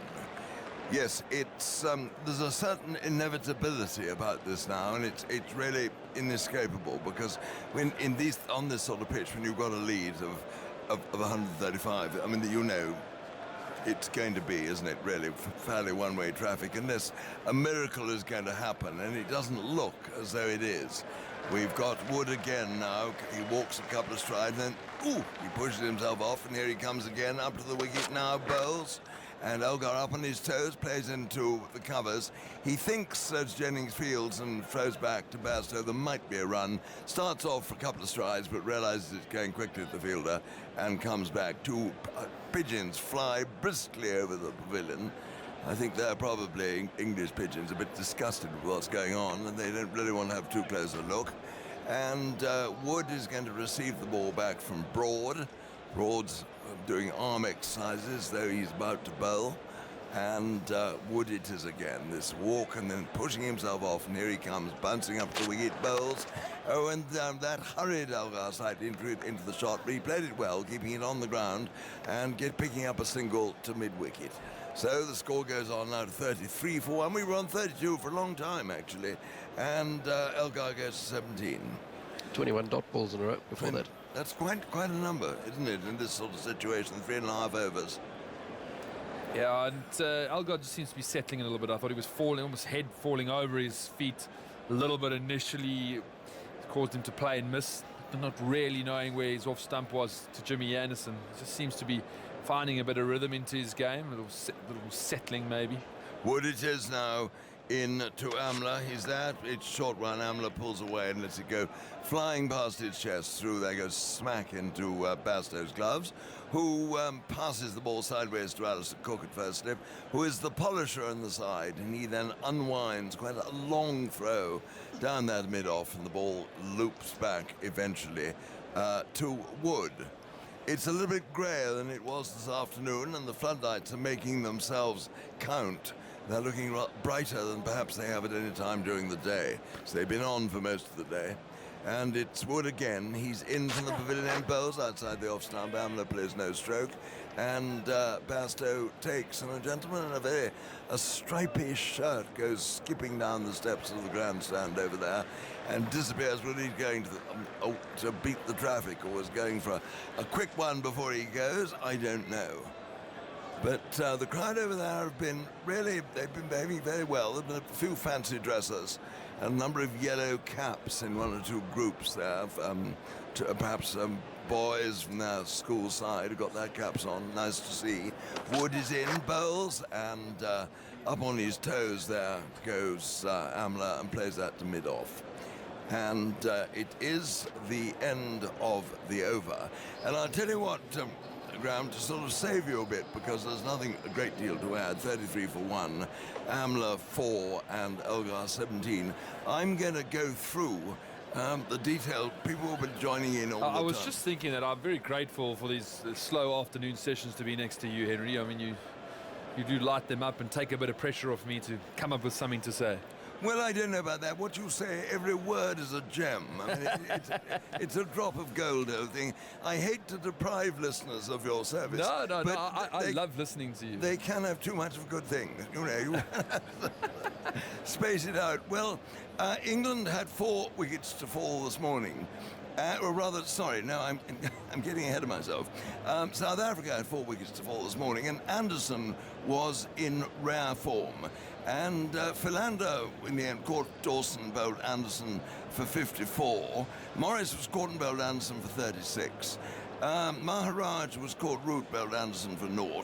And Morkel was caught Bairstow, bowled Anderson for 8, leaving Lithier not out 0. How did I get that? All right? You've done a bit better before. Oh dear. There were 12 leg byes making 12 extras. Olivier is not Olivier like Lawrence, but he's Olivier. And quite difficult for us to pronounce. 335 all out. The bowling figures, Anderson took 5 for 72, Broad took 3 for 64, Wood none for 61, Stokes 2 for 77, Dawson none for 26, Moeen Ali none for 21, and Jennings in 1 over, he took 0 for 2. And then England went in, and disaster was not long in striking. Alistair Cook caught de Kock, bowled Philander for 3. Very next ball, Jennings caught de Kock, bowled Morkel for 0. And Balance was then bowled by Philander for 27. Drinks being taken, by the way, which is why I'm giving you all this at the moment.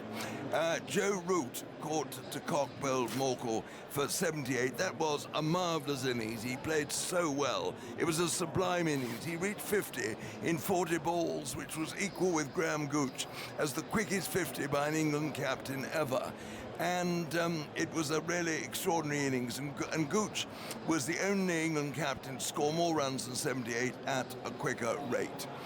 He, in the end, chased a wide one, and what looked as if it was going to be Morkel's last over, and when Rick got a touch, and really very well caught he was too by de Kock. But I think in the circumstances he might have been thinking perhaps not to attack it, although he'll say that is the way I play. But in certain circumstances maybe it shouldn't have been the way he played. Bairstow was bowled by Maharaj for 45. Maharaj had quite a part to play in the closing stages of the innings. Stoke caught de Kock, bowled Maharaj for 0. Moeen Ali caught du Plessis, bowled Morris for 18. Dawson caught Amler, bowled Maharaj for 13. Broad, LBW, bowled Morris for 0. Beautiful, a Yorker, first ball, in-swinging Yorker. And then Wood was caught du Plessis, bowled Morris for 6, leaving Anderson not out 0. There were 4 byes, 10 leg byes, 1 wide, making a total of 15 extras, and England were 205 all out. And they trailed, therefore, by 130 runs.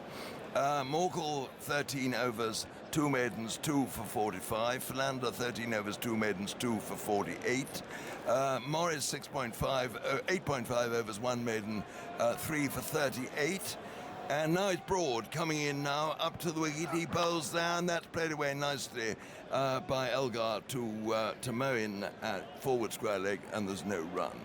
Lithier, 7 overs, no maidens, none for 39. And Maharaj, 10 overs, 1 maiden, 3 for 21.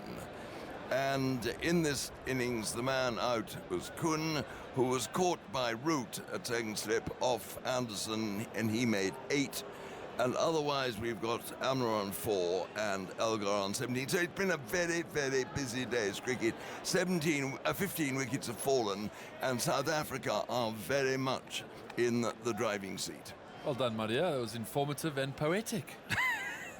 163 runs they lead by. He has Broad round the wicket in bowls, and that's played away on the leg side out to Moeen, who's out on the boundary, and they collect a single. And so Elgar goes on to 18. It's 34 for 1, and Andrew. There's a chap called Mario Olivier who played a bit of first-class cricket. Wasn't particularly great, but he did have one great day where he famously took all 10 wickets in an innings. Oh, no. Can I give you that scorecard to read? You are a beast. Isn't he horrid? I'll leave you. Oh dear, I've rather swallowing it at the moment. Is true or false? True or false? That did he take 10 wickets? Yeah, he took 10 wickets in innings. And was it a relation? No, not related. Oh, thank goodness for that. Otherwise, this chap might emulate his forebears and do something similar. Broad now over the wicket in. Post Amla. Amla is forward, pushing out on the onside. They go for a quick single to mid-on, and they get it. And it's Anderson there who closes in. Fields, and so one more to Amla. He goes to 5, and it is 36 for 1. You haven't finished with me. Well, Amla's now gone past A.B. de Villiers. He's now South Africa's third highest run scorer in Test cricket, going past de Villiers' 807.4. And apart from Graham Pollock, who was the next one? Well, Graham Smith. Graham Smith. Graham Well, Smith of course he was. in second I'm place. sitting next to him. 9,253, so it's about 1,178 behind is Amla, and of course Jacques Callis way ahead on 13,206. And it is Broad again round the wicket. Elgar plays that away through mid-wicket. They're going to go for 1. Big chase from Moeen. They've got 2. Moeen striding round the boundary, picks up and throws in. He's got a nice economical throw, and backed up down the offside. Broad doesn't get involved, and 2 more runs. So Elgar goes to 20, and it is now 37 for 1. An umpire rifle. Looking rather as though he's put, I'm speaking careful about this, just looking, I think the wind of his coat, he was looking as though he'd put on a little bit of weight in the tea interval. I don't think he has. I think the wind was just ruffling under his short coat. And he has Broad again round the wicket. But, and he comes forward and that's very well fielded there in the gully, and that is Jennings. I don't think Broad has bowled an over the wicket at Dean Elgar throughout the series. He sort of immediately comes around the wicket looking to almost get that angle of the natural angle back at off stump, and then getting to hit the seam and go towards the slip cordon. Seems to be a tactic that he goes to straight away. I've seen Anderson have success over the wicket to Dean Elgar, almost bringing in the outside edge, forcing him to play away from the body. It might be something that Broad should think about. I love you where you use your hands to play away from the body. He has Broad bowls. Oh, and that's edged. And it's very well fielded there by Joe Root, diving to his left at second slip. Just for a moment, I wondered whether it was in the air, but it stopped short of Root. That was masterfully fielded. And it is the end of the over. The score 37 for 1. Amla has 5, Elgar has 20, and it's time for Radio 4 Long Wave to leave us temporarily for the shipping forecast. Henry, what do you think's going on that balcony? We've seen an England flag and a South African flag at a house outside the ground. I don't know if you can see it to your left. Do you think they're a married couple from one part of the world, Cape Town maybe, and then one from Nottingham? Well, then, what a lovely romantic just being friendly thought. and welcoming both teams to Nottingham. Well, isn't that a lovely thought? In the window that's open in that small little... I'm not quite... I'm not following where... Just outside the ground there, you see 2 flags. Oh, I do see. Yes, sorry, I do see where you mean now. Family feuds going on during this Test match? Oh, I don't know. I think it's just joie de vivre, as they say in France. Here comes Wood now in bowls outside the off stump, and there's no stroke there from Amla. And through it goes to Bairstow. Yes, it might be. It's friendliness. I think the approach, the attitude here has been wonderfully friendly, don't you, the whole time? And I think this is the great thing. And Nottingham is the friendliest of grounds. It honestly is my favourite Test ground in the world. I love it. I was lucky and played here once or twice when I was very young. But it's just got a wonderful feel to it. And here's Wood again in both to Amla. Amla opens the face, slides that to third man for 4 runs. That was very well played, did it quite deliberately, and has got himself 4 runs. So he goes to 9, and it is 41 for 1, and South Africa's lead now 171. And the mountain that England are going to have to start climbing perhaps late tomorrow is going to climb inexorably higher as the minutes and the overs go by. Third man has been a productive area in this test match. Huge number of runs. But don't you think in modern cricket it is a very productive area, because captains do show great reluctance to have third men these days? No, I agree with you. And here's Wood bouncing in up to the wicket. Amla just goes across his stumps, pushes it out on the offside. Stokes fields and in the covers, and there is no run. Gentleman there wearing a swimming cap comes tripping down the steps of the Fox Road stand, and he's off early. I can see that. He's got his hand in his pocket, feeling for his car keys. And it is... What's been its fancy dress Saturday, Henry? Have you seen anything that you've enjoyed? Well, no, not really. I walked round there and was rather disappointed. It was a little bit not as unorthodox as I would have liked. A few Mr. Blobbies and things like that, but nothing really sort of that made you, I suppose, there were a bit 1 or 2 Elvises around the place. And it's Wood again, he's in, and that's swatted away by Amla for 4 runs. And Jennings out there at deep on the boundary, it was only about 4 or 5 yards away from where that ball crossed the boundary, but he couldn't get anywhere near it. He hit that really kicking horse time it was. It was a shot that Amla struggled with in the first innings, his weight almost falling away from the delivery. That's what caused him to get the top edge and almost get out 3 times. In the 4th occasion he was caught in the boundary. That one was better, almost head at the ball. And we must welcome listeners to Radio 4 a long way back with the news that South Africa now 45 for 1, 175 ahead, and it's Wood coming into bowl to Amla, short one. Amla nearly nibbled at that. I think for a time it was intention to try and uppercut that over the top of the slips. He looked to me to be positioning his bat, but in the end the ball grew a little bigger than he anticipated, and I think he left his bat down out of the way. Yeah, real effort ball from Wood, that one. Almost said, try and pull me now.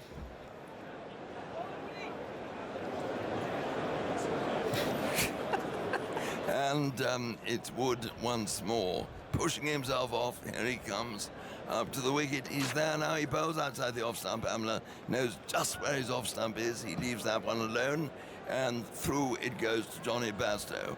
45 for 1, 20 to Elgar, 13 to Amla. It's goodbye to Graham Smith, and South Africa's lead is 175. And it's Swanee who takes his place, a grinning Swanee. Hello, Henry. Are you well? I'm well. I'm in a better place than the England team at the moment.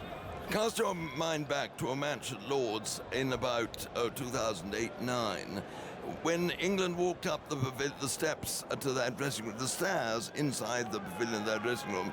There was a lady there who was a new MCC member, and she had on some trousers which were in MCC colours.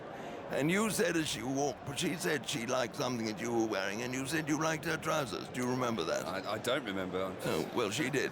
And here comes Broad round the wicket, bowls that to Elgar. Elgar plays that away off his pad for 4 runs. Beautiful stroke, but the ball was not quite in the right position. Trying to york him on leg stump, he bowled it a little bit over-pitched, and Elgar just helped himself. He goes now to 24, and it's 49 for 1.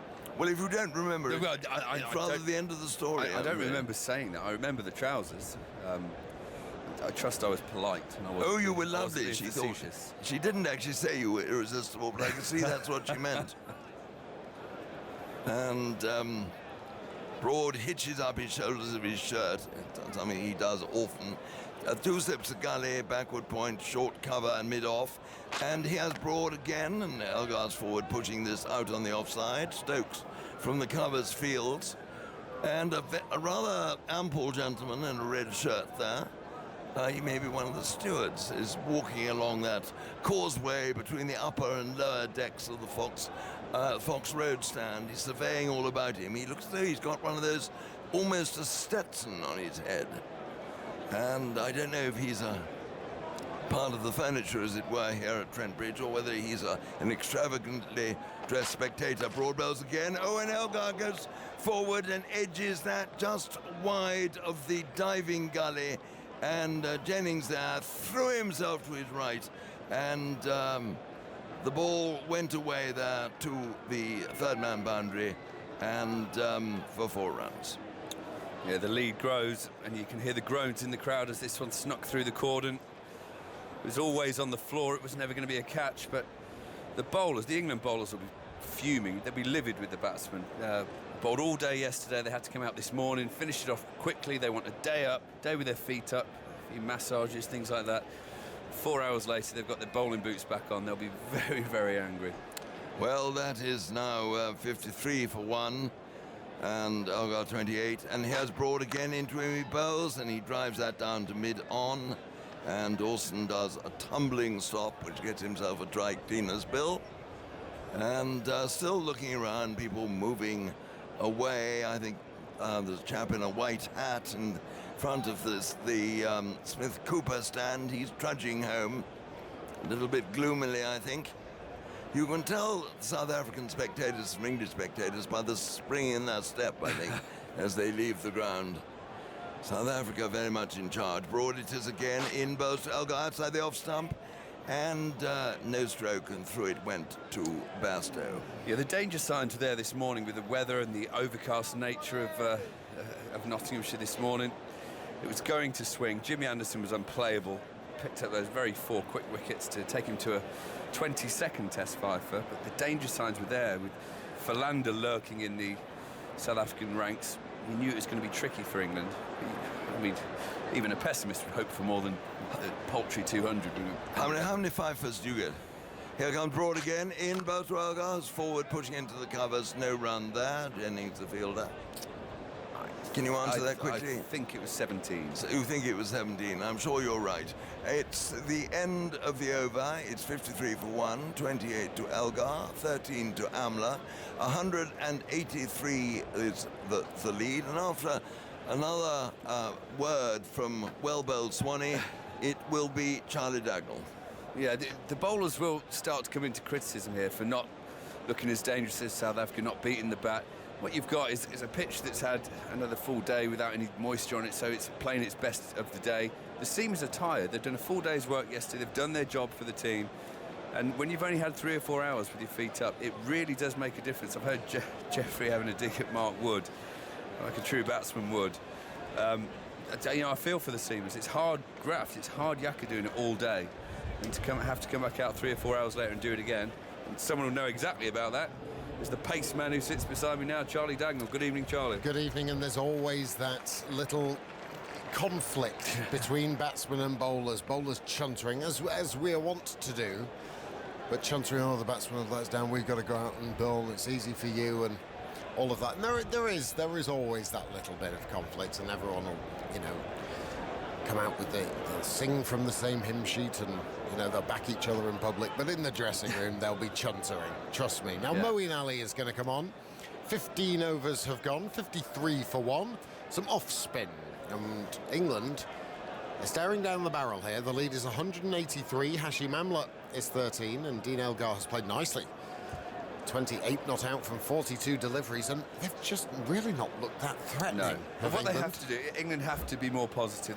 They look down and out. They look defeated at the moment. There's not a lot of energy in the field. They've got to believe they can still bowl South Africa out for 200 on this pitch, which they can. Undoubtedly they can. Slip, short leg, short mid-wicket. Here's Moeen, bowls, and this turns into the right-handed Amla, who flicks it away with a flourish, and they canter a single. The ball going down to Wood at deep backward square. Yeah, you have to look at the pitch, say, look, we bowl them out for 200, then we chase their first inning score, which would be a great chase, don't get me wrong, 330, 340, but you have to believe you're going to win the game. If you consign it to defeat, which I heard Jeffrey earlier say, well, they've lost the game already, then you will lose the game, undoubtedly. You've got to really use this session now, think, right, 2 or 3 wickets, horrible time to bat, we can get through most of their batsmen, bowl at the bowlers tomorrow. Do what we can to win this game. I mean, of course, it's late in the day. It has been a long day as South Africa 54 for 1. Forward comes Elgar, the left-hander. Moeen coming round the wicket. to Dean Elgar. But, you know, the body language isn't great. A lot of stationary figures out there. There's Moeen, a big bushy beard, bowls a flat delivery. It surprises Elgar a little bit, and he plays it with soft hands. Just a bit of turn and bounce. You saw Maharaj earlier get some good purchase off the pitch, pick up his 3 cheap wickets. This one turned from the straight for Moeen, so there's life in this pitch for the spinner. Yep. He comes in again, tossing one up. It's full and driven by Elgar, just out to mid-off where Stuart Broad fields. So there's life in the pitch, so he bowls a full toss. He tried to take the pace off, tried to tempt Elgar down the pitch. Didn't work. Mid-wicket in place, mid-on, so lots of fielders in front of the eye line of Elgar as a flatter delivery is bowled, and Johnny Bairstow likes that one. It's Elgar defends. South Africa have just got all the time they like. 3 days. Absolutely. 54 for 1. Moeen whirls his arms. This is driven shouts of catch. Instead, it's 4. Punched firmly by Elgar just to the right-hand side of short extra cover. And the misery continues for England. 16 overs gone, South Africa ticking over nicely. 58 for 1. Yes, it was in the air, but it was hit with real power from Dean Elgar. He moves to 32. Yeah, the man on the drive is there for this very ball. Tossed up outside the off stump, trying to hit the edge of the footholes, hoping that the batsman will miscue a drive to Alistair Cook. It did go in the air, catchable height, but it was too wide, and it was time. Again, some of the timing on this pitch, when you think it's a slow wicket in this game, has been incredible. Joe Root earlier, that shot from Elgar raced across the turf, the beautiful turf here at Trent Bridge, may I say. It has been churned up a little bit with various games of football, and the bowler's Still footmarks. immaculate though, isn't it? Bowler's footmarks are quite obvious as Broad pounds away from us he bowls and brings Amla forward. That's a nice length from Stuart Broad, as Amla, though, plays it dead bats out to extra cover. Has been a ridiculous day's play, it really has. So many wickets, so many incidents, lots of ways to catch up with things if you've missed any of those incidents. Highlights available now via the BBC Sport website and also the app. And don't forget, Pint-Sized TMS is available shortly. Michael Vaughan will round up events in the podcast at 6:30 before TMS T20 coming live from Wales this evening. Glamorgan versus Somerset. Here's Broad, and it hits the thigh pad. A huge appeal from Broad, and that's going down the leg side and over. Although, if decisions were given for the eagerness of the appeal, that was plum. Well, knowing Broady as I do, he'll feel very hard done by his review that was hitting all 3. So I now believe that everything that he hits on the pad should be given as well. But that was... Did he have a review when he was bowling as well? He did, didn't he? He used a review when he was bowling in the first innings. Stokes used one, and then Broad used one for an LBW. He's a lovely chap. He's a very good bowler, but he's quite simply one of the worst reviewers in international cricket. Yes, he's 0-2 as Broad, as he's trying to slide across the left-hander's bows, defended by Elgar at cover point. So he's got 2 deep fielders, though, a long leg and a deep mid-wicket, actually. Moeen Ali out there. 2 slips, backward point, a short cover point, Keaton Jennings. Very upright in his shoulders back, chest out as Keaton Jennings with his hands on his hips. It's military stance, isn't it? It is a little bit, standing to attention almost, all the time. As Broad kicks his heels, bowls, and that's punched down the ground by Elgar, full of length, just on and around off stump, and Elgar will pick up 4. Lovely connection from Dean Elgar. And I just wonder if England's bowlers now will be even more chuntering to themselves, saying, no, it's turned into a road, this. There's no movement. Elgar's enjoying himself, isn't he? A driven 4 off Moeen Ali in the last over. This was full and straight from Broad, no lateral movement through the air. And Elgar just punched it down the ground. Very nice stroke. Looks very similar to Graham Smith, apart from the grip. Graham Smith's got a foot on him at least, as that's a nice delivery from Broad. Just a hint at outside off stump, but Elgar covers up well. Out to off stump. Good pace from Stuart Broad as well, coming into 86 miles an hour. South Africa 63 for 1. Out of interest, by the way, do we know, after the bus was named after Henry Blofeld yesterday, is it in operation? It is. It's the number 6, which goes outside my the bus stop is outside my house. So you can hop on Henry Blofeld? I'm going to climb on board Henry Blofeld. Fantastic. Apparently, there's one every 5 minutes as well. As Broad bowls, full of length again, just a check drive from Dean Elgar out to mid-off, and there is no run. £3.70 you can jump on Henry Blofeld for. I don't think it's even that to pop into Bridgeford. Is it? £1 I normally get charged, I think. I don't know. That's a lot. I remember paying 10p. I take the kids, if we come to the cricket ground, we jump on the bus with the kids. It's always an adventure, isn't it? It is. Oh, what a crazy dad you are. The things you do to desperately try and amuse a 6 and 4-year-old. Tell you what, kids, what a day I've got planned for you today. Yeah. We're going to go on public transport. Never mind a foreign holiday. Tell you what, that's a very noisy fire engine. Hope everything's okay. Joe Root has just gone off the field, so Ben Stokes takes the reins.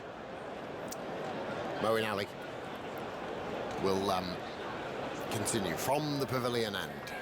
Comes towards us, bowls down the track comes Amla and swats him over the top for 4. Goodness me, that's a statement of intent from Amla.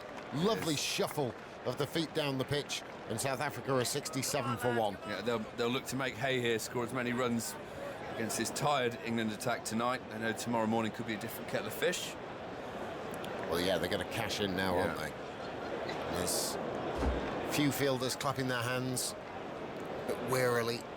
See, Stuart Broad's dropped 4 or 5 yards deeper at mid-on. He has. We need to go a lot deeper than that if he's going to catch. I don't think, actually. Hashim Amla caught all of it cleanly. Moeen tossing it up. Low full toss, clubbed away by Amla. 1 bounce, 4. So, we've seen turn.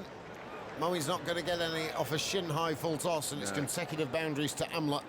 And now the lead is over 200. 201, Andrew. Well, the 50 partnerships come up for 66 balls.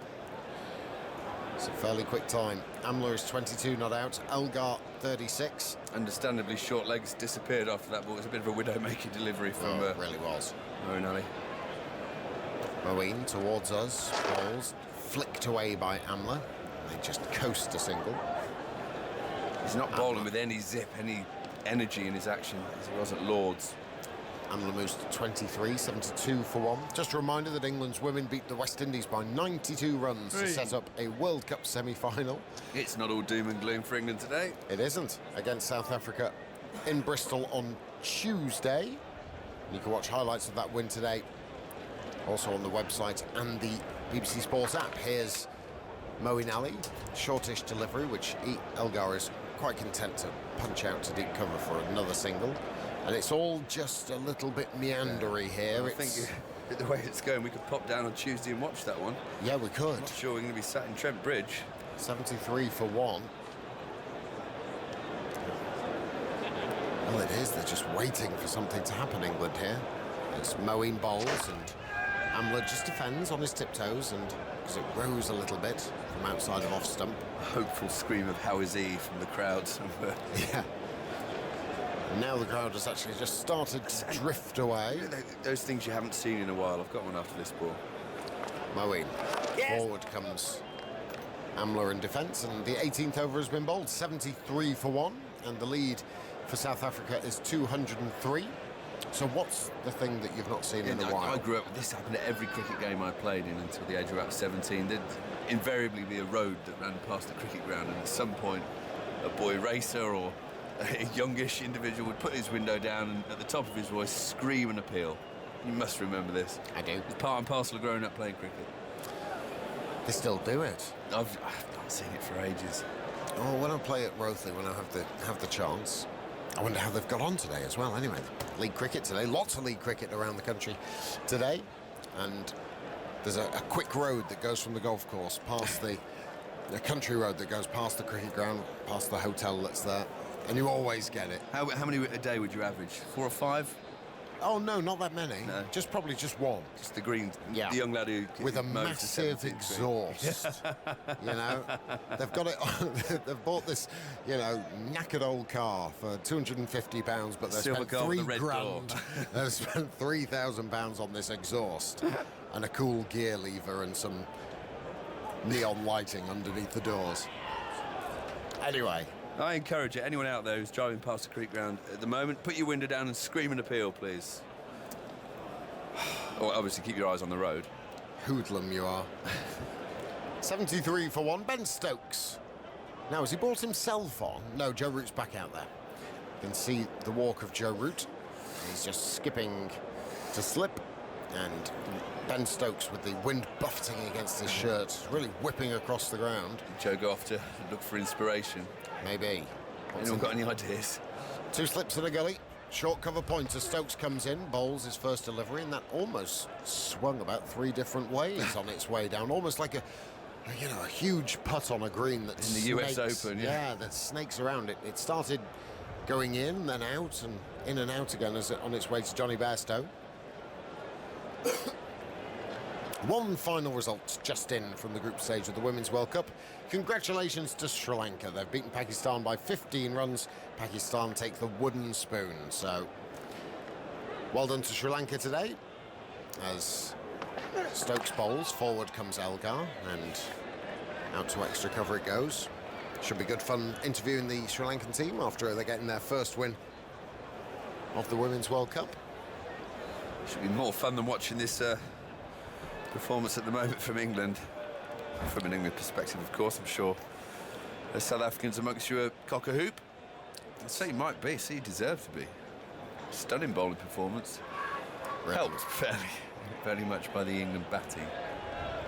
Fairly much, that doesn't make any sense. Here's Stokes bowls, and that rears a little bit, and Elgar takes the bottom hand off the bat, goes out to square leg. Well, there's some energy. The 12th man's on, and he hurled it in from the boundary. Who is that 12th man? Covered 40 yards in about 5 seconds. No, I thought Root's still on. No, that's definitely not one of the players. Andrew? Anuj Dul's been the 12th man, yeah. There you go. And he is injecting a bit of energy into the team. Well, good on him. Nottinghamshire's second 11 player, hasn't played first-class cricket. Okay, well, can make a name for himself. Coming up through the ranks here at Nottingham. A promising young player. Sure he is. 2 slips in the gully. Crouched down as Stokes bowls. Big appeal for LBW. That's not a bad shout, that from Ben Stokes. Bairstow hasn't moved a great deal. He's got his hands on his head. He's almost saying to Joe Root, please let me. How many reviews do they have left? They have one left. They have one left. I don't think that's a bad shout. Have they got a review? Yeah, they do. I thought so. I don't think they're going to go for it. They've ummed and ahed. Now, this all may stem from the first innings when Stokes was adamant that he had an LBW shout. It actually turned out it was an inside edge. I think it's not a bad shout. Maybe height. I think height and maybe a bit leg side. I mean, also coming into the thinking would be Stuart Broad's dismissal, where the old school it looked like it was going down the leg side. Well, of course, the umpires have changed ends at the conclusion of each side batting first. But it wasn't a really confident appeal. The keeper didn't jump up and down, that's the point. He just stood there. The keepers jump up and down, they then think it's out. Stokes round the wicket, past umpire rifle, bowls a good length outside of off stump, and through it goes to Bairstow, who's not jumping up and down. I mean, it seemed more like a plead than an appeal. He was definitely begging. Well, let's have a look on there. Now, impact is in line, outside off wickets, umpire's call, just sliding down the leg side. It wasn't height, it was just going to be clipping leg stump. The paint on the side of the ball would have clipped the stumps. Just on first glance, though, we've got a great view behind the bowler's arm. Paul Rifle, however, has an even better one. Away goes Stokes, pounding in, short delivery, and Elgar covers up very watchfully. Defends out into the offside, and there is no runs. So, 75 for 1 is the score. England lead by 205. South Africa lead by 205. I've just flipped the entire match around there in one fell swoop. Amla is 23, Elgar is 38, and Moeen Ali will continue as some more from you, Graham Swan, and then Ed Smith will replace me. Yeah, so we've not gone long left in the day, and England are drifting here. They're just waiting for the end of play to come out rather than focusing on trying to utilise this short amount of time to get a wicket, get someone else in who doesn't want to bat at this time of night, maybe get 2. There's someone who'd be going hard now. Oh, it's this man, Ed Smith. You'd be ruthless now, wouldn't you, Ed? Afternoon, Graham. Afternoon, everyone. Evening. Moeen Ali is in, and Amla is right forward in defence. It's been a shocking day for England, one of the worst days I can remember in the second day of a Test match. Some of those tricky matches in India, England sort of subsided later on, but the reversals come early here. Day 2, Amla leaves outside the off stump. What I'm unclear about really is whether or not, or by how much, South Africa were above par in their first innings. And that, of course, has repercussions for the degree of culpability of England's batsmen. Now, what can they do now with the ball? There's a change in the field, short legs coming in. Yeah, you've got to keep your short fielder in, I believe, to both batsmen, regardless of how aggressively they try and play. If you don't, you're basically losing a massive way of getting a wicket as a spinner. You've always got to have options of taking wickets. Moeen in, and Amla is forward, playing outside the line of the ball. The ball dribbles away on the onside. Yeah. You're not just there to be the best looking member of the bowling unit. Earn your keep as well. Yeah. Moeen in, Amla leaves. There's a strangled appeal from Bairstow, but not doing enough. I don't think, Graham, even with your off-spinner's hat on, you would have been disinclined to give that out LBW. It's a risky leave, though, just dancing across and throwing your hands up. If it does bite and turn, it's going to be LBW. Moeen again, and once more, line outside off stump. And Amla not tempted. I think what Amla's saying here is to Mo, no, look, you can bowl that line if you want. It's an aggressive line outside the off stump, but I don't think you can turn it very much from there. And he's right so far. Come on, Mo, give one a rip. Moeen in again, and Amla once more, exactly following the pattern of the 2 balls previously, just leaving a sort of length ball outside off stump. Bairstow takes end of the over 75 for 1. Lights have stayed on through the day here in Nottingham, but I'd say the light will probably be fine without them at the moment. Warm afternoon after a coolish morning. It was muggy, wasn't it? Yeah. And after James Anderson sort of brought England back into the game by mopping up South Africa's tail, 335 all out. Since then, it's been very much all South Africa. Joe Root played a sparkling hand with 78 earlier on, but around him, the batting was disappointing. 205 all out England, and now South Africa 75 for 1 in the 3rd innings of the match. Almost impregnable. Stokes round the wicket bowls. So there's a fierce delivery that spits and whacks Elgar on the left hand. Look quick, 86 miles an hour. Elgar's down. Amla walks towards him in sympathy and support. Hit Elgar on the wrist. Looked horrible. His hand flew off the bat straight away. They won't mess around here. They'll get the physio out. They'll take as much time as they can. Knowing the close is just round the corner. I don't know if it's hit him on the wrist or smashed him on the finger. I think it's on the back hand. Quick ball from Stokes, seam perfectly upright. It bounced. Oh, it's him on the back forearm. Horrible blow. No protection there. Straight on the ball. Oh, dear, dear, oh dear. It's his left. Well, you hope that it's hit him on the fleshy part. It has, I think, not the point. That would be agony.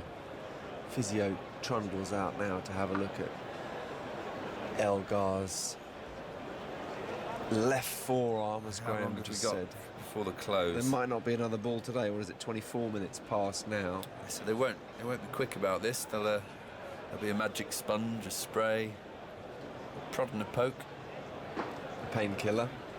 Yeah, 10 press-ups. And a partridge in a pear tree. Let's see how he gets on. It was a beauty from Ben Stokes, though. It was quick as well.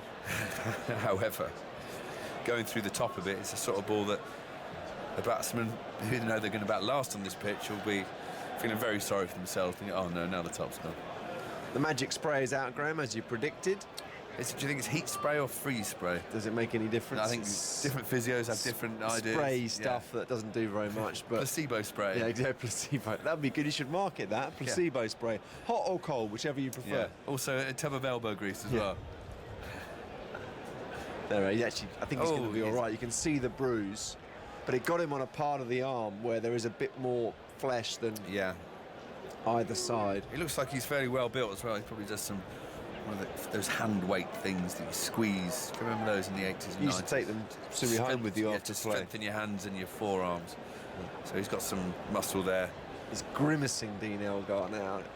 They said that shattered my arm. Yeah, he's just saying to the physio, look, stretch it out a bit, but try not to inflict any serious pain on me if possible. Well, the umpires now, the umpires are monitoring this. They stood by Dean Elgar and the physio, and they were saying, look, you know, you can't take too much time over this. They'll be trying to chivvy him along, but he's not going to rush back. Doesn't want to throw his wicket away. South Africa in an incredibly strong position, 205 ahead, 75 for 1 in the second innings. And so they don't want to just lose a wicket for the sake of it. Yeah. OK, well, the physios are disappearing. They're scuttling back to the dressing room. The umpires are saying, let's get on with play. And with about 4 minutes left of scheduled time, Ben Stokes is scratching away at his mark.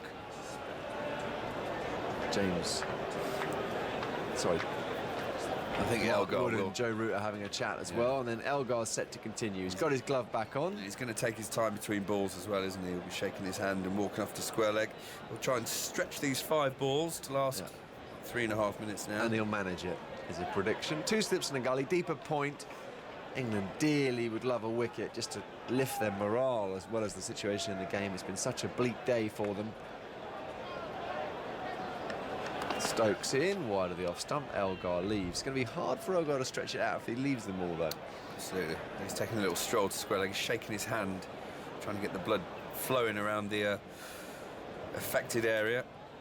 It's horrible when you get hit on the arm and elbows and your hand goes dead and all sorts. I've not got any sympathy for batsmen, of course, but... Ever, in any circumstances. No. Easy game. Never done a hard day's work in your life, you lot. Oh, it's turning a bit. Oh, 200 all out. Stokes in again, and Elgar once more is a bit discomforted, and really that bottom hand is hurting now. He's still sort of waving it and shaking it, and he's now bent double, stretching his left hand, flicking it into life. He's obviously never bowled 25 on the spin on a hot day in August. Sort of pain that bowlers go through without even thinking about it. Says the gentle off spinner. He bowled, trotted in off 3 yards. Stokes in now, and wide of the off stump. Nothing gentle about the amount of revolutions you put on the ball, obviously. But thank you, Ed. Your nonchalant approach. I never saw the science behind it or the way it was viewed, but I'm sure there was as much strain on my body as any of the fastest bowlers who've ever played the game. You should really hire a scientist to demonstrate that. Because after all, there are lies, damn lies and statistics, so we can definitely prove it one way or the other. But I don't want a medal, mate. I just want a wicket for England. Stokes again, shorter, and once more Elgar leaves. Actually left his arm pretty close to the ball again. But will there be another over? I'm going to turn to... Dawson wants to bowl it. He's made that clear. Now, according to the clock that matters, which is the one here at Trent Bridge, just over a minute and a half to go. There's some old pros in county cricket disgusted at Elgar's performance in this over, not managing to make this over last till the end. The not-out batsman's thinking that as well. Stokes again, left alone by Elgar. You know, the man at the other end, Amla's thinking, come on, mate. He did actually do some gardening, do some anything. What about your shoelace? More live cricket with you shortly. TMS T20 with Glamorgan v Somerset. That will follow this at 6:45. Big game down in the west, that. The Welshies, show my boys. They'll be buoyed by the recent rugby drawn series in... With a strong contingent of Welshmen, led by the heroic Sam Warburton, of course. Yes, of course. If only they'd pick more Englishmen. Alan Wynne-Jones, Reece Webb, Jonathan Davis, player of the series. It was a very strong Felipe Faletau, very strong Welsh contingent. Graham, before you stop. Oh, no. English bias. No, it's... We are going to have another over. Liam Dawson's going to bowl the last over of the day. No, it's sensible. You don't pick players from the team that won the Six Nations. You've got some Welsh in you, haven't you, Ed? I do. So Amla's ready. Dawson's ready, and now that we're definitely going to get an over, Joe Root's taking his time moving the field around. He's put a deep cover out as well. He just doesn't make Dawson's bowling. Dawson in, bowls, and Amla defends. Bat right out in front. Good batting, actually. No chance of him getting out back pad to that at all. For the last over, you don't put a deep point out, you put a silly point in of anything. You have to encourage the batsman to try and hit a 4. Dawson walks and then runs, bowls now, and down leg side, and Bairstow takes. Lovely work from Bairstow again. He's been very tidy, exceptional game with the gloves. Looked a bit at sea with the bat today. It wasn't his most fluent innings, but he still made 45 very good runs. Dawson in. Amla once more smothering any potential spin. They're playing slightly outside the line. The South African spinner Maharaj has just out-bowled the English duo so far in the game. Got 3 very good wickets earlier today.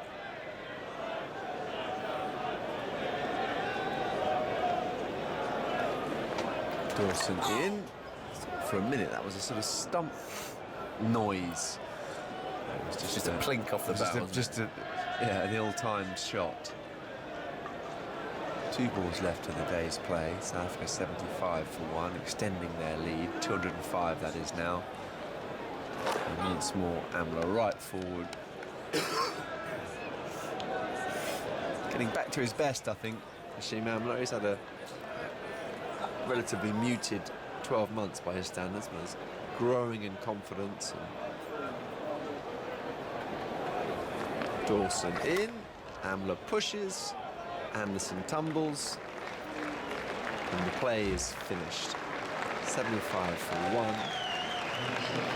1. Elgar 38 not out, Amla 23 not out. The cameras pan to Faf du Plessis, who's a few nods and slaps on the back in the South African dressing room. They are back in this series, and it's the day the series came alive, really, after a very disappointing match at Lord's. Today, the news here at Trent Bridge is that the contest is on and the series is live. Over to you, Aggers.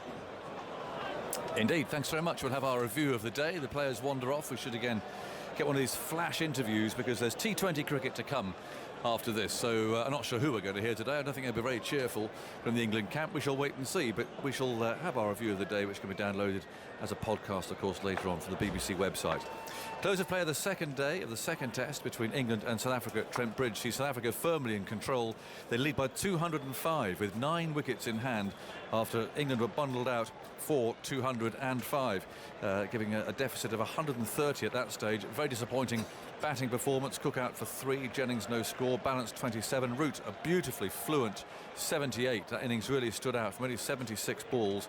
Bairstow 45, Stokes 0, Moeen 18, Dawson 13, Broad a first baller, and Wood the last man out for 6. Morkel took 2 wickets, 3 for Morris and also 3 for Maharaj, and that after South Africa were wrapped up today. They lost 4 for 26 with James Anderson taking 4 for 4 in 20 balls. They finished with 5 for 72, and he is with Pat Murphy.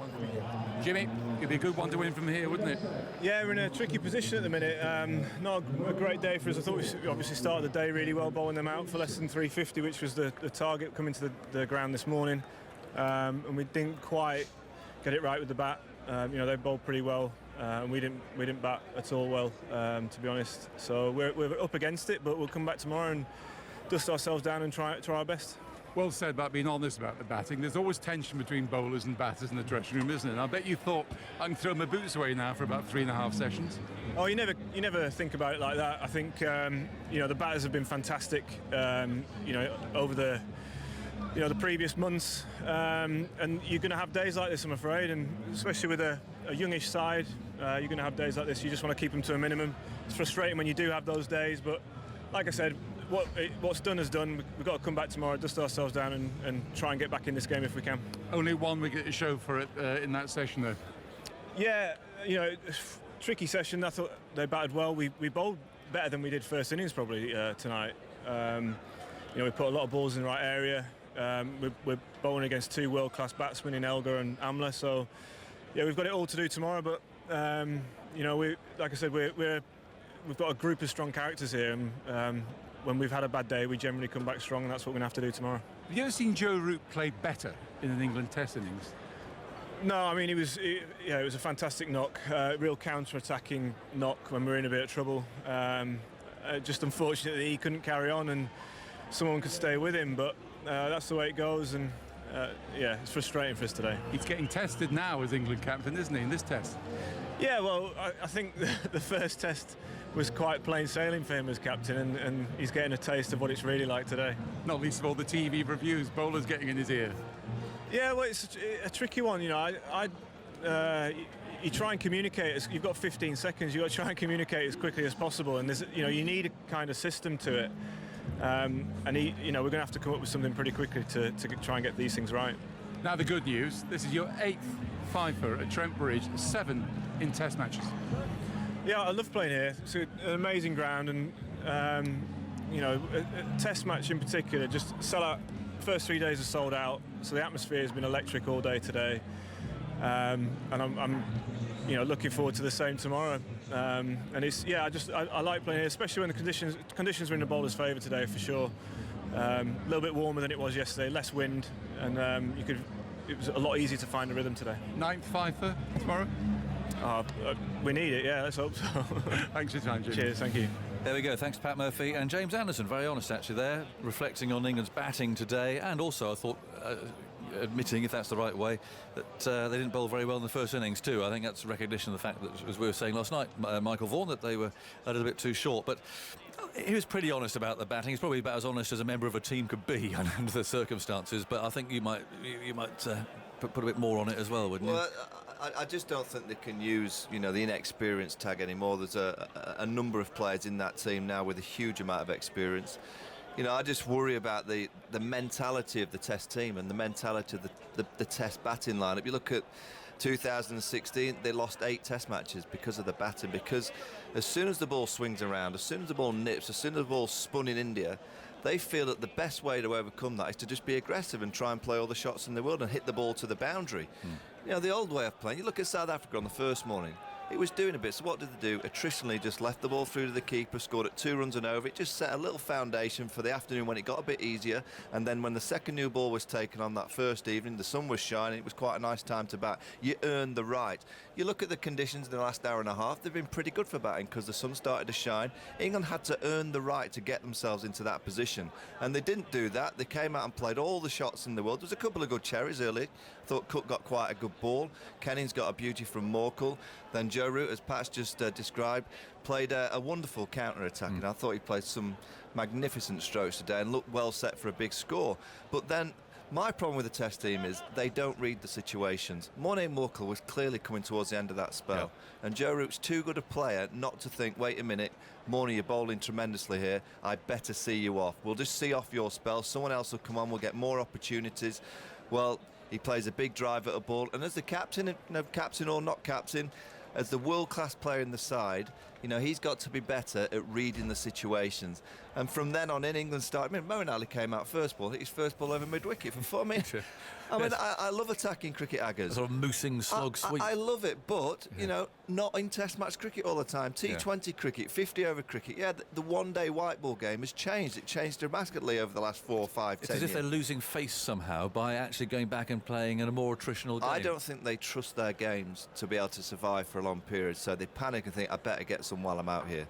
You look at the way that Hashim Amla plays. I know he's one of the greats, but he just looks calm. He lets the ball go through to the keeper. Get the ball to the keeper. Watch it go through and make the bowlers bowl a bit straight and just play for the efficient tuck off the hip for a while. And then in the afternoon, or the old school adage, get Morné Morkel into his 3rd spell, his 4th spell, Philander into his 3rd and 4th spell, because that's what you call Test match cricket in terms of winding the opposition down. You just wear them down over a period of time, and you earn the right to get a session like this evening when there were better conditions. The ball would have been a lot older, and England potentially would have got to that rate like they did on the day one at Lords, scoring at 5s. They didn't do enough of the hard yards to get themselves into the position to capitalise. They did it at Lords. Today they were really poor. As an old bowler, you get a bit grumpy when you see wickets that's been given away like that. It's just not what you're supposed to do. But Aggers, Moeen Ali, tremendous, 87 at Lords. He was beautiful. Faf du Plessis positions a catcher himself at short point. Morris is running in, he's bowling bounces, and Moen clearly thinking, oh, it's going to be a bounce, it's going to be a bounce. It's just lobbed out, it's leaning right back, skews it straight to Faf du Plessis. The first ball of that move in the field. Next ball, Stuart Broad. I'm not questioning the toe because it's not down to them, it's down to the top order. But again, they look like they're, Stuart Broad's waiting for the short ball, the full ball, plays across the line, out. A lot of them look to me like they're premeditating. Yes. They're premeditating what the ball is going to be done. And at any level, your best way of attack and approach is watch the ball and react. But there's not enough of this England batting lineup prepared to let the ball go through to the keeper and trust their technique over a period. You look at India, when the team were playing there, as soon as the ball spun, huge shots to try and spread the field. That's the way we play. I'm sorry, if that's the way you play, you're going to end up losing test matches like they did last year. 8 of them lost in 2016, and they're just allowing the opposition right back into the contest. Today was a day where you looked at South Africa's total, 339, and think, right, can we get parity? Yeah, it's not going to be easy because the clouds have been around. It's been a nice day. Jimmy's just said it was a better day today to bowl than it was yesterday. Yes. Less windy, a bit warmer. Well, just earn the right to get into day 3 with still the pads on. Do you think there are enough batsmen in this side? I mean, they've got the 6 bowlers, as we've talked a lot about, and the issues that brings. But especially when they're batting like this, I mean, they can't carry on playing a batsman light, can they? No, this isn't because the horse has bolted today. I said it before the first test yes, at Lords. Did, yeah. England are a batter light. I don't get the 6 bowling options. I don't get the 2 spinners and the 4 seamers. If you're going to go with 2 spinners, you only need 3 seamers. Yes. You don't need 6 bowling options. But I wonder why they're doing it, because they can't do it against Australia. There's no way they can go into the Gabba with this team. This is the kind of team that you pick when you're winning test match after test match, series after series. You've got 3 all-rounders in Bairstow, Moeen Ali and Ben Stokes, which allows you to pack your batting. Great test match teams, the opposition around, oh, look at that for a batting lineup. I look at this batting lineup. You've got Cook, who's obviously a star quality player at the top, world class. Jennings just starting out his test career, so you've got to expect a little bit of unpredictability from him. Balance I don't like at 3, but you then go from Root downwards. Root's an unbelievable player, but all the players from 4 right down to number 7, they're all just crackerjack players. On their day they look great, but they're going to give you opportunity. They're all giving you a chance. And I don't understand why England aren't looking at their test match side and realising that, wait a minute, we lost 8 test matches last year. What's the best way for us to just become a consistent test match team? We have to get runs, pack the bat in it, and because of all the all-rounders, it's allowing them to play. If Wokes comes back in, and then you go with just the 1 spinner, you could eventually have Wokes at number 9. That's what I want to see. Yeah. I want to see they're not good enough, and they're not winning enough games to go for the lineup that they've got at the minute. Yeah. Interesting day for Joe Root tomorrow. I mean, that is when captaincy is tough, isn't it? Well, I mean, the game is as good as gone. It hasn't entirely gone, and they won't think it has, but it's pretty obvious that it more or less has. But how's he going to go tomorrow, I wonder? Well, I'm afraid within the first 7 or 8 days of his reign as England captain, he's kind of realised what it's like to be the England captain. A full roller coaster. Absolutely, great week at Lords. Everything went his way. Here, I'm afraid his team have, he played beautifully himself, but his team have put himself right in the back foot, and I can't see anything from this position but a South Africa win. The pitch has started to get a little bit uneven. We've seen spin. Maharaj was fantastic. He bowled beautifully today. Got quite a lot of push, but a beauty to get rid of Johnny Bairstow.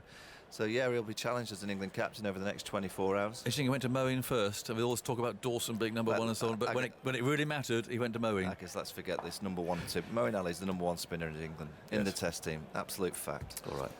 Thank you, Michael. Disappointing day if you're an England supporter, that is for sure. But if you're coming along tomorrow, hopefully the forecast is good. A bit of cloud around in the morning, I think. But you're going to see South Africa trying to build on this lead, and England have got to do all they can to keep it within limits, if that is possible. So that's where we're going to start saying goodbye. There's TMS T20 to come.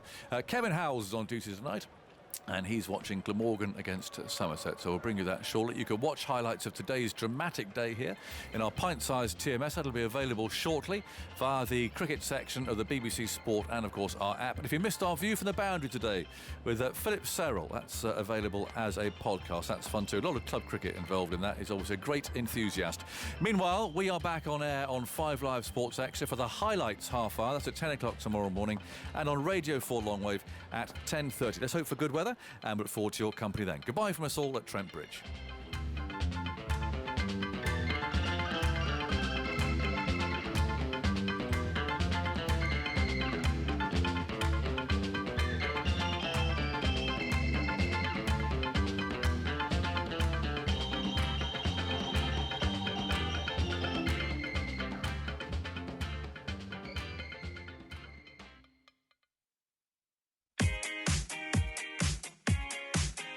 The NatWest T20 Blast on Test Match Special. And a very good evening to you. Welcome along. I'm Kevin Howells, and this fellow alongside me is Fabian Cowdrey. This is TMS T20 Saturday night live in Cardiff from the Swalake Stadium. It is Glamorgan versus Somerset in the South Division of the NatWest T20 Blast for 2017. And I'm afraid to say, although he's a cheery, smiley fella next to me, you've not brought very good weather with you here, Fabian. What's going on? It's raining, and although the game is due to start at 7 o'clock, I think it's fair to say it won't be. Good evening to you. Good evening, Kevin. Yes, nightmare at the moment. The rain is falling pretty steadily. There's a delayed toss here at the Swalake ground. Beautiful view here from the commentary box, isn't it, Kevin? But sadly, the beautiful view is of rain. And I've driven down from up north. You've driven from across that near London, the other side thereof. And I think it's been sort of off and on throughout the day, hasn't it, the rain? But sadly, it appears that it's arrived in this part of the world here right now. Although I think we're talking to someone from Swansea, just a little bit down the road, of course. I mean, they say they've had some rain more or less throughout the day as well. So the picture is not a good one. Stick with us for as long as you can. We propose to carry on talking until midnight, is that right? We'll give it our best shot. We'll give it our best shot. We may not be here with you till midnight, but we do get an extra half an hour which you can add on to the official playing hours here, which means that they will give it as long as possible, although both of these teams, after this game is finished, whenever that might be, they've got fairly lengthy journeys anyway, because they're both involved with action tomorrow afternoon when Uxbridge is the destination for Somerset and Glamorgan all the way to Chelmsford taking on Essex. So that might be in the back of their minds as to how long they're prepared to wait along here, but we won't be getting a start on time. Both these teams have played a couple of matches in the competition so far. Glamorgan have played 2, they've won 1 and they've lost 1. Somerset have played 2 and lost 2, but also in the back of their minds are the fact they're on a run at the moment of 9 straight defeats in T20 cricket, so they would love an opportunity, whether it be tonight or tomorrow or sometime soon, please, looking to the T20 gods to end that sort of a run. But it's the early stages, and it has been a bit stop-start for some of these teams, hasn't it, this season so far? Certainly has, but Somerset, dangerous side. The likes of Trago in their outfit, Van der Merwe, a very good player as well, and this year Corey Anderson's adding to their depth, so they're bound to win a game at some point, you think, wouldn't you? You would think so, and you have to go back to Hampshire. That was their last victory, June the 19th of last year. Glamorgan this year, by the way, have lost to Hampshire as the opening match of the season by 22 runs when they scored 167 in Hampshire, and then they beat Sussex at Arundel. Glamorgan this season for Somerset, those 2 defeats, losing to Surrey and to Essex, and both of them away. Colin Ingram performing very well at Arundel, of course, last weekend in scoring a century. So that sort of put the overall picture of form as things are. You've been out and had a look at the pitch, although I'm not too sure what point that's going to have now, because we've got a bit more rain and the covers have come back on. But it was dry, and annoyingly, it was dry for a couple of hours up until around about 6 o'clock, 6, wasn't it? 2 minutes before the rain started, I jetted out to the middle, and there were some cracks on the pitch. Fairly green covering, so you never know what you're going to get, but I think whoever wins the toss, if we do get a go, would look probably to bat first and hope that it might break up a bit. As I said, there were cracks, but this rain won't be helping the course of the spinners. It will slide on beautifully onto the bat under the lights. So fingers crossed for a bit of cricket. It is the only game due to be played and will be played this evening if we get some decent weather, some dry weather coming in. There are a few more games tomorrow afternoon. We had a few games last night as well, and you must be ever so chuffed for Kent. I mean, gosh, how many was it? 412 runs being scored in 40 overs at the Oval, and Kent coming out on top, and including Joe Denley. I'm ever so pleased for Denley, because he's always been a talented cricketer, much talked about as a young man, and he's gone back to Kent and he's getting himself some runs, isn't he? Absolutely, fiercely talented Joe Denley. He was unlucky a little bit with his England call-up to not get back for a little bit longer, you'd feel, but he's always been an incredibly talented striker of a ball, and 116 or 40 off balls against Surrey away in front of a packed crowd. Incredible effort, has to be said. And Daniel Bell-Drummond, who was there, one of the mainstays, a big partnership, who got 60-odd in that game as well, has had some fantastic one-day form, if not first-class form. So long may it continue for both of them. But to knock off 207 or north of 200, around that figure, in a 20-over game, away from home, great effort, and I'm chuffed for them. I mean, you're fresh out of the dressing room, so to speak, as a player. How much talk is there within the dressing room among batters to where this ceiling might sometime be as to how many runs can be scored? I mean, so let's just remind ourselves. Let's say this very, very slowly. We're talking 412 runs in 40 overs, right? It's amazing, isn't it? Over 10 and over. Goodness me, I don't know where the ceiling is, to be honest. But is it something the lads talk about within the dressing room and sort of say, do you know what I think I might do before I finish playing, or what you think somebody might do? And you never know what's going to happen in sort of 5, 10, 15 years. It might be 10-10 by then. You never know the way the game's going to develop. Don't suggest. Not going to suggest anything like that. The cricket traditionalists listening won't enjoy that. Not just the traditionalists will go spare with that one. We can carry on, yeah. But yeah, the game is moving so far forward in terms of skills, in terms of stroke playing, in terms of options with the ball and with the bat. You never know how far it's going to go. 200 seems to be becoming more and more a par score, which is remarkable. If you look at the game 5 years ago, you thought if you got 160, 170, perhaps even 140, 150 on some surfaces, you're likely to be able to defend it. You get 140, 150 in 2017 and you are firmly the underdog. As a younger man, I still think this is a fair question to ask of you. Do you think that so much of this is just down to attitude, really, of what can be achieved? So there is a period within any sport where you think, well, we can only really achieve that, and then somebody says, well, no, I think I can. I mean, that's how sport, I suppose, always develops and progresses, isn't it? Where somebody somewhere comes along, and even with a different format, they'll say, do you know, I can do better than that. I guess so. I mean, there was a shot last night, the Roses clash. Liam Livingstone looking to ramp the ball over the leg side and then last minute opened the face, took his eyes off the ball and it went over short third man. I mean, if the game is moving on like that, where people aren't even looking at the ball to hit boundaries, well, to make a judgment as to where it's going to be in 15 years would be an incredible thing to do. What I thought I spotted a little about Jos Buttler last night is there's obviously an element of risk to sort of any sort of ramp shot or even reverse sweeping, even though as much as that has become far more commonplace. There's an element of risk within those shots. But Buttler seemed to play them as if he got all the time in the world on occasions. The amount of practice these players do, it becomes second nature. It's almost like playing a cover drive for Jos Buttler. I remember he played a shot here, I believe, in the International, where he ramped a short ball into the River Taff. I think it was clocked at 87 miles an hour on television, and he managed to ramp it with all the pace into the river here. So incredible skills. As I said, they're going to keep moving forward in years to come. I'm sure there'll be new inventions of shots. It's a very exciting time in cricket.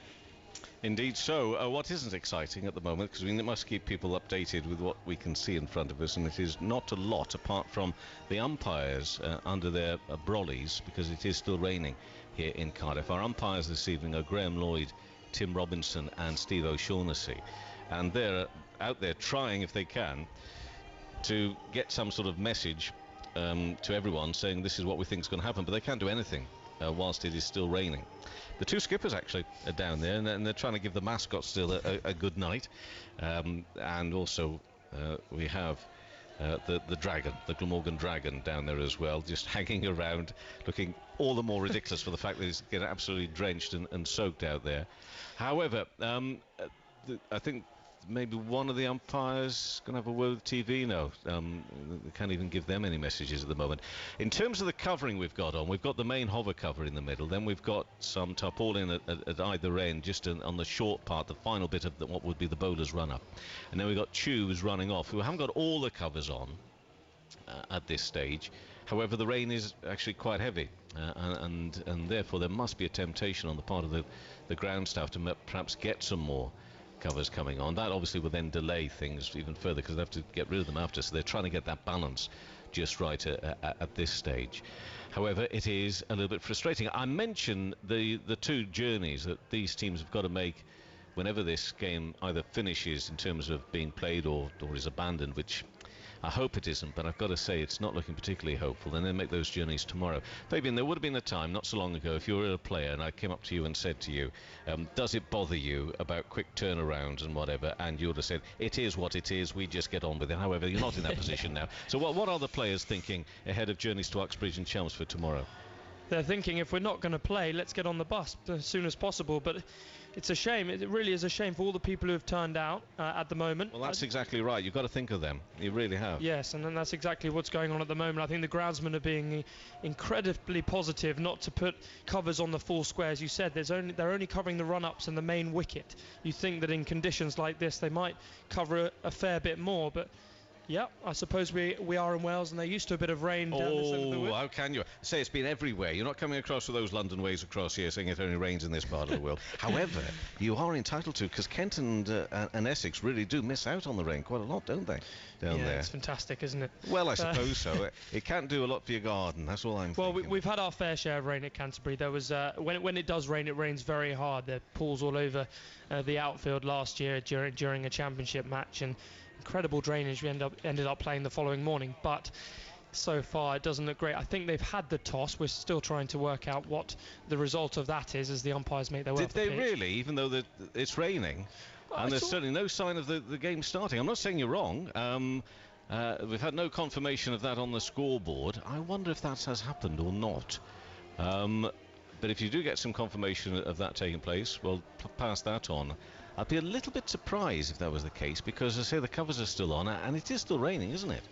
Yes, I agree with that. I just saw both captains and both umpires lingering out in the middle there. Well, I did. So you never know, but it would be a strange call. I agree with that. All the groundsmen are out in the middle, surrounding the wicket, probably just having a little chat or something. But yeah, it's looking fairly bleak, isn't it, Kevin? Indeed, although they're very positive on the electronic scoreboard to our left-hand side. They're encouraging people to vote for their man of the match.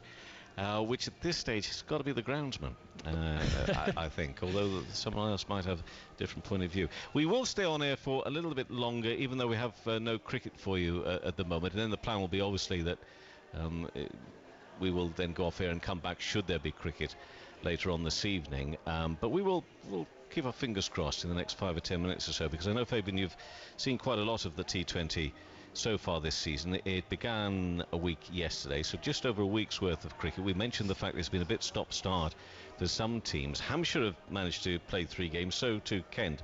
Surrey actually 4. Now Surrey, they've won 2 and lost 2, the last 2 being the defeats. One of them a wonderful finish at Middlesex, of course, Lords the other night, when Steve Finn managed to, with a 4, to get there.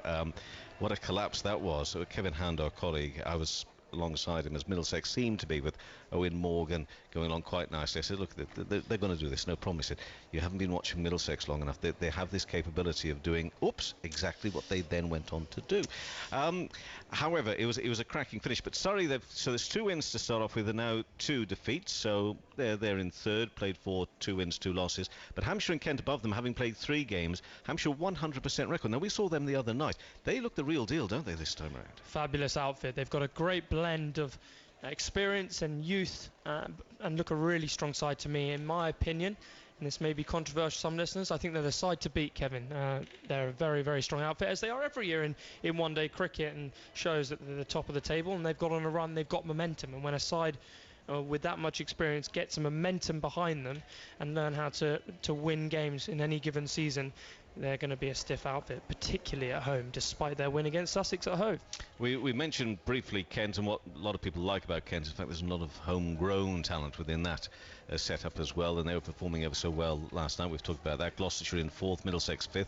Essex have played 3, 1-1, and a couple of defeats there for Essex. They've had a little bit of disruption, it should be said, off the field as well along the way, but maybe they can get going. I mean, the fact is there are 14 games to be played over the next few weeks, so wherever you find yourself in the table, top or bottom at the moment in your respective either south or north divisions, there is plenty of time for things to go a little better or things to go a lot worse in the forthcoming weeks. But Glamorgan, as I say, in 7th, Somerset 8th, the teams we were hoping to see here this evening. That Somerset record is a little bit disturbing, isn't it? I think one of our colleagues, Anthony, he looked up what is the worst record losing sequence in T20 cricket, and I think he came up with a team from Pakistan, the Qatar, and forgive me, I've forgotten their full name, but the team in Pakistan lost 27 on the bounce in T20 cricket. Here at the moment, Somerset, they've got a long way to go till they get to that point. They've only lost 9, but that's some doing that, isn't it, to lose 9 on the bounce? It's amazing how that can happen, to be honest. 2020 is often down to luck of the draw, and things going your way at the right times, not just the way the players perform under pressure. But for Somerset to lose 9 on the trot with, as I think I mentioned earlier, match winners like Trago, Allenby, who was formerly of Glamorgan, Stephen Davis has probably given them an injection up the top of the order as well from Surrey, but they've got all the potential to do okay in the competition. It's a fascinating stat, that, but I imagine it's a bit of bad luck and not delivering under pressure and when it counts. Well, form from previous years, I suppose, has very little to do with anything, but Somerset won this back in 2005, which is, I think, year 3 of the competition. But 3 years in succession, they were runners-up. They are well used to finals day. They've got there on 5 different occasions. For Glamorgan, they've never won the competition. 3 times they've been knocked out in the quarterfinals, which they were last year against Yorkshire here at the Swalake Stadium. So Somerset certainly got the bigger pedigree, and some of those names you mentioned there will have been involved in some of these, so they've been around for a few years. What surprises me also about that run is that Somerset, of course, have this wonderful home support down at Taunton. Now, you've been at the rough end of that home support sometimes, or on occasion when you're there with Kent, because they obviously get on your back if you make a mistake. I can't imagine you ever did, but maybe you did, and you can tell everybody if you want to in confessional this evening if you maybe dropped a catch in just the wrong place. But they've got a wonderful home support, and surely that should count for something in cheering your team on and being successful. You think so? The 12th man is often the crowd. Completely agree with you. And if you do want me to talk about that horrific drop on the... Yes. I mean, surely you lost in the sun, wasn't it? The sun got in your eyes, or...? Oh, it was clear blue skies. The sun was gleaming beautifully. I forgot my sunglasses. No, I'm joking. It was a cloudy day. It was an easy catch on the boundary, and I spilt it, and I was in the worst place possible in front of a few fans who'd had a couple of ciders, I presume, and they were getting stuck into me for the best part of 45 minutes. Reminding me about how little they thought of my left arm spin. They were probably right, but yeah, it was a difficult evening. That it didn't help. Gale also got after me along with everyone else in that match. He got 150, but we still won the match. He got 150 in 2020. I have so much admiration for anybody that's prepared with a ball in the hand to try and bowl to Chris Gale. It was self-preservation. You came round the wicket and tried to spear it into his legs. So he didn't hit it back at you. The problem is he hit it over the stands on the leg side instead. It must be an interesting moment, though, when you realise you have got a bowl to him, especially if maybe, the early stages of your career, you're not too sure, have I really got the weaponry here to take on a man like Chris Gale? What was going through the mind? Not a lot, really. Or you're trying to shut everything out? I came on when he was about 75 of about 28 balls or something ridiculous. Oh, right, well, that's not so bad then, so I really had a very easy job. And then, I started over the wicket, Tim, left arm over. Bowling right into his arc, because I thought, cool, he has to miss time one at some point. But the problem is when he missed time, then they still went over the ropes at Taunton because it's so short straight. And then obviously reverted to around the wicket, spearing it in. And then I think a ball got hit quite hard back at me, and I just realised it could be a life or death scenario, this. So I came around the wicket, and he slog swept me out the ground 3 times, and that was the end of my spell. Indeed, yeah.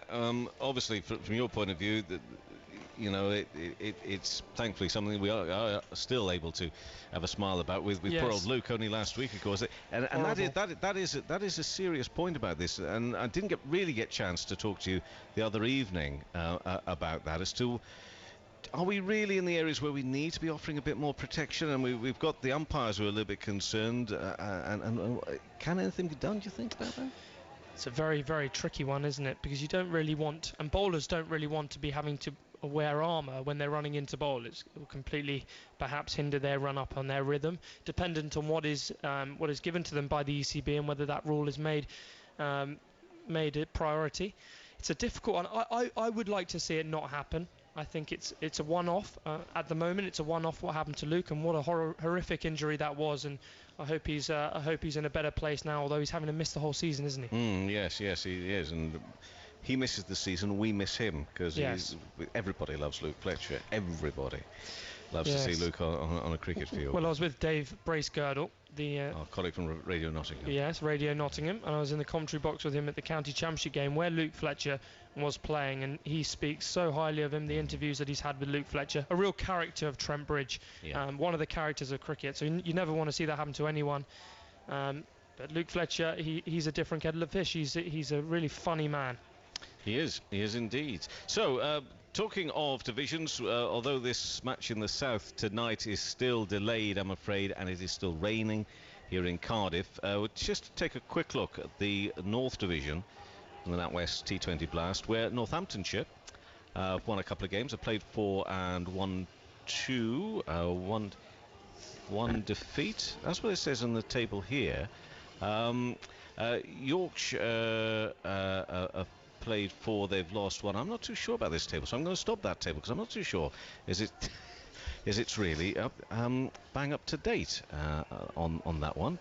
So I shall move quickly on. But what I can talk about from that table is Leicestershire and Derbyshire, 2 teams who, of course, poor relations, I don't know. They have sometimes seemingly to try and explain their rights, don't they, within the county game, those 2 counties, in terms of the fact they are smaller counties and their existence.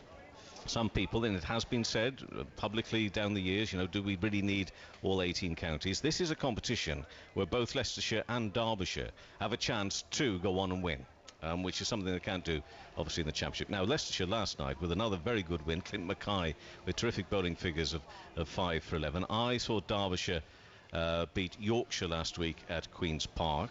And I think Derbyshire at Lancashire tomorrow as well.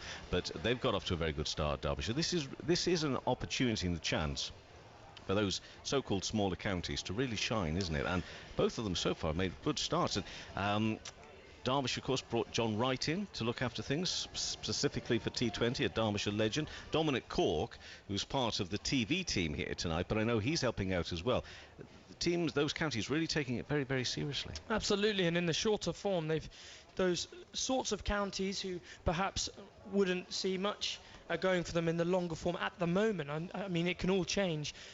Really feel that they have more of a chance to really make a statement. The shorter form, anything can happen. I mean, Somerset losing 9 on the trot, for example. You never know what's going to happen in 2020 cricket, and that's the thrill of it. You come and watch a game, and Derbyshire can beat this Hampshire on their day if they have a day out, and they've brought in Imran Tahir as well, who's really boosted their bowling options. One of the best spinners in world cricket in that form. Yeah, so I mean, Leicestershire and Derbyshire, as you said, they've got every chance of kicking on. Birmingham Bears currently 5th, Lancashire in 6th, and then you've got Worcestershire 7th. Nottinghamshire played lost a couple of games so far, and then Durham are on -4 because of that reduction and penalty of last season. So Durham have played 2 and they've lost 2, so still find themselves a negative as opposed to positive in terms of the points there. So unfortunately we have no cricket for you here this evening in Cardiff. There are a few people who've braved the weather to turn up this evening. It would be lovely following their efforts to see if we can get some cricket on for them tonight, but the rain started falling, what do we reckon, Fabian, around about an hour ago? Yes, around an hour ago. It's looking pretty bleak still, sadly. I'm just looking out there, although I don't think the rain is as heavy as it once was. It is still steady, and they won't come out whilst it's raining. It's one of those things. Even last night, of course, up in Manchester, we did play through the rain for quite some time, and then Stephen Croft slipped whilst bowling, and that sort of put pay to that. Amazingly, with the scores all tied and on the DLS, which was probably about fair, because there was talk about what happens if, cut-off time, I think last night was 10:15. You can come back on at 11 minutes past 10 and get 1 over in. And although the crowd again deserved to see some cricket, it would have been dramatic. I can't help but think that we're in an unfair territory then, aren't we? Knowing that. Probably, I think a fair result was made in place. Particularly, it's a health and safety risk for players if they go out and it's a soaking, sopping outfield and run-ups aren't dry enough. One player goes over, as it happened last night, and all of a sudden, all the officials start, get a little bit worried, and it's best that no one gets hurt. So I think a fair ruling was made last night. Indeed, and well done to the umpires for trying to keep them out there for as long as they could. They do tend to be a little bit more lenient with T20 cricket and the weather, don't they, in keeping players out there? That's right, though, isn't it? I think in all forms, I think it should be pretty equal. But I think 2020 is obviously more of an entertainment format, and people pay good money to come and watch the 2020s. Not that they don't pay a lot of money to watch Championship and one-day cricket as well, but it's really the entertainment side of the industry. So If the ECB can keep them on the park and the officials can keep them on the park, they'll do anything they can to do so. Another talking point from this past week, we've had some very good crowds in. We've had some record-breaking crowds. Obviously, the 28,000 at Lord's on Thursday, and then last night in Manchester we had 19,500, which is the highest crowd outside of London, because the Oval and Lord's both do very nicely out of the Middlesex-Surrey game. But the question's being asked by those who have got some doubts about the new 2020 competition in 2020, saying, does this not prove that we didn't really need a new competition? Do you have any thoughts on that, or too early to say? Because I'm thinking, well, perhaps we need to be a little bit careful before we jump to too many conclusions. I think the only thing I'm concerned about the new tournament coming in 2020, I believe, is young players around the country perhaps not getting as much opportunity to flaunt their skills in the 2020 competition if and when it becomes a franchise tournament and more money gets injected into the clubs. It might hinder the development of lots of young players. It might be the best thing because the tournaments will rise in standard, but at the moment it's far too early to say, I feel. What's your view on that, Kevin? Well, I think that the competition as it is has been getting better in terms of attracting crowds. I think the games themselves have been actually quite entertaining for some times, although our pitches, I think, generally up and down the country also are becoming more friendly towards T20 cricket. The groundsmen now getting squares and pitches which I think are the sort that people can score runs on, which is generally what is asked for within the game. So I think it's making progress. The issue would be, is it making progress quickly enough?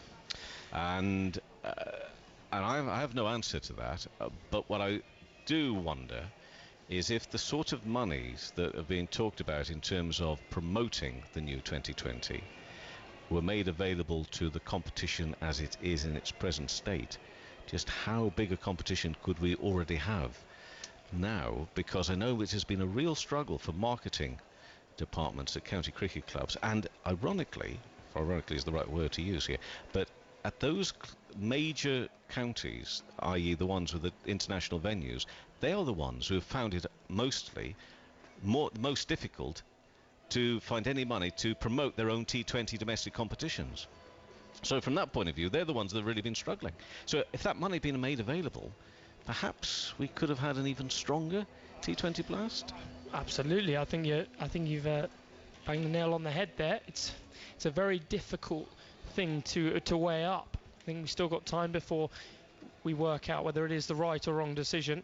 Obviously, perhaps that injection of money into the current tournament would be the right thing to do, but as I said, we're going to need a couple of years still. Well, what I think we'll do, the groundsmen are actually coming back out here now, just as I was about to say that we may have to say good evening and join us again later. However, do not leave for the time being, because I think that the groundsmen now, without their brollies up, which suggests both of them have hairstyles quite similar to mine, and clearly we share the same bar. The swim hats. Yes, I don't know what your little giggle there, but they share a similar hairstyle to myself, and both of them don't have their brollies up now. And I know that there are two good reasons for that. One, it shows as an early indicator as to whether there's any rain when you have the hairstyle similar to mine, but it also suggests that it's dry at the moment. And I think that, I tell you what they are concerned about is, although I think it stopped raining, that the rope is coming around here as well on the outfield, is that where the weather comes from away to our left hand side, that looks to be filling in again, and that could be the issue for this evening, could it not? Of just as I think it's going to dry up, more rain comes in, but it's looking more optimistic now than it was 5 minutes ago. Absolutely, and the groundsmen were thinking of pulling the covers off the run-ups there, but they've chosen against it last minute. I think they're going to have a chat with the umpires, but good signs that their umbrellas aren't up. I agree with you, Kevin. We'd love to see some cricket here tonight. I'm sure the players will be desperate to play Somerset, who need to win. Covers are coming off. This is now this is officially encouraging now for us. I tell you what, as the tractors, the small tractors take that rope around, I mean, that is some sort of spray that has been brought up by that rope. Often when that's being done, you can't see it, and you're left wondering what on earth are they bothering to do that for, but you really can see the way that water is being dispersed, because that's basically what it's done. I think it's because people say, what's the point of moving drops of water from one part of the field to another? I understand there is actually good reason to do that, because it disperses the rainwater there. Absolutely, and it makes it more difficult to field as well when they don't get the rope out in a break like this. Obviously, skidding onto your hands. a little Two bit captains more. right there now talking with the umpires as well. So they will. I even think that they're swapping team sheets. It's that exciting. I'm trying to control myself, Kevin. And well, believe me, it's that, or you and I have got things to talk about for 2 hours. So I suggest you get as excited as I am about the fact that. Right. Oh, something over the tannoy. And we are still waiting of the public address announcer there. He too is getting excited about the two tractors going around with the rope, moving the water around this evening. But certainly, I think I can, with some confidence, speculate that cricket could be about to break out here at the Swale Lake Stadium this evening. The two captains there, whether the official toss has taken place, I'm not too sure. No, I don't think that has. But Dominic Cork out there for TV this evening is just asking the umpires in a Dominic Cork sort of way, politely, just about politely enough, to move to a certain spot where that toss is going to take place. Good signs as well. The groundsmen are putting all the equipment up onto the hover cover, so they're going to get rid of that as well. I wonder whether Dominic Cork's just waiting for that to happen so they can have the toss on the match wicket. And also, because if they carry out the toss now with that taking place behind them, it could get a little bit noisy and deafening, and we wouldn't be able to hear Dominic then, and that nobody wants to be in a position where you can't hear Dominic. So we're just waiting, having waited for as long as we have. This game should have started at 7 o'clock this evening, but rain began to fall here at 6:05, and only stopped about 5 minutes ago. And even now, I'm not totally convinced that it's totally stopped. But if it's anything, it's light drizzle at this stage, and certainly we're in a position where the toss is about to take place, which we definitely will be grateful for. Yes, and the captains will be making sure that there's no health and safety risks. They won't want to injure their players out there, so when we do get underway, it will be made sure that the players are okay as well. Good old Curtis Fisher, who is tonight's mascot there, almost delayed the toss even further by coming in with a coin. So the toss has taken place, and Somerset are going to bowl first on winning the toss. That's what I'm picking up there. That's Jim Allenby out there, the Somerset skipper. Are you surprised by that or not? Honestly, yes, because I think there's still a lot of moisture in this outfield, and the ball's going to be wet for the bowlers, which means it might affect the ability to grip the ball as well. I would have expected them to have a bat, definitely. Maybe they expect more rain to come in. Well, I'm only going off the big screen and what I think I heard. So we'll get confirmation on that. We're sort of working. Jack Rudolph, who's in charge of the Glamorgan team, former South African international, he's doing his interview now. So we'll just get confirmation of the toss. I may have misheard, to be honest with you, on the big screen, but that's where we're working from. Forgive us, it's just the two of us here battling as best we can in the commentary box to pick up what is being said out there at the moment. Now, again, just more guesswork than anything. I would say that with an extra half an hour allowed, and we presumably would be getting out of bed at 7:30, I reckon it could be that we haven't actually lost any overs either as yet. So fingers crossed that that's also the case, although, as we mentioned earlier, maybe the players will have a different view on that, on the grounds that they've got some longish journeys to make to Uxbridge and to Chelmsford tomorrow.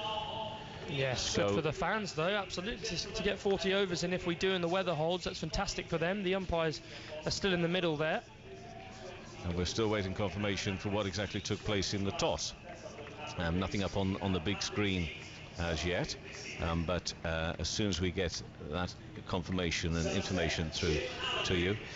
Jim Allenby, they're going through the team. I can do that for you. Stephen Davis here, if I can do it this is again the only way we've got the team to tell you off the big screen. Peter Trigo, Adam Hose, who got introduced as Adam Jose the other night, which is rather interesting. James Hildreth, more of that in a moment.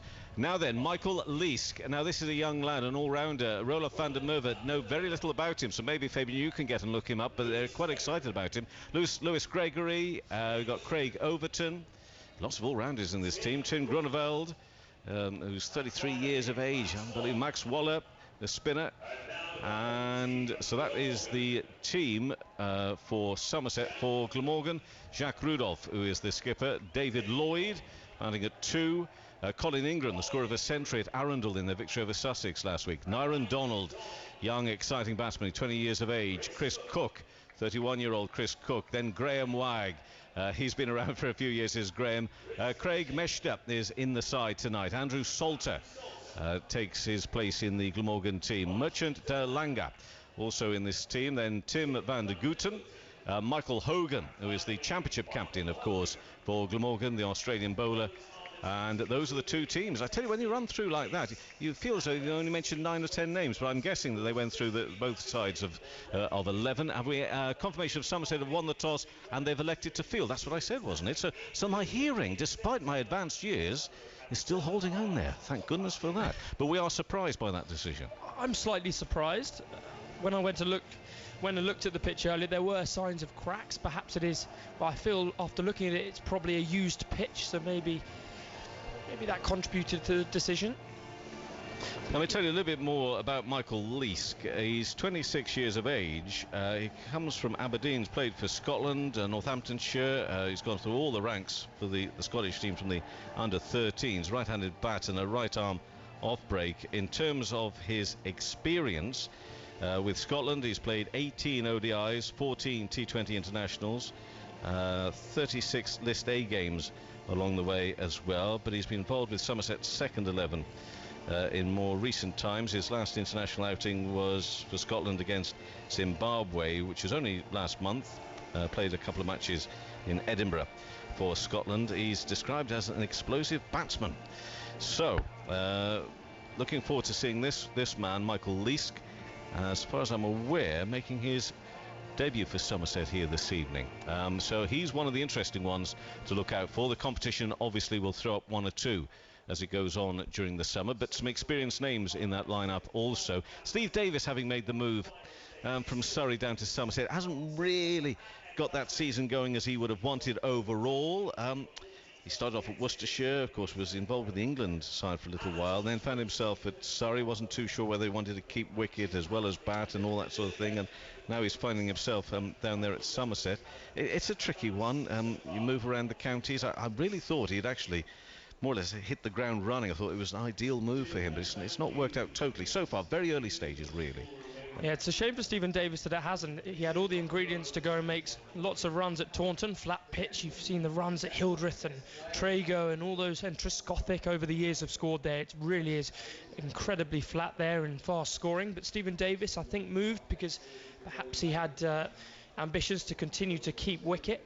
Obviously, they have Kumar Sangakkara who can keep there. Rory Burns can keep. Ben Foakes can keep at Surrey. Well, Foakes is the one now, isn't it? He, surely he's England career beckoning for him, most definitely. Plenty of options though for Surrey in the keeping ranks, but Stephen Davis is hoping to rejuvenate his career, and fingers crossed for him he can get something going.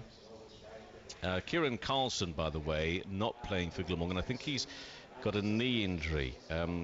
Threw himself to the ground whilst diving to try and stop a ball at Arundel, and I think damaged his right knee. Again, I look to you as a representative of the younger people of this country and say to myself, well, why do you do that? Because quite ridiculously sometimes I see people throw it on the ground and I think, how on earth are they going to get back up again? But most of the time they're okay because they're younger people, of course, but you're always running that little bit of a risk of the knee jarring or something, are you, on the diving and throwing yourself around? Yeah, I completely agree with you, Kevin. And that's why you never did it.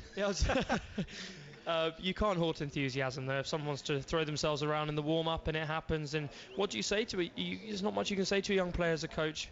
Obviously, Glenn McGrath famously stepped on the ball in 2005, which helped England's cause, so you never know what's going to happen. Yeah, exactly so. So I'm in no way having a go at him. I was just trying to tease, really. But obviously, it's disappointing for him. He's going to miss out with that injury. But what is great news here is we're going to get some cricket, because let's be honest, I think both of us, looking at the weather forecast as well about an hour ago, we thought that was it. It could well be curtains this evening. So I'm really chuffed that having made the journey, and also for the spectators who are here, and they won't be great in number tonight because they're not going to be coming along, I think, having looked at that forecast, in huge numbers anyway here at the ground tonight. But for those that have made the effort to come along, they're going to get some cricket, and that's just wonderful news. Yes, I think it's worth also talking about a couple of the Somerset players. James Hildreth, for example. I mean, playing against him on the county circuit, I can't believe to the day that he hasn't pushed further for an England cap. He hasn't got an England cap, and he's been one of the form players for Somerset for the last decade. He scored 1,600 first-class runs in 2015 at 55, and nothing came his way then. And before that, he's been quite prolific. The only thing against him is perhaps people's views on the Taunton pitch being so flat that he should score those runs. But what's your view on James Hildreth overseeing him? My view on Hildreth is trying to work out everything you've just said, all the talent, all the runs. And he has been involved with the Lions off and on as well, and even has been captain of the England Lions in years gone by. And therefore I'm going to say something of which I don't know is true, but it's a question.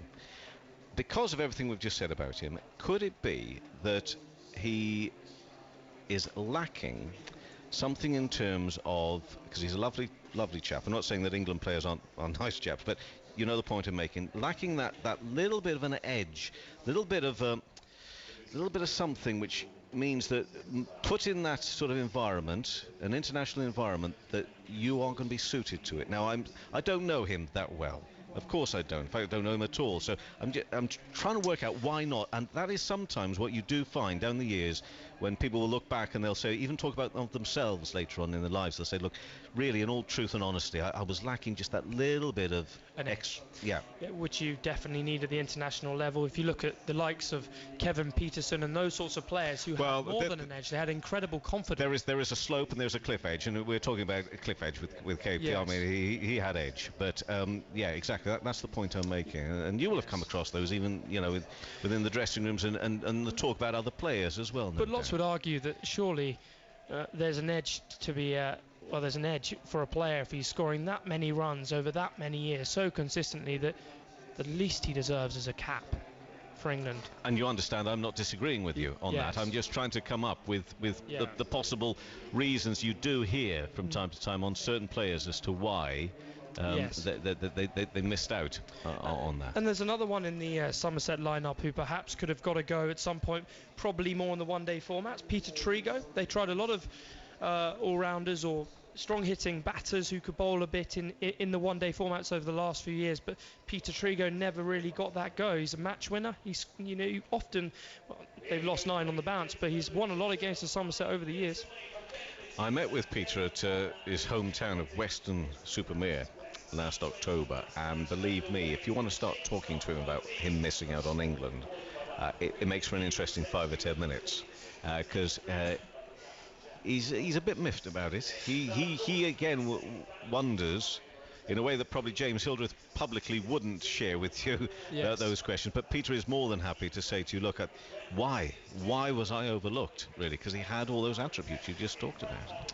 Yeah, very, very strong character, Peter Trigo. Loves a big crowd, loves a big occasion, and always does well under pressure. So that's more of a, if you're talking about edge, I completely agree with you on Peter Trigo. Yeah, and he's quite interesting on that subject.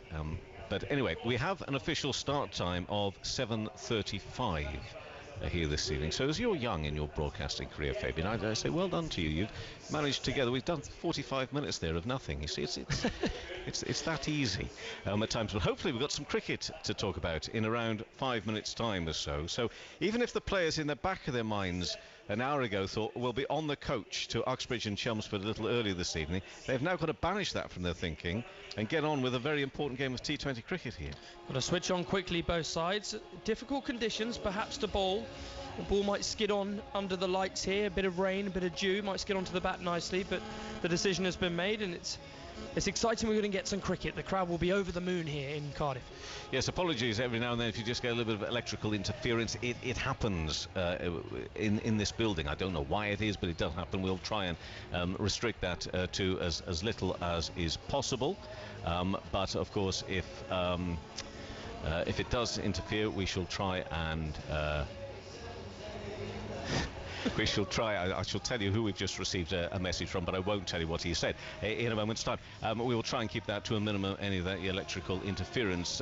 What is also good, having a family of my own as well, got kids lining up there, all the mascots down in front of us as the players will come out. Big nights, big days for these youngsters as well. So again, another good reason to really be happy about the fact we're going to get some cricket here this evening. That was a little message we received from a certain Graham Cowdrey, uncle thereof, forever having a go at me over various things, always in a nice way, of course. Yeah, but I do have to ask you, has he ever played you any Van Morrison? He loves Van Morrison. Oh, of course I know he has. that. Every time I see him, he gets Brown Eye Girl on. It's unbelievable. But he often says that we talk about 2020. That's what we're broadcasting on tonight. He often says that he wishes he was born in this era because he loved the shorter form of the game, and he wished he could have played more 2020 cricket, if any. Yeah, I imagine there are quite a few cricketers of generations gone by thinking, oh, that looks a lot of fun. For them, of course, their fun was the Sunday League. That's where they basically, and they will have said so at the time, and looking back now, that really was just a bit of a knockabout for most of them. They used to really enjoy that, and for many of them, of course, it was actually played in the middle of a championship match as well. And when we went to 4-day cricket, there were 3 days, and then you'd have the Sunday League, and then often pick up the championship match again on the Monday, if it had gone that far, of course. So it was a little bit weird, but a little bit of almost a switch off and go out and have a good time. Yes, the schedule has changed quite drastically over the years, but the Sunday League, that used to be the one. Dad's got some, Chris Cowdrey, my dad's got some funny stories from the Sunday League that I'm sure if we get more rain we'll speak about. Well, I'm interested in them now. What in terms of total professional application? Well, there was a story where Richard Ellison was on the team sheet for Kent. He didn't know what the toss result was, but he was told that Kent were having a bat, and was also told that because they had already done so well in the competition that he was going to open the batting. Anyway, he was doing his throwdowns at the front of the pavilion with one of the 12th men, and it ended up happening they all ran out past him to have a bowl. So the whole of Canterbury was in pits of laughter, and anyway, poor old Richard Ellison, what a phenomenal bowler he was. Let me finish on that. Yes, exactly so. And that sort of sums up the sort of mood that I think existed around the game. But the supporters didn't miss out for that. They had an entertaining game of cricket. Generally finished as a decent, started about 2 o'clock in the afternoon, it finished 7 o'clock, 7:30. Not bad timings really. For some, of course, I suppose school children, the late finishing, but when we were talking back to the olden days anyway, but the 40 overs, 45 overs, it did work well for a little while, that competition, it really did. And I know as a commentator with Yorkshire in those days, we used to have a lot of fun looking on in those games, we really did. But anyway, now it's 2017, we're talking T20 cricket, and we're going to get some cricket here as well. Glamorgan versus Somerset, a delayed start, 7:35. I'm still waiting for confirmation as to whether or not we've got the full 20 overs to be played here. According to the scoreboard, it still says 20 up there, because we've got technically speaking, we've got half an hour that can be added on. So although we're due to start at 7, this delayed start, but of course if we were to say half an hour added on, at 7:35 clearly is more than 30 minutes. So whether or not we've lost an over or two, I don't know, but I think we've just got to carry on as if we've got 2020 at the moment and see how we get on. And Somerset electing to bowl first on winning the toss here this evening, and it's going to be Naren Donald and David Lloyd to open up proceedings batting wise for Glamorgan. And although we're excited and encouraged by a start, I think the rain has returned, so for how long we will stay out there we will wait and see. And it's Craig Overton who is going to open up proceedings from the river end, the River Taff end, and he's in and bowls an edge down to third man. So first ball, and Naren Donald is underway with a single, and that's young, say young, he's 26 years of age, but he's new to Somerset, at least with his right arm throw. and they are off the mark. 1 for no wicket. Yeah, so Nurin Donald, 20 years old, just 18 matches behind him. England under 19, incredibly well rated around the country already. He scored a mammoth 234 last year in the county championship. Astonishing effort. And Lloyd faces the next delivery. Oh, almost getting a leading edge. It's square on the offside and no run. Predominantly yellow shirts, bright yellow, gosh. Very yellow Somerset with dark, seemingly navy, maybe black trousers, and then for Glamorgan, almost like a B type sort of yellow and blues to their kit. And Craig Overton in now and bowls, and this one is pulled away and onto the leg side. So both batsmen underway with a single, so 2 for no wicket. Yes, that ball just stuck in the pitch from back of a length, so David Lloyd had to pull his arms back. He was going to give that a full-blooded pull shot through the leg side and just held back. But Lloyd is struggling for a bit of form. We'll hope he can get himself in.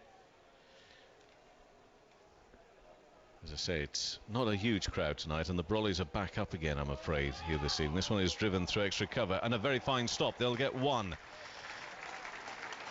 It's not going to be easy to get the timing right, I think, here this evening, but actually that was struck pretty well out there to extra cover, and well stopped in the end. Yes, Peter Trigo there at mid-off. Formidable stop that. He's really a good all-round cricketer. Formerly of Kent, actually, and things didn't work out for him there. Did a little bit of Middlesex as well along the way, didn't he? But he's a Somerset man through and through. Lloyd will just push that ball back up to Craig Overton. Maybe a slow one coming back into him, that delivery.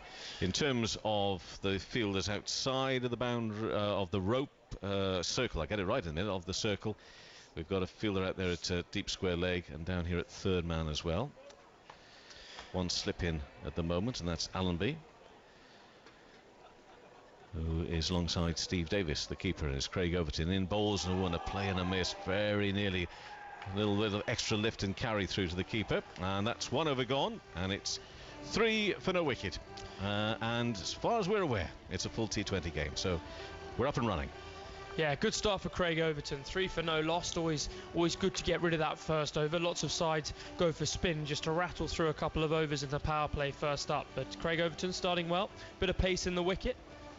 As of that last delivery that flew through to Stephen Davis, formerly of Surrey, with the gloves on there.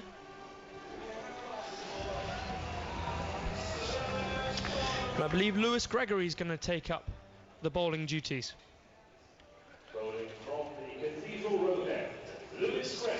As if confirmed there for you, you see, by the stadium announcer as well. The Cathedral Road end, that's the end from which our commentary box is positioned. And he's going to bowl now to Donald, who's on 2 not out again. A slip fielder in to begin with. It's aerial, but it's going to be safe out through mid-wicket. There should be 2 runs here. I don't think we'll get any more. Oh, they will. Actually coming back for a third. It did have to go a long way. So 3 runs.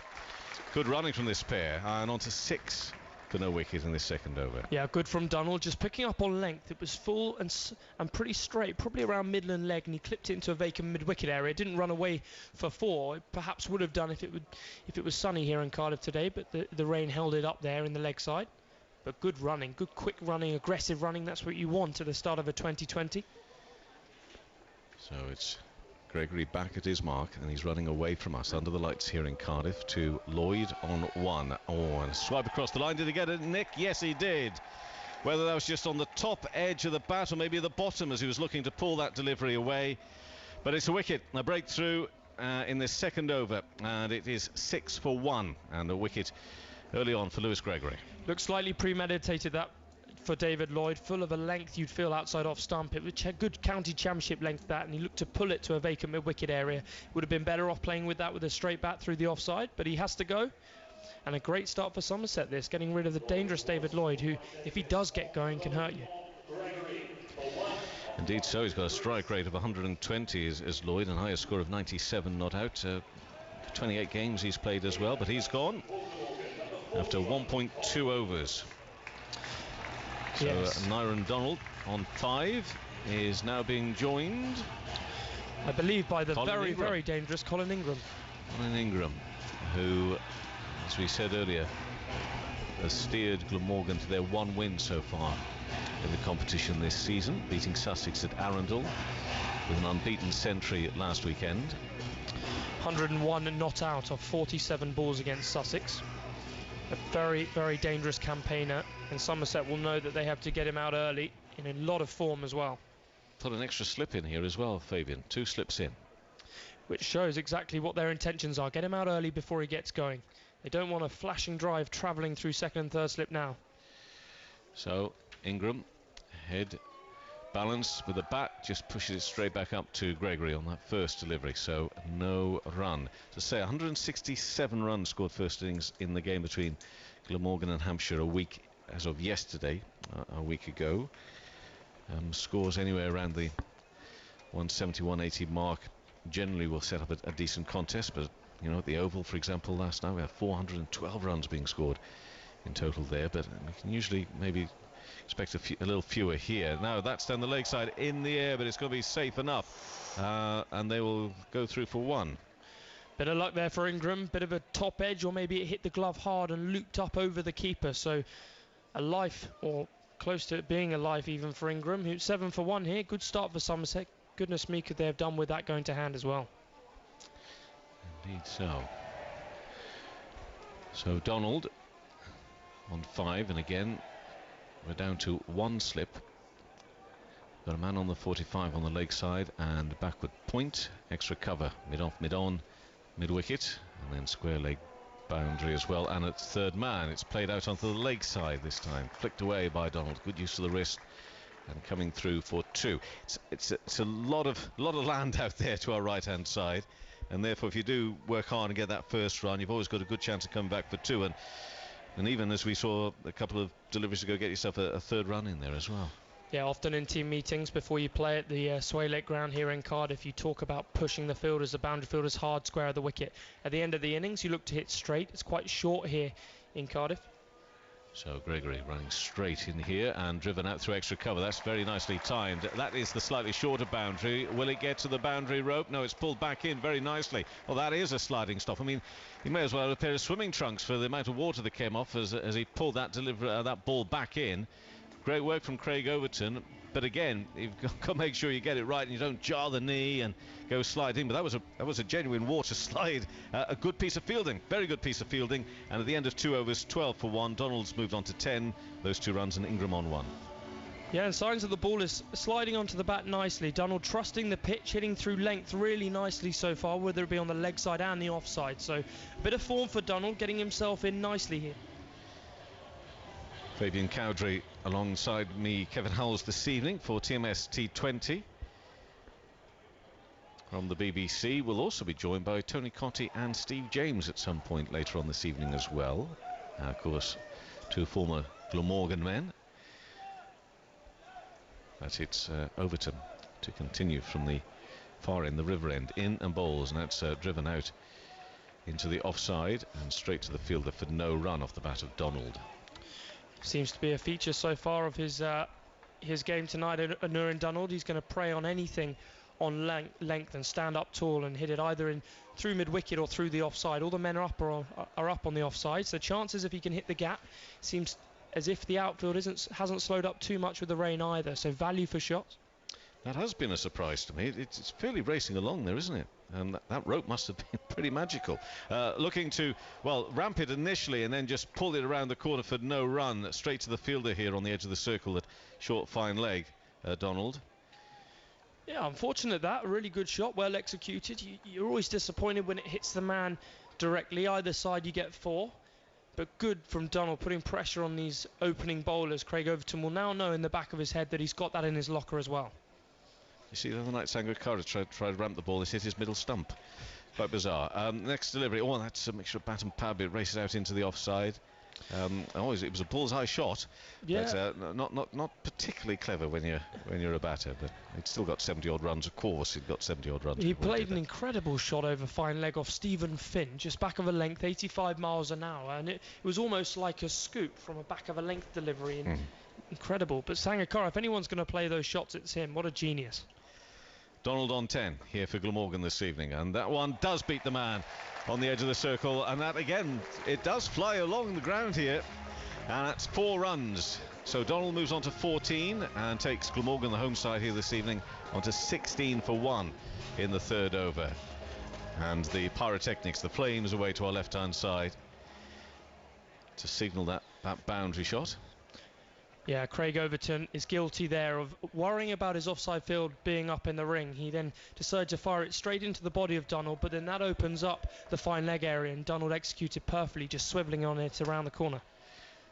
Next delivery, driven straight back into the hands of Overton. Uzanaz, some people wondering whether it was going to carry all the way back to him, but in the end he does a good job in stopping the ball from getting any further. Colin Ingram, South African player, also involved with the Delhi Daredevils in his career as well with the IPL. 31 ODI internationals and 9 T20 internationals. A huge amount of experience for this 32-year-old. And this one is in the air, but it's going to be safe. Better than that, it's going to be 6. Just clears the rope just down in front of us. Very fine, just scooped away by Donald. So he is now on to 20. And the score moves on to 22 for 1. Yeah, what a talent Donald is. What a brilliant shot that is as well. Yes, the ball was there, full of a length with pace. But to take on the new ball when you've only been at the crease best part of 10 minutes takes a lot of confidence.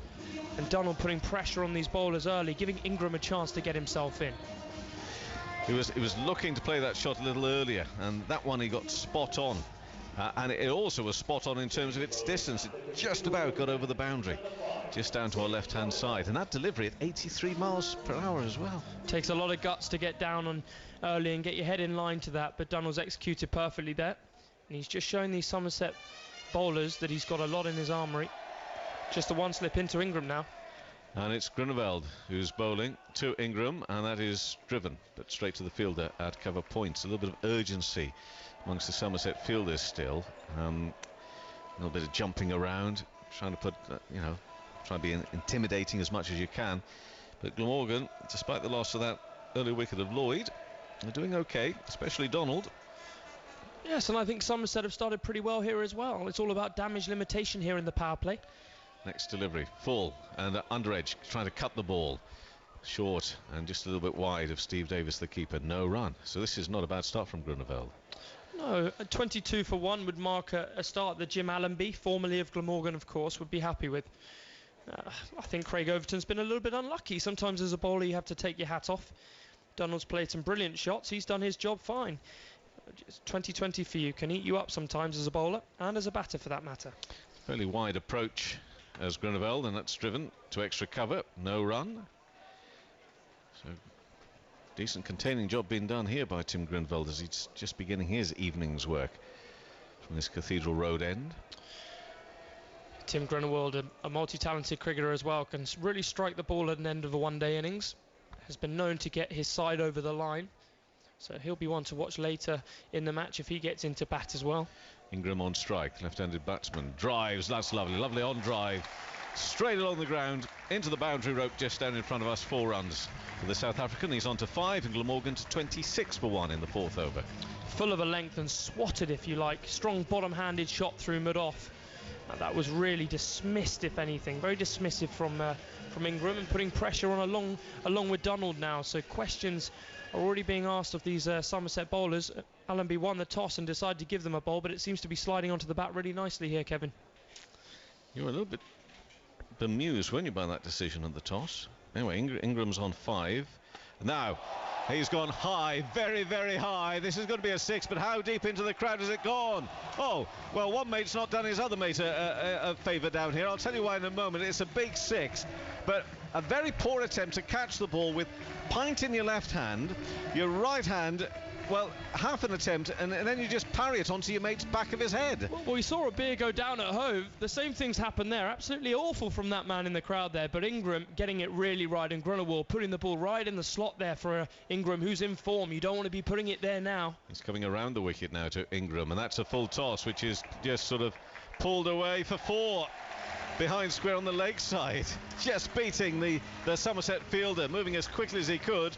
But this now is turning into a very productive little spell for Glamorgan with the bat, and they've taken the score on to 36 for 1. Donald onto 20, and Ingram, well, he's starting to move through the gears as well, onto 15. Well, Donald's ramp shot was something to be seen, but I think that's the best shot of the innings. Slower ball picked up from about a Yorker length before it landed and swept behind square. Ingram having to put all the pace on it, and it ran away behind square for 4, swept it off a seamer.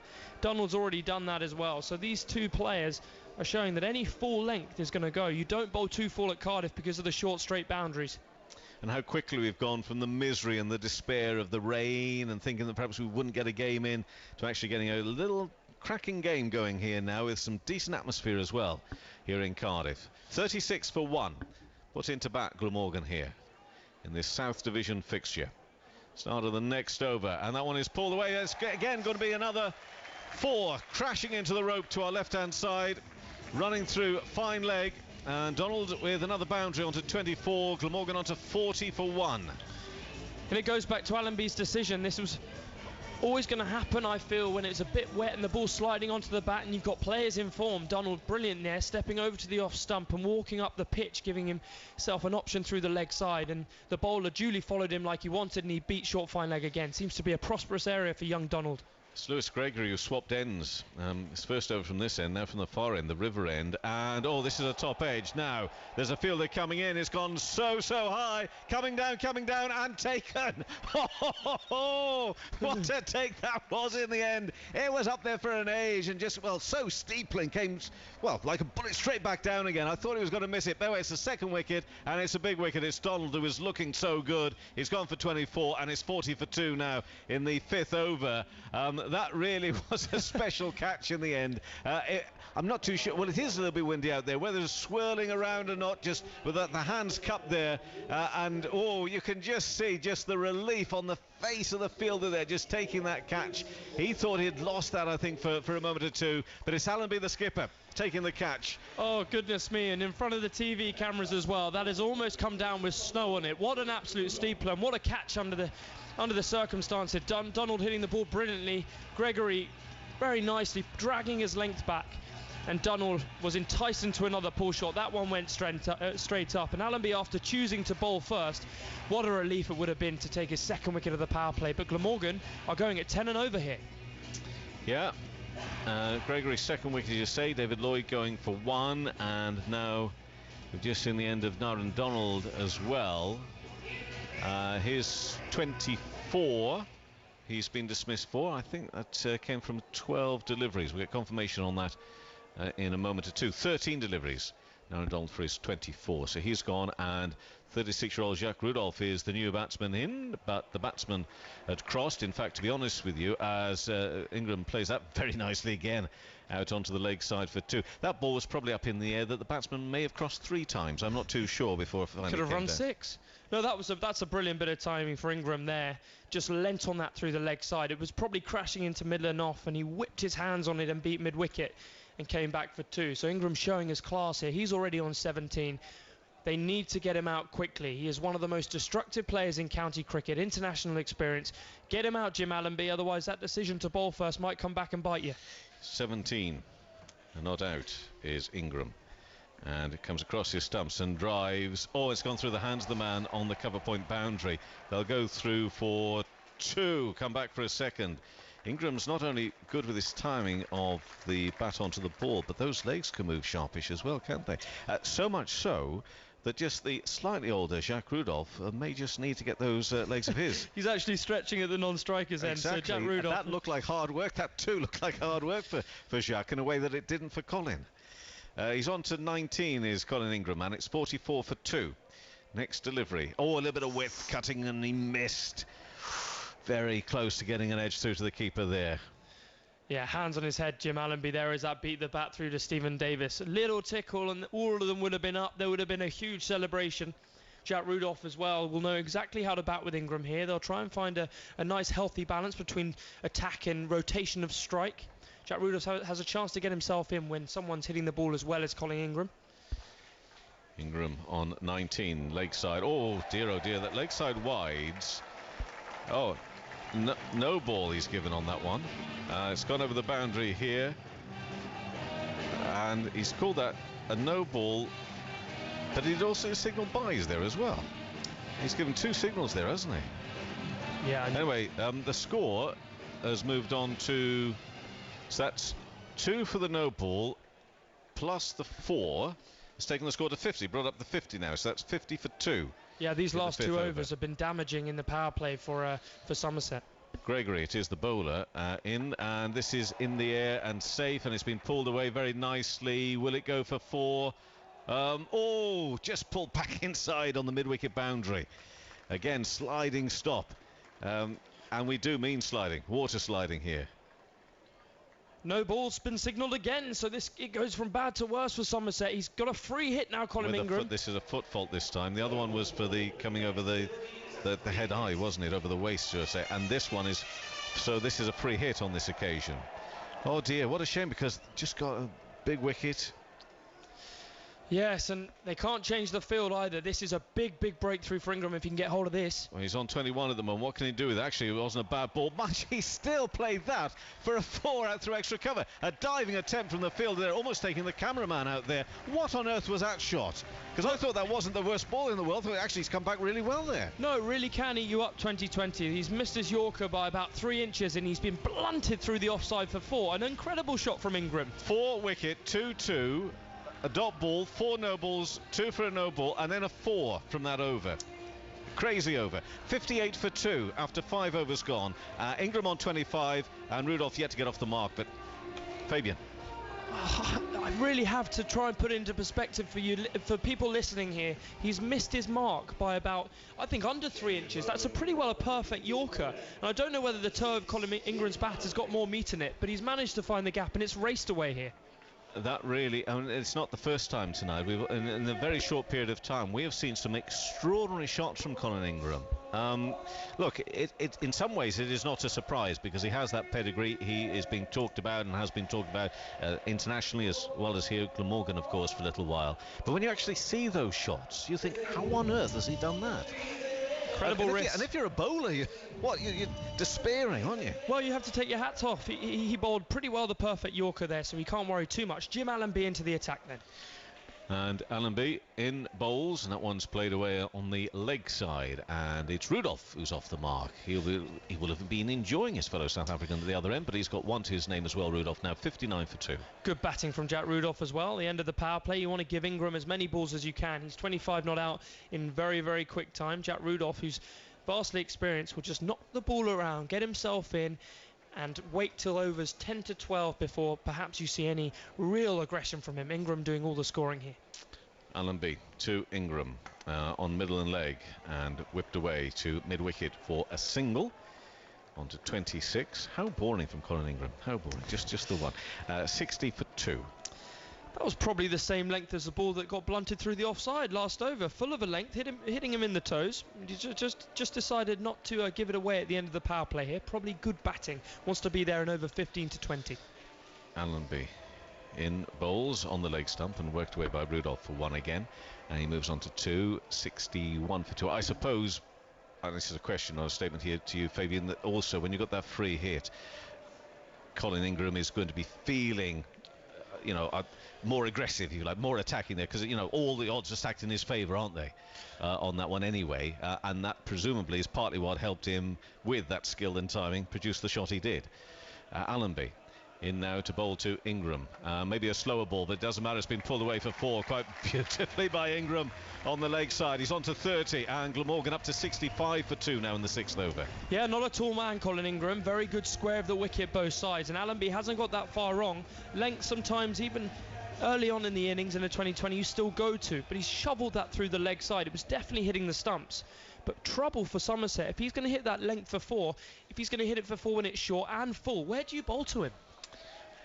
And once again, Allenby in bowls, and this is aerial again. A mighty blow on the leg side, and it's been caught by a member of the crowd, at least away to our left-hand side on this occasion. It's a big 6, and it's Ingram on to 42, and the score up to 77 for 2. A low full toss as well, one of the hardest balls to hit. If you're a batter listening, a low full toss to hit for 6 down the ground, you just don't expect it. And Colin Ingram is just executing everything. He's on the back of a big 100 in this format of the game, and he's just continuing where he left off here, Kevin. 36 to his name, and this one is played away again on the leg side, along the ground this time by Ingram. The board, actually, I'll just confirm the score in a moment's time for you, but they'll go through for 2 because the board was ahead of itself, so to speak. It's now at 73 for 2, the score. Rudolph on 2, and Ingram with the 6, and then just that 2 we've got there has moved on to 38. So this is now 6 overs gone, 73 for 2 the score. We are delighted that we've got a game of cricket, but on top of that, speaking entirely from a neutral's point of view, we are delighted that we are watching and witnessing some absolutely amazing batting from Colin Ingram. Yeah, the stroke play has been genius at times from Colin Ingram. 73 for 2, a formidable power play as well. Yes, you lose 2 wickets when you're playing shots, but Glamorgan won't be unhappy with that. They've got a platform, they've got batsmen in the hutch who can clear the ropes, and most importantly, their form player is stepping up again. Scoreboard pressure is everything in this game, which is another reason why I was confused. Allenby won the toss and bowled. Yeah. Unless it was because of the... Was it maybe because of a thought of rain later? Maybe? Rudolph on 2. He will get himself 1 here. Driven out towards extra cover, because I'm thinking the forecast, so you know, you got the DLS, and you feel a little more in control when you're batting, don't you, in that circumstance? Yes, I agree with that remark, Kevin. I do, but I just think it's dangerous to win a toss and decide to do something based on the weather, particularly in the 2020. You've got to try and put that out of your head. Rob Key spoke about that. He just spoke about thinking about the game first before the weather in situations like this. And for Allenby, he'll need to break this partnership very soon. 74 for 2 is a very, very fine power play. Indeed so. So Grunewald, it is, coming around the wicket, and Ingram will get a single out to deep extra cover. And score now onto 75 for 2. So this run rate of 11.84 as well, ticking along very nicely, but we're moving into the next sort of stage of the game. That first 6 overs now completed. In terms of the fielders we've got outside of the circle, we've got a third man, fine leg, square leg boundary, and on the cover boundary. Not square, but and a play and a miss from Rudolph. A little bit of width there, and there was no foot movement at all from Jacques, and he's just held the bat out there, didn't he? Yeah, difficult for Jack Rudolph in a weird way. Yes, he has got the comfort of someone scoring leisurely at the other end, if you like, but the trick is not to compete, you'd feel. Jack Rudolph can just get himself in here, run the ball around, get Ingram back on strike. You can't always hit the ball as well as someone who's in fine form as Ingram is. So around the wicket again, and played nicely. There was a foolish delivery, but it's whipped up to the long on boundary by Rudolph. He's on to 4, and the score 76 for 2. It's 147 domestic T20s for Jack Rudolph, so he's got a lot of experience. He'll know how to play this. A conventional player will play proper shots. He plays the same almost every form in terms of his base and how he sets himself at the crease. It's Ingram facing now, left-handed bat, and played that very late and missed through to the keeper. That was interesting. Slower ball took the pace off nicely there, Grunewald, but I think Ingram was looking behind square on the offside. To get anything on that, it will run away down there. Here in Cardiff, sorry. There's a short third man on the ring, a point on the ring, Max Waller. So if you get any bat on it through there, even an edge, it will run away for 4. And next delivery, bowled. And this one has been pulled away. Could be caught, mind you, he will be. They'll be so delighted. What relief from Somerset. Ingram is out. He's been caught on the lakeside boundary for 39, 76 for 3. You could just see that the Somerset players go, thank goodness for that. He just went for a big hit, didn't quite get it as far as he would have liked. Easy catch in the end, out there to the boundary, but Ingram's gone. Big breakthrough, 3rd wicket down. Enormous breakthrough for Glamorgan, and a catch under pressure. Yes, it is an easy catch and it's down his throat, but it is Colin Ingram, and he's put that straight into the middle of his hands. At least on debut, having to take perhaps a match-changing catch. Wow, Allenby will be relieved. Colin Ingram caught least, bowled Grunewald for 39 of 21 deliveries. That is wonderful news, of course, for Somerset. However, I'm going to be openly honest with you, I am hugely disappointed. Well, we were quite enjoying the stroke play, weren't we, Kevin? Hopefully everyone will know there's just a little bit of tongue-in-cheek to that comment, but also some seriousness, because that really was a treat, wasn't it, at times there? Some incredible shots, but they keep coming, that's for sure. And Andrew Salter being brought up the order to number 5 in replacing Kieran Carlson, who's been batting 5 for them in previous games. So a big chance for Salter. Roelof van der Merwe is the new bowler, so 7 overs and he's gone. He's bowling now his spin from this Cathedral Road end and playing on the back foot. Salter immediately in the action, facing delivery, but he just punches that one into the offside for no runs. So 76 for 3 then in the 8th over is the score. And then the Merwe bowls again and punched by Salter up towards the long on boundary. Only just gets beyond the circle there, so he goes through for 1, and the score is 77 for 3. And Van der Merwe, a very, very handy bowler indeed. Economy of 7 in this form, best of 3 for 16, so it doesn't get easier for Glamorgan at all, losing Ingram and then someone with this amount of experience coming into the attack. Salter will definitely have a point to prove here, the England under-19, more prominently known as an off-spinner, of course.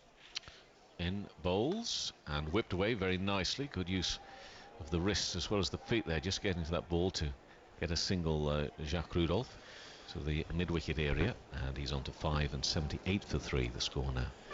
Yeah, Somerset will feel they can really slow down the runs here. Losing Colin Ingram is a big breakthrough for Somerset, particularly when you've just got out of the power play, and that's when the real batting starts.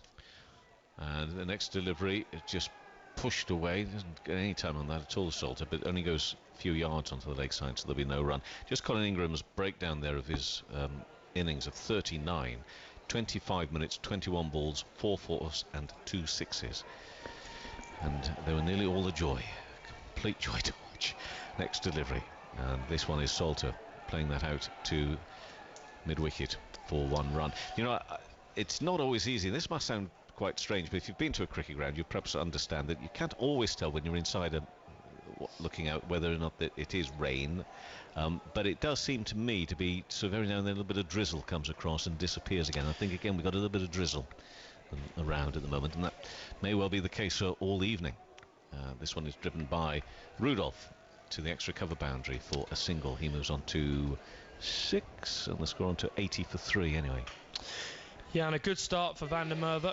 He would have been happy knowing that he was coming into the attack, that he didn't have to bowl Ingram. But what Ingram has done for Glamorgan is he's given them a chance to knock the ball around for a few overs and give both of these batsmen a chance to get themselves in. The run rate is still 10 and over. So Rudolph will be saying that to Andrew Salter, who isn't used to batting this high up. Just give yourself a chance, and if we're here in the 13th, 14th over, we have got a really good platform to explode towards the end of this innings. Yes, that previous over there was a wicket and 3 singles, and off that, which the wicket of Ingram, and maybe that was why he decided he wanted to have a right go at it on the leg side, was caught, and then that over we've just seen from Van der Merwe has only gone for 4, so you know, a real slowing up and containment being executed here by Somerset. But 80 for 3, and we can see Max Waller, so spin at both ends, and this is from the river end now, and that one's driven. Oh, a lovely shot actually from Rudolph, and has that beaten the fielders? Yes, straight in between the two of them for a 4. Fabian, thank you very much. You can go and get yourself a little bit of a rest, and whilst you're doing it, if you are passing the coffee machine, feel free. In the meantime, Steve James is going to come in and join us. Steve, of course, former England and Glamorgan, and works with the Times newspaper, also working with BBC Wales and with us here this evening. And this delivery is just carved. Rudolph will have to get back into his ground very quickly as he carves that to backward point. Steve, evening, Kevin. I have just been sitting here and in complete awe and wonder at some of those shots from Colin Ingram. And I've just said, and I shouldn't have done really, but I was disappointed to see him go, because I could have watched him all night almost playing some of those shots. Amazing.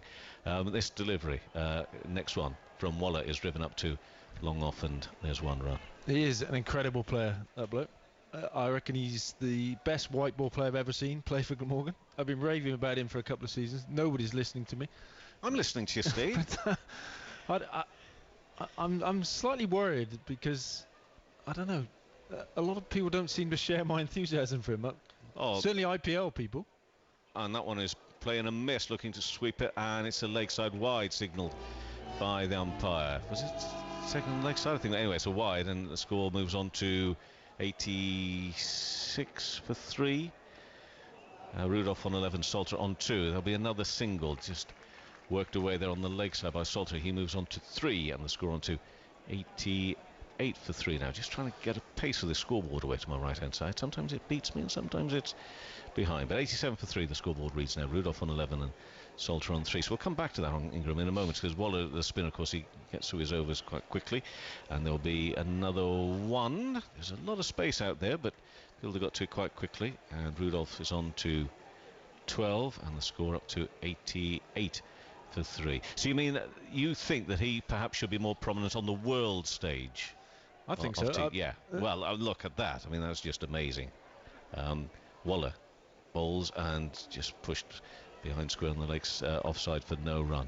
Yeah, but I mean, it's a poor evening for Colin Ingram. He normally goes on and gets a lot more. He'll be massively disappointed. I mean, you could see how overjoyed the Somerset players were when they got. I mean, it was 2 slow balls on the trot, wasn't it, from Gordon Bell? And for him to hit that down deep square leg throat is quite unusual.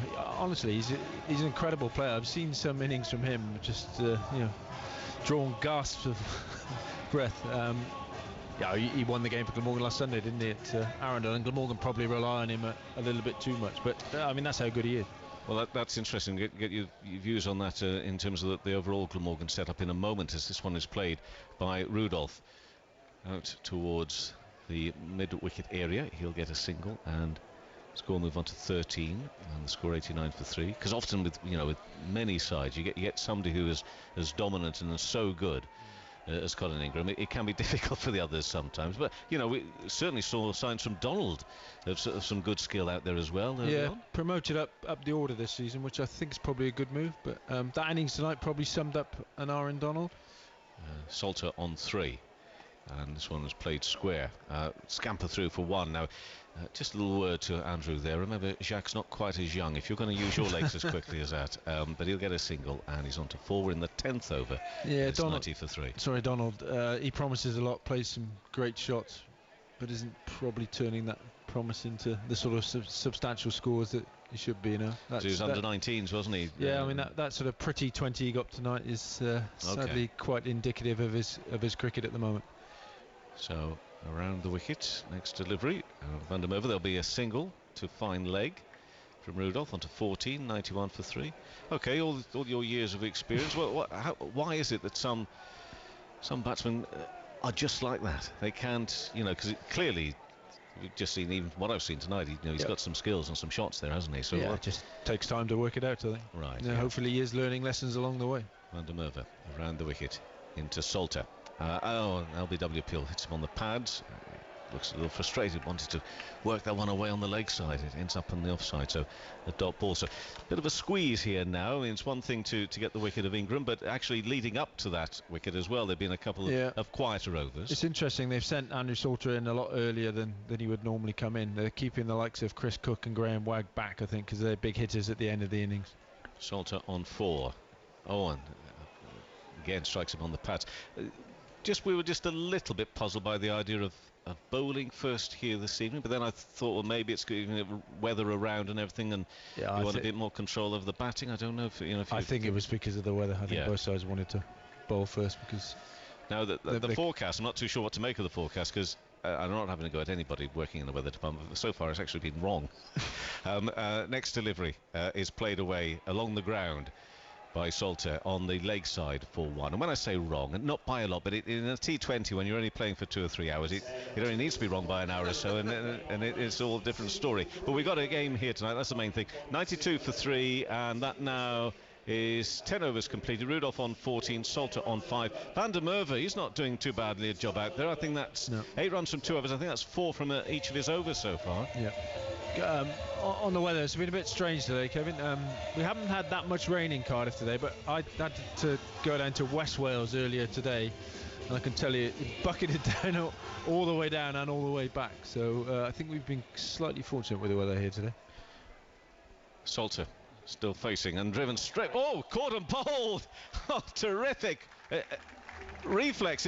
Are you standing there? I presume the Salter is just in disbelief that was just so sharply taken. That's a great catch, isn't it, by Max Waller? Yeah. I mean, that was more or less straight back at the body, wasn't it? Just wide enough to mean that he had that little split second just to get his hand in the right place there. That is terrific work. Caught and bowled, and it's another wicket down, and it's Salter gone for 5. Yeah, I think basically what happened there, Salter was going down the pitch looking to hit it back over Waller's head. Got slightly too close to it. Actually, it was a little wider than I thought. In fact, just looking at it, what I admire about that now is the fact that easily was almost past him, wasn't it? He snatched it quite late in the end. Yeah, it was one of those where he stuck his right hand out and then sort of brought his left hand in just to cover over the top. It was basically a one-handed catch, wasn't it? Just reflex catch. Yeah, brilliant catch. Yeah, he struggled a bit there, sort of 5 off 11 balls. But I suspect he was sent in and told just to try and knock it around for a little bit, because Glamorgan had such a fast start. Cook's in now, and he's been in good form. He got runs at Arundel last Sunday, and he's a very destructive hitter at the end of the innings. So we're halfway through. We're into the 11th over, the beginning thereof. 10.1 overs gone, and Waller is bowling from the river end, and this one's pushed by Cook into the offside for no run. Whilst you're here, Steve, picking your brains on this one, on how things are here at Glamorgan in terms of how they would like to think they could get on in the competition this season. This one is driven up towards the long on boundary by Cook, so he's off the mark, 93 for 4. Yeah, I mean, obviously they think they're a much more dangerous side in one-day cricket than 4-day cricket at the moment. I think they showed that last year, and as you've seen from the likes of Colin Ingram, they are a dangerous side in one-day cricket, but they probably do rely on one or two individuals a bit too much. Yeah, and next one is pushed away on the leg side for a single, and that's Rudolph going on to 15 and 94 for 4. And as much as you can have a game won by one individual performance can in T20 cricket be enough, actually you do need a bit more depth. Need people chipping in. Yeah. And Cook on one, leans back, and that beating them through to the keeper. Quite how that missed the stumps, I'm not too sure. But Davis getting down, getting that ball, so a dot ball there. Cook remains on one. Those batting lineups, and where you can see destructive batsmen such as Ingram and maybe one other, and this one is played away for a single. Maybe they'll push hard. No, they'll just settle for one. And you say to yourself, that big wicket, and then you take a look at the card. This can go for so many teams in T20, and you think, hold on, there's another 3 or 4, maybe 4 or 5 that can come in who are equally up to that. Now, Are you saying that maybe Glamorgan don't quite have that in their ranks at the moment? Yeah, I mean, they've gone through a few uneasy years. Glamorgan, they've had to rebuild after a lot of things happened off the field and on the field. In my opinion, they've probably got a few too many foreigners in the side at the moment, but that's probably indicative of not enough young Welsh lads coming through. And I think even in this side now, Hugh Morris would hope that some of those Welsh lads contributed a bit more, the likes of David Lloyd and Aaron Donald and the like. Yeah. Cook on 2, 95 for 4. Now that's over completed, and a wicket and 3 runs. So, as I say, really slowing up this Glamorgan innings now. Cook will drive that one out to the cover boundary, and he will move on to 3. And the score on to 96 for 4. And of course, we mustn't forget, in terms of the old Glamorgan names and everything, I mean, Matty Maynard brings his Somerset side here as well. I'm sure he enjoys his trips back home. Back here, yeah. He's not too far away, just across the water, of course, but... Well, he's still got a house just outside Cardiff, isn't he? Yeah, I dare say he has. Sure he's staying there tonight. Yeah. So, Van der Merwe, who has gone for 8 runs from 2 overs, now bowling his 3rd, and this is driven up to Max Waller, who's fielding here on the long off boundary for a single, and that now is 97 for 4 in this 12th over. So rebuilding job. There've been a few of them, and this sounds ever so rude in the way I'm going to put it, but there've been a few of them at Glamorgan in recent years. The idea is just trying to have enough patience, though, isn't it, and enough belief in in giving people time to get it right. And this next delivery, a little bit of width, and that's driven wide, and that surely should be 4 runs. It will beat the fielder down here. So a boundary shot from Cook will move on to 7, and it takes Glamorgan past the 100 mark. 101 for 4. Yeah, I'm not trying to be funny about that. No. You've got to be patient, haven't you? That's a perfectly valid point, but I think they are very hopeful that there are a crop of young Welsh players coming through now who can go on to form the nucleus of a good side. Lloyd, Donald, there's a lad called Kieran Carlson who's injured, not playing tonight. Lucas Carey, a bowler. Around the wicket, next delivery on middle and leg, and pushed for a single up to Waller again, this time at the long on boundary. And Cook looks a little frustrated. Perhaps he thinks, well, use the wrist a little bit more and you can get into an area out here that maybe that 1 could come a 2, or get it really well timed, and there's a big enough gap out there to get yourself a boundary. But he settles for the single, and the score's 102 for 4 now. Yeah, in this 12th over. I think Cook will just be making sure he's there in those last 5 overs. I mean, I don't know how much you've seen him, but he is a seriously big hitter. Yeah, late well, in the innings. I look forward to it then. And this one is driven along the ground to mid-wicket by Rudolph. Fabian was making the point, and the very valid one about Jacques. I mean, a wonderful cricketer of many years on 17, but he does tend to play the similar innings for all formats, really, doesn't he? Yeah, 103 for 4 the score. Yeah, poor old Jackie. I mean, he struggled the last years. He's given up the 4-day captaincy now. Hasn't gone as well as he would have liked. Cook will again play the delivery up to... The board's ticking along a little here. It's 1 more, and that is the end of another very good Van der Merwe, because what happens is that before, in a blink of an eye, you've got through an over, and in T20 terms, very little damage. 104 for 4 is the score. Rudolph on 17 and Cook on 9. 12 overs gone. Yeah, I think Jacques Rudolph played very well in the game at Arundel last Sunday, but he was in a partnership with Ingram. I mean, you could see that early. He was looking to get ones and give Ingram a strike, and he's pretty useful in that situation. The ideal duo. Yeah, I think they've done their rebuilding now. They probably need to crack on, don't they? Yeah. After a fast start, I think they probably need to look to crack on a bit more now. Yeah, and when Jacques does that, that's when he tends perhaps to make an error. Well, I mean, otherwise, if you basically with Rudolph, you say carry on, Jacques. He could be there for the next 2 days. Well, I mean, in fact, he can play spin quite well and quite destructively. He does play the reverse sweep very well. If he's playing well, he'll reverse sweep the spinners straight away. But if he's not playing so well, you might not see that shot so much. I can ask you to stay for 1 more over, Steve, and then nice to hear Edward Bevan there on the PA system. And Cook on 9, next delivery, swept away, but bottom edge. Just coming off the edge of the circle there, they'll go through for 1. If you dare tell him I said that, Steve James, you'll be in so much trouble. 105 for 4 in the 13th over. Edward, one of our colleagues. Veteran. He won't mind veteran. He'll be pleased with veteran. And it's Rudolph on 17 with Waller in bowls again. Good use of the feet from Jacques. A little bit of energy there, coming back for 2. Get those legs pumping. Running to the danger end was Cook. So 2 to Rudolph on to 19. 107 for 4 now in the 13th over.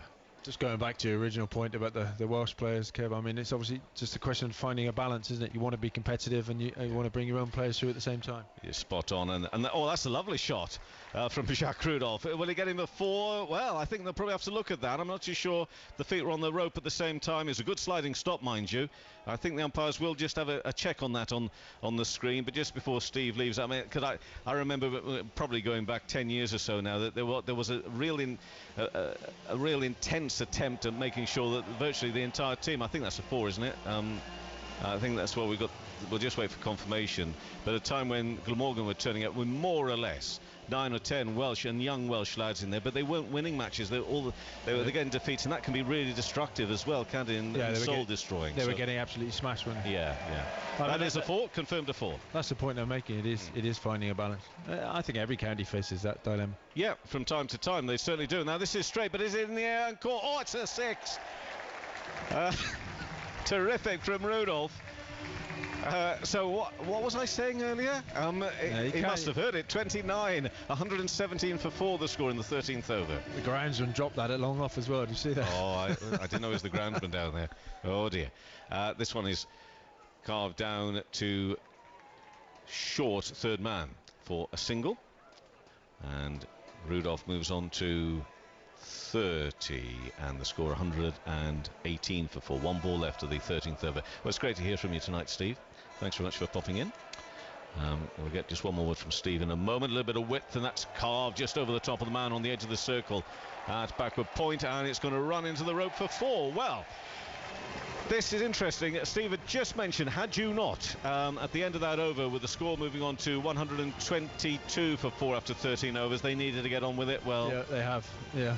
It was definitely time to go there, I think, was it? They'd done that rebuilding bit, didn't they? And having seen so much cricket here, and a little bit when it's rained from time to time, what are we looking at? Raining Cardiff? What are we looking at score-wise, do you think? What would you say they need, at least, to be, 175, 180? Yeah. I'd say from here. We had a 167, I think, wasn't it, in the first game against Hampshire? Yeah. So something around that mark. If Cook's still in the last over, then they might get more than that. Yeah, but we were looking competitive par total. We're looking about 170, 175. I'd say so. Yeah. Steve, thanks very much. Yeah, great to hear from you. And send your old pal Tony Cotty in a little bit later on as well, if you would. It'd be nice to speak with Tony as well later on. So. Steve James leaves us. Oh, dropped! A reverse sweep and just been put down at, well, cover point, backward point, whatever you want to call it. In the end, it was very sharp and hit very hard and firm. But that has been put down, and it stung, and it's Rudolph who's had a bit of a let-off there. And it's Hildreth, who wasn't able to keep hold of that. He hit hard and firm straight at him. And it's been put down. So... it's our first drop of the night, I think it is, isn't it? I can't think another clear chance which has been put down. Yes, we've had some good catches, but the first drop. But the first sign of anyone really taking on the spin square of the wicket. Reverse sweeps and sweeps haven't been the order of the night, perhaps because it's skidding on here under lights. LBWs and bowls become more of an option then. Next delivery is hit away fine to the fielder. And no timing from Cook, but he'll get a single onto 15. 124 for 4. Van der Merwe will just look to slide it onto the stumps and hope that people will continue to try and reverse sweep him. Nearly broader wicket. It's a dangerous option. You've got to continue to look to hit straight here, short boundary straight. So that's it's a more dangerous option to look to sweep. So around the wicket in bowls, and this one is pulled away on the leg side and beautifully placed and timed from Rudolph onto 35, and the score 128 for 4. I can't think for a moment why we didn't give this fella the credit that he deserves in being attacking and getting on with it, because that's exactly what he's doing now. I mean, if it came across slightly in the wrong way earlier, I apologise. I meant he plays conventional shots, so the way he looks when he plays. We backed you up on that. Yeah, it wasn't just you, but yeah, you're right. Times the ball beautifully. It's some good technique. And a reverse hit him on the pad. Well, Van der Merwe, I thought it was a half-hearted appeal, but then it's gone for a leg by, but then has a more quizzical look back to the umpire. Yeah, again, signs of perhaps taking a wicket, Van der Merwe, if they look to continue to reverse sweep. That pitched outside leg stump, you feel. He didn't swap his legs round, which would have meant that it could have been given out if the ball had pitched where it did. It was just his hands. Well, Van der Merwe was very expensive in his last over. His first two is just 4 runs apiece. And this is his final over, and that has been struck beautifully. How far has that gone? 1 bounce and 4 over extra cover, this time from Cook. So he's on to 19 and 133 for 4 now in the 14th over. Much stronger option there, giving himself some room outside the leg stump and putting his hands through it. Van der Merwe didn't have time to change his line and length because he went so late to the leg side. So good batting, Chris Cook, and Van der Merwe will have to think about the way he's going to bowl here. No one up in the ring on the leg side, so you'd think he needs to try and fire it into the Chris Cook's pads. So Cook on 19. Next delivery driven along the ground. Max Waller will come off that boundary now. Right arm throw. They'll get 2. And Cook's on to 21. 135 for 4 in the 14th over. And the end of that over is the end of the 4 overs from Roelof van der Merwe. And Rudolph on 35, Cook on 21. No wicket for 29 runs from Van der Merwe. As I say, the tail there is a tale of 2 halves. The first half being the first 2 overs and 8 runs, and then much more expensive as Glamorgan having lost Ingram earlier, decided, well, we've rebuilt now, we need to move up the gears, and it was Van der Merwe who took the punishment. Yeah, and I think he bowled pretty well there. Under 30 in a 2020 is a pretty good effort. We're going to see Lewis, Gregory or Grunewald here. I think it's Grunewald to continue. So he's 1 for 17 off the 2 overs. I'm going to take up the Lee commentary just whilst Kevin gets himself a coffee or has a break.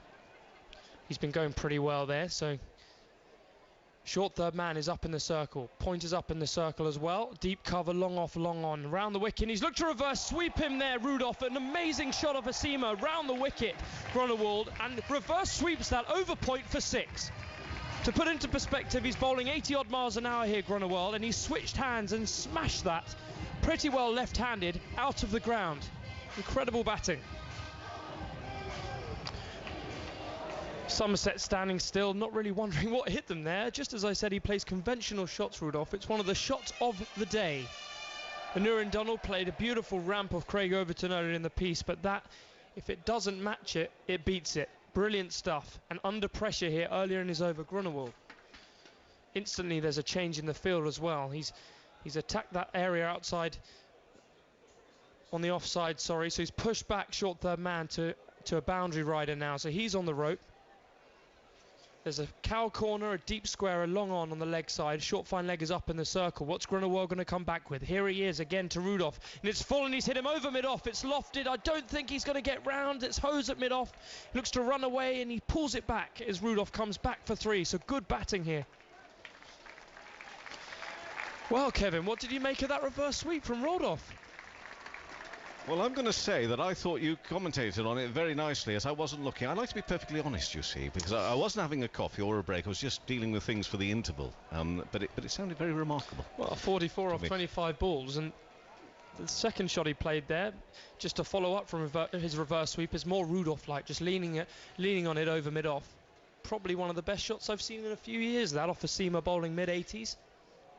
And it brings us back to that ceiling of where will all this end, because we're just seeing, and Ingram earlier this evening as well, you know, and we're just seeing some wonderful skills with the bat, and as you say, you know, that is some call on a shot. Grunewald then to Cook, and it's full, slower, and I think it's gone down Longoff's throat. It has, and that's a big wicket for Somerset. Cook goes, Rudolph left on his own. They've just gone past the 50 partnership. Rudolph 44, Cook was 21 going well, and he's held out off a full toss, Kevin. Yeah, and I'm not too sure. I think that are they just having a look on this as to whether that was a no ball or not for waist height? If so, I think we can take a look at the screen away to our left here, Phil. I think that's I think that Cook believes that was a no ball. Yeah, they're checking this now. The front foot is behind the line, so safe delivery. Grunewald will be happy with that part. Slower ball. What about the height on this one? How do you read this one? So he's just below the midriff. I think he's going to get away with that, Grunewald, by the skin of his teeth. And I reckon that's one of those, and it was well caught there. I think he's going to go here. I think it's one. Let's wait for the official decision before we comment any further on this. I presume that's what they're looking at. It's got to be what they're looking at, isn't it? There's nothing else. The moment Cook, yeah, and he's on his way. Now, for me, you know, you're the batter. You tell me whether this is true or not. But for me, you're a batter. You've got yourself set in your mind. That delivery is coming at you waist high and above. However, what happens is just that little bit of a dip right at the last minute, and therefore what you think you've seen and felt, actually in reality it quite wasn't. It almost, but just wasn't. Just that little dip towards the end means that it was just below the waist. Absolutely, Kevin. And another thing that's worth mentioning is you're never expecting it. You saw Dawson in the Test match recently receive a full toss which knocked his stumps out. I think last week. He would not be expecting that, Cook. He's looking at a length. He's looking at short of a length to see where he can, you know, really put an impetus back on the bowler. He's not expecting a mid, sort of a waist-height full toss, and it's seen the end of him. He'll be bitterly disappointed. Grunewald round the wicket this time. It's clipped past short fine leg as they push for 2. First Rudolph they cross, so he moves to 46.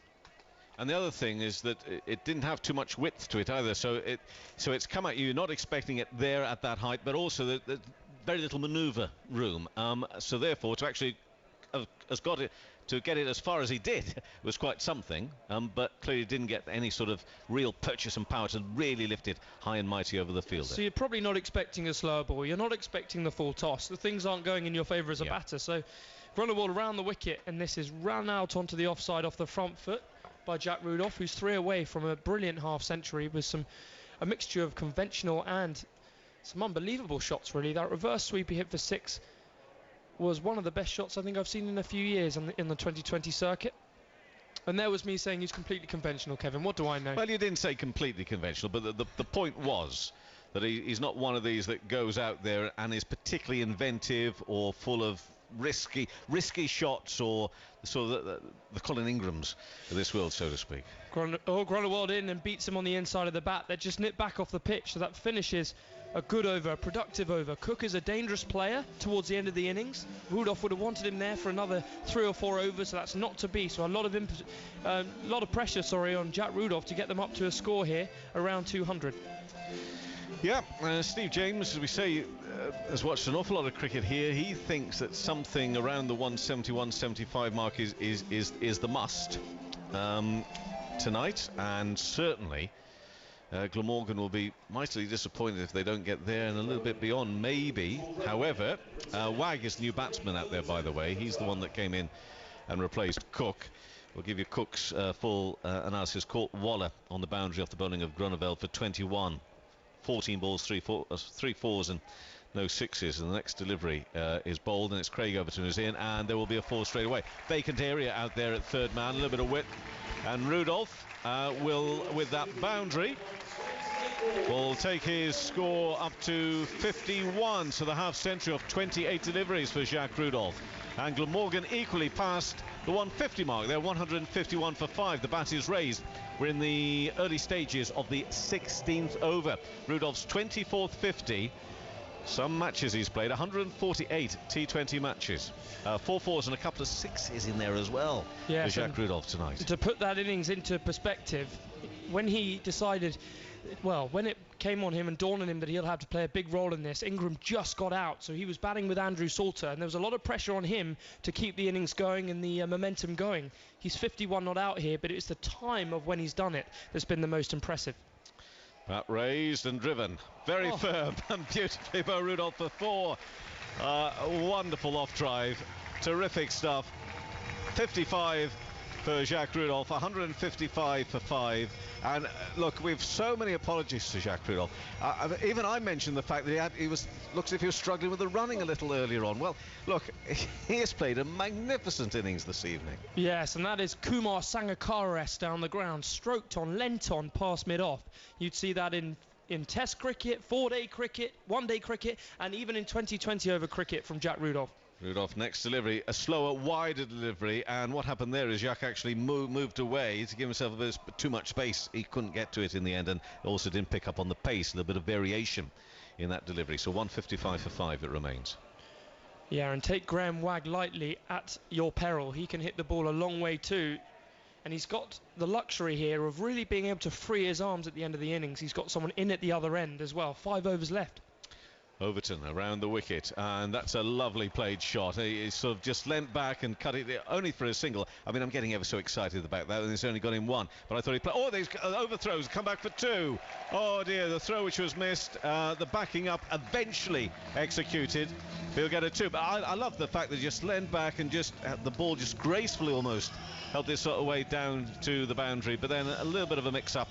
And they get a run they probably shouldn't have had in the end. But it was 157 for 5, 16th over. Yeah, and great awareness from Jack Rudolph. All the runs that they can steal will pay dividends at the end of this match. Craig Overton around the wicket, shorter ball, and Rudolph again plays it well basically, because that wasn't a bad ball from Overton. A variation of pace, managed to keep the ball down, work it away on the leg side, gets a single, because he had to just sort of redress himself a little there. He got himself in the wrong position and still gets a run from it. 158 for 5. Yeah, it was a bit of a swat. It's as if a mosquito was sort of buzzing around your nose and you just want to take it out. That was the sort of shot that Rudolph played there. He did well to adapt, as you said. They took pace off the ball. Craig Overton definitely won that little contest, and it's particularly when you're getting him off strike. Graham Wagg, who's new to the crease, you want to be bowling at him.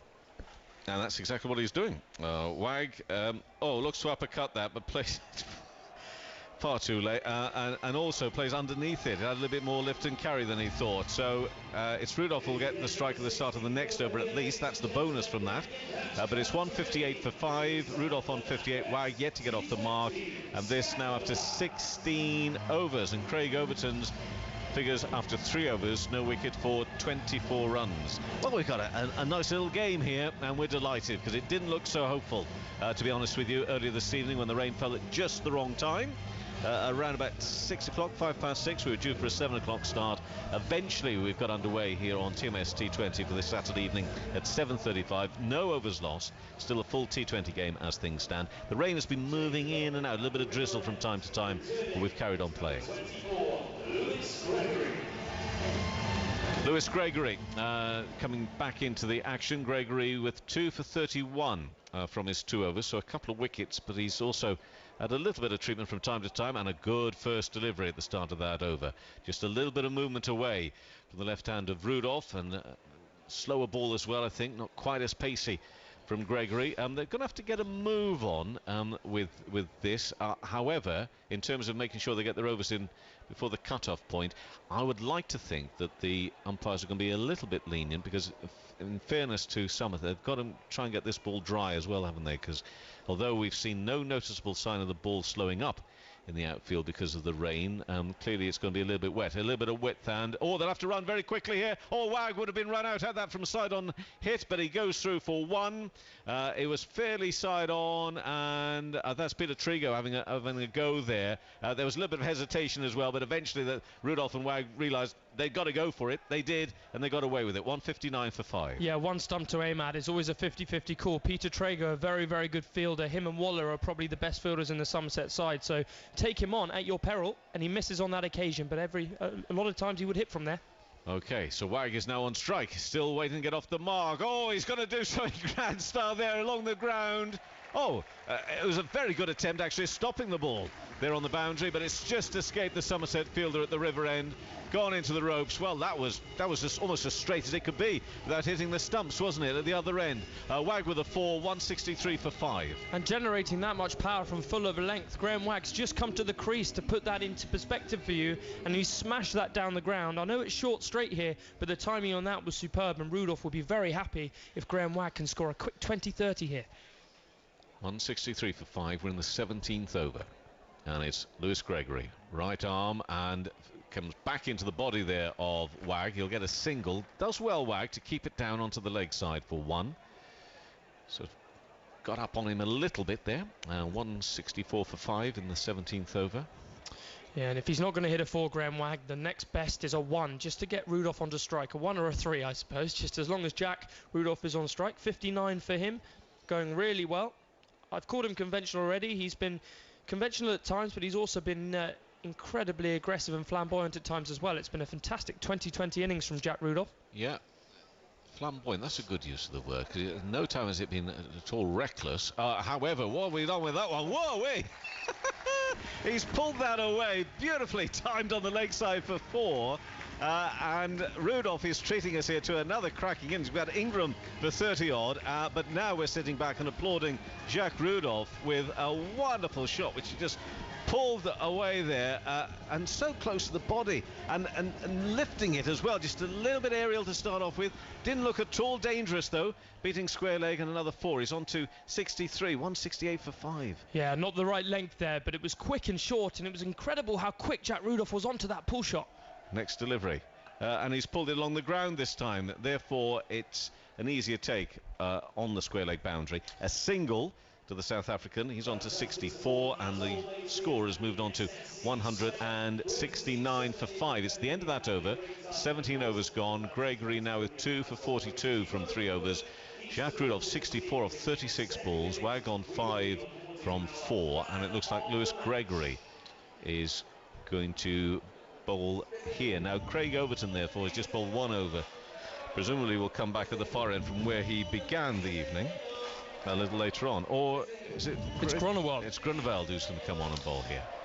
Big job for him as well. 10 and over for Glamorgan here. Pushes the score up to 199, setting Somerset at 200. And chasing 200 anywhere takes its toll. That's a big score to chase down anywhere, regardless of whether you're at Taunton or Cardiff with short straight boundaries with the ball sliding on. Scoreboard pressure means a lot in this format of the game. Jack Rudolph going brilliantly. 64. Graham Wagg 5 has already played a beautiful shot as well. So danger times for Somerset. If they can win the next 3 overs, then you never know. Could have a really, really fine game. I mean, this is looking very good, this score, isn't it? I mean, I reckon we're already talking about a competitive total, aren't we? Probably just below, I would say, on a pitch sliding onto the bat. I would say probably par. What do you think? You think 180 for par then, do you? Yeah, I'd be looking at 185 as Jack Rudolph here. If I at the start of the innings. Oh no, for them to get. Okay, but you think for that would need also to be, you need to get that to be competitive. To be competitive, yeah, I think 170 is definitely in the line of being competitive. Right, that's what I meant. That, yes. Yeah, I mean, having got where they've got, of course they want to go on. Yes, but I think already at this stage they will think, right, well, you know, we've done okay. We've got 5 wickets standing. I think that these are bonus now. That's what I'm suggesting. I think these are bonus. But Rudolph, of course, is on 64. How many more can he get? A slower ball to start off with there from Groeneveld behind square on the leg side. He was on to 65 and 170 for 5. And most definitely now, this is quite heavy rain falling across this ground here in Cardiff. Yeah, good result that for Groenewald as well, getting Jack Rudolph off strike with a slower ball back of a length. Dangerous ball to bowl, especially when someone's in and he hits the pull shot so well. Graham Wagg has got a deep square leg now, a cow corner, a long on, and fine leg is up in the circle. So lots of room for him to just tickle one away into the leg side and get Rudolph back in strike if he wants to. Indeed so. Groeneveld, that is, bowling on the leg stump, and that one is with a swivel of the body, just pulled away to the edge of the circle at short fine leg. And 1 more to the total, and it's on to 171 for 5 now.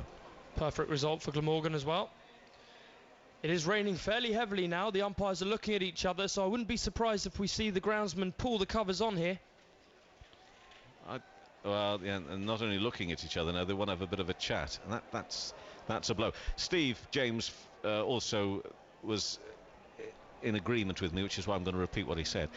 No, seriously, with the fact that he thinks it was almost certainly had to be the weather that resulted in Somerset making the decision they did at the toss. Because you say otherwise, everything else would have pointed to doing exactly opposite. And they are coming off. That's a disappointment.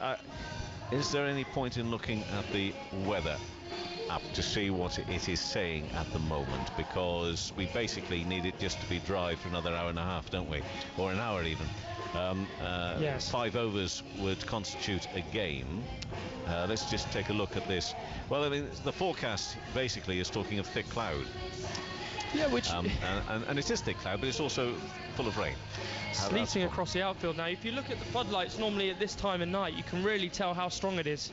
It's coming in very quickly, so as soon as they get that hover cover onto the wicket, the better. As you said, 5 overs constitutes a game, Kevin.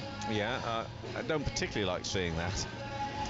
But that it would have been in the back, we were almost certain of Jim Allenby's mind when he took that decision on winning the toss to bowl first, because you can argue that it is easier as a batting side to try and control things. However, should you lose a couple of wickets, then it becomes a real monumental task on a short game whilst chasing. But anyway, let's just say what the score is. It's 171 for 5. The players have gone off in the 18th over. Rudolph on 65 and Wagg on 6. Yeah, I played in the game here, I think it was last year, where we were winning the game against Glamorgan quite comfortably. They were chasing down a fairly large total. We went off for rain. They needed 10 and over still. Chris Cook, and I can't remember who his partner was, got them over the line. They came out after the rain break and the pitch slid onto the bat beautifully. He played some incredible shots, so this could actually help Jim Allenby and Somerset and their chase, because normally when it does rain the pitch moistens up and it skids onto the bat here. So the hover cover has been brought on. You've got the tubing running away from that. All the players moved from the dugout going back up into the dressing room area, away in the pavilion on our left-hand side. And the crowd have been treated, I think, to a wonderful evening of cricket so far, of which it deserves to have a decent amount of time to get a reply in. Whether how they'll now work it, I'm not too sure. Will they insist on them coming back out to finish off that innings now, or not before they I think it all depends on how long it rains for. At the moment, you'd suggest not. I mean, it is coming down fairly hard, not to, obviously we brought you some 17 really, really strong overs of cricket there, some incredible stroke play. It's best 3 overs perhaps of an entertainment for the crowd. We may lose, but Jack Rudolph there and Colin Ingram at the start, the superlatives and adjectives we were using, and we were running out of them, weren't we? I barely started. I'd barely started, to be honest. I had so many more. However, Steve Jacobs was saying that the disappointment is the fact that he plays that more or less week in, week out, and normally will go on, get a little bit more, but it was caught out a little bit by the slower balls. And also, in fairness to Somerset, whilst we were here going, wow, this fella's amazing and magnificent, Somerset have got a job of keeping their nerve, haven't they, out there, and trying somehow to force a mistake. And that can't be easy when you know that you're up against a formidable force, as Colin Ingram had proved himself again tonight. So they did a good job, actually, because they forced him into a bit of an error, didn't they, into not being able to quite clear that leg side. They'd seen some wonderful shots. They'd seen some really good deliveries being put away for boundaries as well. And yeah, well, the ball they got him out with just took the pace off it in back of a length, which is a risky ball to someone who gives him a chance to get under it and hit it for 6. But yeah, sometimes a risk pays off, and in that case, I mean, that could be a match-changing dismissal. Colin Ingram in that sort of form. But what was more impressive was Jack Rudolph coming in under pressure. He was partner for Ingram for a little bit of time there, but for him to go on and make 65 not out, which he is in the 17th over here, 18th over, in the position they were in, having to bat in the middle overs and give himself a chance to go at the end, he'd done it perfectly. It was very impressive from Jack Rudolph to perform the way he has done. Yeah, that 65 for Rudolph, 37 balls, 6 fours and a couple of 6s. Lewis Gregory, 3 overs, 2 for 42. Tim Grunewald, 3.2 overs, 2 for 31. We'll just get the full scorecard up in a moment, and then we will try and hear from James Anderson following England's difficult second day of the second test against South Africa, but that in a moment's time. So just to tell you that David Lloyd was out for 1, caught Davis off the bowling of Gregory. Naren Donald caught Allenby off the bowling of Gregory for 24. Colin Ingram caught by Leask off the bowling of Grunewald for 39. That Ingram 39, 21 balls, 4 fours and 2 sixes. Andrew Salter promoted up the order. He was caught and bowled by Waller. Good reaction catch off his own bowling there from Waller. He went for 5, and then Chris Cook, who can be very destructive, but had to just start to rebuild a little bit with Rudolph, and eventually he perished for 21, caught by Waller again, but that was on the boundary off the bowling of Grunewald. 14 balls, 3 fours in that innings, and Rudolph, as we say, not out, together with Graham Wagg. Craig Overton, 3 overs, no wicket for 24. Lewis Gregory, 3 overs, 2 for 42. Tim Grunewald, 3.2 overs, 2 for 31. Jim Allenby with a 1 over for 15 runs. Roelof van der Merwe, 4 overs, no wicket for 29, but his first 2 overs only went for 8 runs. And Max Waller with his spin, 3 overs, no maidens, 1 for 29. In terms of extras, 10 extras, 8 no balls, 1 leg by and 1 wide. So just a quick thought from yourself there, Fabian, and then we'll try and hear from James Anderson. Well, it was all set for an absolute explosion towards the innings, thanks to Jack Rudolph, supported by Colin Ingram, who gave him a chance to get himself in, of course, but real shame that the rain's coming down. I felt that Somerset did well for a period of time in the middle overs at the end of the power play, with Van der Merwe coming into the attack when that Ingram wicket fell, to silence it a little bit when Andrew Salter was out there. They put him under pressure. He was under pressure to score runs, being promoted up the order. But since then, since Jack Rudolph really got going, it has been all one-sided, to be honest. Glamorgan have dominated for the majority of this innings, Kevin.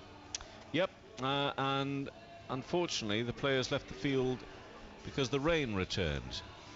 But with the rain come the tractors, and the tractors can be encouraging for us all, because it means that they're going to line up a little bit of rope and whiz around and move that water, which is on the outfield clearly, but as we mentioned earlier, quite remarkably, hasn't had any major effect on the ball racing along. But if they've got those tractors out there, do you know what why I tell you why that encourages me?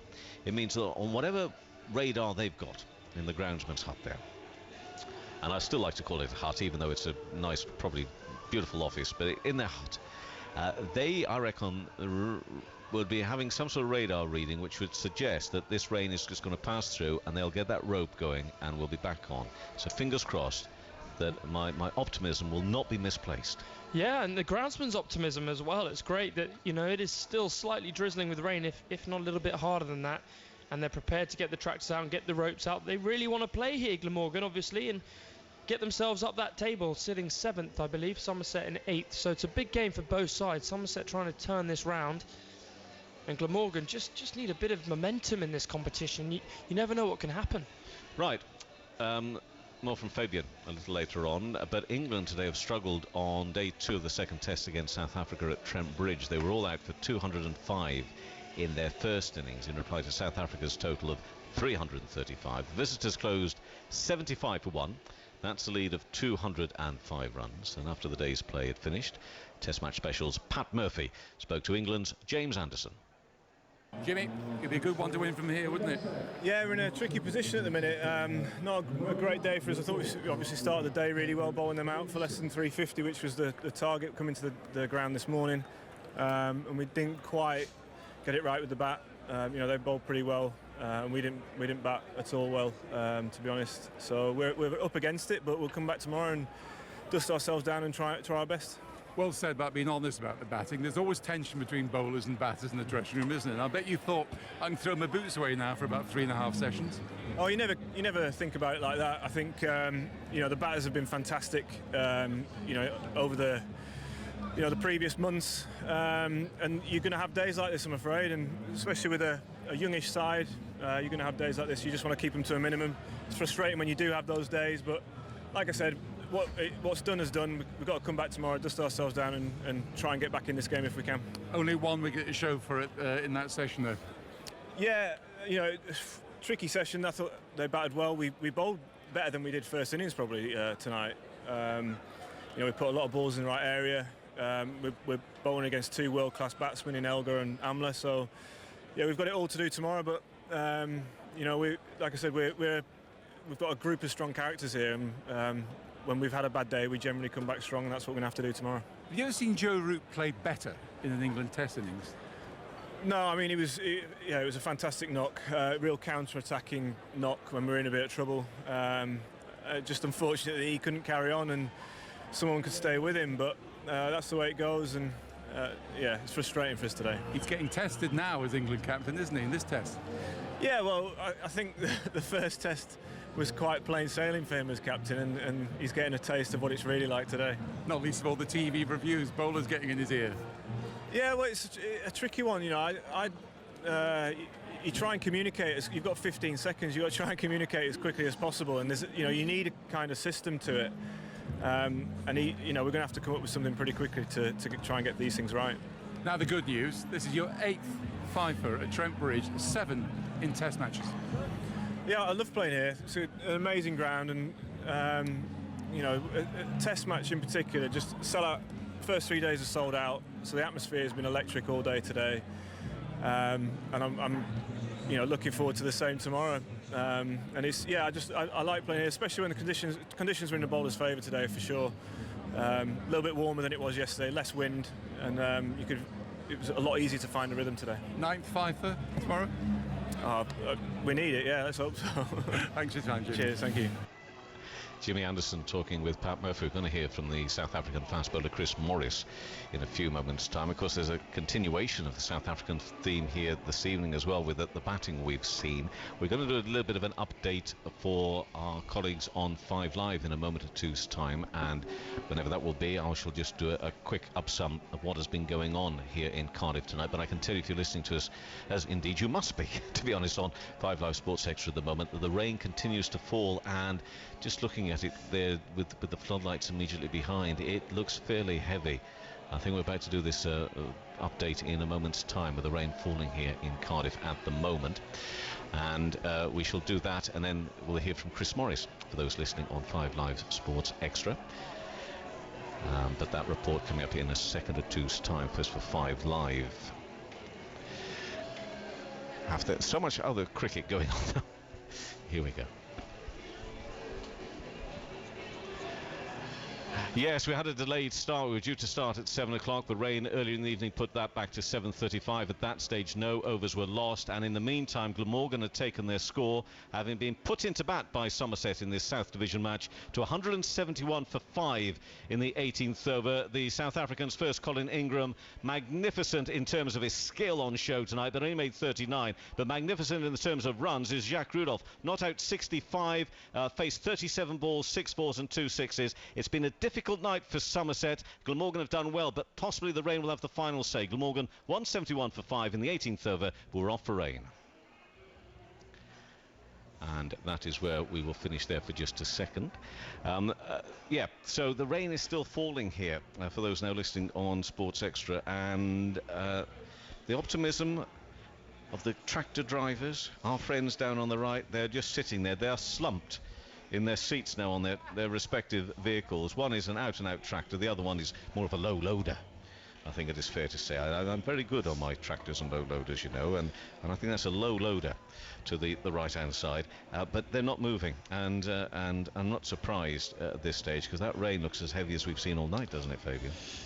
Yes, it's not good, is it? It's very disappointing, especially for the fans who now all have their umbrellas up and it's scattered around the ground. There are blue seats here at the Sway Lake ground, and not many of them are occupied, which is sad times for the state of affairs here. 171 for 5, though. They were really getting going there towards the back end of the innings, and Jack Rudolph, quite phenomenal.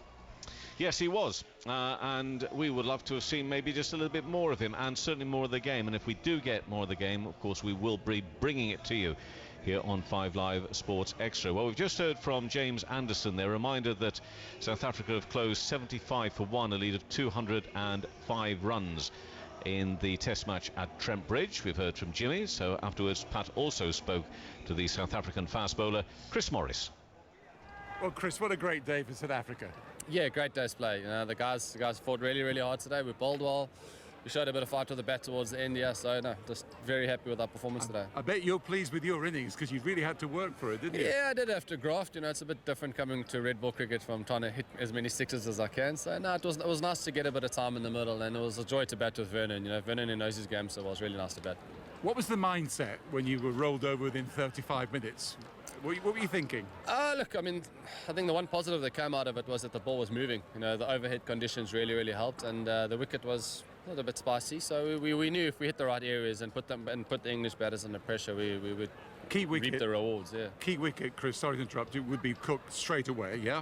Yeah. Look, I mean, Vernon loves getting cooked out. So look, he did really well today, asked the right questions, and like I said, we're coming on top today. And Joe Root, you must have thought he was booking in for 100 plus. Oh, jeez, I tell you what, we've seen enough of him bat, even in South Africa. So yeah, look, the guys were very happy to get his wicket. You know, I thought we were a little bit unlucky with the chances that we did have.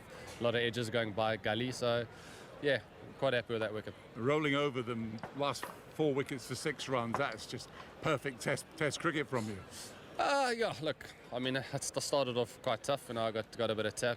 Wasn't bowling my best, and yeah, look, it's always nice to get wickets and nice for plans to come together and work. So yeah, pretty chuffed at the end. And the key thing is you didn't lose many wickets in that last session. Yeah, boys played really well. You know, they dealt with the new ball quite nicely and showing a bit of graft and a bit of fight, which is what we stand for as a team. So quite happy with it. Faf du Plessis seemed to get everything right in the field. What's it like having him back as captain? Oh, it's always obviously brilliant to have your captain back. You know, Faf's quite a big leader in the team, and he drives a lot of our pillars of strength. So, you know, Faf's great to have in the change room, and he keeps the guys calm, and he speaks a lot of sense when it comes to cricket. So, very happy to have him back. You're in charge, Chris. 3 days to go.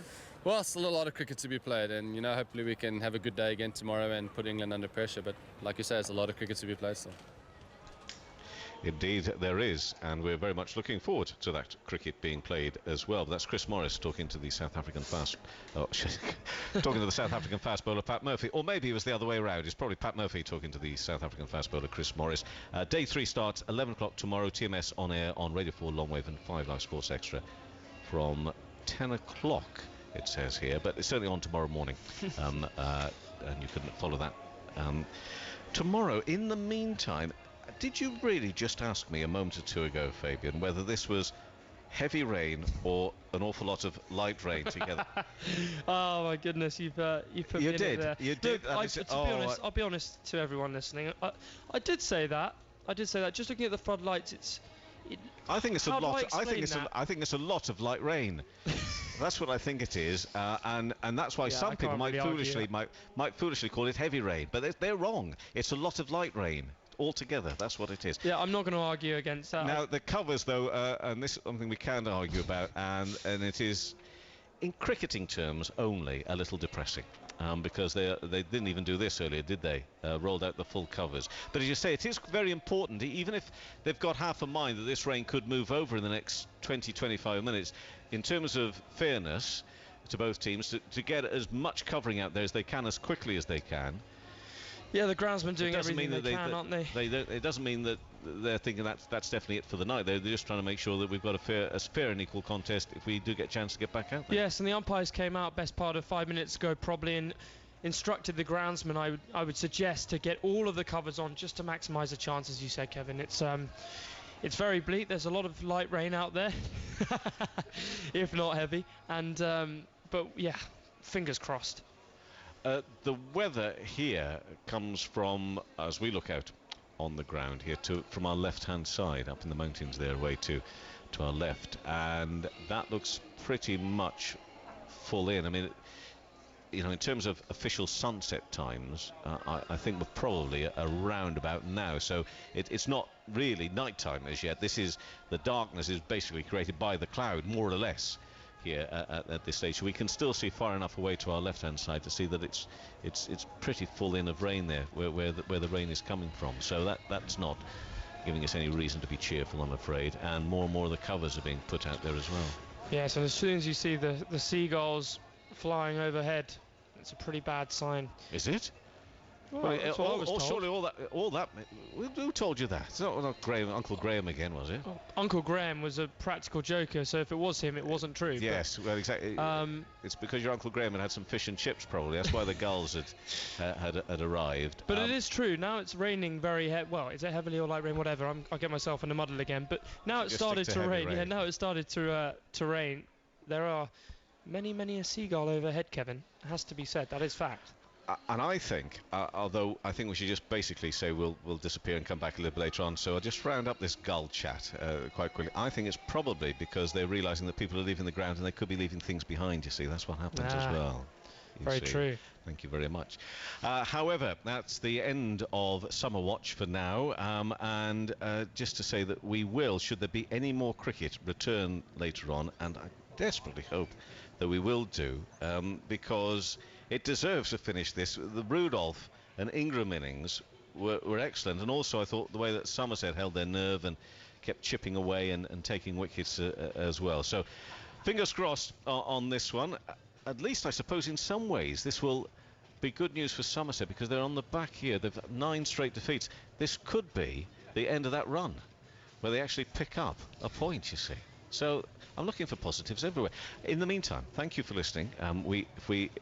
We'll tell you on social media if we're going to come back a little later.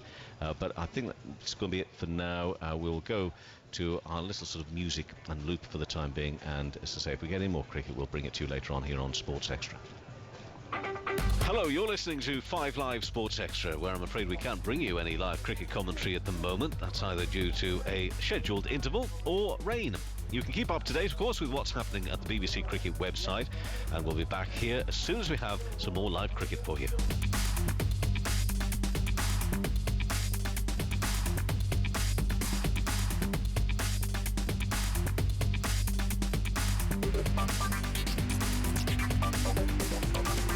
Hello, you're listening to 5 Live Sports Extra, where I'm afraid we can't bring you any live cricket commentary at the moment. That's either due to a scheduled interval or rain. You can keep up to date, of course, with what's happening at the BBC Cricket website, and we'll be back here as soon as we have some more live cricket for you.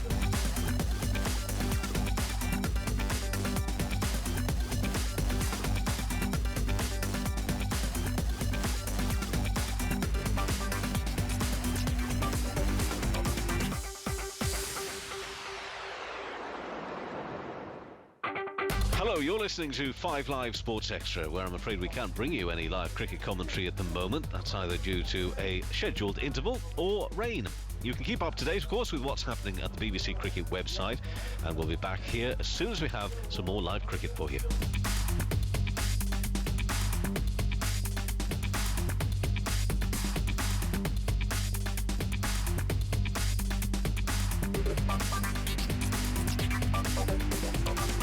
Hello, you're listening to 5 Live Sports Extra, where I'm afraid we can't bring you any live cricket commentary at the moment. That's either due to a scheduled interval or rain. You can keep up to date, of course, with what's happening at the BBC Cricket website, and we'll be back here as soon as we have some more live cricket for you.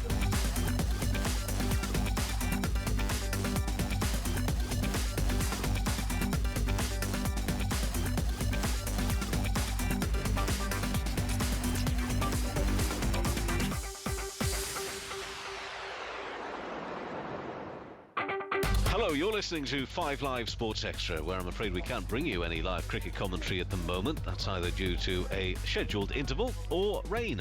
You can keep up to date, of course, with what's happening at the BBC Cricket website, and we'll be back here as soon as we have some more live cricket for you.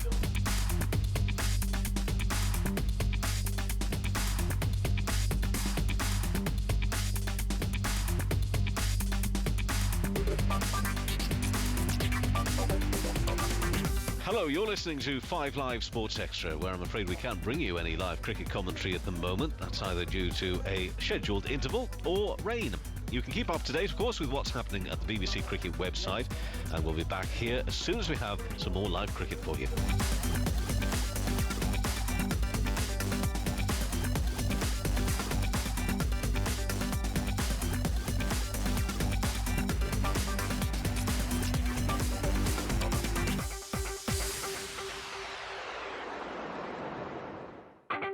Hello, you're listening to 5 Live Sports Extra, where I'm afraid we can't bring you any live cricket commentary at the moment. That's either due to a scheduled interval or rain. You can keep up to date, of course, with what's happening at the BBC Cricket website, and we'll be back here as soon as we have some more live cricket for you.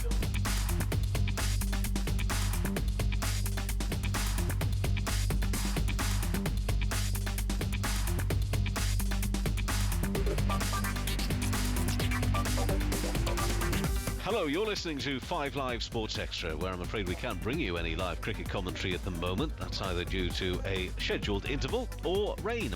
You can keep up to date, of course, with what's happening at the BBC Cricket website, and we'll be back here as soon as we have some more live cricket for you.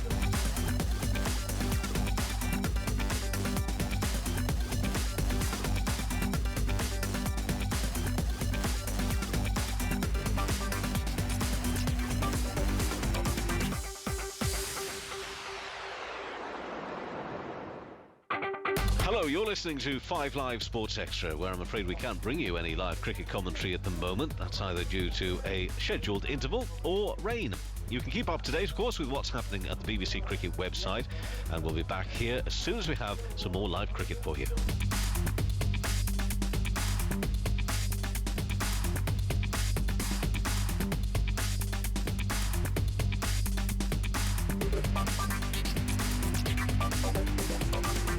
Hello, you're listening to 5 Live Sports Extra, where I'm afraid we can't bring you any live cricket commentary at the moment. That's either due to a scheduled interval or rain. You can keep up to date, of course, with what's happening at the BBC Cricket website, and we'll be back here as soon as we have some more live cricket for you.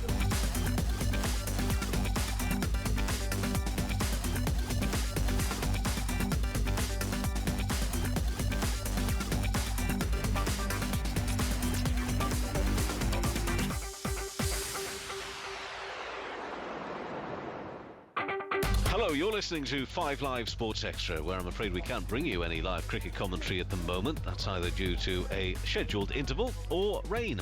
You can keep up to date, of course, with what's happening at the BBC Cricket website, and we'll be back here as soon as we have some more live cricket for you.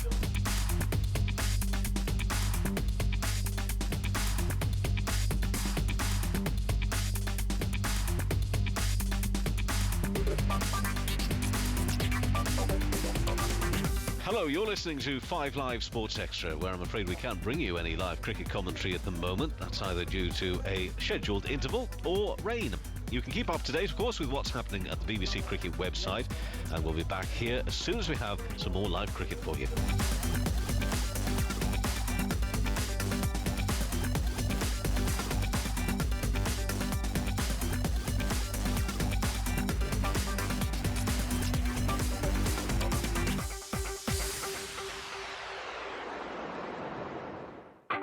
Hello, you're listening to 5 Live Sports Extra, where I'm afraid we can't bring you any live cricket commentary at the moment. That's either due to a scheduled interval or rain. You can keep up to date, of course, with what's happening at the BBC Cricket website, and we'll be back here as soon as we have some more live cricket for you.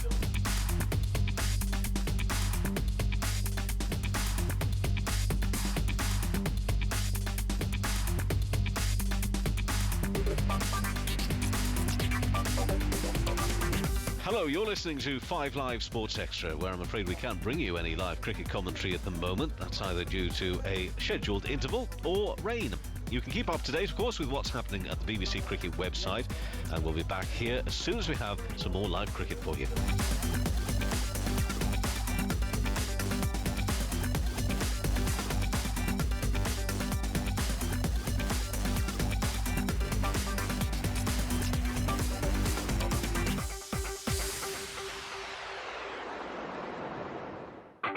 Hello, you're listening to 5 Live Sports Extra, where I'm afraid we can't bring you any live cricket commentary at the moment. That's either due to a scheduled interval or rain.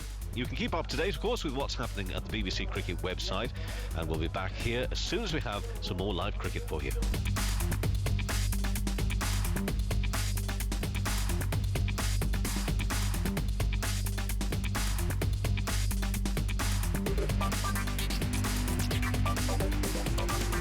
Hello, you're listening to 5 Live Sports Extra, where I'm afraid we can't bring you any live cricket commentary at the moment. That's either due to a scheduled interval or rain.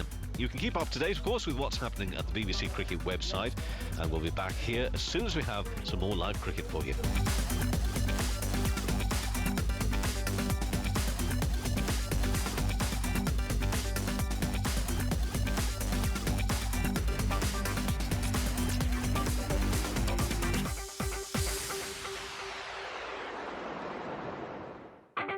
Hello, you're listening to 5 Live Sports Extra, where I'm afraid we can't bring you any live cricket commentary at the moment. That's either due to a scheduled interval or rain. You can keep up to date, of course, with what's happening at the BBC Cricket website, and we'll be back here as soon as we have some more live cricket for you.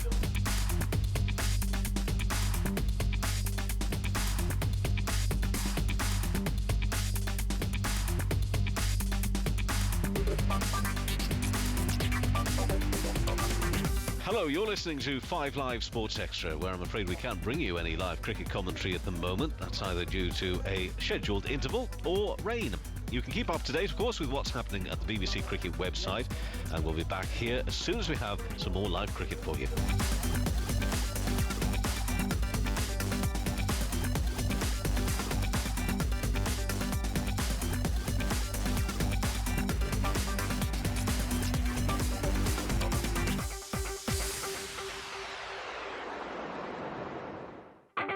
Hello, you're listening to 5 Live Sports Extra, where I'm afraid we can't bring you any live cricket commentary at the moment. That's either due to a scheduled interval or rain. You can keep up to date, of course, with what's happening at the BBC Cricket website, and we'll be back here as soon as we have some more live cricket for you.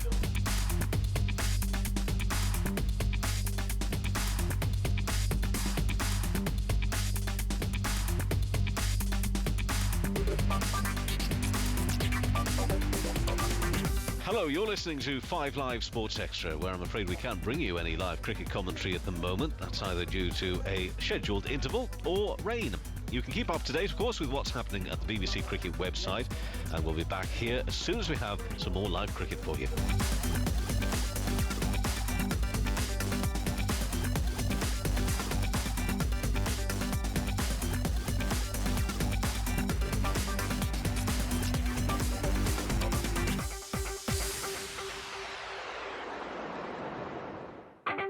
Hello, you're listening to 5 Live Sports Extra, where I'm afraid we can't bring you any live cricket commentary at the moment. That's either due to a scheduled interval or rain.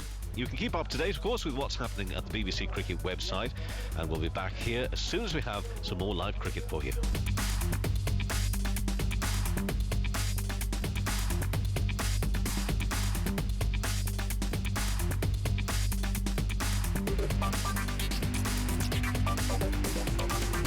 Hello, you're listening to 5 Live Sports Extra, where I'm afraid we can't bring you any live cricket commentary at the moment. That's either due to a scheduled interval or rain.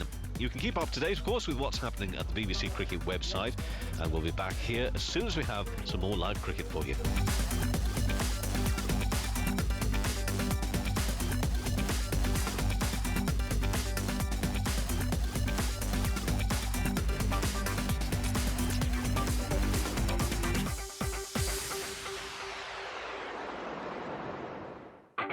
Hello, you're listening to 5 Live Sports Extra, where I'm afraid we can't bring you any live cricket commentary at the moment. That's either due to a scheduled interval or rain. You can keep up to date, of course, with what's happening at the BBC Cricket website, and we'll be back here as soon as we have some more live cricket for you.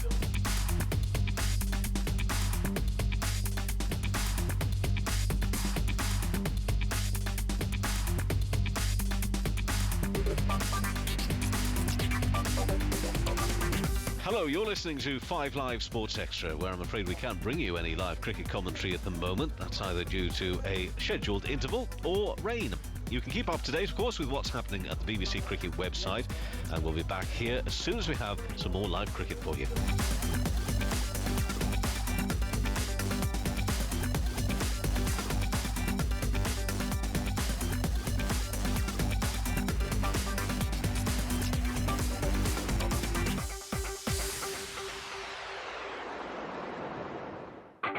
Hello, you're listening to 5 Live Sports Extra, where I'm afraid we can't bring you any live cricket commentary at the moment. That's either due to a scheduled interval or rain. You can keep up to date, of course, with what's happening at the BBC Cricket website, and we'll be back here as soon as we have some more live cricket for you.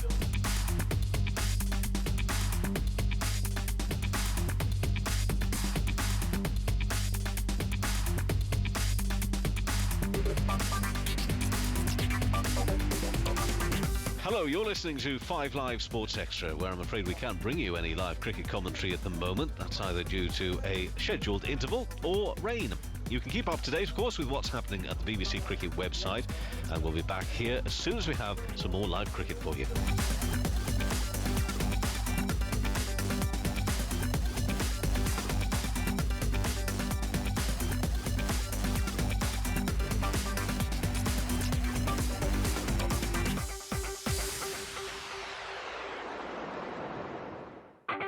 Hello, you're listening to 5 Live Sports Extra, where I'm afraid we can't bring you any live cricket commentary at the moment. That's either due to a scheduled interval or rain.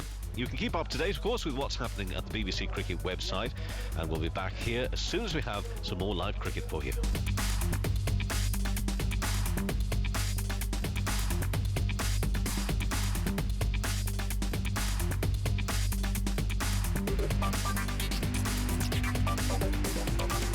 Hello, you're listening to 5 Live Sports Extra, where I'm afraid we can't bring you any live cricket commentary at the moment. That's either due to a scheduled interval or rain.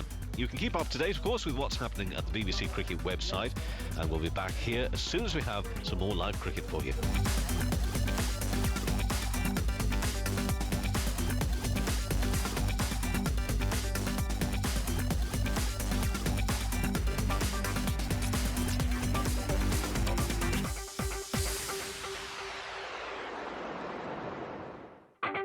Hello, you're listening to 5 Live Sports Extra, where I'm afraid we can't bring you any live cricket commentary at the moment. That's either due to a scheduled interval or rain. You can keep up to date, of course, with what's happening at the BBC Cricket website, and we'll be back here as soon as we have some more live cricket for you.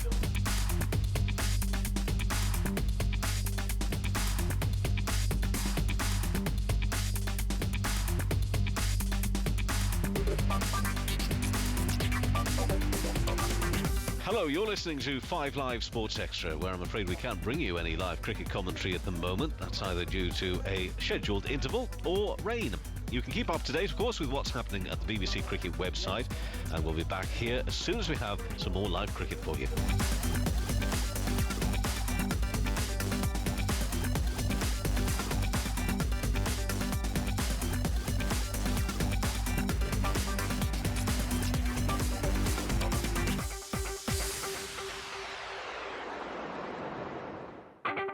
Hello, you're listening to 5 Live Sports Extra, where I'm afraid we can't bring you any live cricket commentary at the moment. That's either due to a scheduled interval or rain.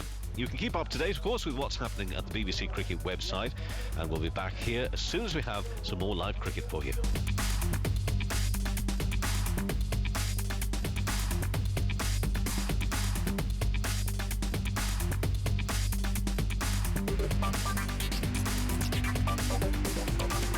Hello, you're listening to 5 Live Sports Extra, where I'm afraid we can't bring you any live cricket commentary at the moment. That's either due to a scheduled interval or rain.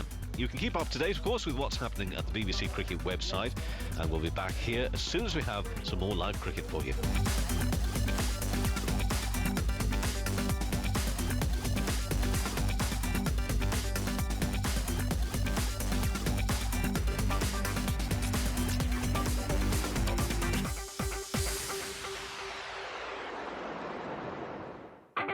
Hello, you're listening to 5 Live Sports Extra, where I'm afraid we can't bring you any live cricket commentary at the moment. That's either due to a scheduled interval or rain. You can keep up to date, of course, with what's happening at the BBC Cricket website, and we'll be back here as soon as we have some more live cricket for you.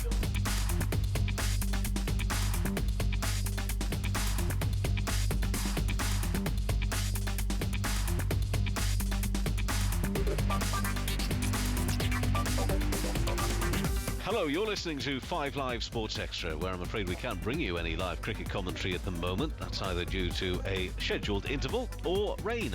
You can keep up to date, of course, with what's happening at the BBC Cricket website, and we'll be back here as soon as we have some more live cricket for you.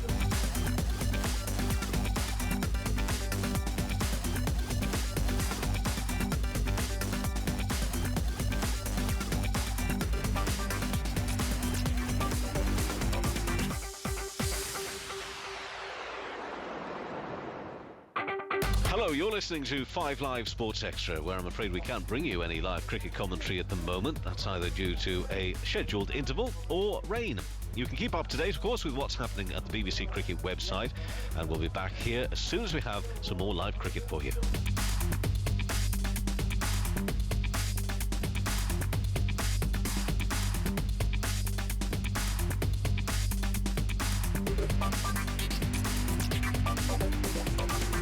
Hello, you're listening to 5 Live Sports Extra, where I'm afraid we can't bring you any live cricket commentary at the moment. That's either due to a scheduled interval or rain.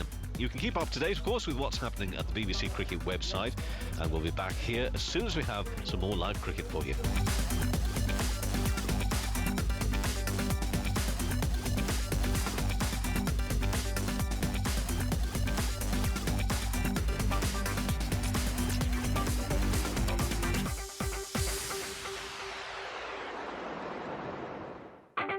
Hello, you're listening to 5 Live Sports Extra, where I'm afraid we can't bring you any live cricket commentary at the moment. That's either due to a scheduled interval or rain. You can keep up to date, of course, with what's happening at the BBC Cricket website, and we'll be back here as soon as we have some more live cricket for you.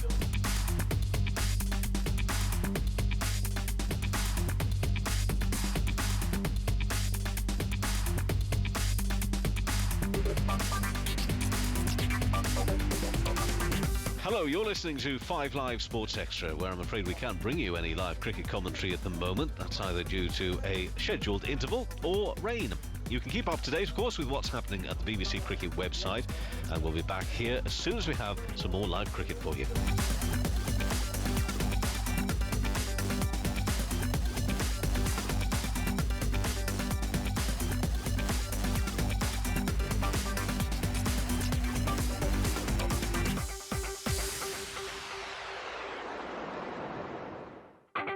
Hello, you're listening to 5 Live Sports Extra, where I'm afraid we can't bring you any live cricket commentary at the moment. That's either due to a scheduled interval or rain. You can keep up to date, of course, with what's happening at the BBC Cricket website, and we'll be back here as soon as we have some more live cricket for you.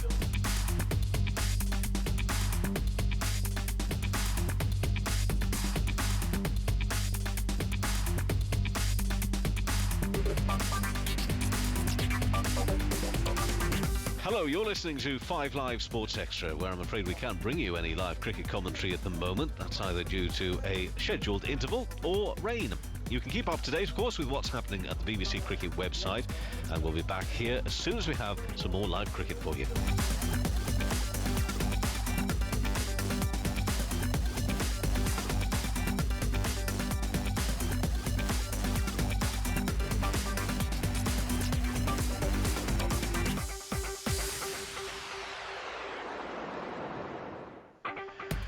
And this is Kevin Howells, I'm afraid, with disappointing news.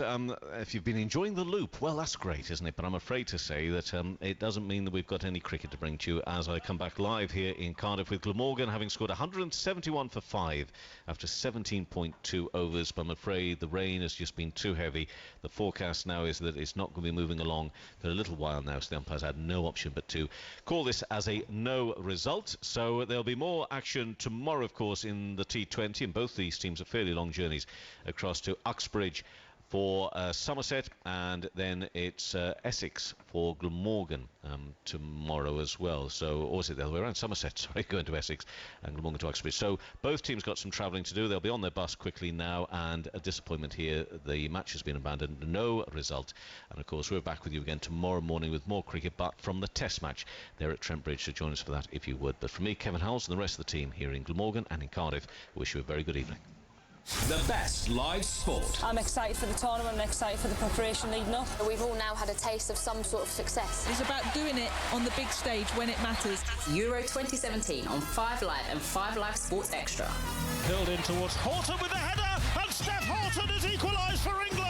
That was a great left-footed finish from Caroline Weir. For full listings, visit bbc.co.uk/football. Euro 2017 live from the Netherlands. Starts next week on 5 Live and 5 Live Sports Extra.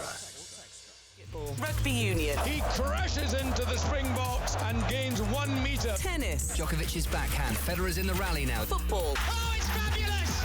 It is absolutely fabulous! For more info, click bbc.co.uk/5live. More live sport, pure live sport. You're listening to 5 Live Sports Extra.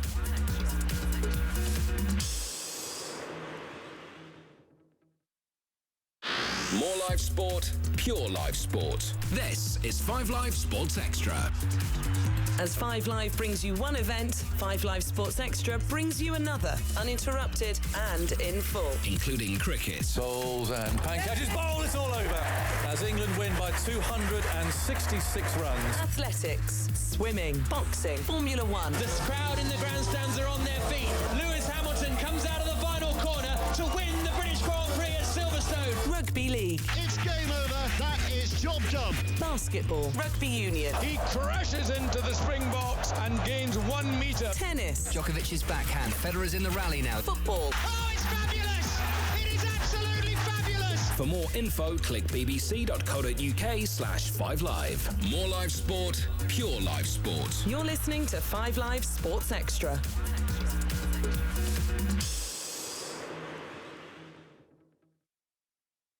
More live sport, pure live sport. This is 5 Live Sports Extra. As 5 Live brings you one event, 5 Live Sports Extra brings you another, uninterrupted and in full. Including cricket. Bowls and pancakes. Bowl, it's all over. As England win by 266 runs. Athletics, swimming, boxing, Formula 1. The crowd in the grandstands are on their feet. Lewis Hamilton comes out of the final corner to win the British Grand Prix at Silverstone. Rugby league. It's game over. That is job done. Basketball. Rugby union. He crashes into the Springboks and gains 1 metre. Tennis. Djokovic's backhand. Federer's in the rally now. Football. Oh, it's fabulous! It is absolutely fabulous! For more info, click bbc.co.uk/5live. More live sport, pure live sport. You're listening to 5 Live Sports Extra.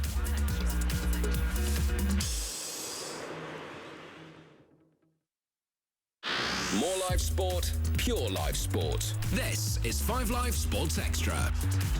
As 5 Live brings you one event, 5 Live Sports Extra brings you another, uninterrupted and in full. Including cricket. Bowls and pancakes. Bowl, it's all over.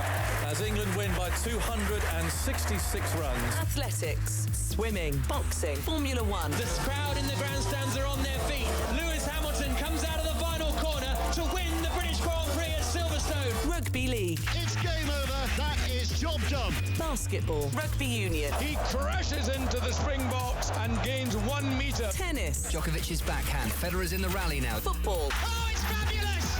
It is absolutely fabulous! For more info, click bbc.co.uk/5live. More live sport, pure live sport. You're listening to 5 Live Sports Extra.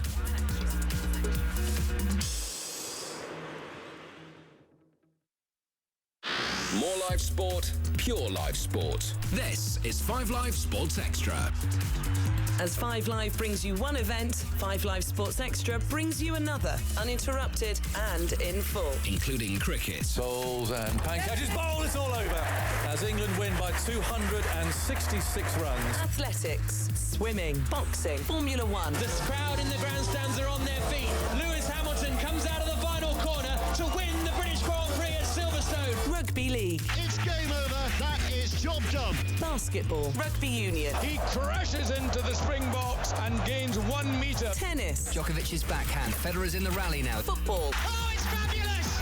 It is absolutely fabulous! For more info, click bbc.co.uk/5live. More live sport, pure live sport. You're listening to 5 Live Sports Extra.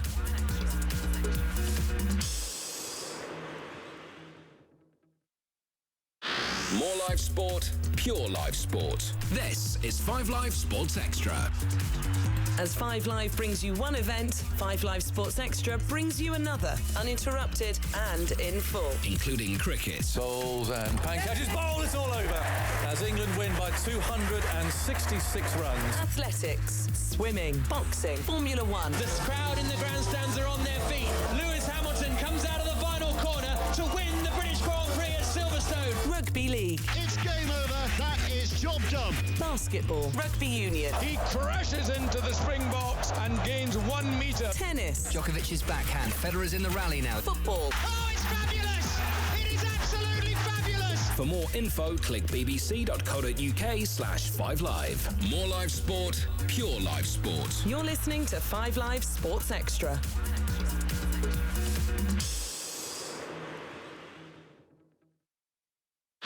More live sport, pure live sport. This is 5 Live Sports Extra.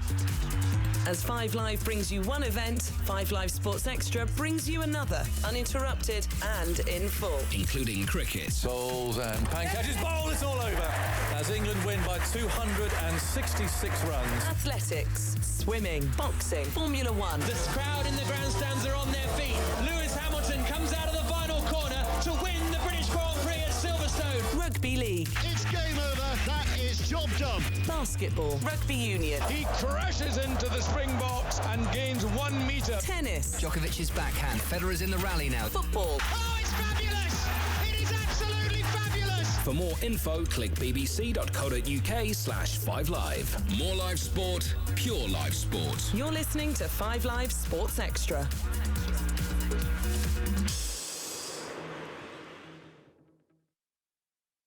More live sport, pure live sport. This is 5 Live Sports Extra.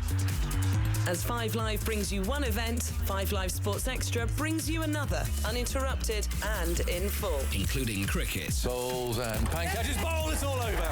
As England win by 266 runs. Athletics, swimming, boxing, Formula One. The crowd in the grandstands are on their feet. Lewis Hamilton comes out of the final corner to win the British Grand Prix at Silverstone. Rugby League. It's game over. That is job done. Basketball, Rugby Union. He crashes into the Springboks and gains 1 metre. Tennis. Djokovic's backhand. Federer's in the rally now. Football. Oh, it's fabulous! It is absolutely fabulous! For more info, click bbc.co.uk/5live. More live sport, pure live sport. You're listening to 5 Live Sports Extra.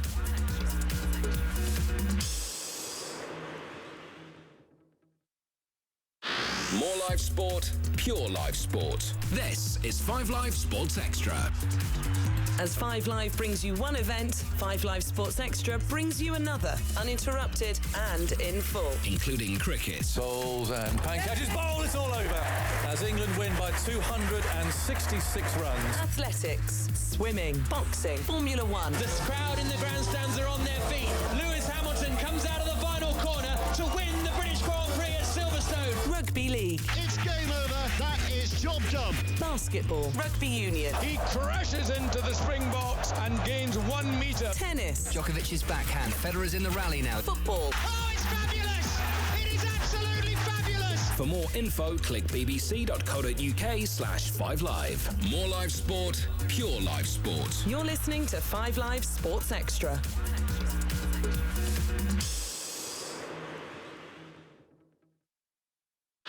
More live Sport, pure live sport. This is 5 Live Sports Extra. As 5 Live brings you one event, 5 Live Sports Extra brings you another, uninterrupted and in full. Including cricket. Bowls and pancakes. Bowl, it's all over. As England win by 266 runs. Athletics, swimming, boxing, Formula One. The crowd in the grandstands are on their feet. Lewis Hamilton comes out of the final corner to win the British Grand Prix at Silverstone. Rugby League. It's game over. That is job done. Basketball. Rugby Union. He crashes into the Springboks and gains 1 metre. Tennis. Djokovic's backhand. Federer's in the rally now. Football. Oh, it's fabulous! It is absolutely fabulous! For more info, click bbc.co.uk/5live. More live sport, pure live sport. You're listening to 5 Live Sports Extra.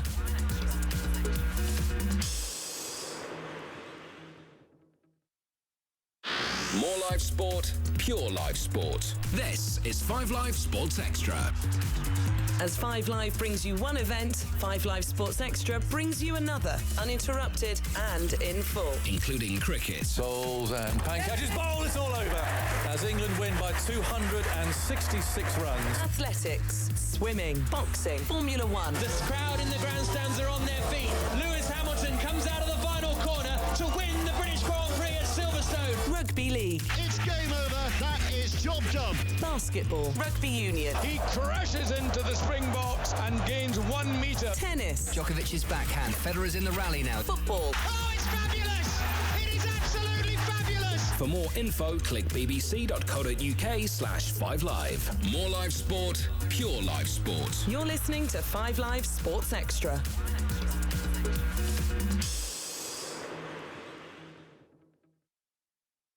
More live sport, pure live sport. This is 5 Live Sports Extra.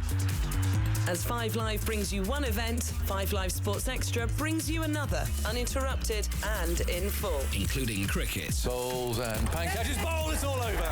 As England win by 266 runs. Athletics, swimming, boxing, Formula One. The crowd in the grandstands are on their feet. Lewis Hamilton comes out of the final corner to win the British Grand Prix at Silverstone. Rugby League. It's game over. That is job done. Basketball. Rugby Union. He crashes into the Springboks and gains 1 metre. Tennis. Djokovic's backhand. Federer's in the rally now. Football. Oh, it's fabulous! It is absolutely fabulous! For more info, click bbc.co.uk/5live. More live sport, pure live sport. You're listening to 5 Live Sports Extra.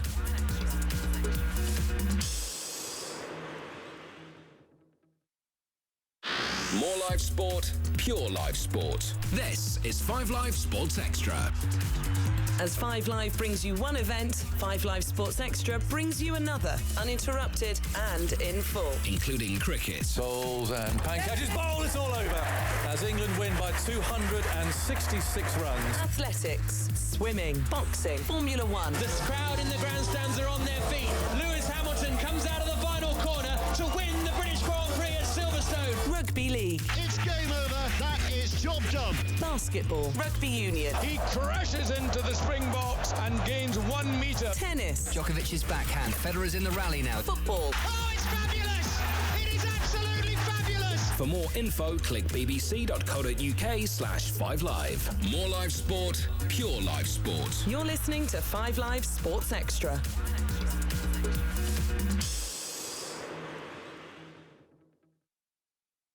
More live sport, pure live sport. This is 5 Live Sports Extra.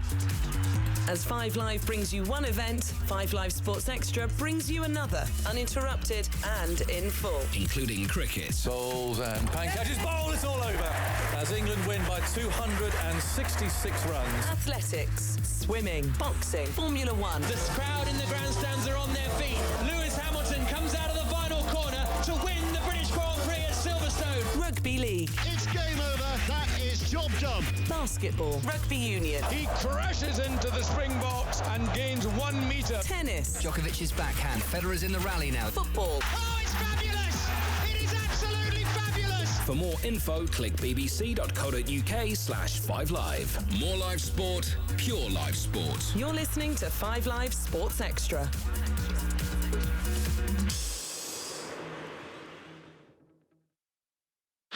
More live sport, pure live sport. This is 5 Live Sports Extra. As 5 Live brings you one event, 5 Live Sports Extra brings you another, uninterrupted and in full. Including cricket. Bowls and catches. Bowl, it's all over. As England win by 266 runs. Athletics, swimming, boxing, Formula One. The crowd in the grandstands are on their feet. Lewis Hamilton comes out of the final corner to win the British Grand Prix at Silverstone. Rugby League. It's game over. That is job done. Basketball. Rugby Union. He crashes into the Springboks and gains 1 metre. Tennis. Djokovic's backhand. Federer's in the rally now. Football. Oh, it's fabulous! It is absolutely fabulous! For more info, click bbc.co.uk/5live. More live sport, pure live sport. You're listening to 5 Live Sports Extra.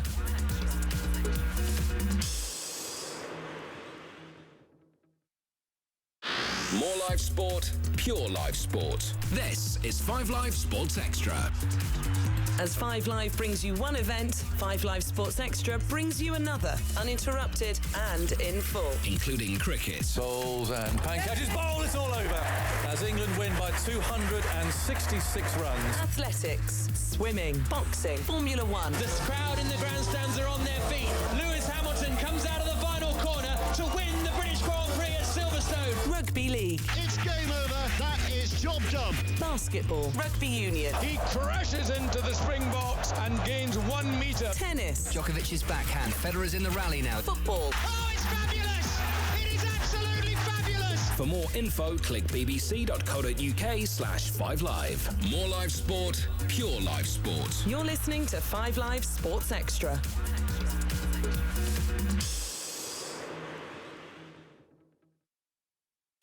More live sport, pure live sport. This is 5 Live Sports Extra.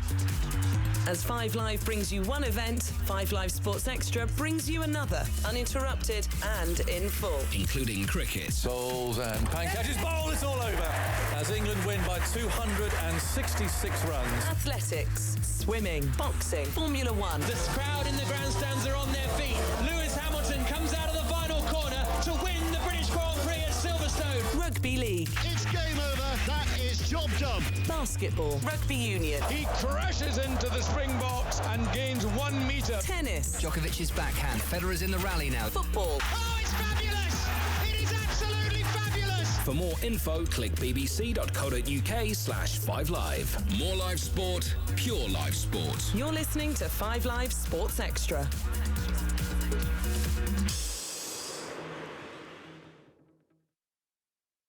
More live sport, pure live sport. This is 5 Live Sports Extra. As 5 Live brings you one event, 5 Live Sports Extra brings you another, uninterrupted and in full. Including cricket. Bowls and catches. Bowl, it's all over. As England win by 266 runs. Athletics, swimming, boxing, Formula One. The crowd in the grandstands are on their feet. Lewis Hamilton comes out of the final corner to win the British Grand Prix at Silverstone. Rugby League. It's game over. That is job done. Basketball. Rugby Union. He crashes into the Springboks and gains 1 metre. Tennis. Djokovic's backhand. Federer's in the rally now. Football. Oh, it's fabulous! It is absolutely fabulous! For more info, click bbc.co.uk/5live. More live sport, pure live sport. You're listening to 5 Live Sports Extra.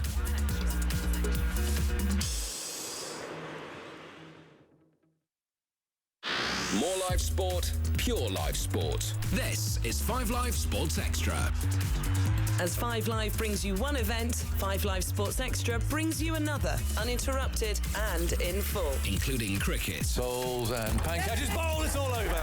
As England win by 266 runs. Athletics, swimming, boxing, Formula One. The crowd in the grandstands are on their feet. Lewis Hamilton comes out of the final corner to win the British Grand Prix at Silverstone. Rugby League. It's game over. That is job done. Basketball. Rugby Union. He crashes into the Springboks and gains 1 metre. Tennis. Djokovic's backhand. Federer's in the rally now. Football. Oh, it's fabulous! It is absolutely fabulous! For more info, click bbc.co.uk/5live. More live sport, pure live sport. You're listening to 5 Live Sports Extra.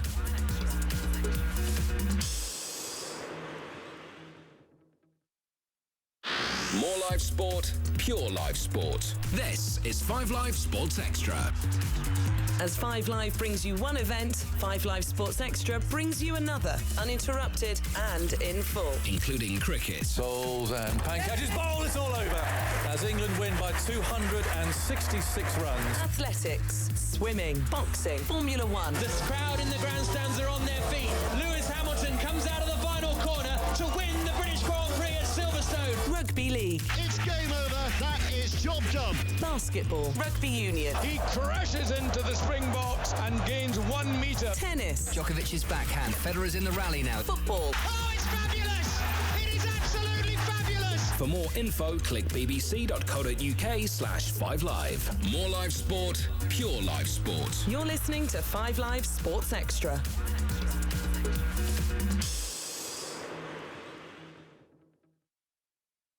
More live sport, pure live sport. This is 5 Live Sports Extra.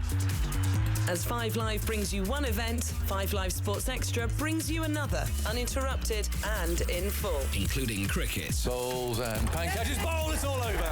As England win by 266 runs. Athletics, swimming, boxing, Formula One. The crowd in the grandstands are on their feet. Lewis Hamilton comes out of the final corner to win the British Grand Prix at Silverstone. Rugby League. It's game over. That is job done. Basketball. Rugby Union. He crashes into the Springboks and gains 1 metre. Tennis. Djokovic's backhand. Federer's in the rally now. Football. Oh, it's fabulous!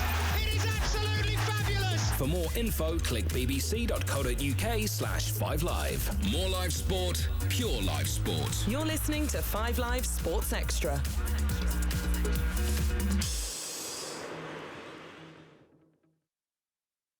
More live sport, pure live sport. This is 5 Live Sports Extra.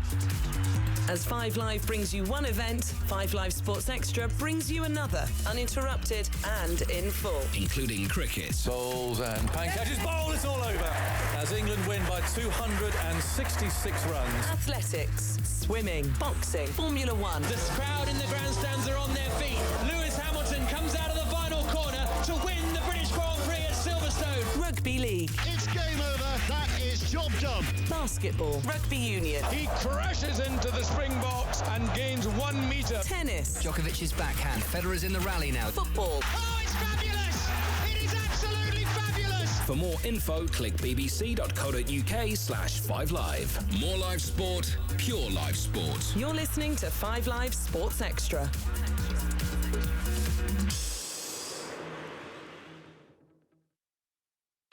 More live sport, pure live sport. This is 5 Live Sports Extra. As 5 Live brings you one event, 5 Live Sports Extra brings you another, uninterrupted and in full. Including cricket. Bowls and catches. Bowl, it's all over.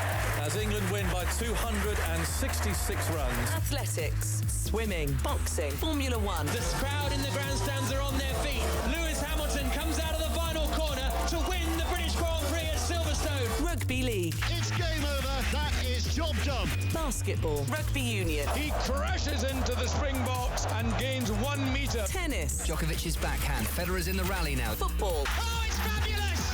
It is absolutely fabulous! For more info, click bbc.co.uk/5live. More live sport, pure live sport. You're listening to 5 Live Sports Extra.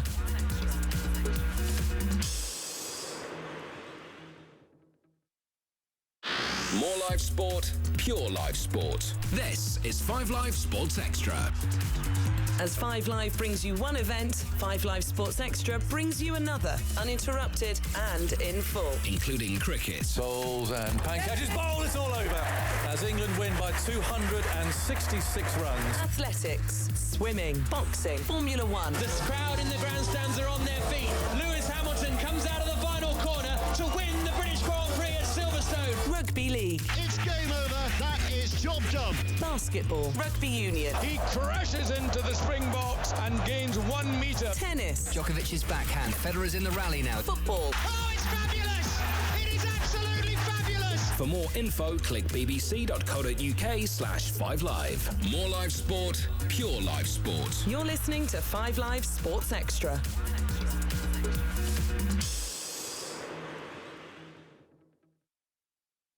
More Sport, pure live sport. This is 5 Live Sports Extra. As 5 Live brings you one event, 5 Live Sports Extra brings you another, uninterrupted and in full. Including cricket. Bowls and catches. Bowl, it's all over. As England win by 266 runs. Athletics, swimming, boxing, Formula One. The crowd in the grandstands are on their feet.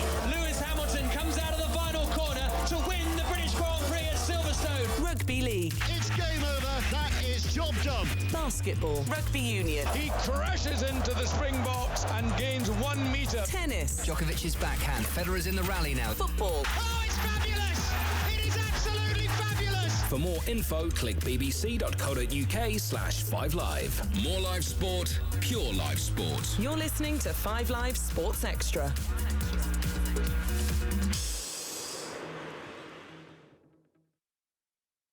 More live sport, pure live sport. This is 5 Live Sports Extra. As 5 Live brings you one event, 5 Live Sports Extra brings you another, uninterrupted and in full. Including cricket. Bowls and catches. Bowl, it's all over. As England win by 266 runs. Athletics, swimming, boxing, Formula One. The crowd in the grandstands are on their feet. Lewis Hamilton comes out of the final corner to win the British Grand Prix at Silverstone. Rugby League. It's game over. That is job done. Basketball. Rugby Union. He crashes into the Springboks and gains 1 metre. Tennis. Djokovic's backhand. Federer's in the rally now. Football. Oh, it's fabulous! It is absolutely fabulous! For more info, click bbc.co.uk/5live. More live sport, pure live sport. You're listening to 5 Live Sports Extra.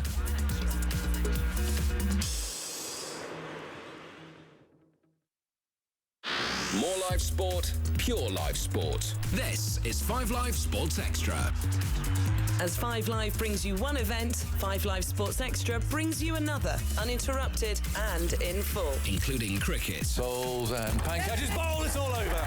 As England win by 266 runs. Athletics, swimming, boxing, Formula One. The crowd in the grandstands are on their feet. Lewis Hamilton comes out of the final corner to win the British Grand Prix at Silverstone. Rugby League. It's game over. That is job done. Basketball. Rugby Union. He crashes into the Springboks and gains 1 metre. Tennis. Djokovic's backhand. Federer's in the rally now. Football. Oh, it's fabulous!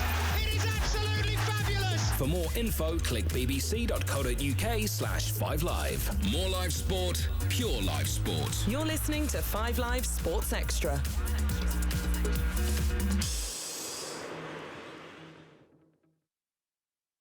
More live sport, pure live sport. This is 5 Live Sports Extra. As 5 Live brings you one event, 5 Live Sports Extra brings you another, uninterrupted and in full. Including cricket. Bowls and catches. Bowl, it's all over. As England win by 266 runs. Athletics, swimming, boxing, Formula One. The crowd in the grandstands are on their feet. Lewis Hamilton comes out of the final corner to win the British Grand Prix at Silverstone. Rugby League. It's game over. That is job done. Basketball. Rugby Union. He crashes into the Springboks and gains 1 metre. Tennis. Djokovic's backhand. Federer's in the rally now. Football. Oh, it's fabulous! It is absolutely fabulous! For more info, click bbc.co.uk/5live. More live sport, pure live sport. You're listening to 5 Live Sports Extra.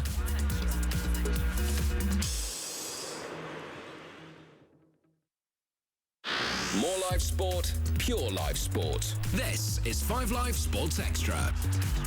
As 5 Live brings you one event, 5 Live Sports Extra brings you another, uninterrupted and in full. Including cricket. Bowls and catches. Bowl, it's all over. As England win by 266 runs. Athletics, swimming, boxing, Formula One. The crowd in the grandstands are on their feet. Lewis Hamilton comes out of the final corner to win the British Grand Prix at Silverstone. Rugby League. It's game over. That is job done. Basketball. Rugby Union. He crashes into the Springboks and gains 1 metre. Tennis. Djokovic's backhand. Federer's in the rally now. Football. Oh, it's fabulous! It is absolutely fabulous! For more info, click bbc.co.uk/5live. More live sport, pure live sport. You're listening to 5 Live Sports Extra.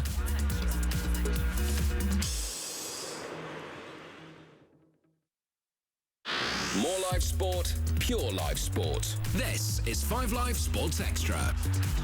As 5 Live brings you one event, 5 Live Sports Extra brings you another, uninterrupted and in full. Including cricket. Bowls and pancakes. Bowl, it's all over. As England win by 266 runs. Athletics, swimming, boxing, Formula One. The crowd in the grandstands are on their feet. Lewis Hamilton comes out of the final corner to win the British Grand Prix at Silverstone. Rugby League. It's game over. That is job done. Basketball. Rugby Union. He crashes into the Springboks and gains 1 metre. Tennis. Djokovic's backhand. Federer's in the rally now. Football. Oh, it's fabulous!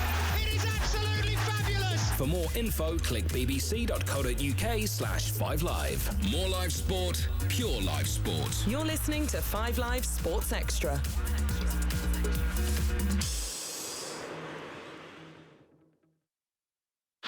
More live sport, pure live sport. This is 5 Live Sports Extra. As 5 Live brings you one event, 5 Live Sports Extra brings you another, uninterrupted and in full. Including cricket. Bowls and pancakes. Bowl, it's all over.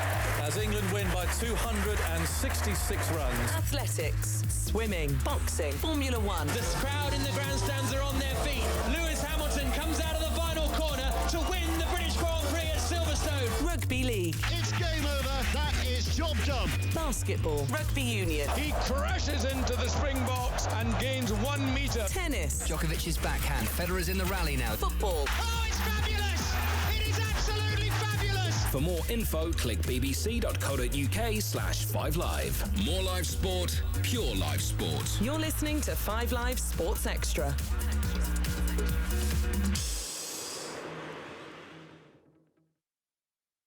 More live sport, pure live sport. This is 5 Live Sports Extra. As 5 Live brings you one event, 5 Live Sports Extra brings you another, uninterrupted and in full. Including cricket. Bowls and pancakes. Bowl, it's all over. As England win by 266 runs. Athletics, swimming, boxing, Formula One. The crowd in the grandstands are on their feet. Lewis Hamilton comes out of the final corner to win the British Grand Prix at Silverstone. Rugby League. It's game over. That is job done. Basketball. Rugby Union. He crashes into the Springboks and gains 1 metre. Tennis. Djokovic's backhand. Federer's in the rally now. Football. Oh, it's fabulous! It is absolutely fabulous! For more info, click bbc.co.uk/5live. More live sport, pure live sport. You're listening to 5 Live Sports Extra.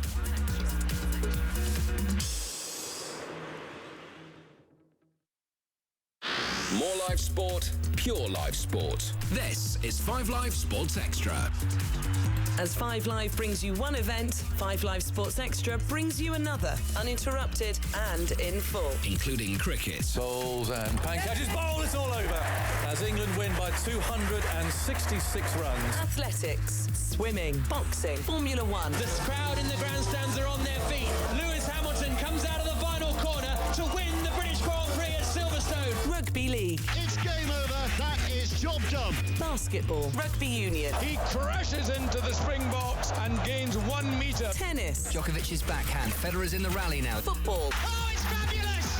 It is absolutely fabulous! For more info, click bbc.co.uk/5live. More live sport, pure live sport. You're listening to 5 Live Sports Extra.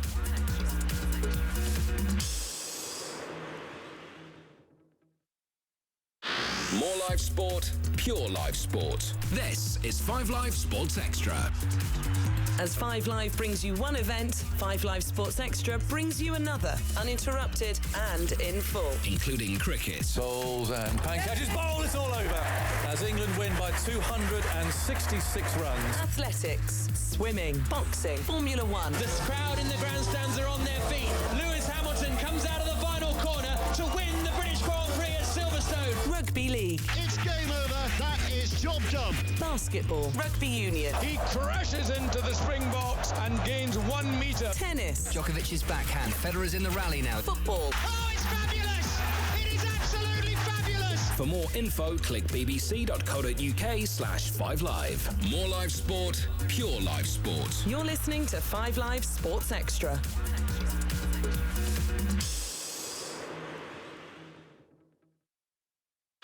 More live Sport, pure live sport. This is 5 Live Sports Extra. As 5 Live brings you one event, 5 Live Sports Extra brings you another, uninterrupted and in full. Including cricket. Bowls and catches. Bowl, it's all over. As England win by 266 runs. Athletics, swimming, boxing, Formula One. The crowd in the grandstands are on their feet. Lewis Hamilton comes out of the final corner to win the British Grand Prix at Silverstone. Rugby League. It's game over. That is job done. Basketball. Rugby Union. He crashes into the Springboks and gains 1 metre. Tennis. Djokovic's backhand. Federer's in the rally now. Football. Oh, it's fabulous! It is absolutely fabulous! For more info, click bbc.co.uk/5live. More live sport, pure live sport. You're listening to 5 Live Sports Extra.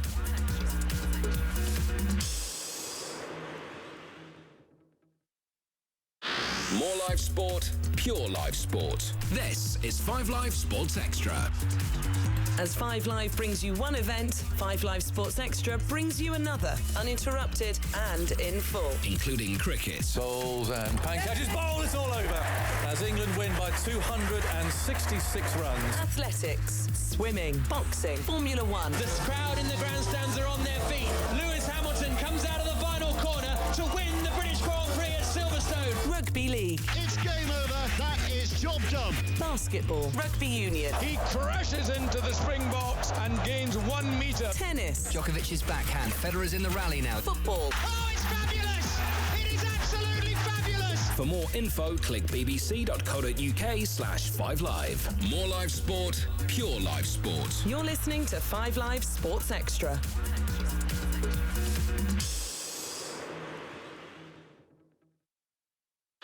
More live sport, pure live sport. This is 5 Live Sports Extra. As 5 Live brings you one event, 5 Live Sports Extra brings you another, uninterrupted and in full. Including cricket. Bowls and catches. Bowl, it's all over.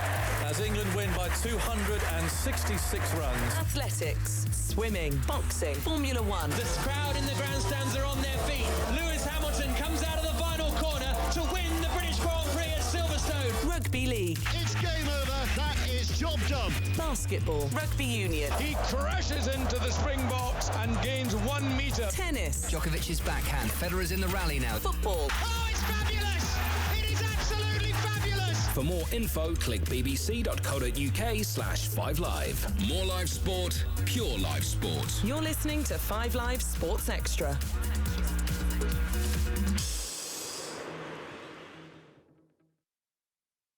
More live sport, pure live sport. This is 5 Live Sports Extra. As 5 Live brings you one event, 5 Live Sports Extra brings you another, uninterrupted and in full. Including cricket. Bowls and catches. Bowl, it's all over. As England win by 266 runs. Athletics, swimming, boxing, Formula One. The crowd in the grandstands are on their feet. Lewis Hamilton comes out of the final corner to win the British Grand Prix at Silverstone. Rugby League. It's game over. That is job done. Basketball. Rugby Union. He crashes into the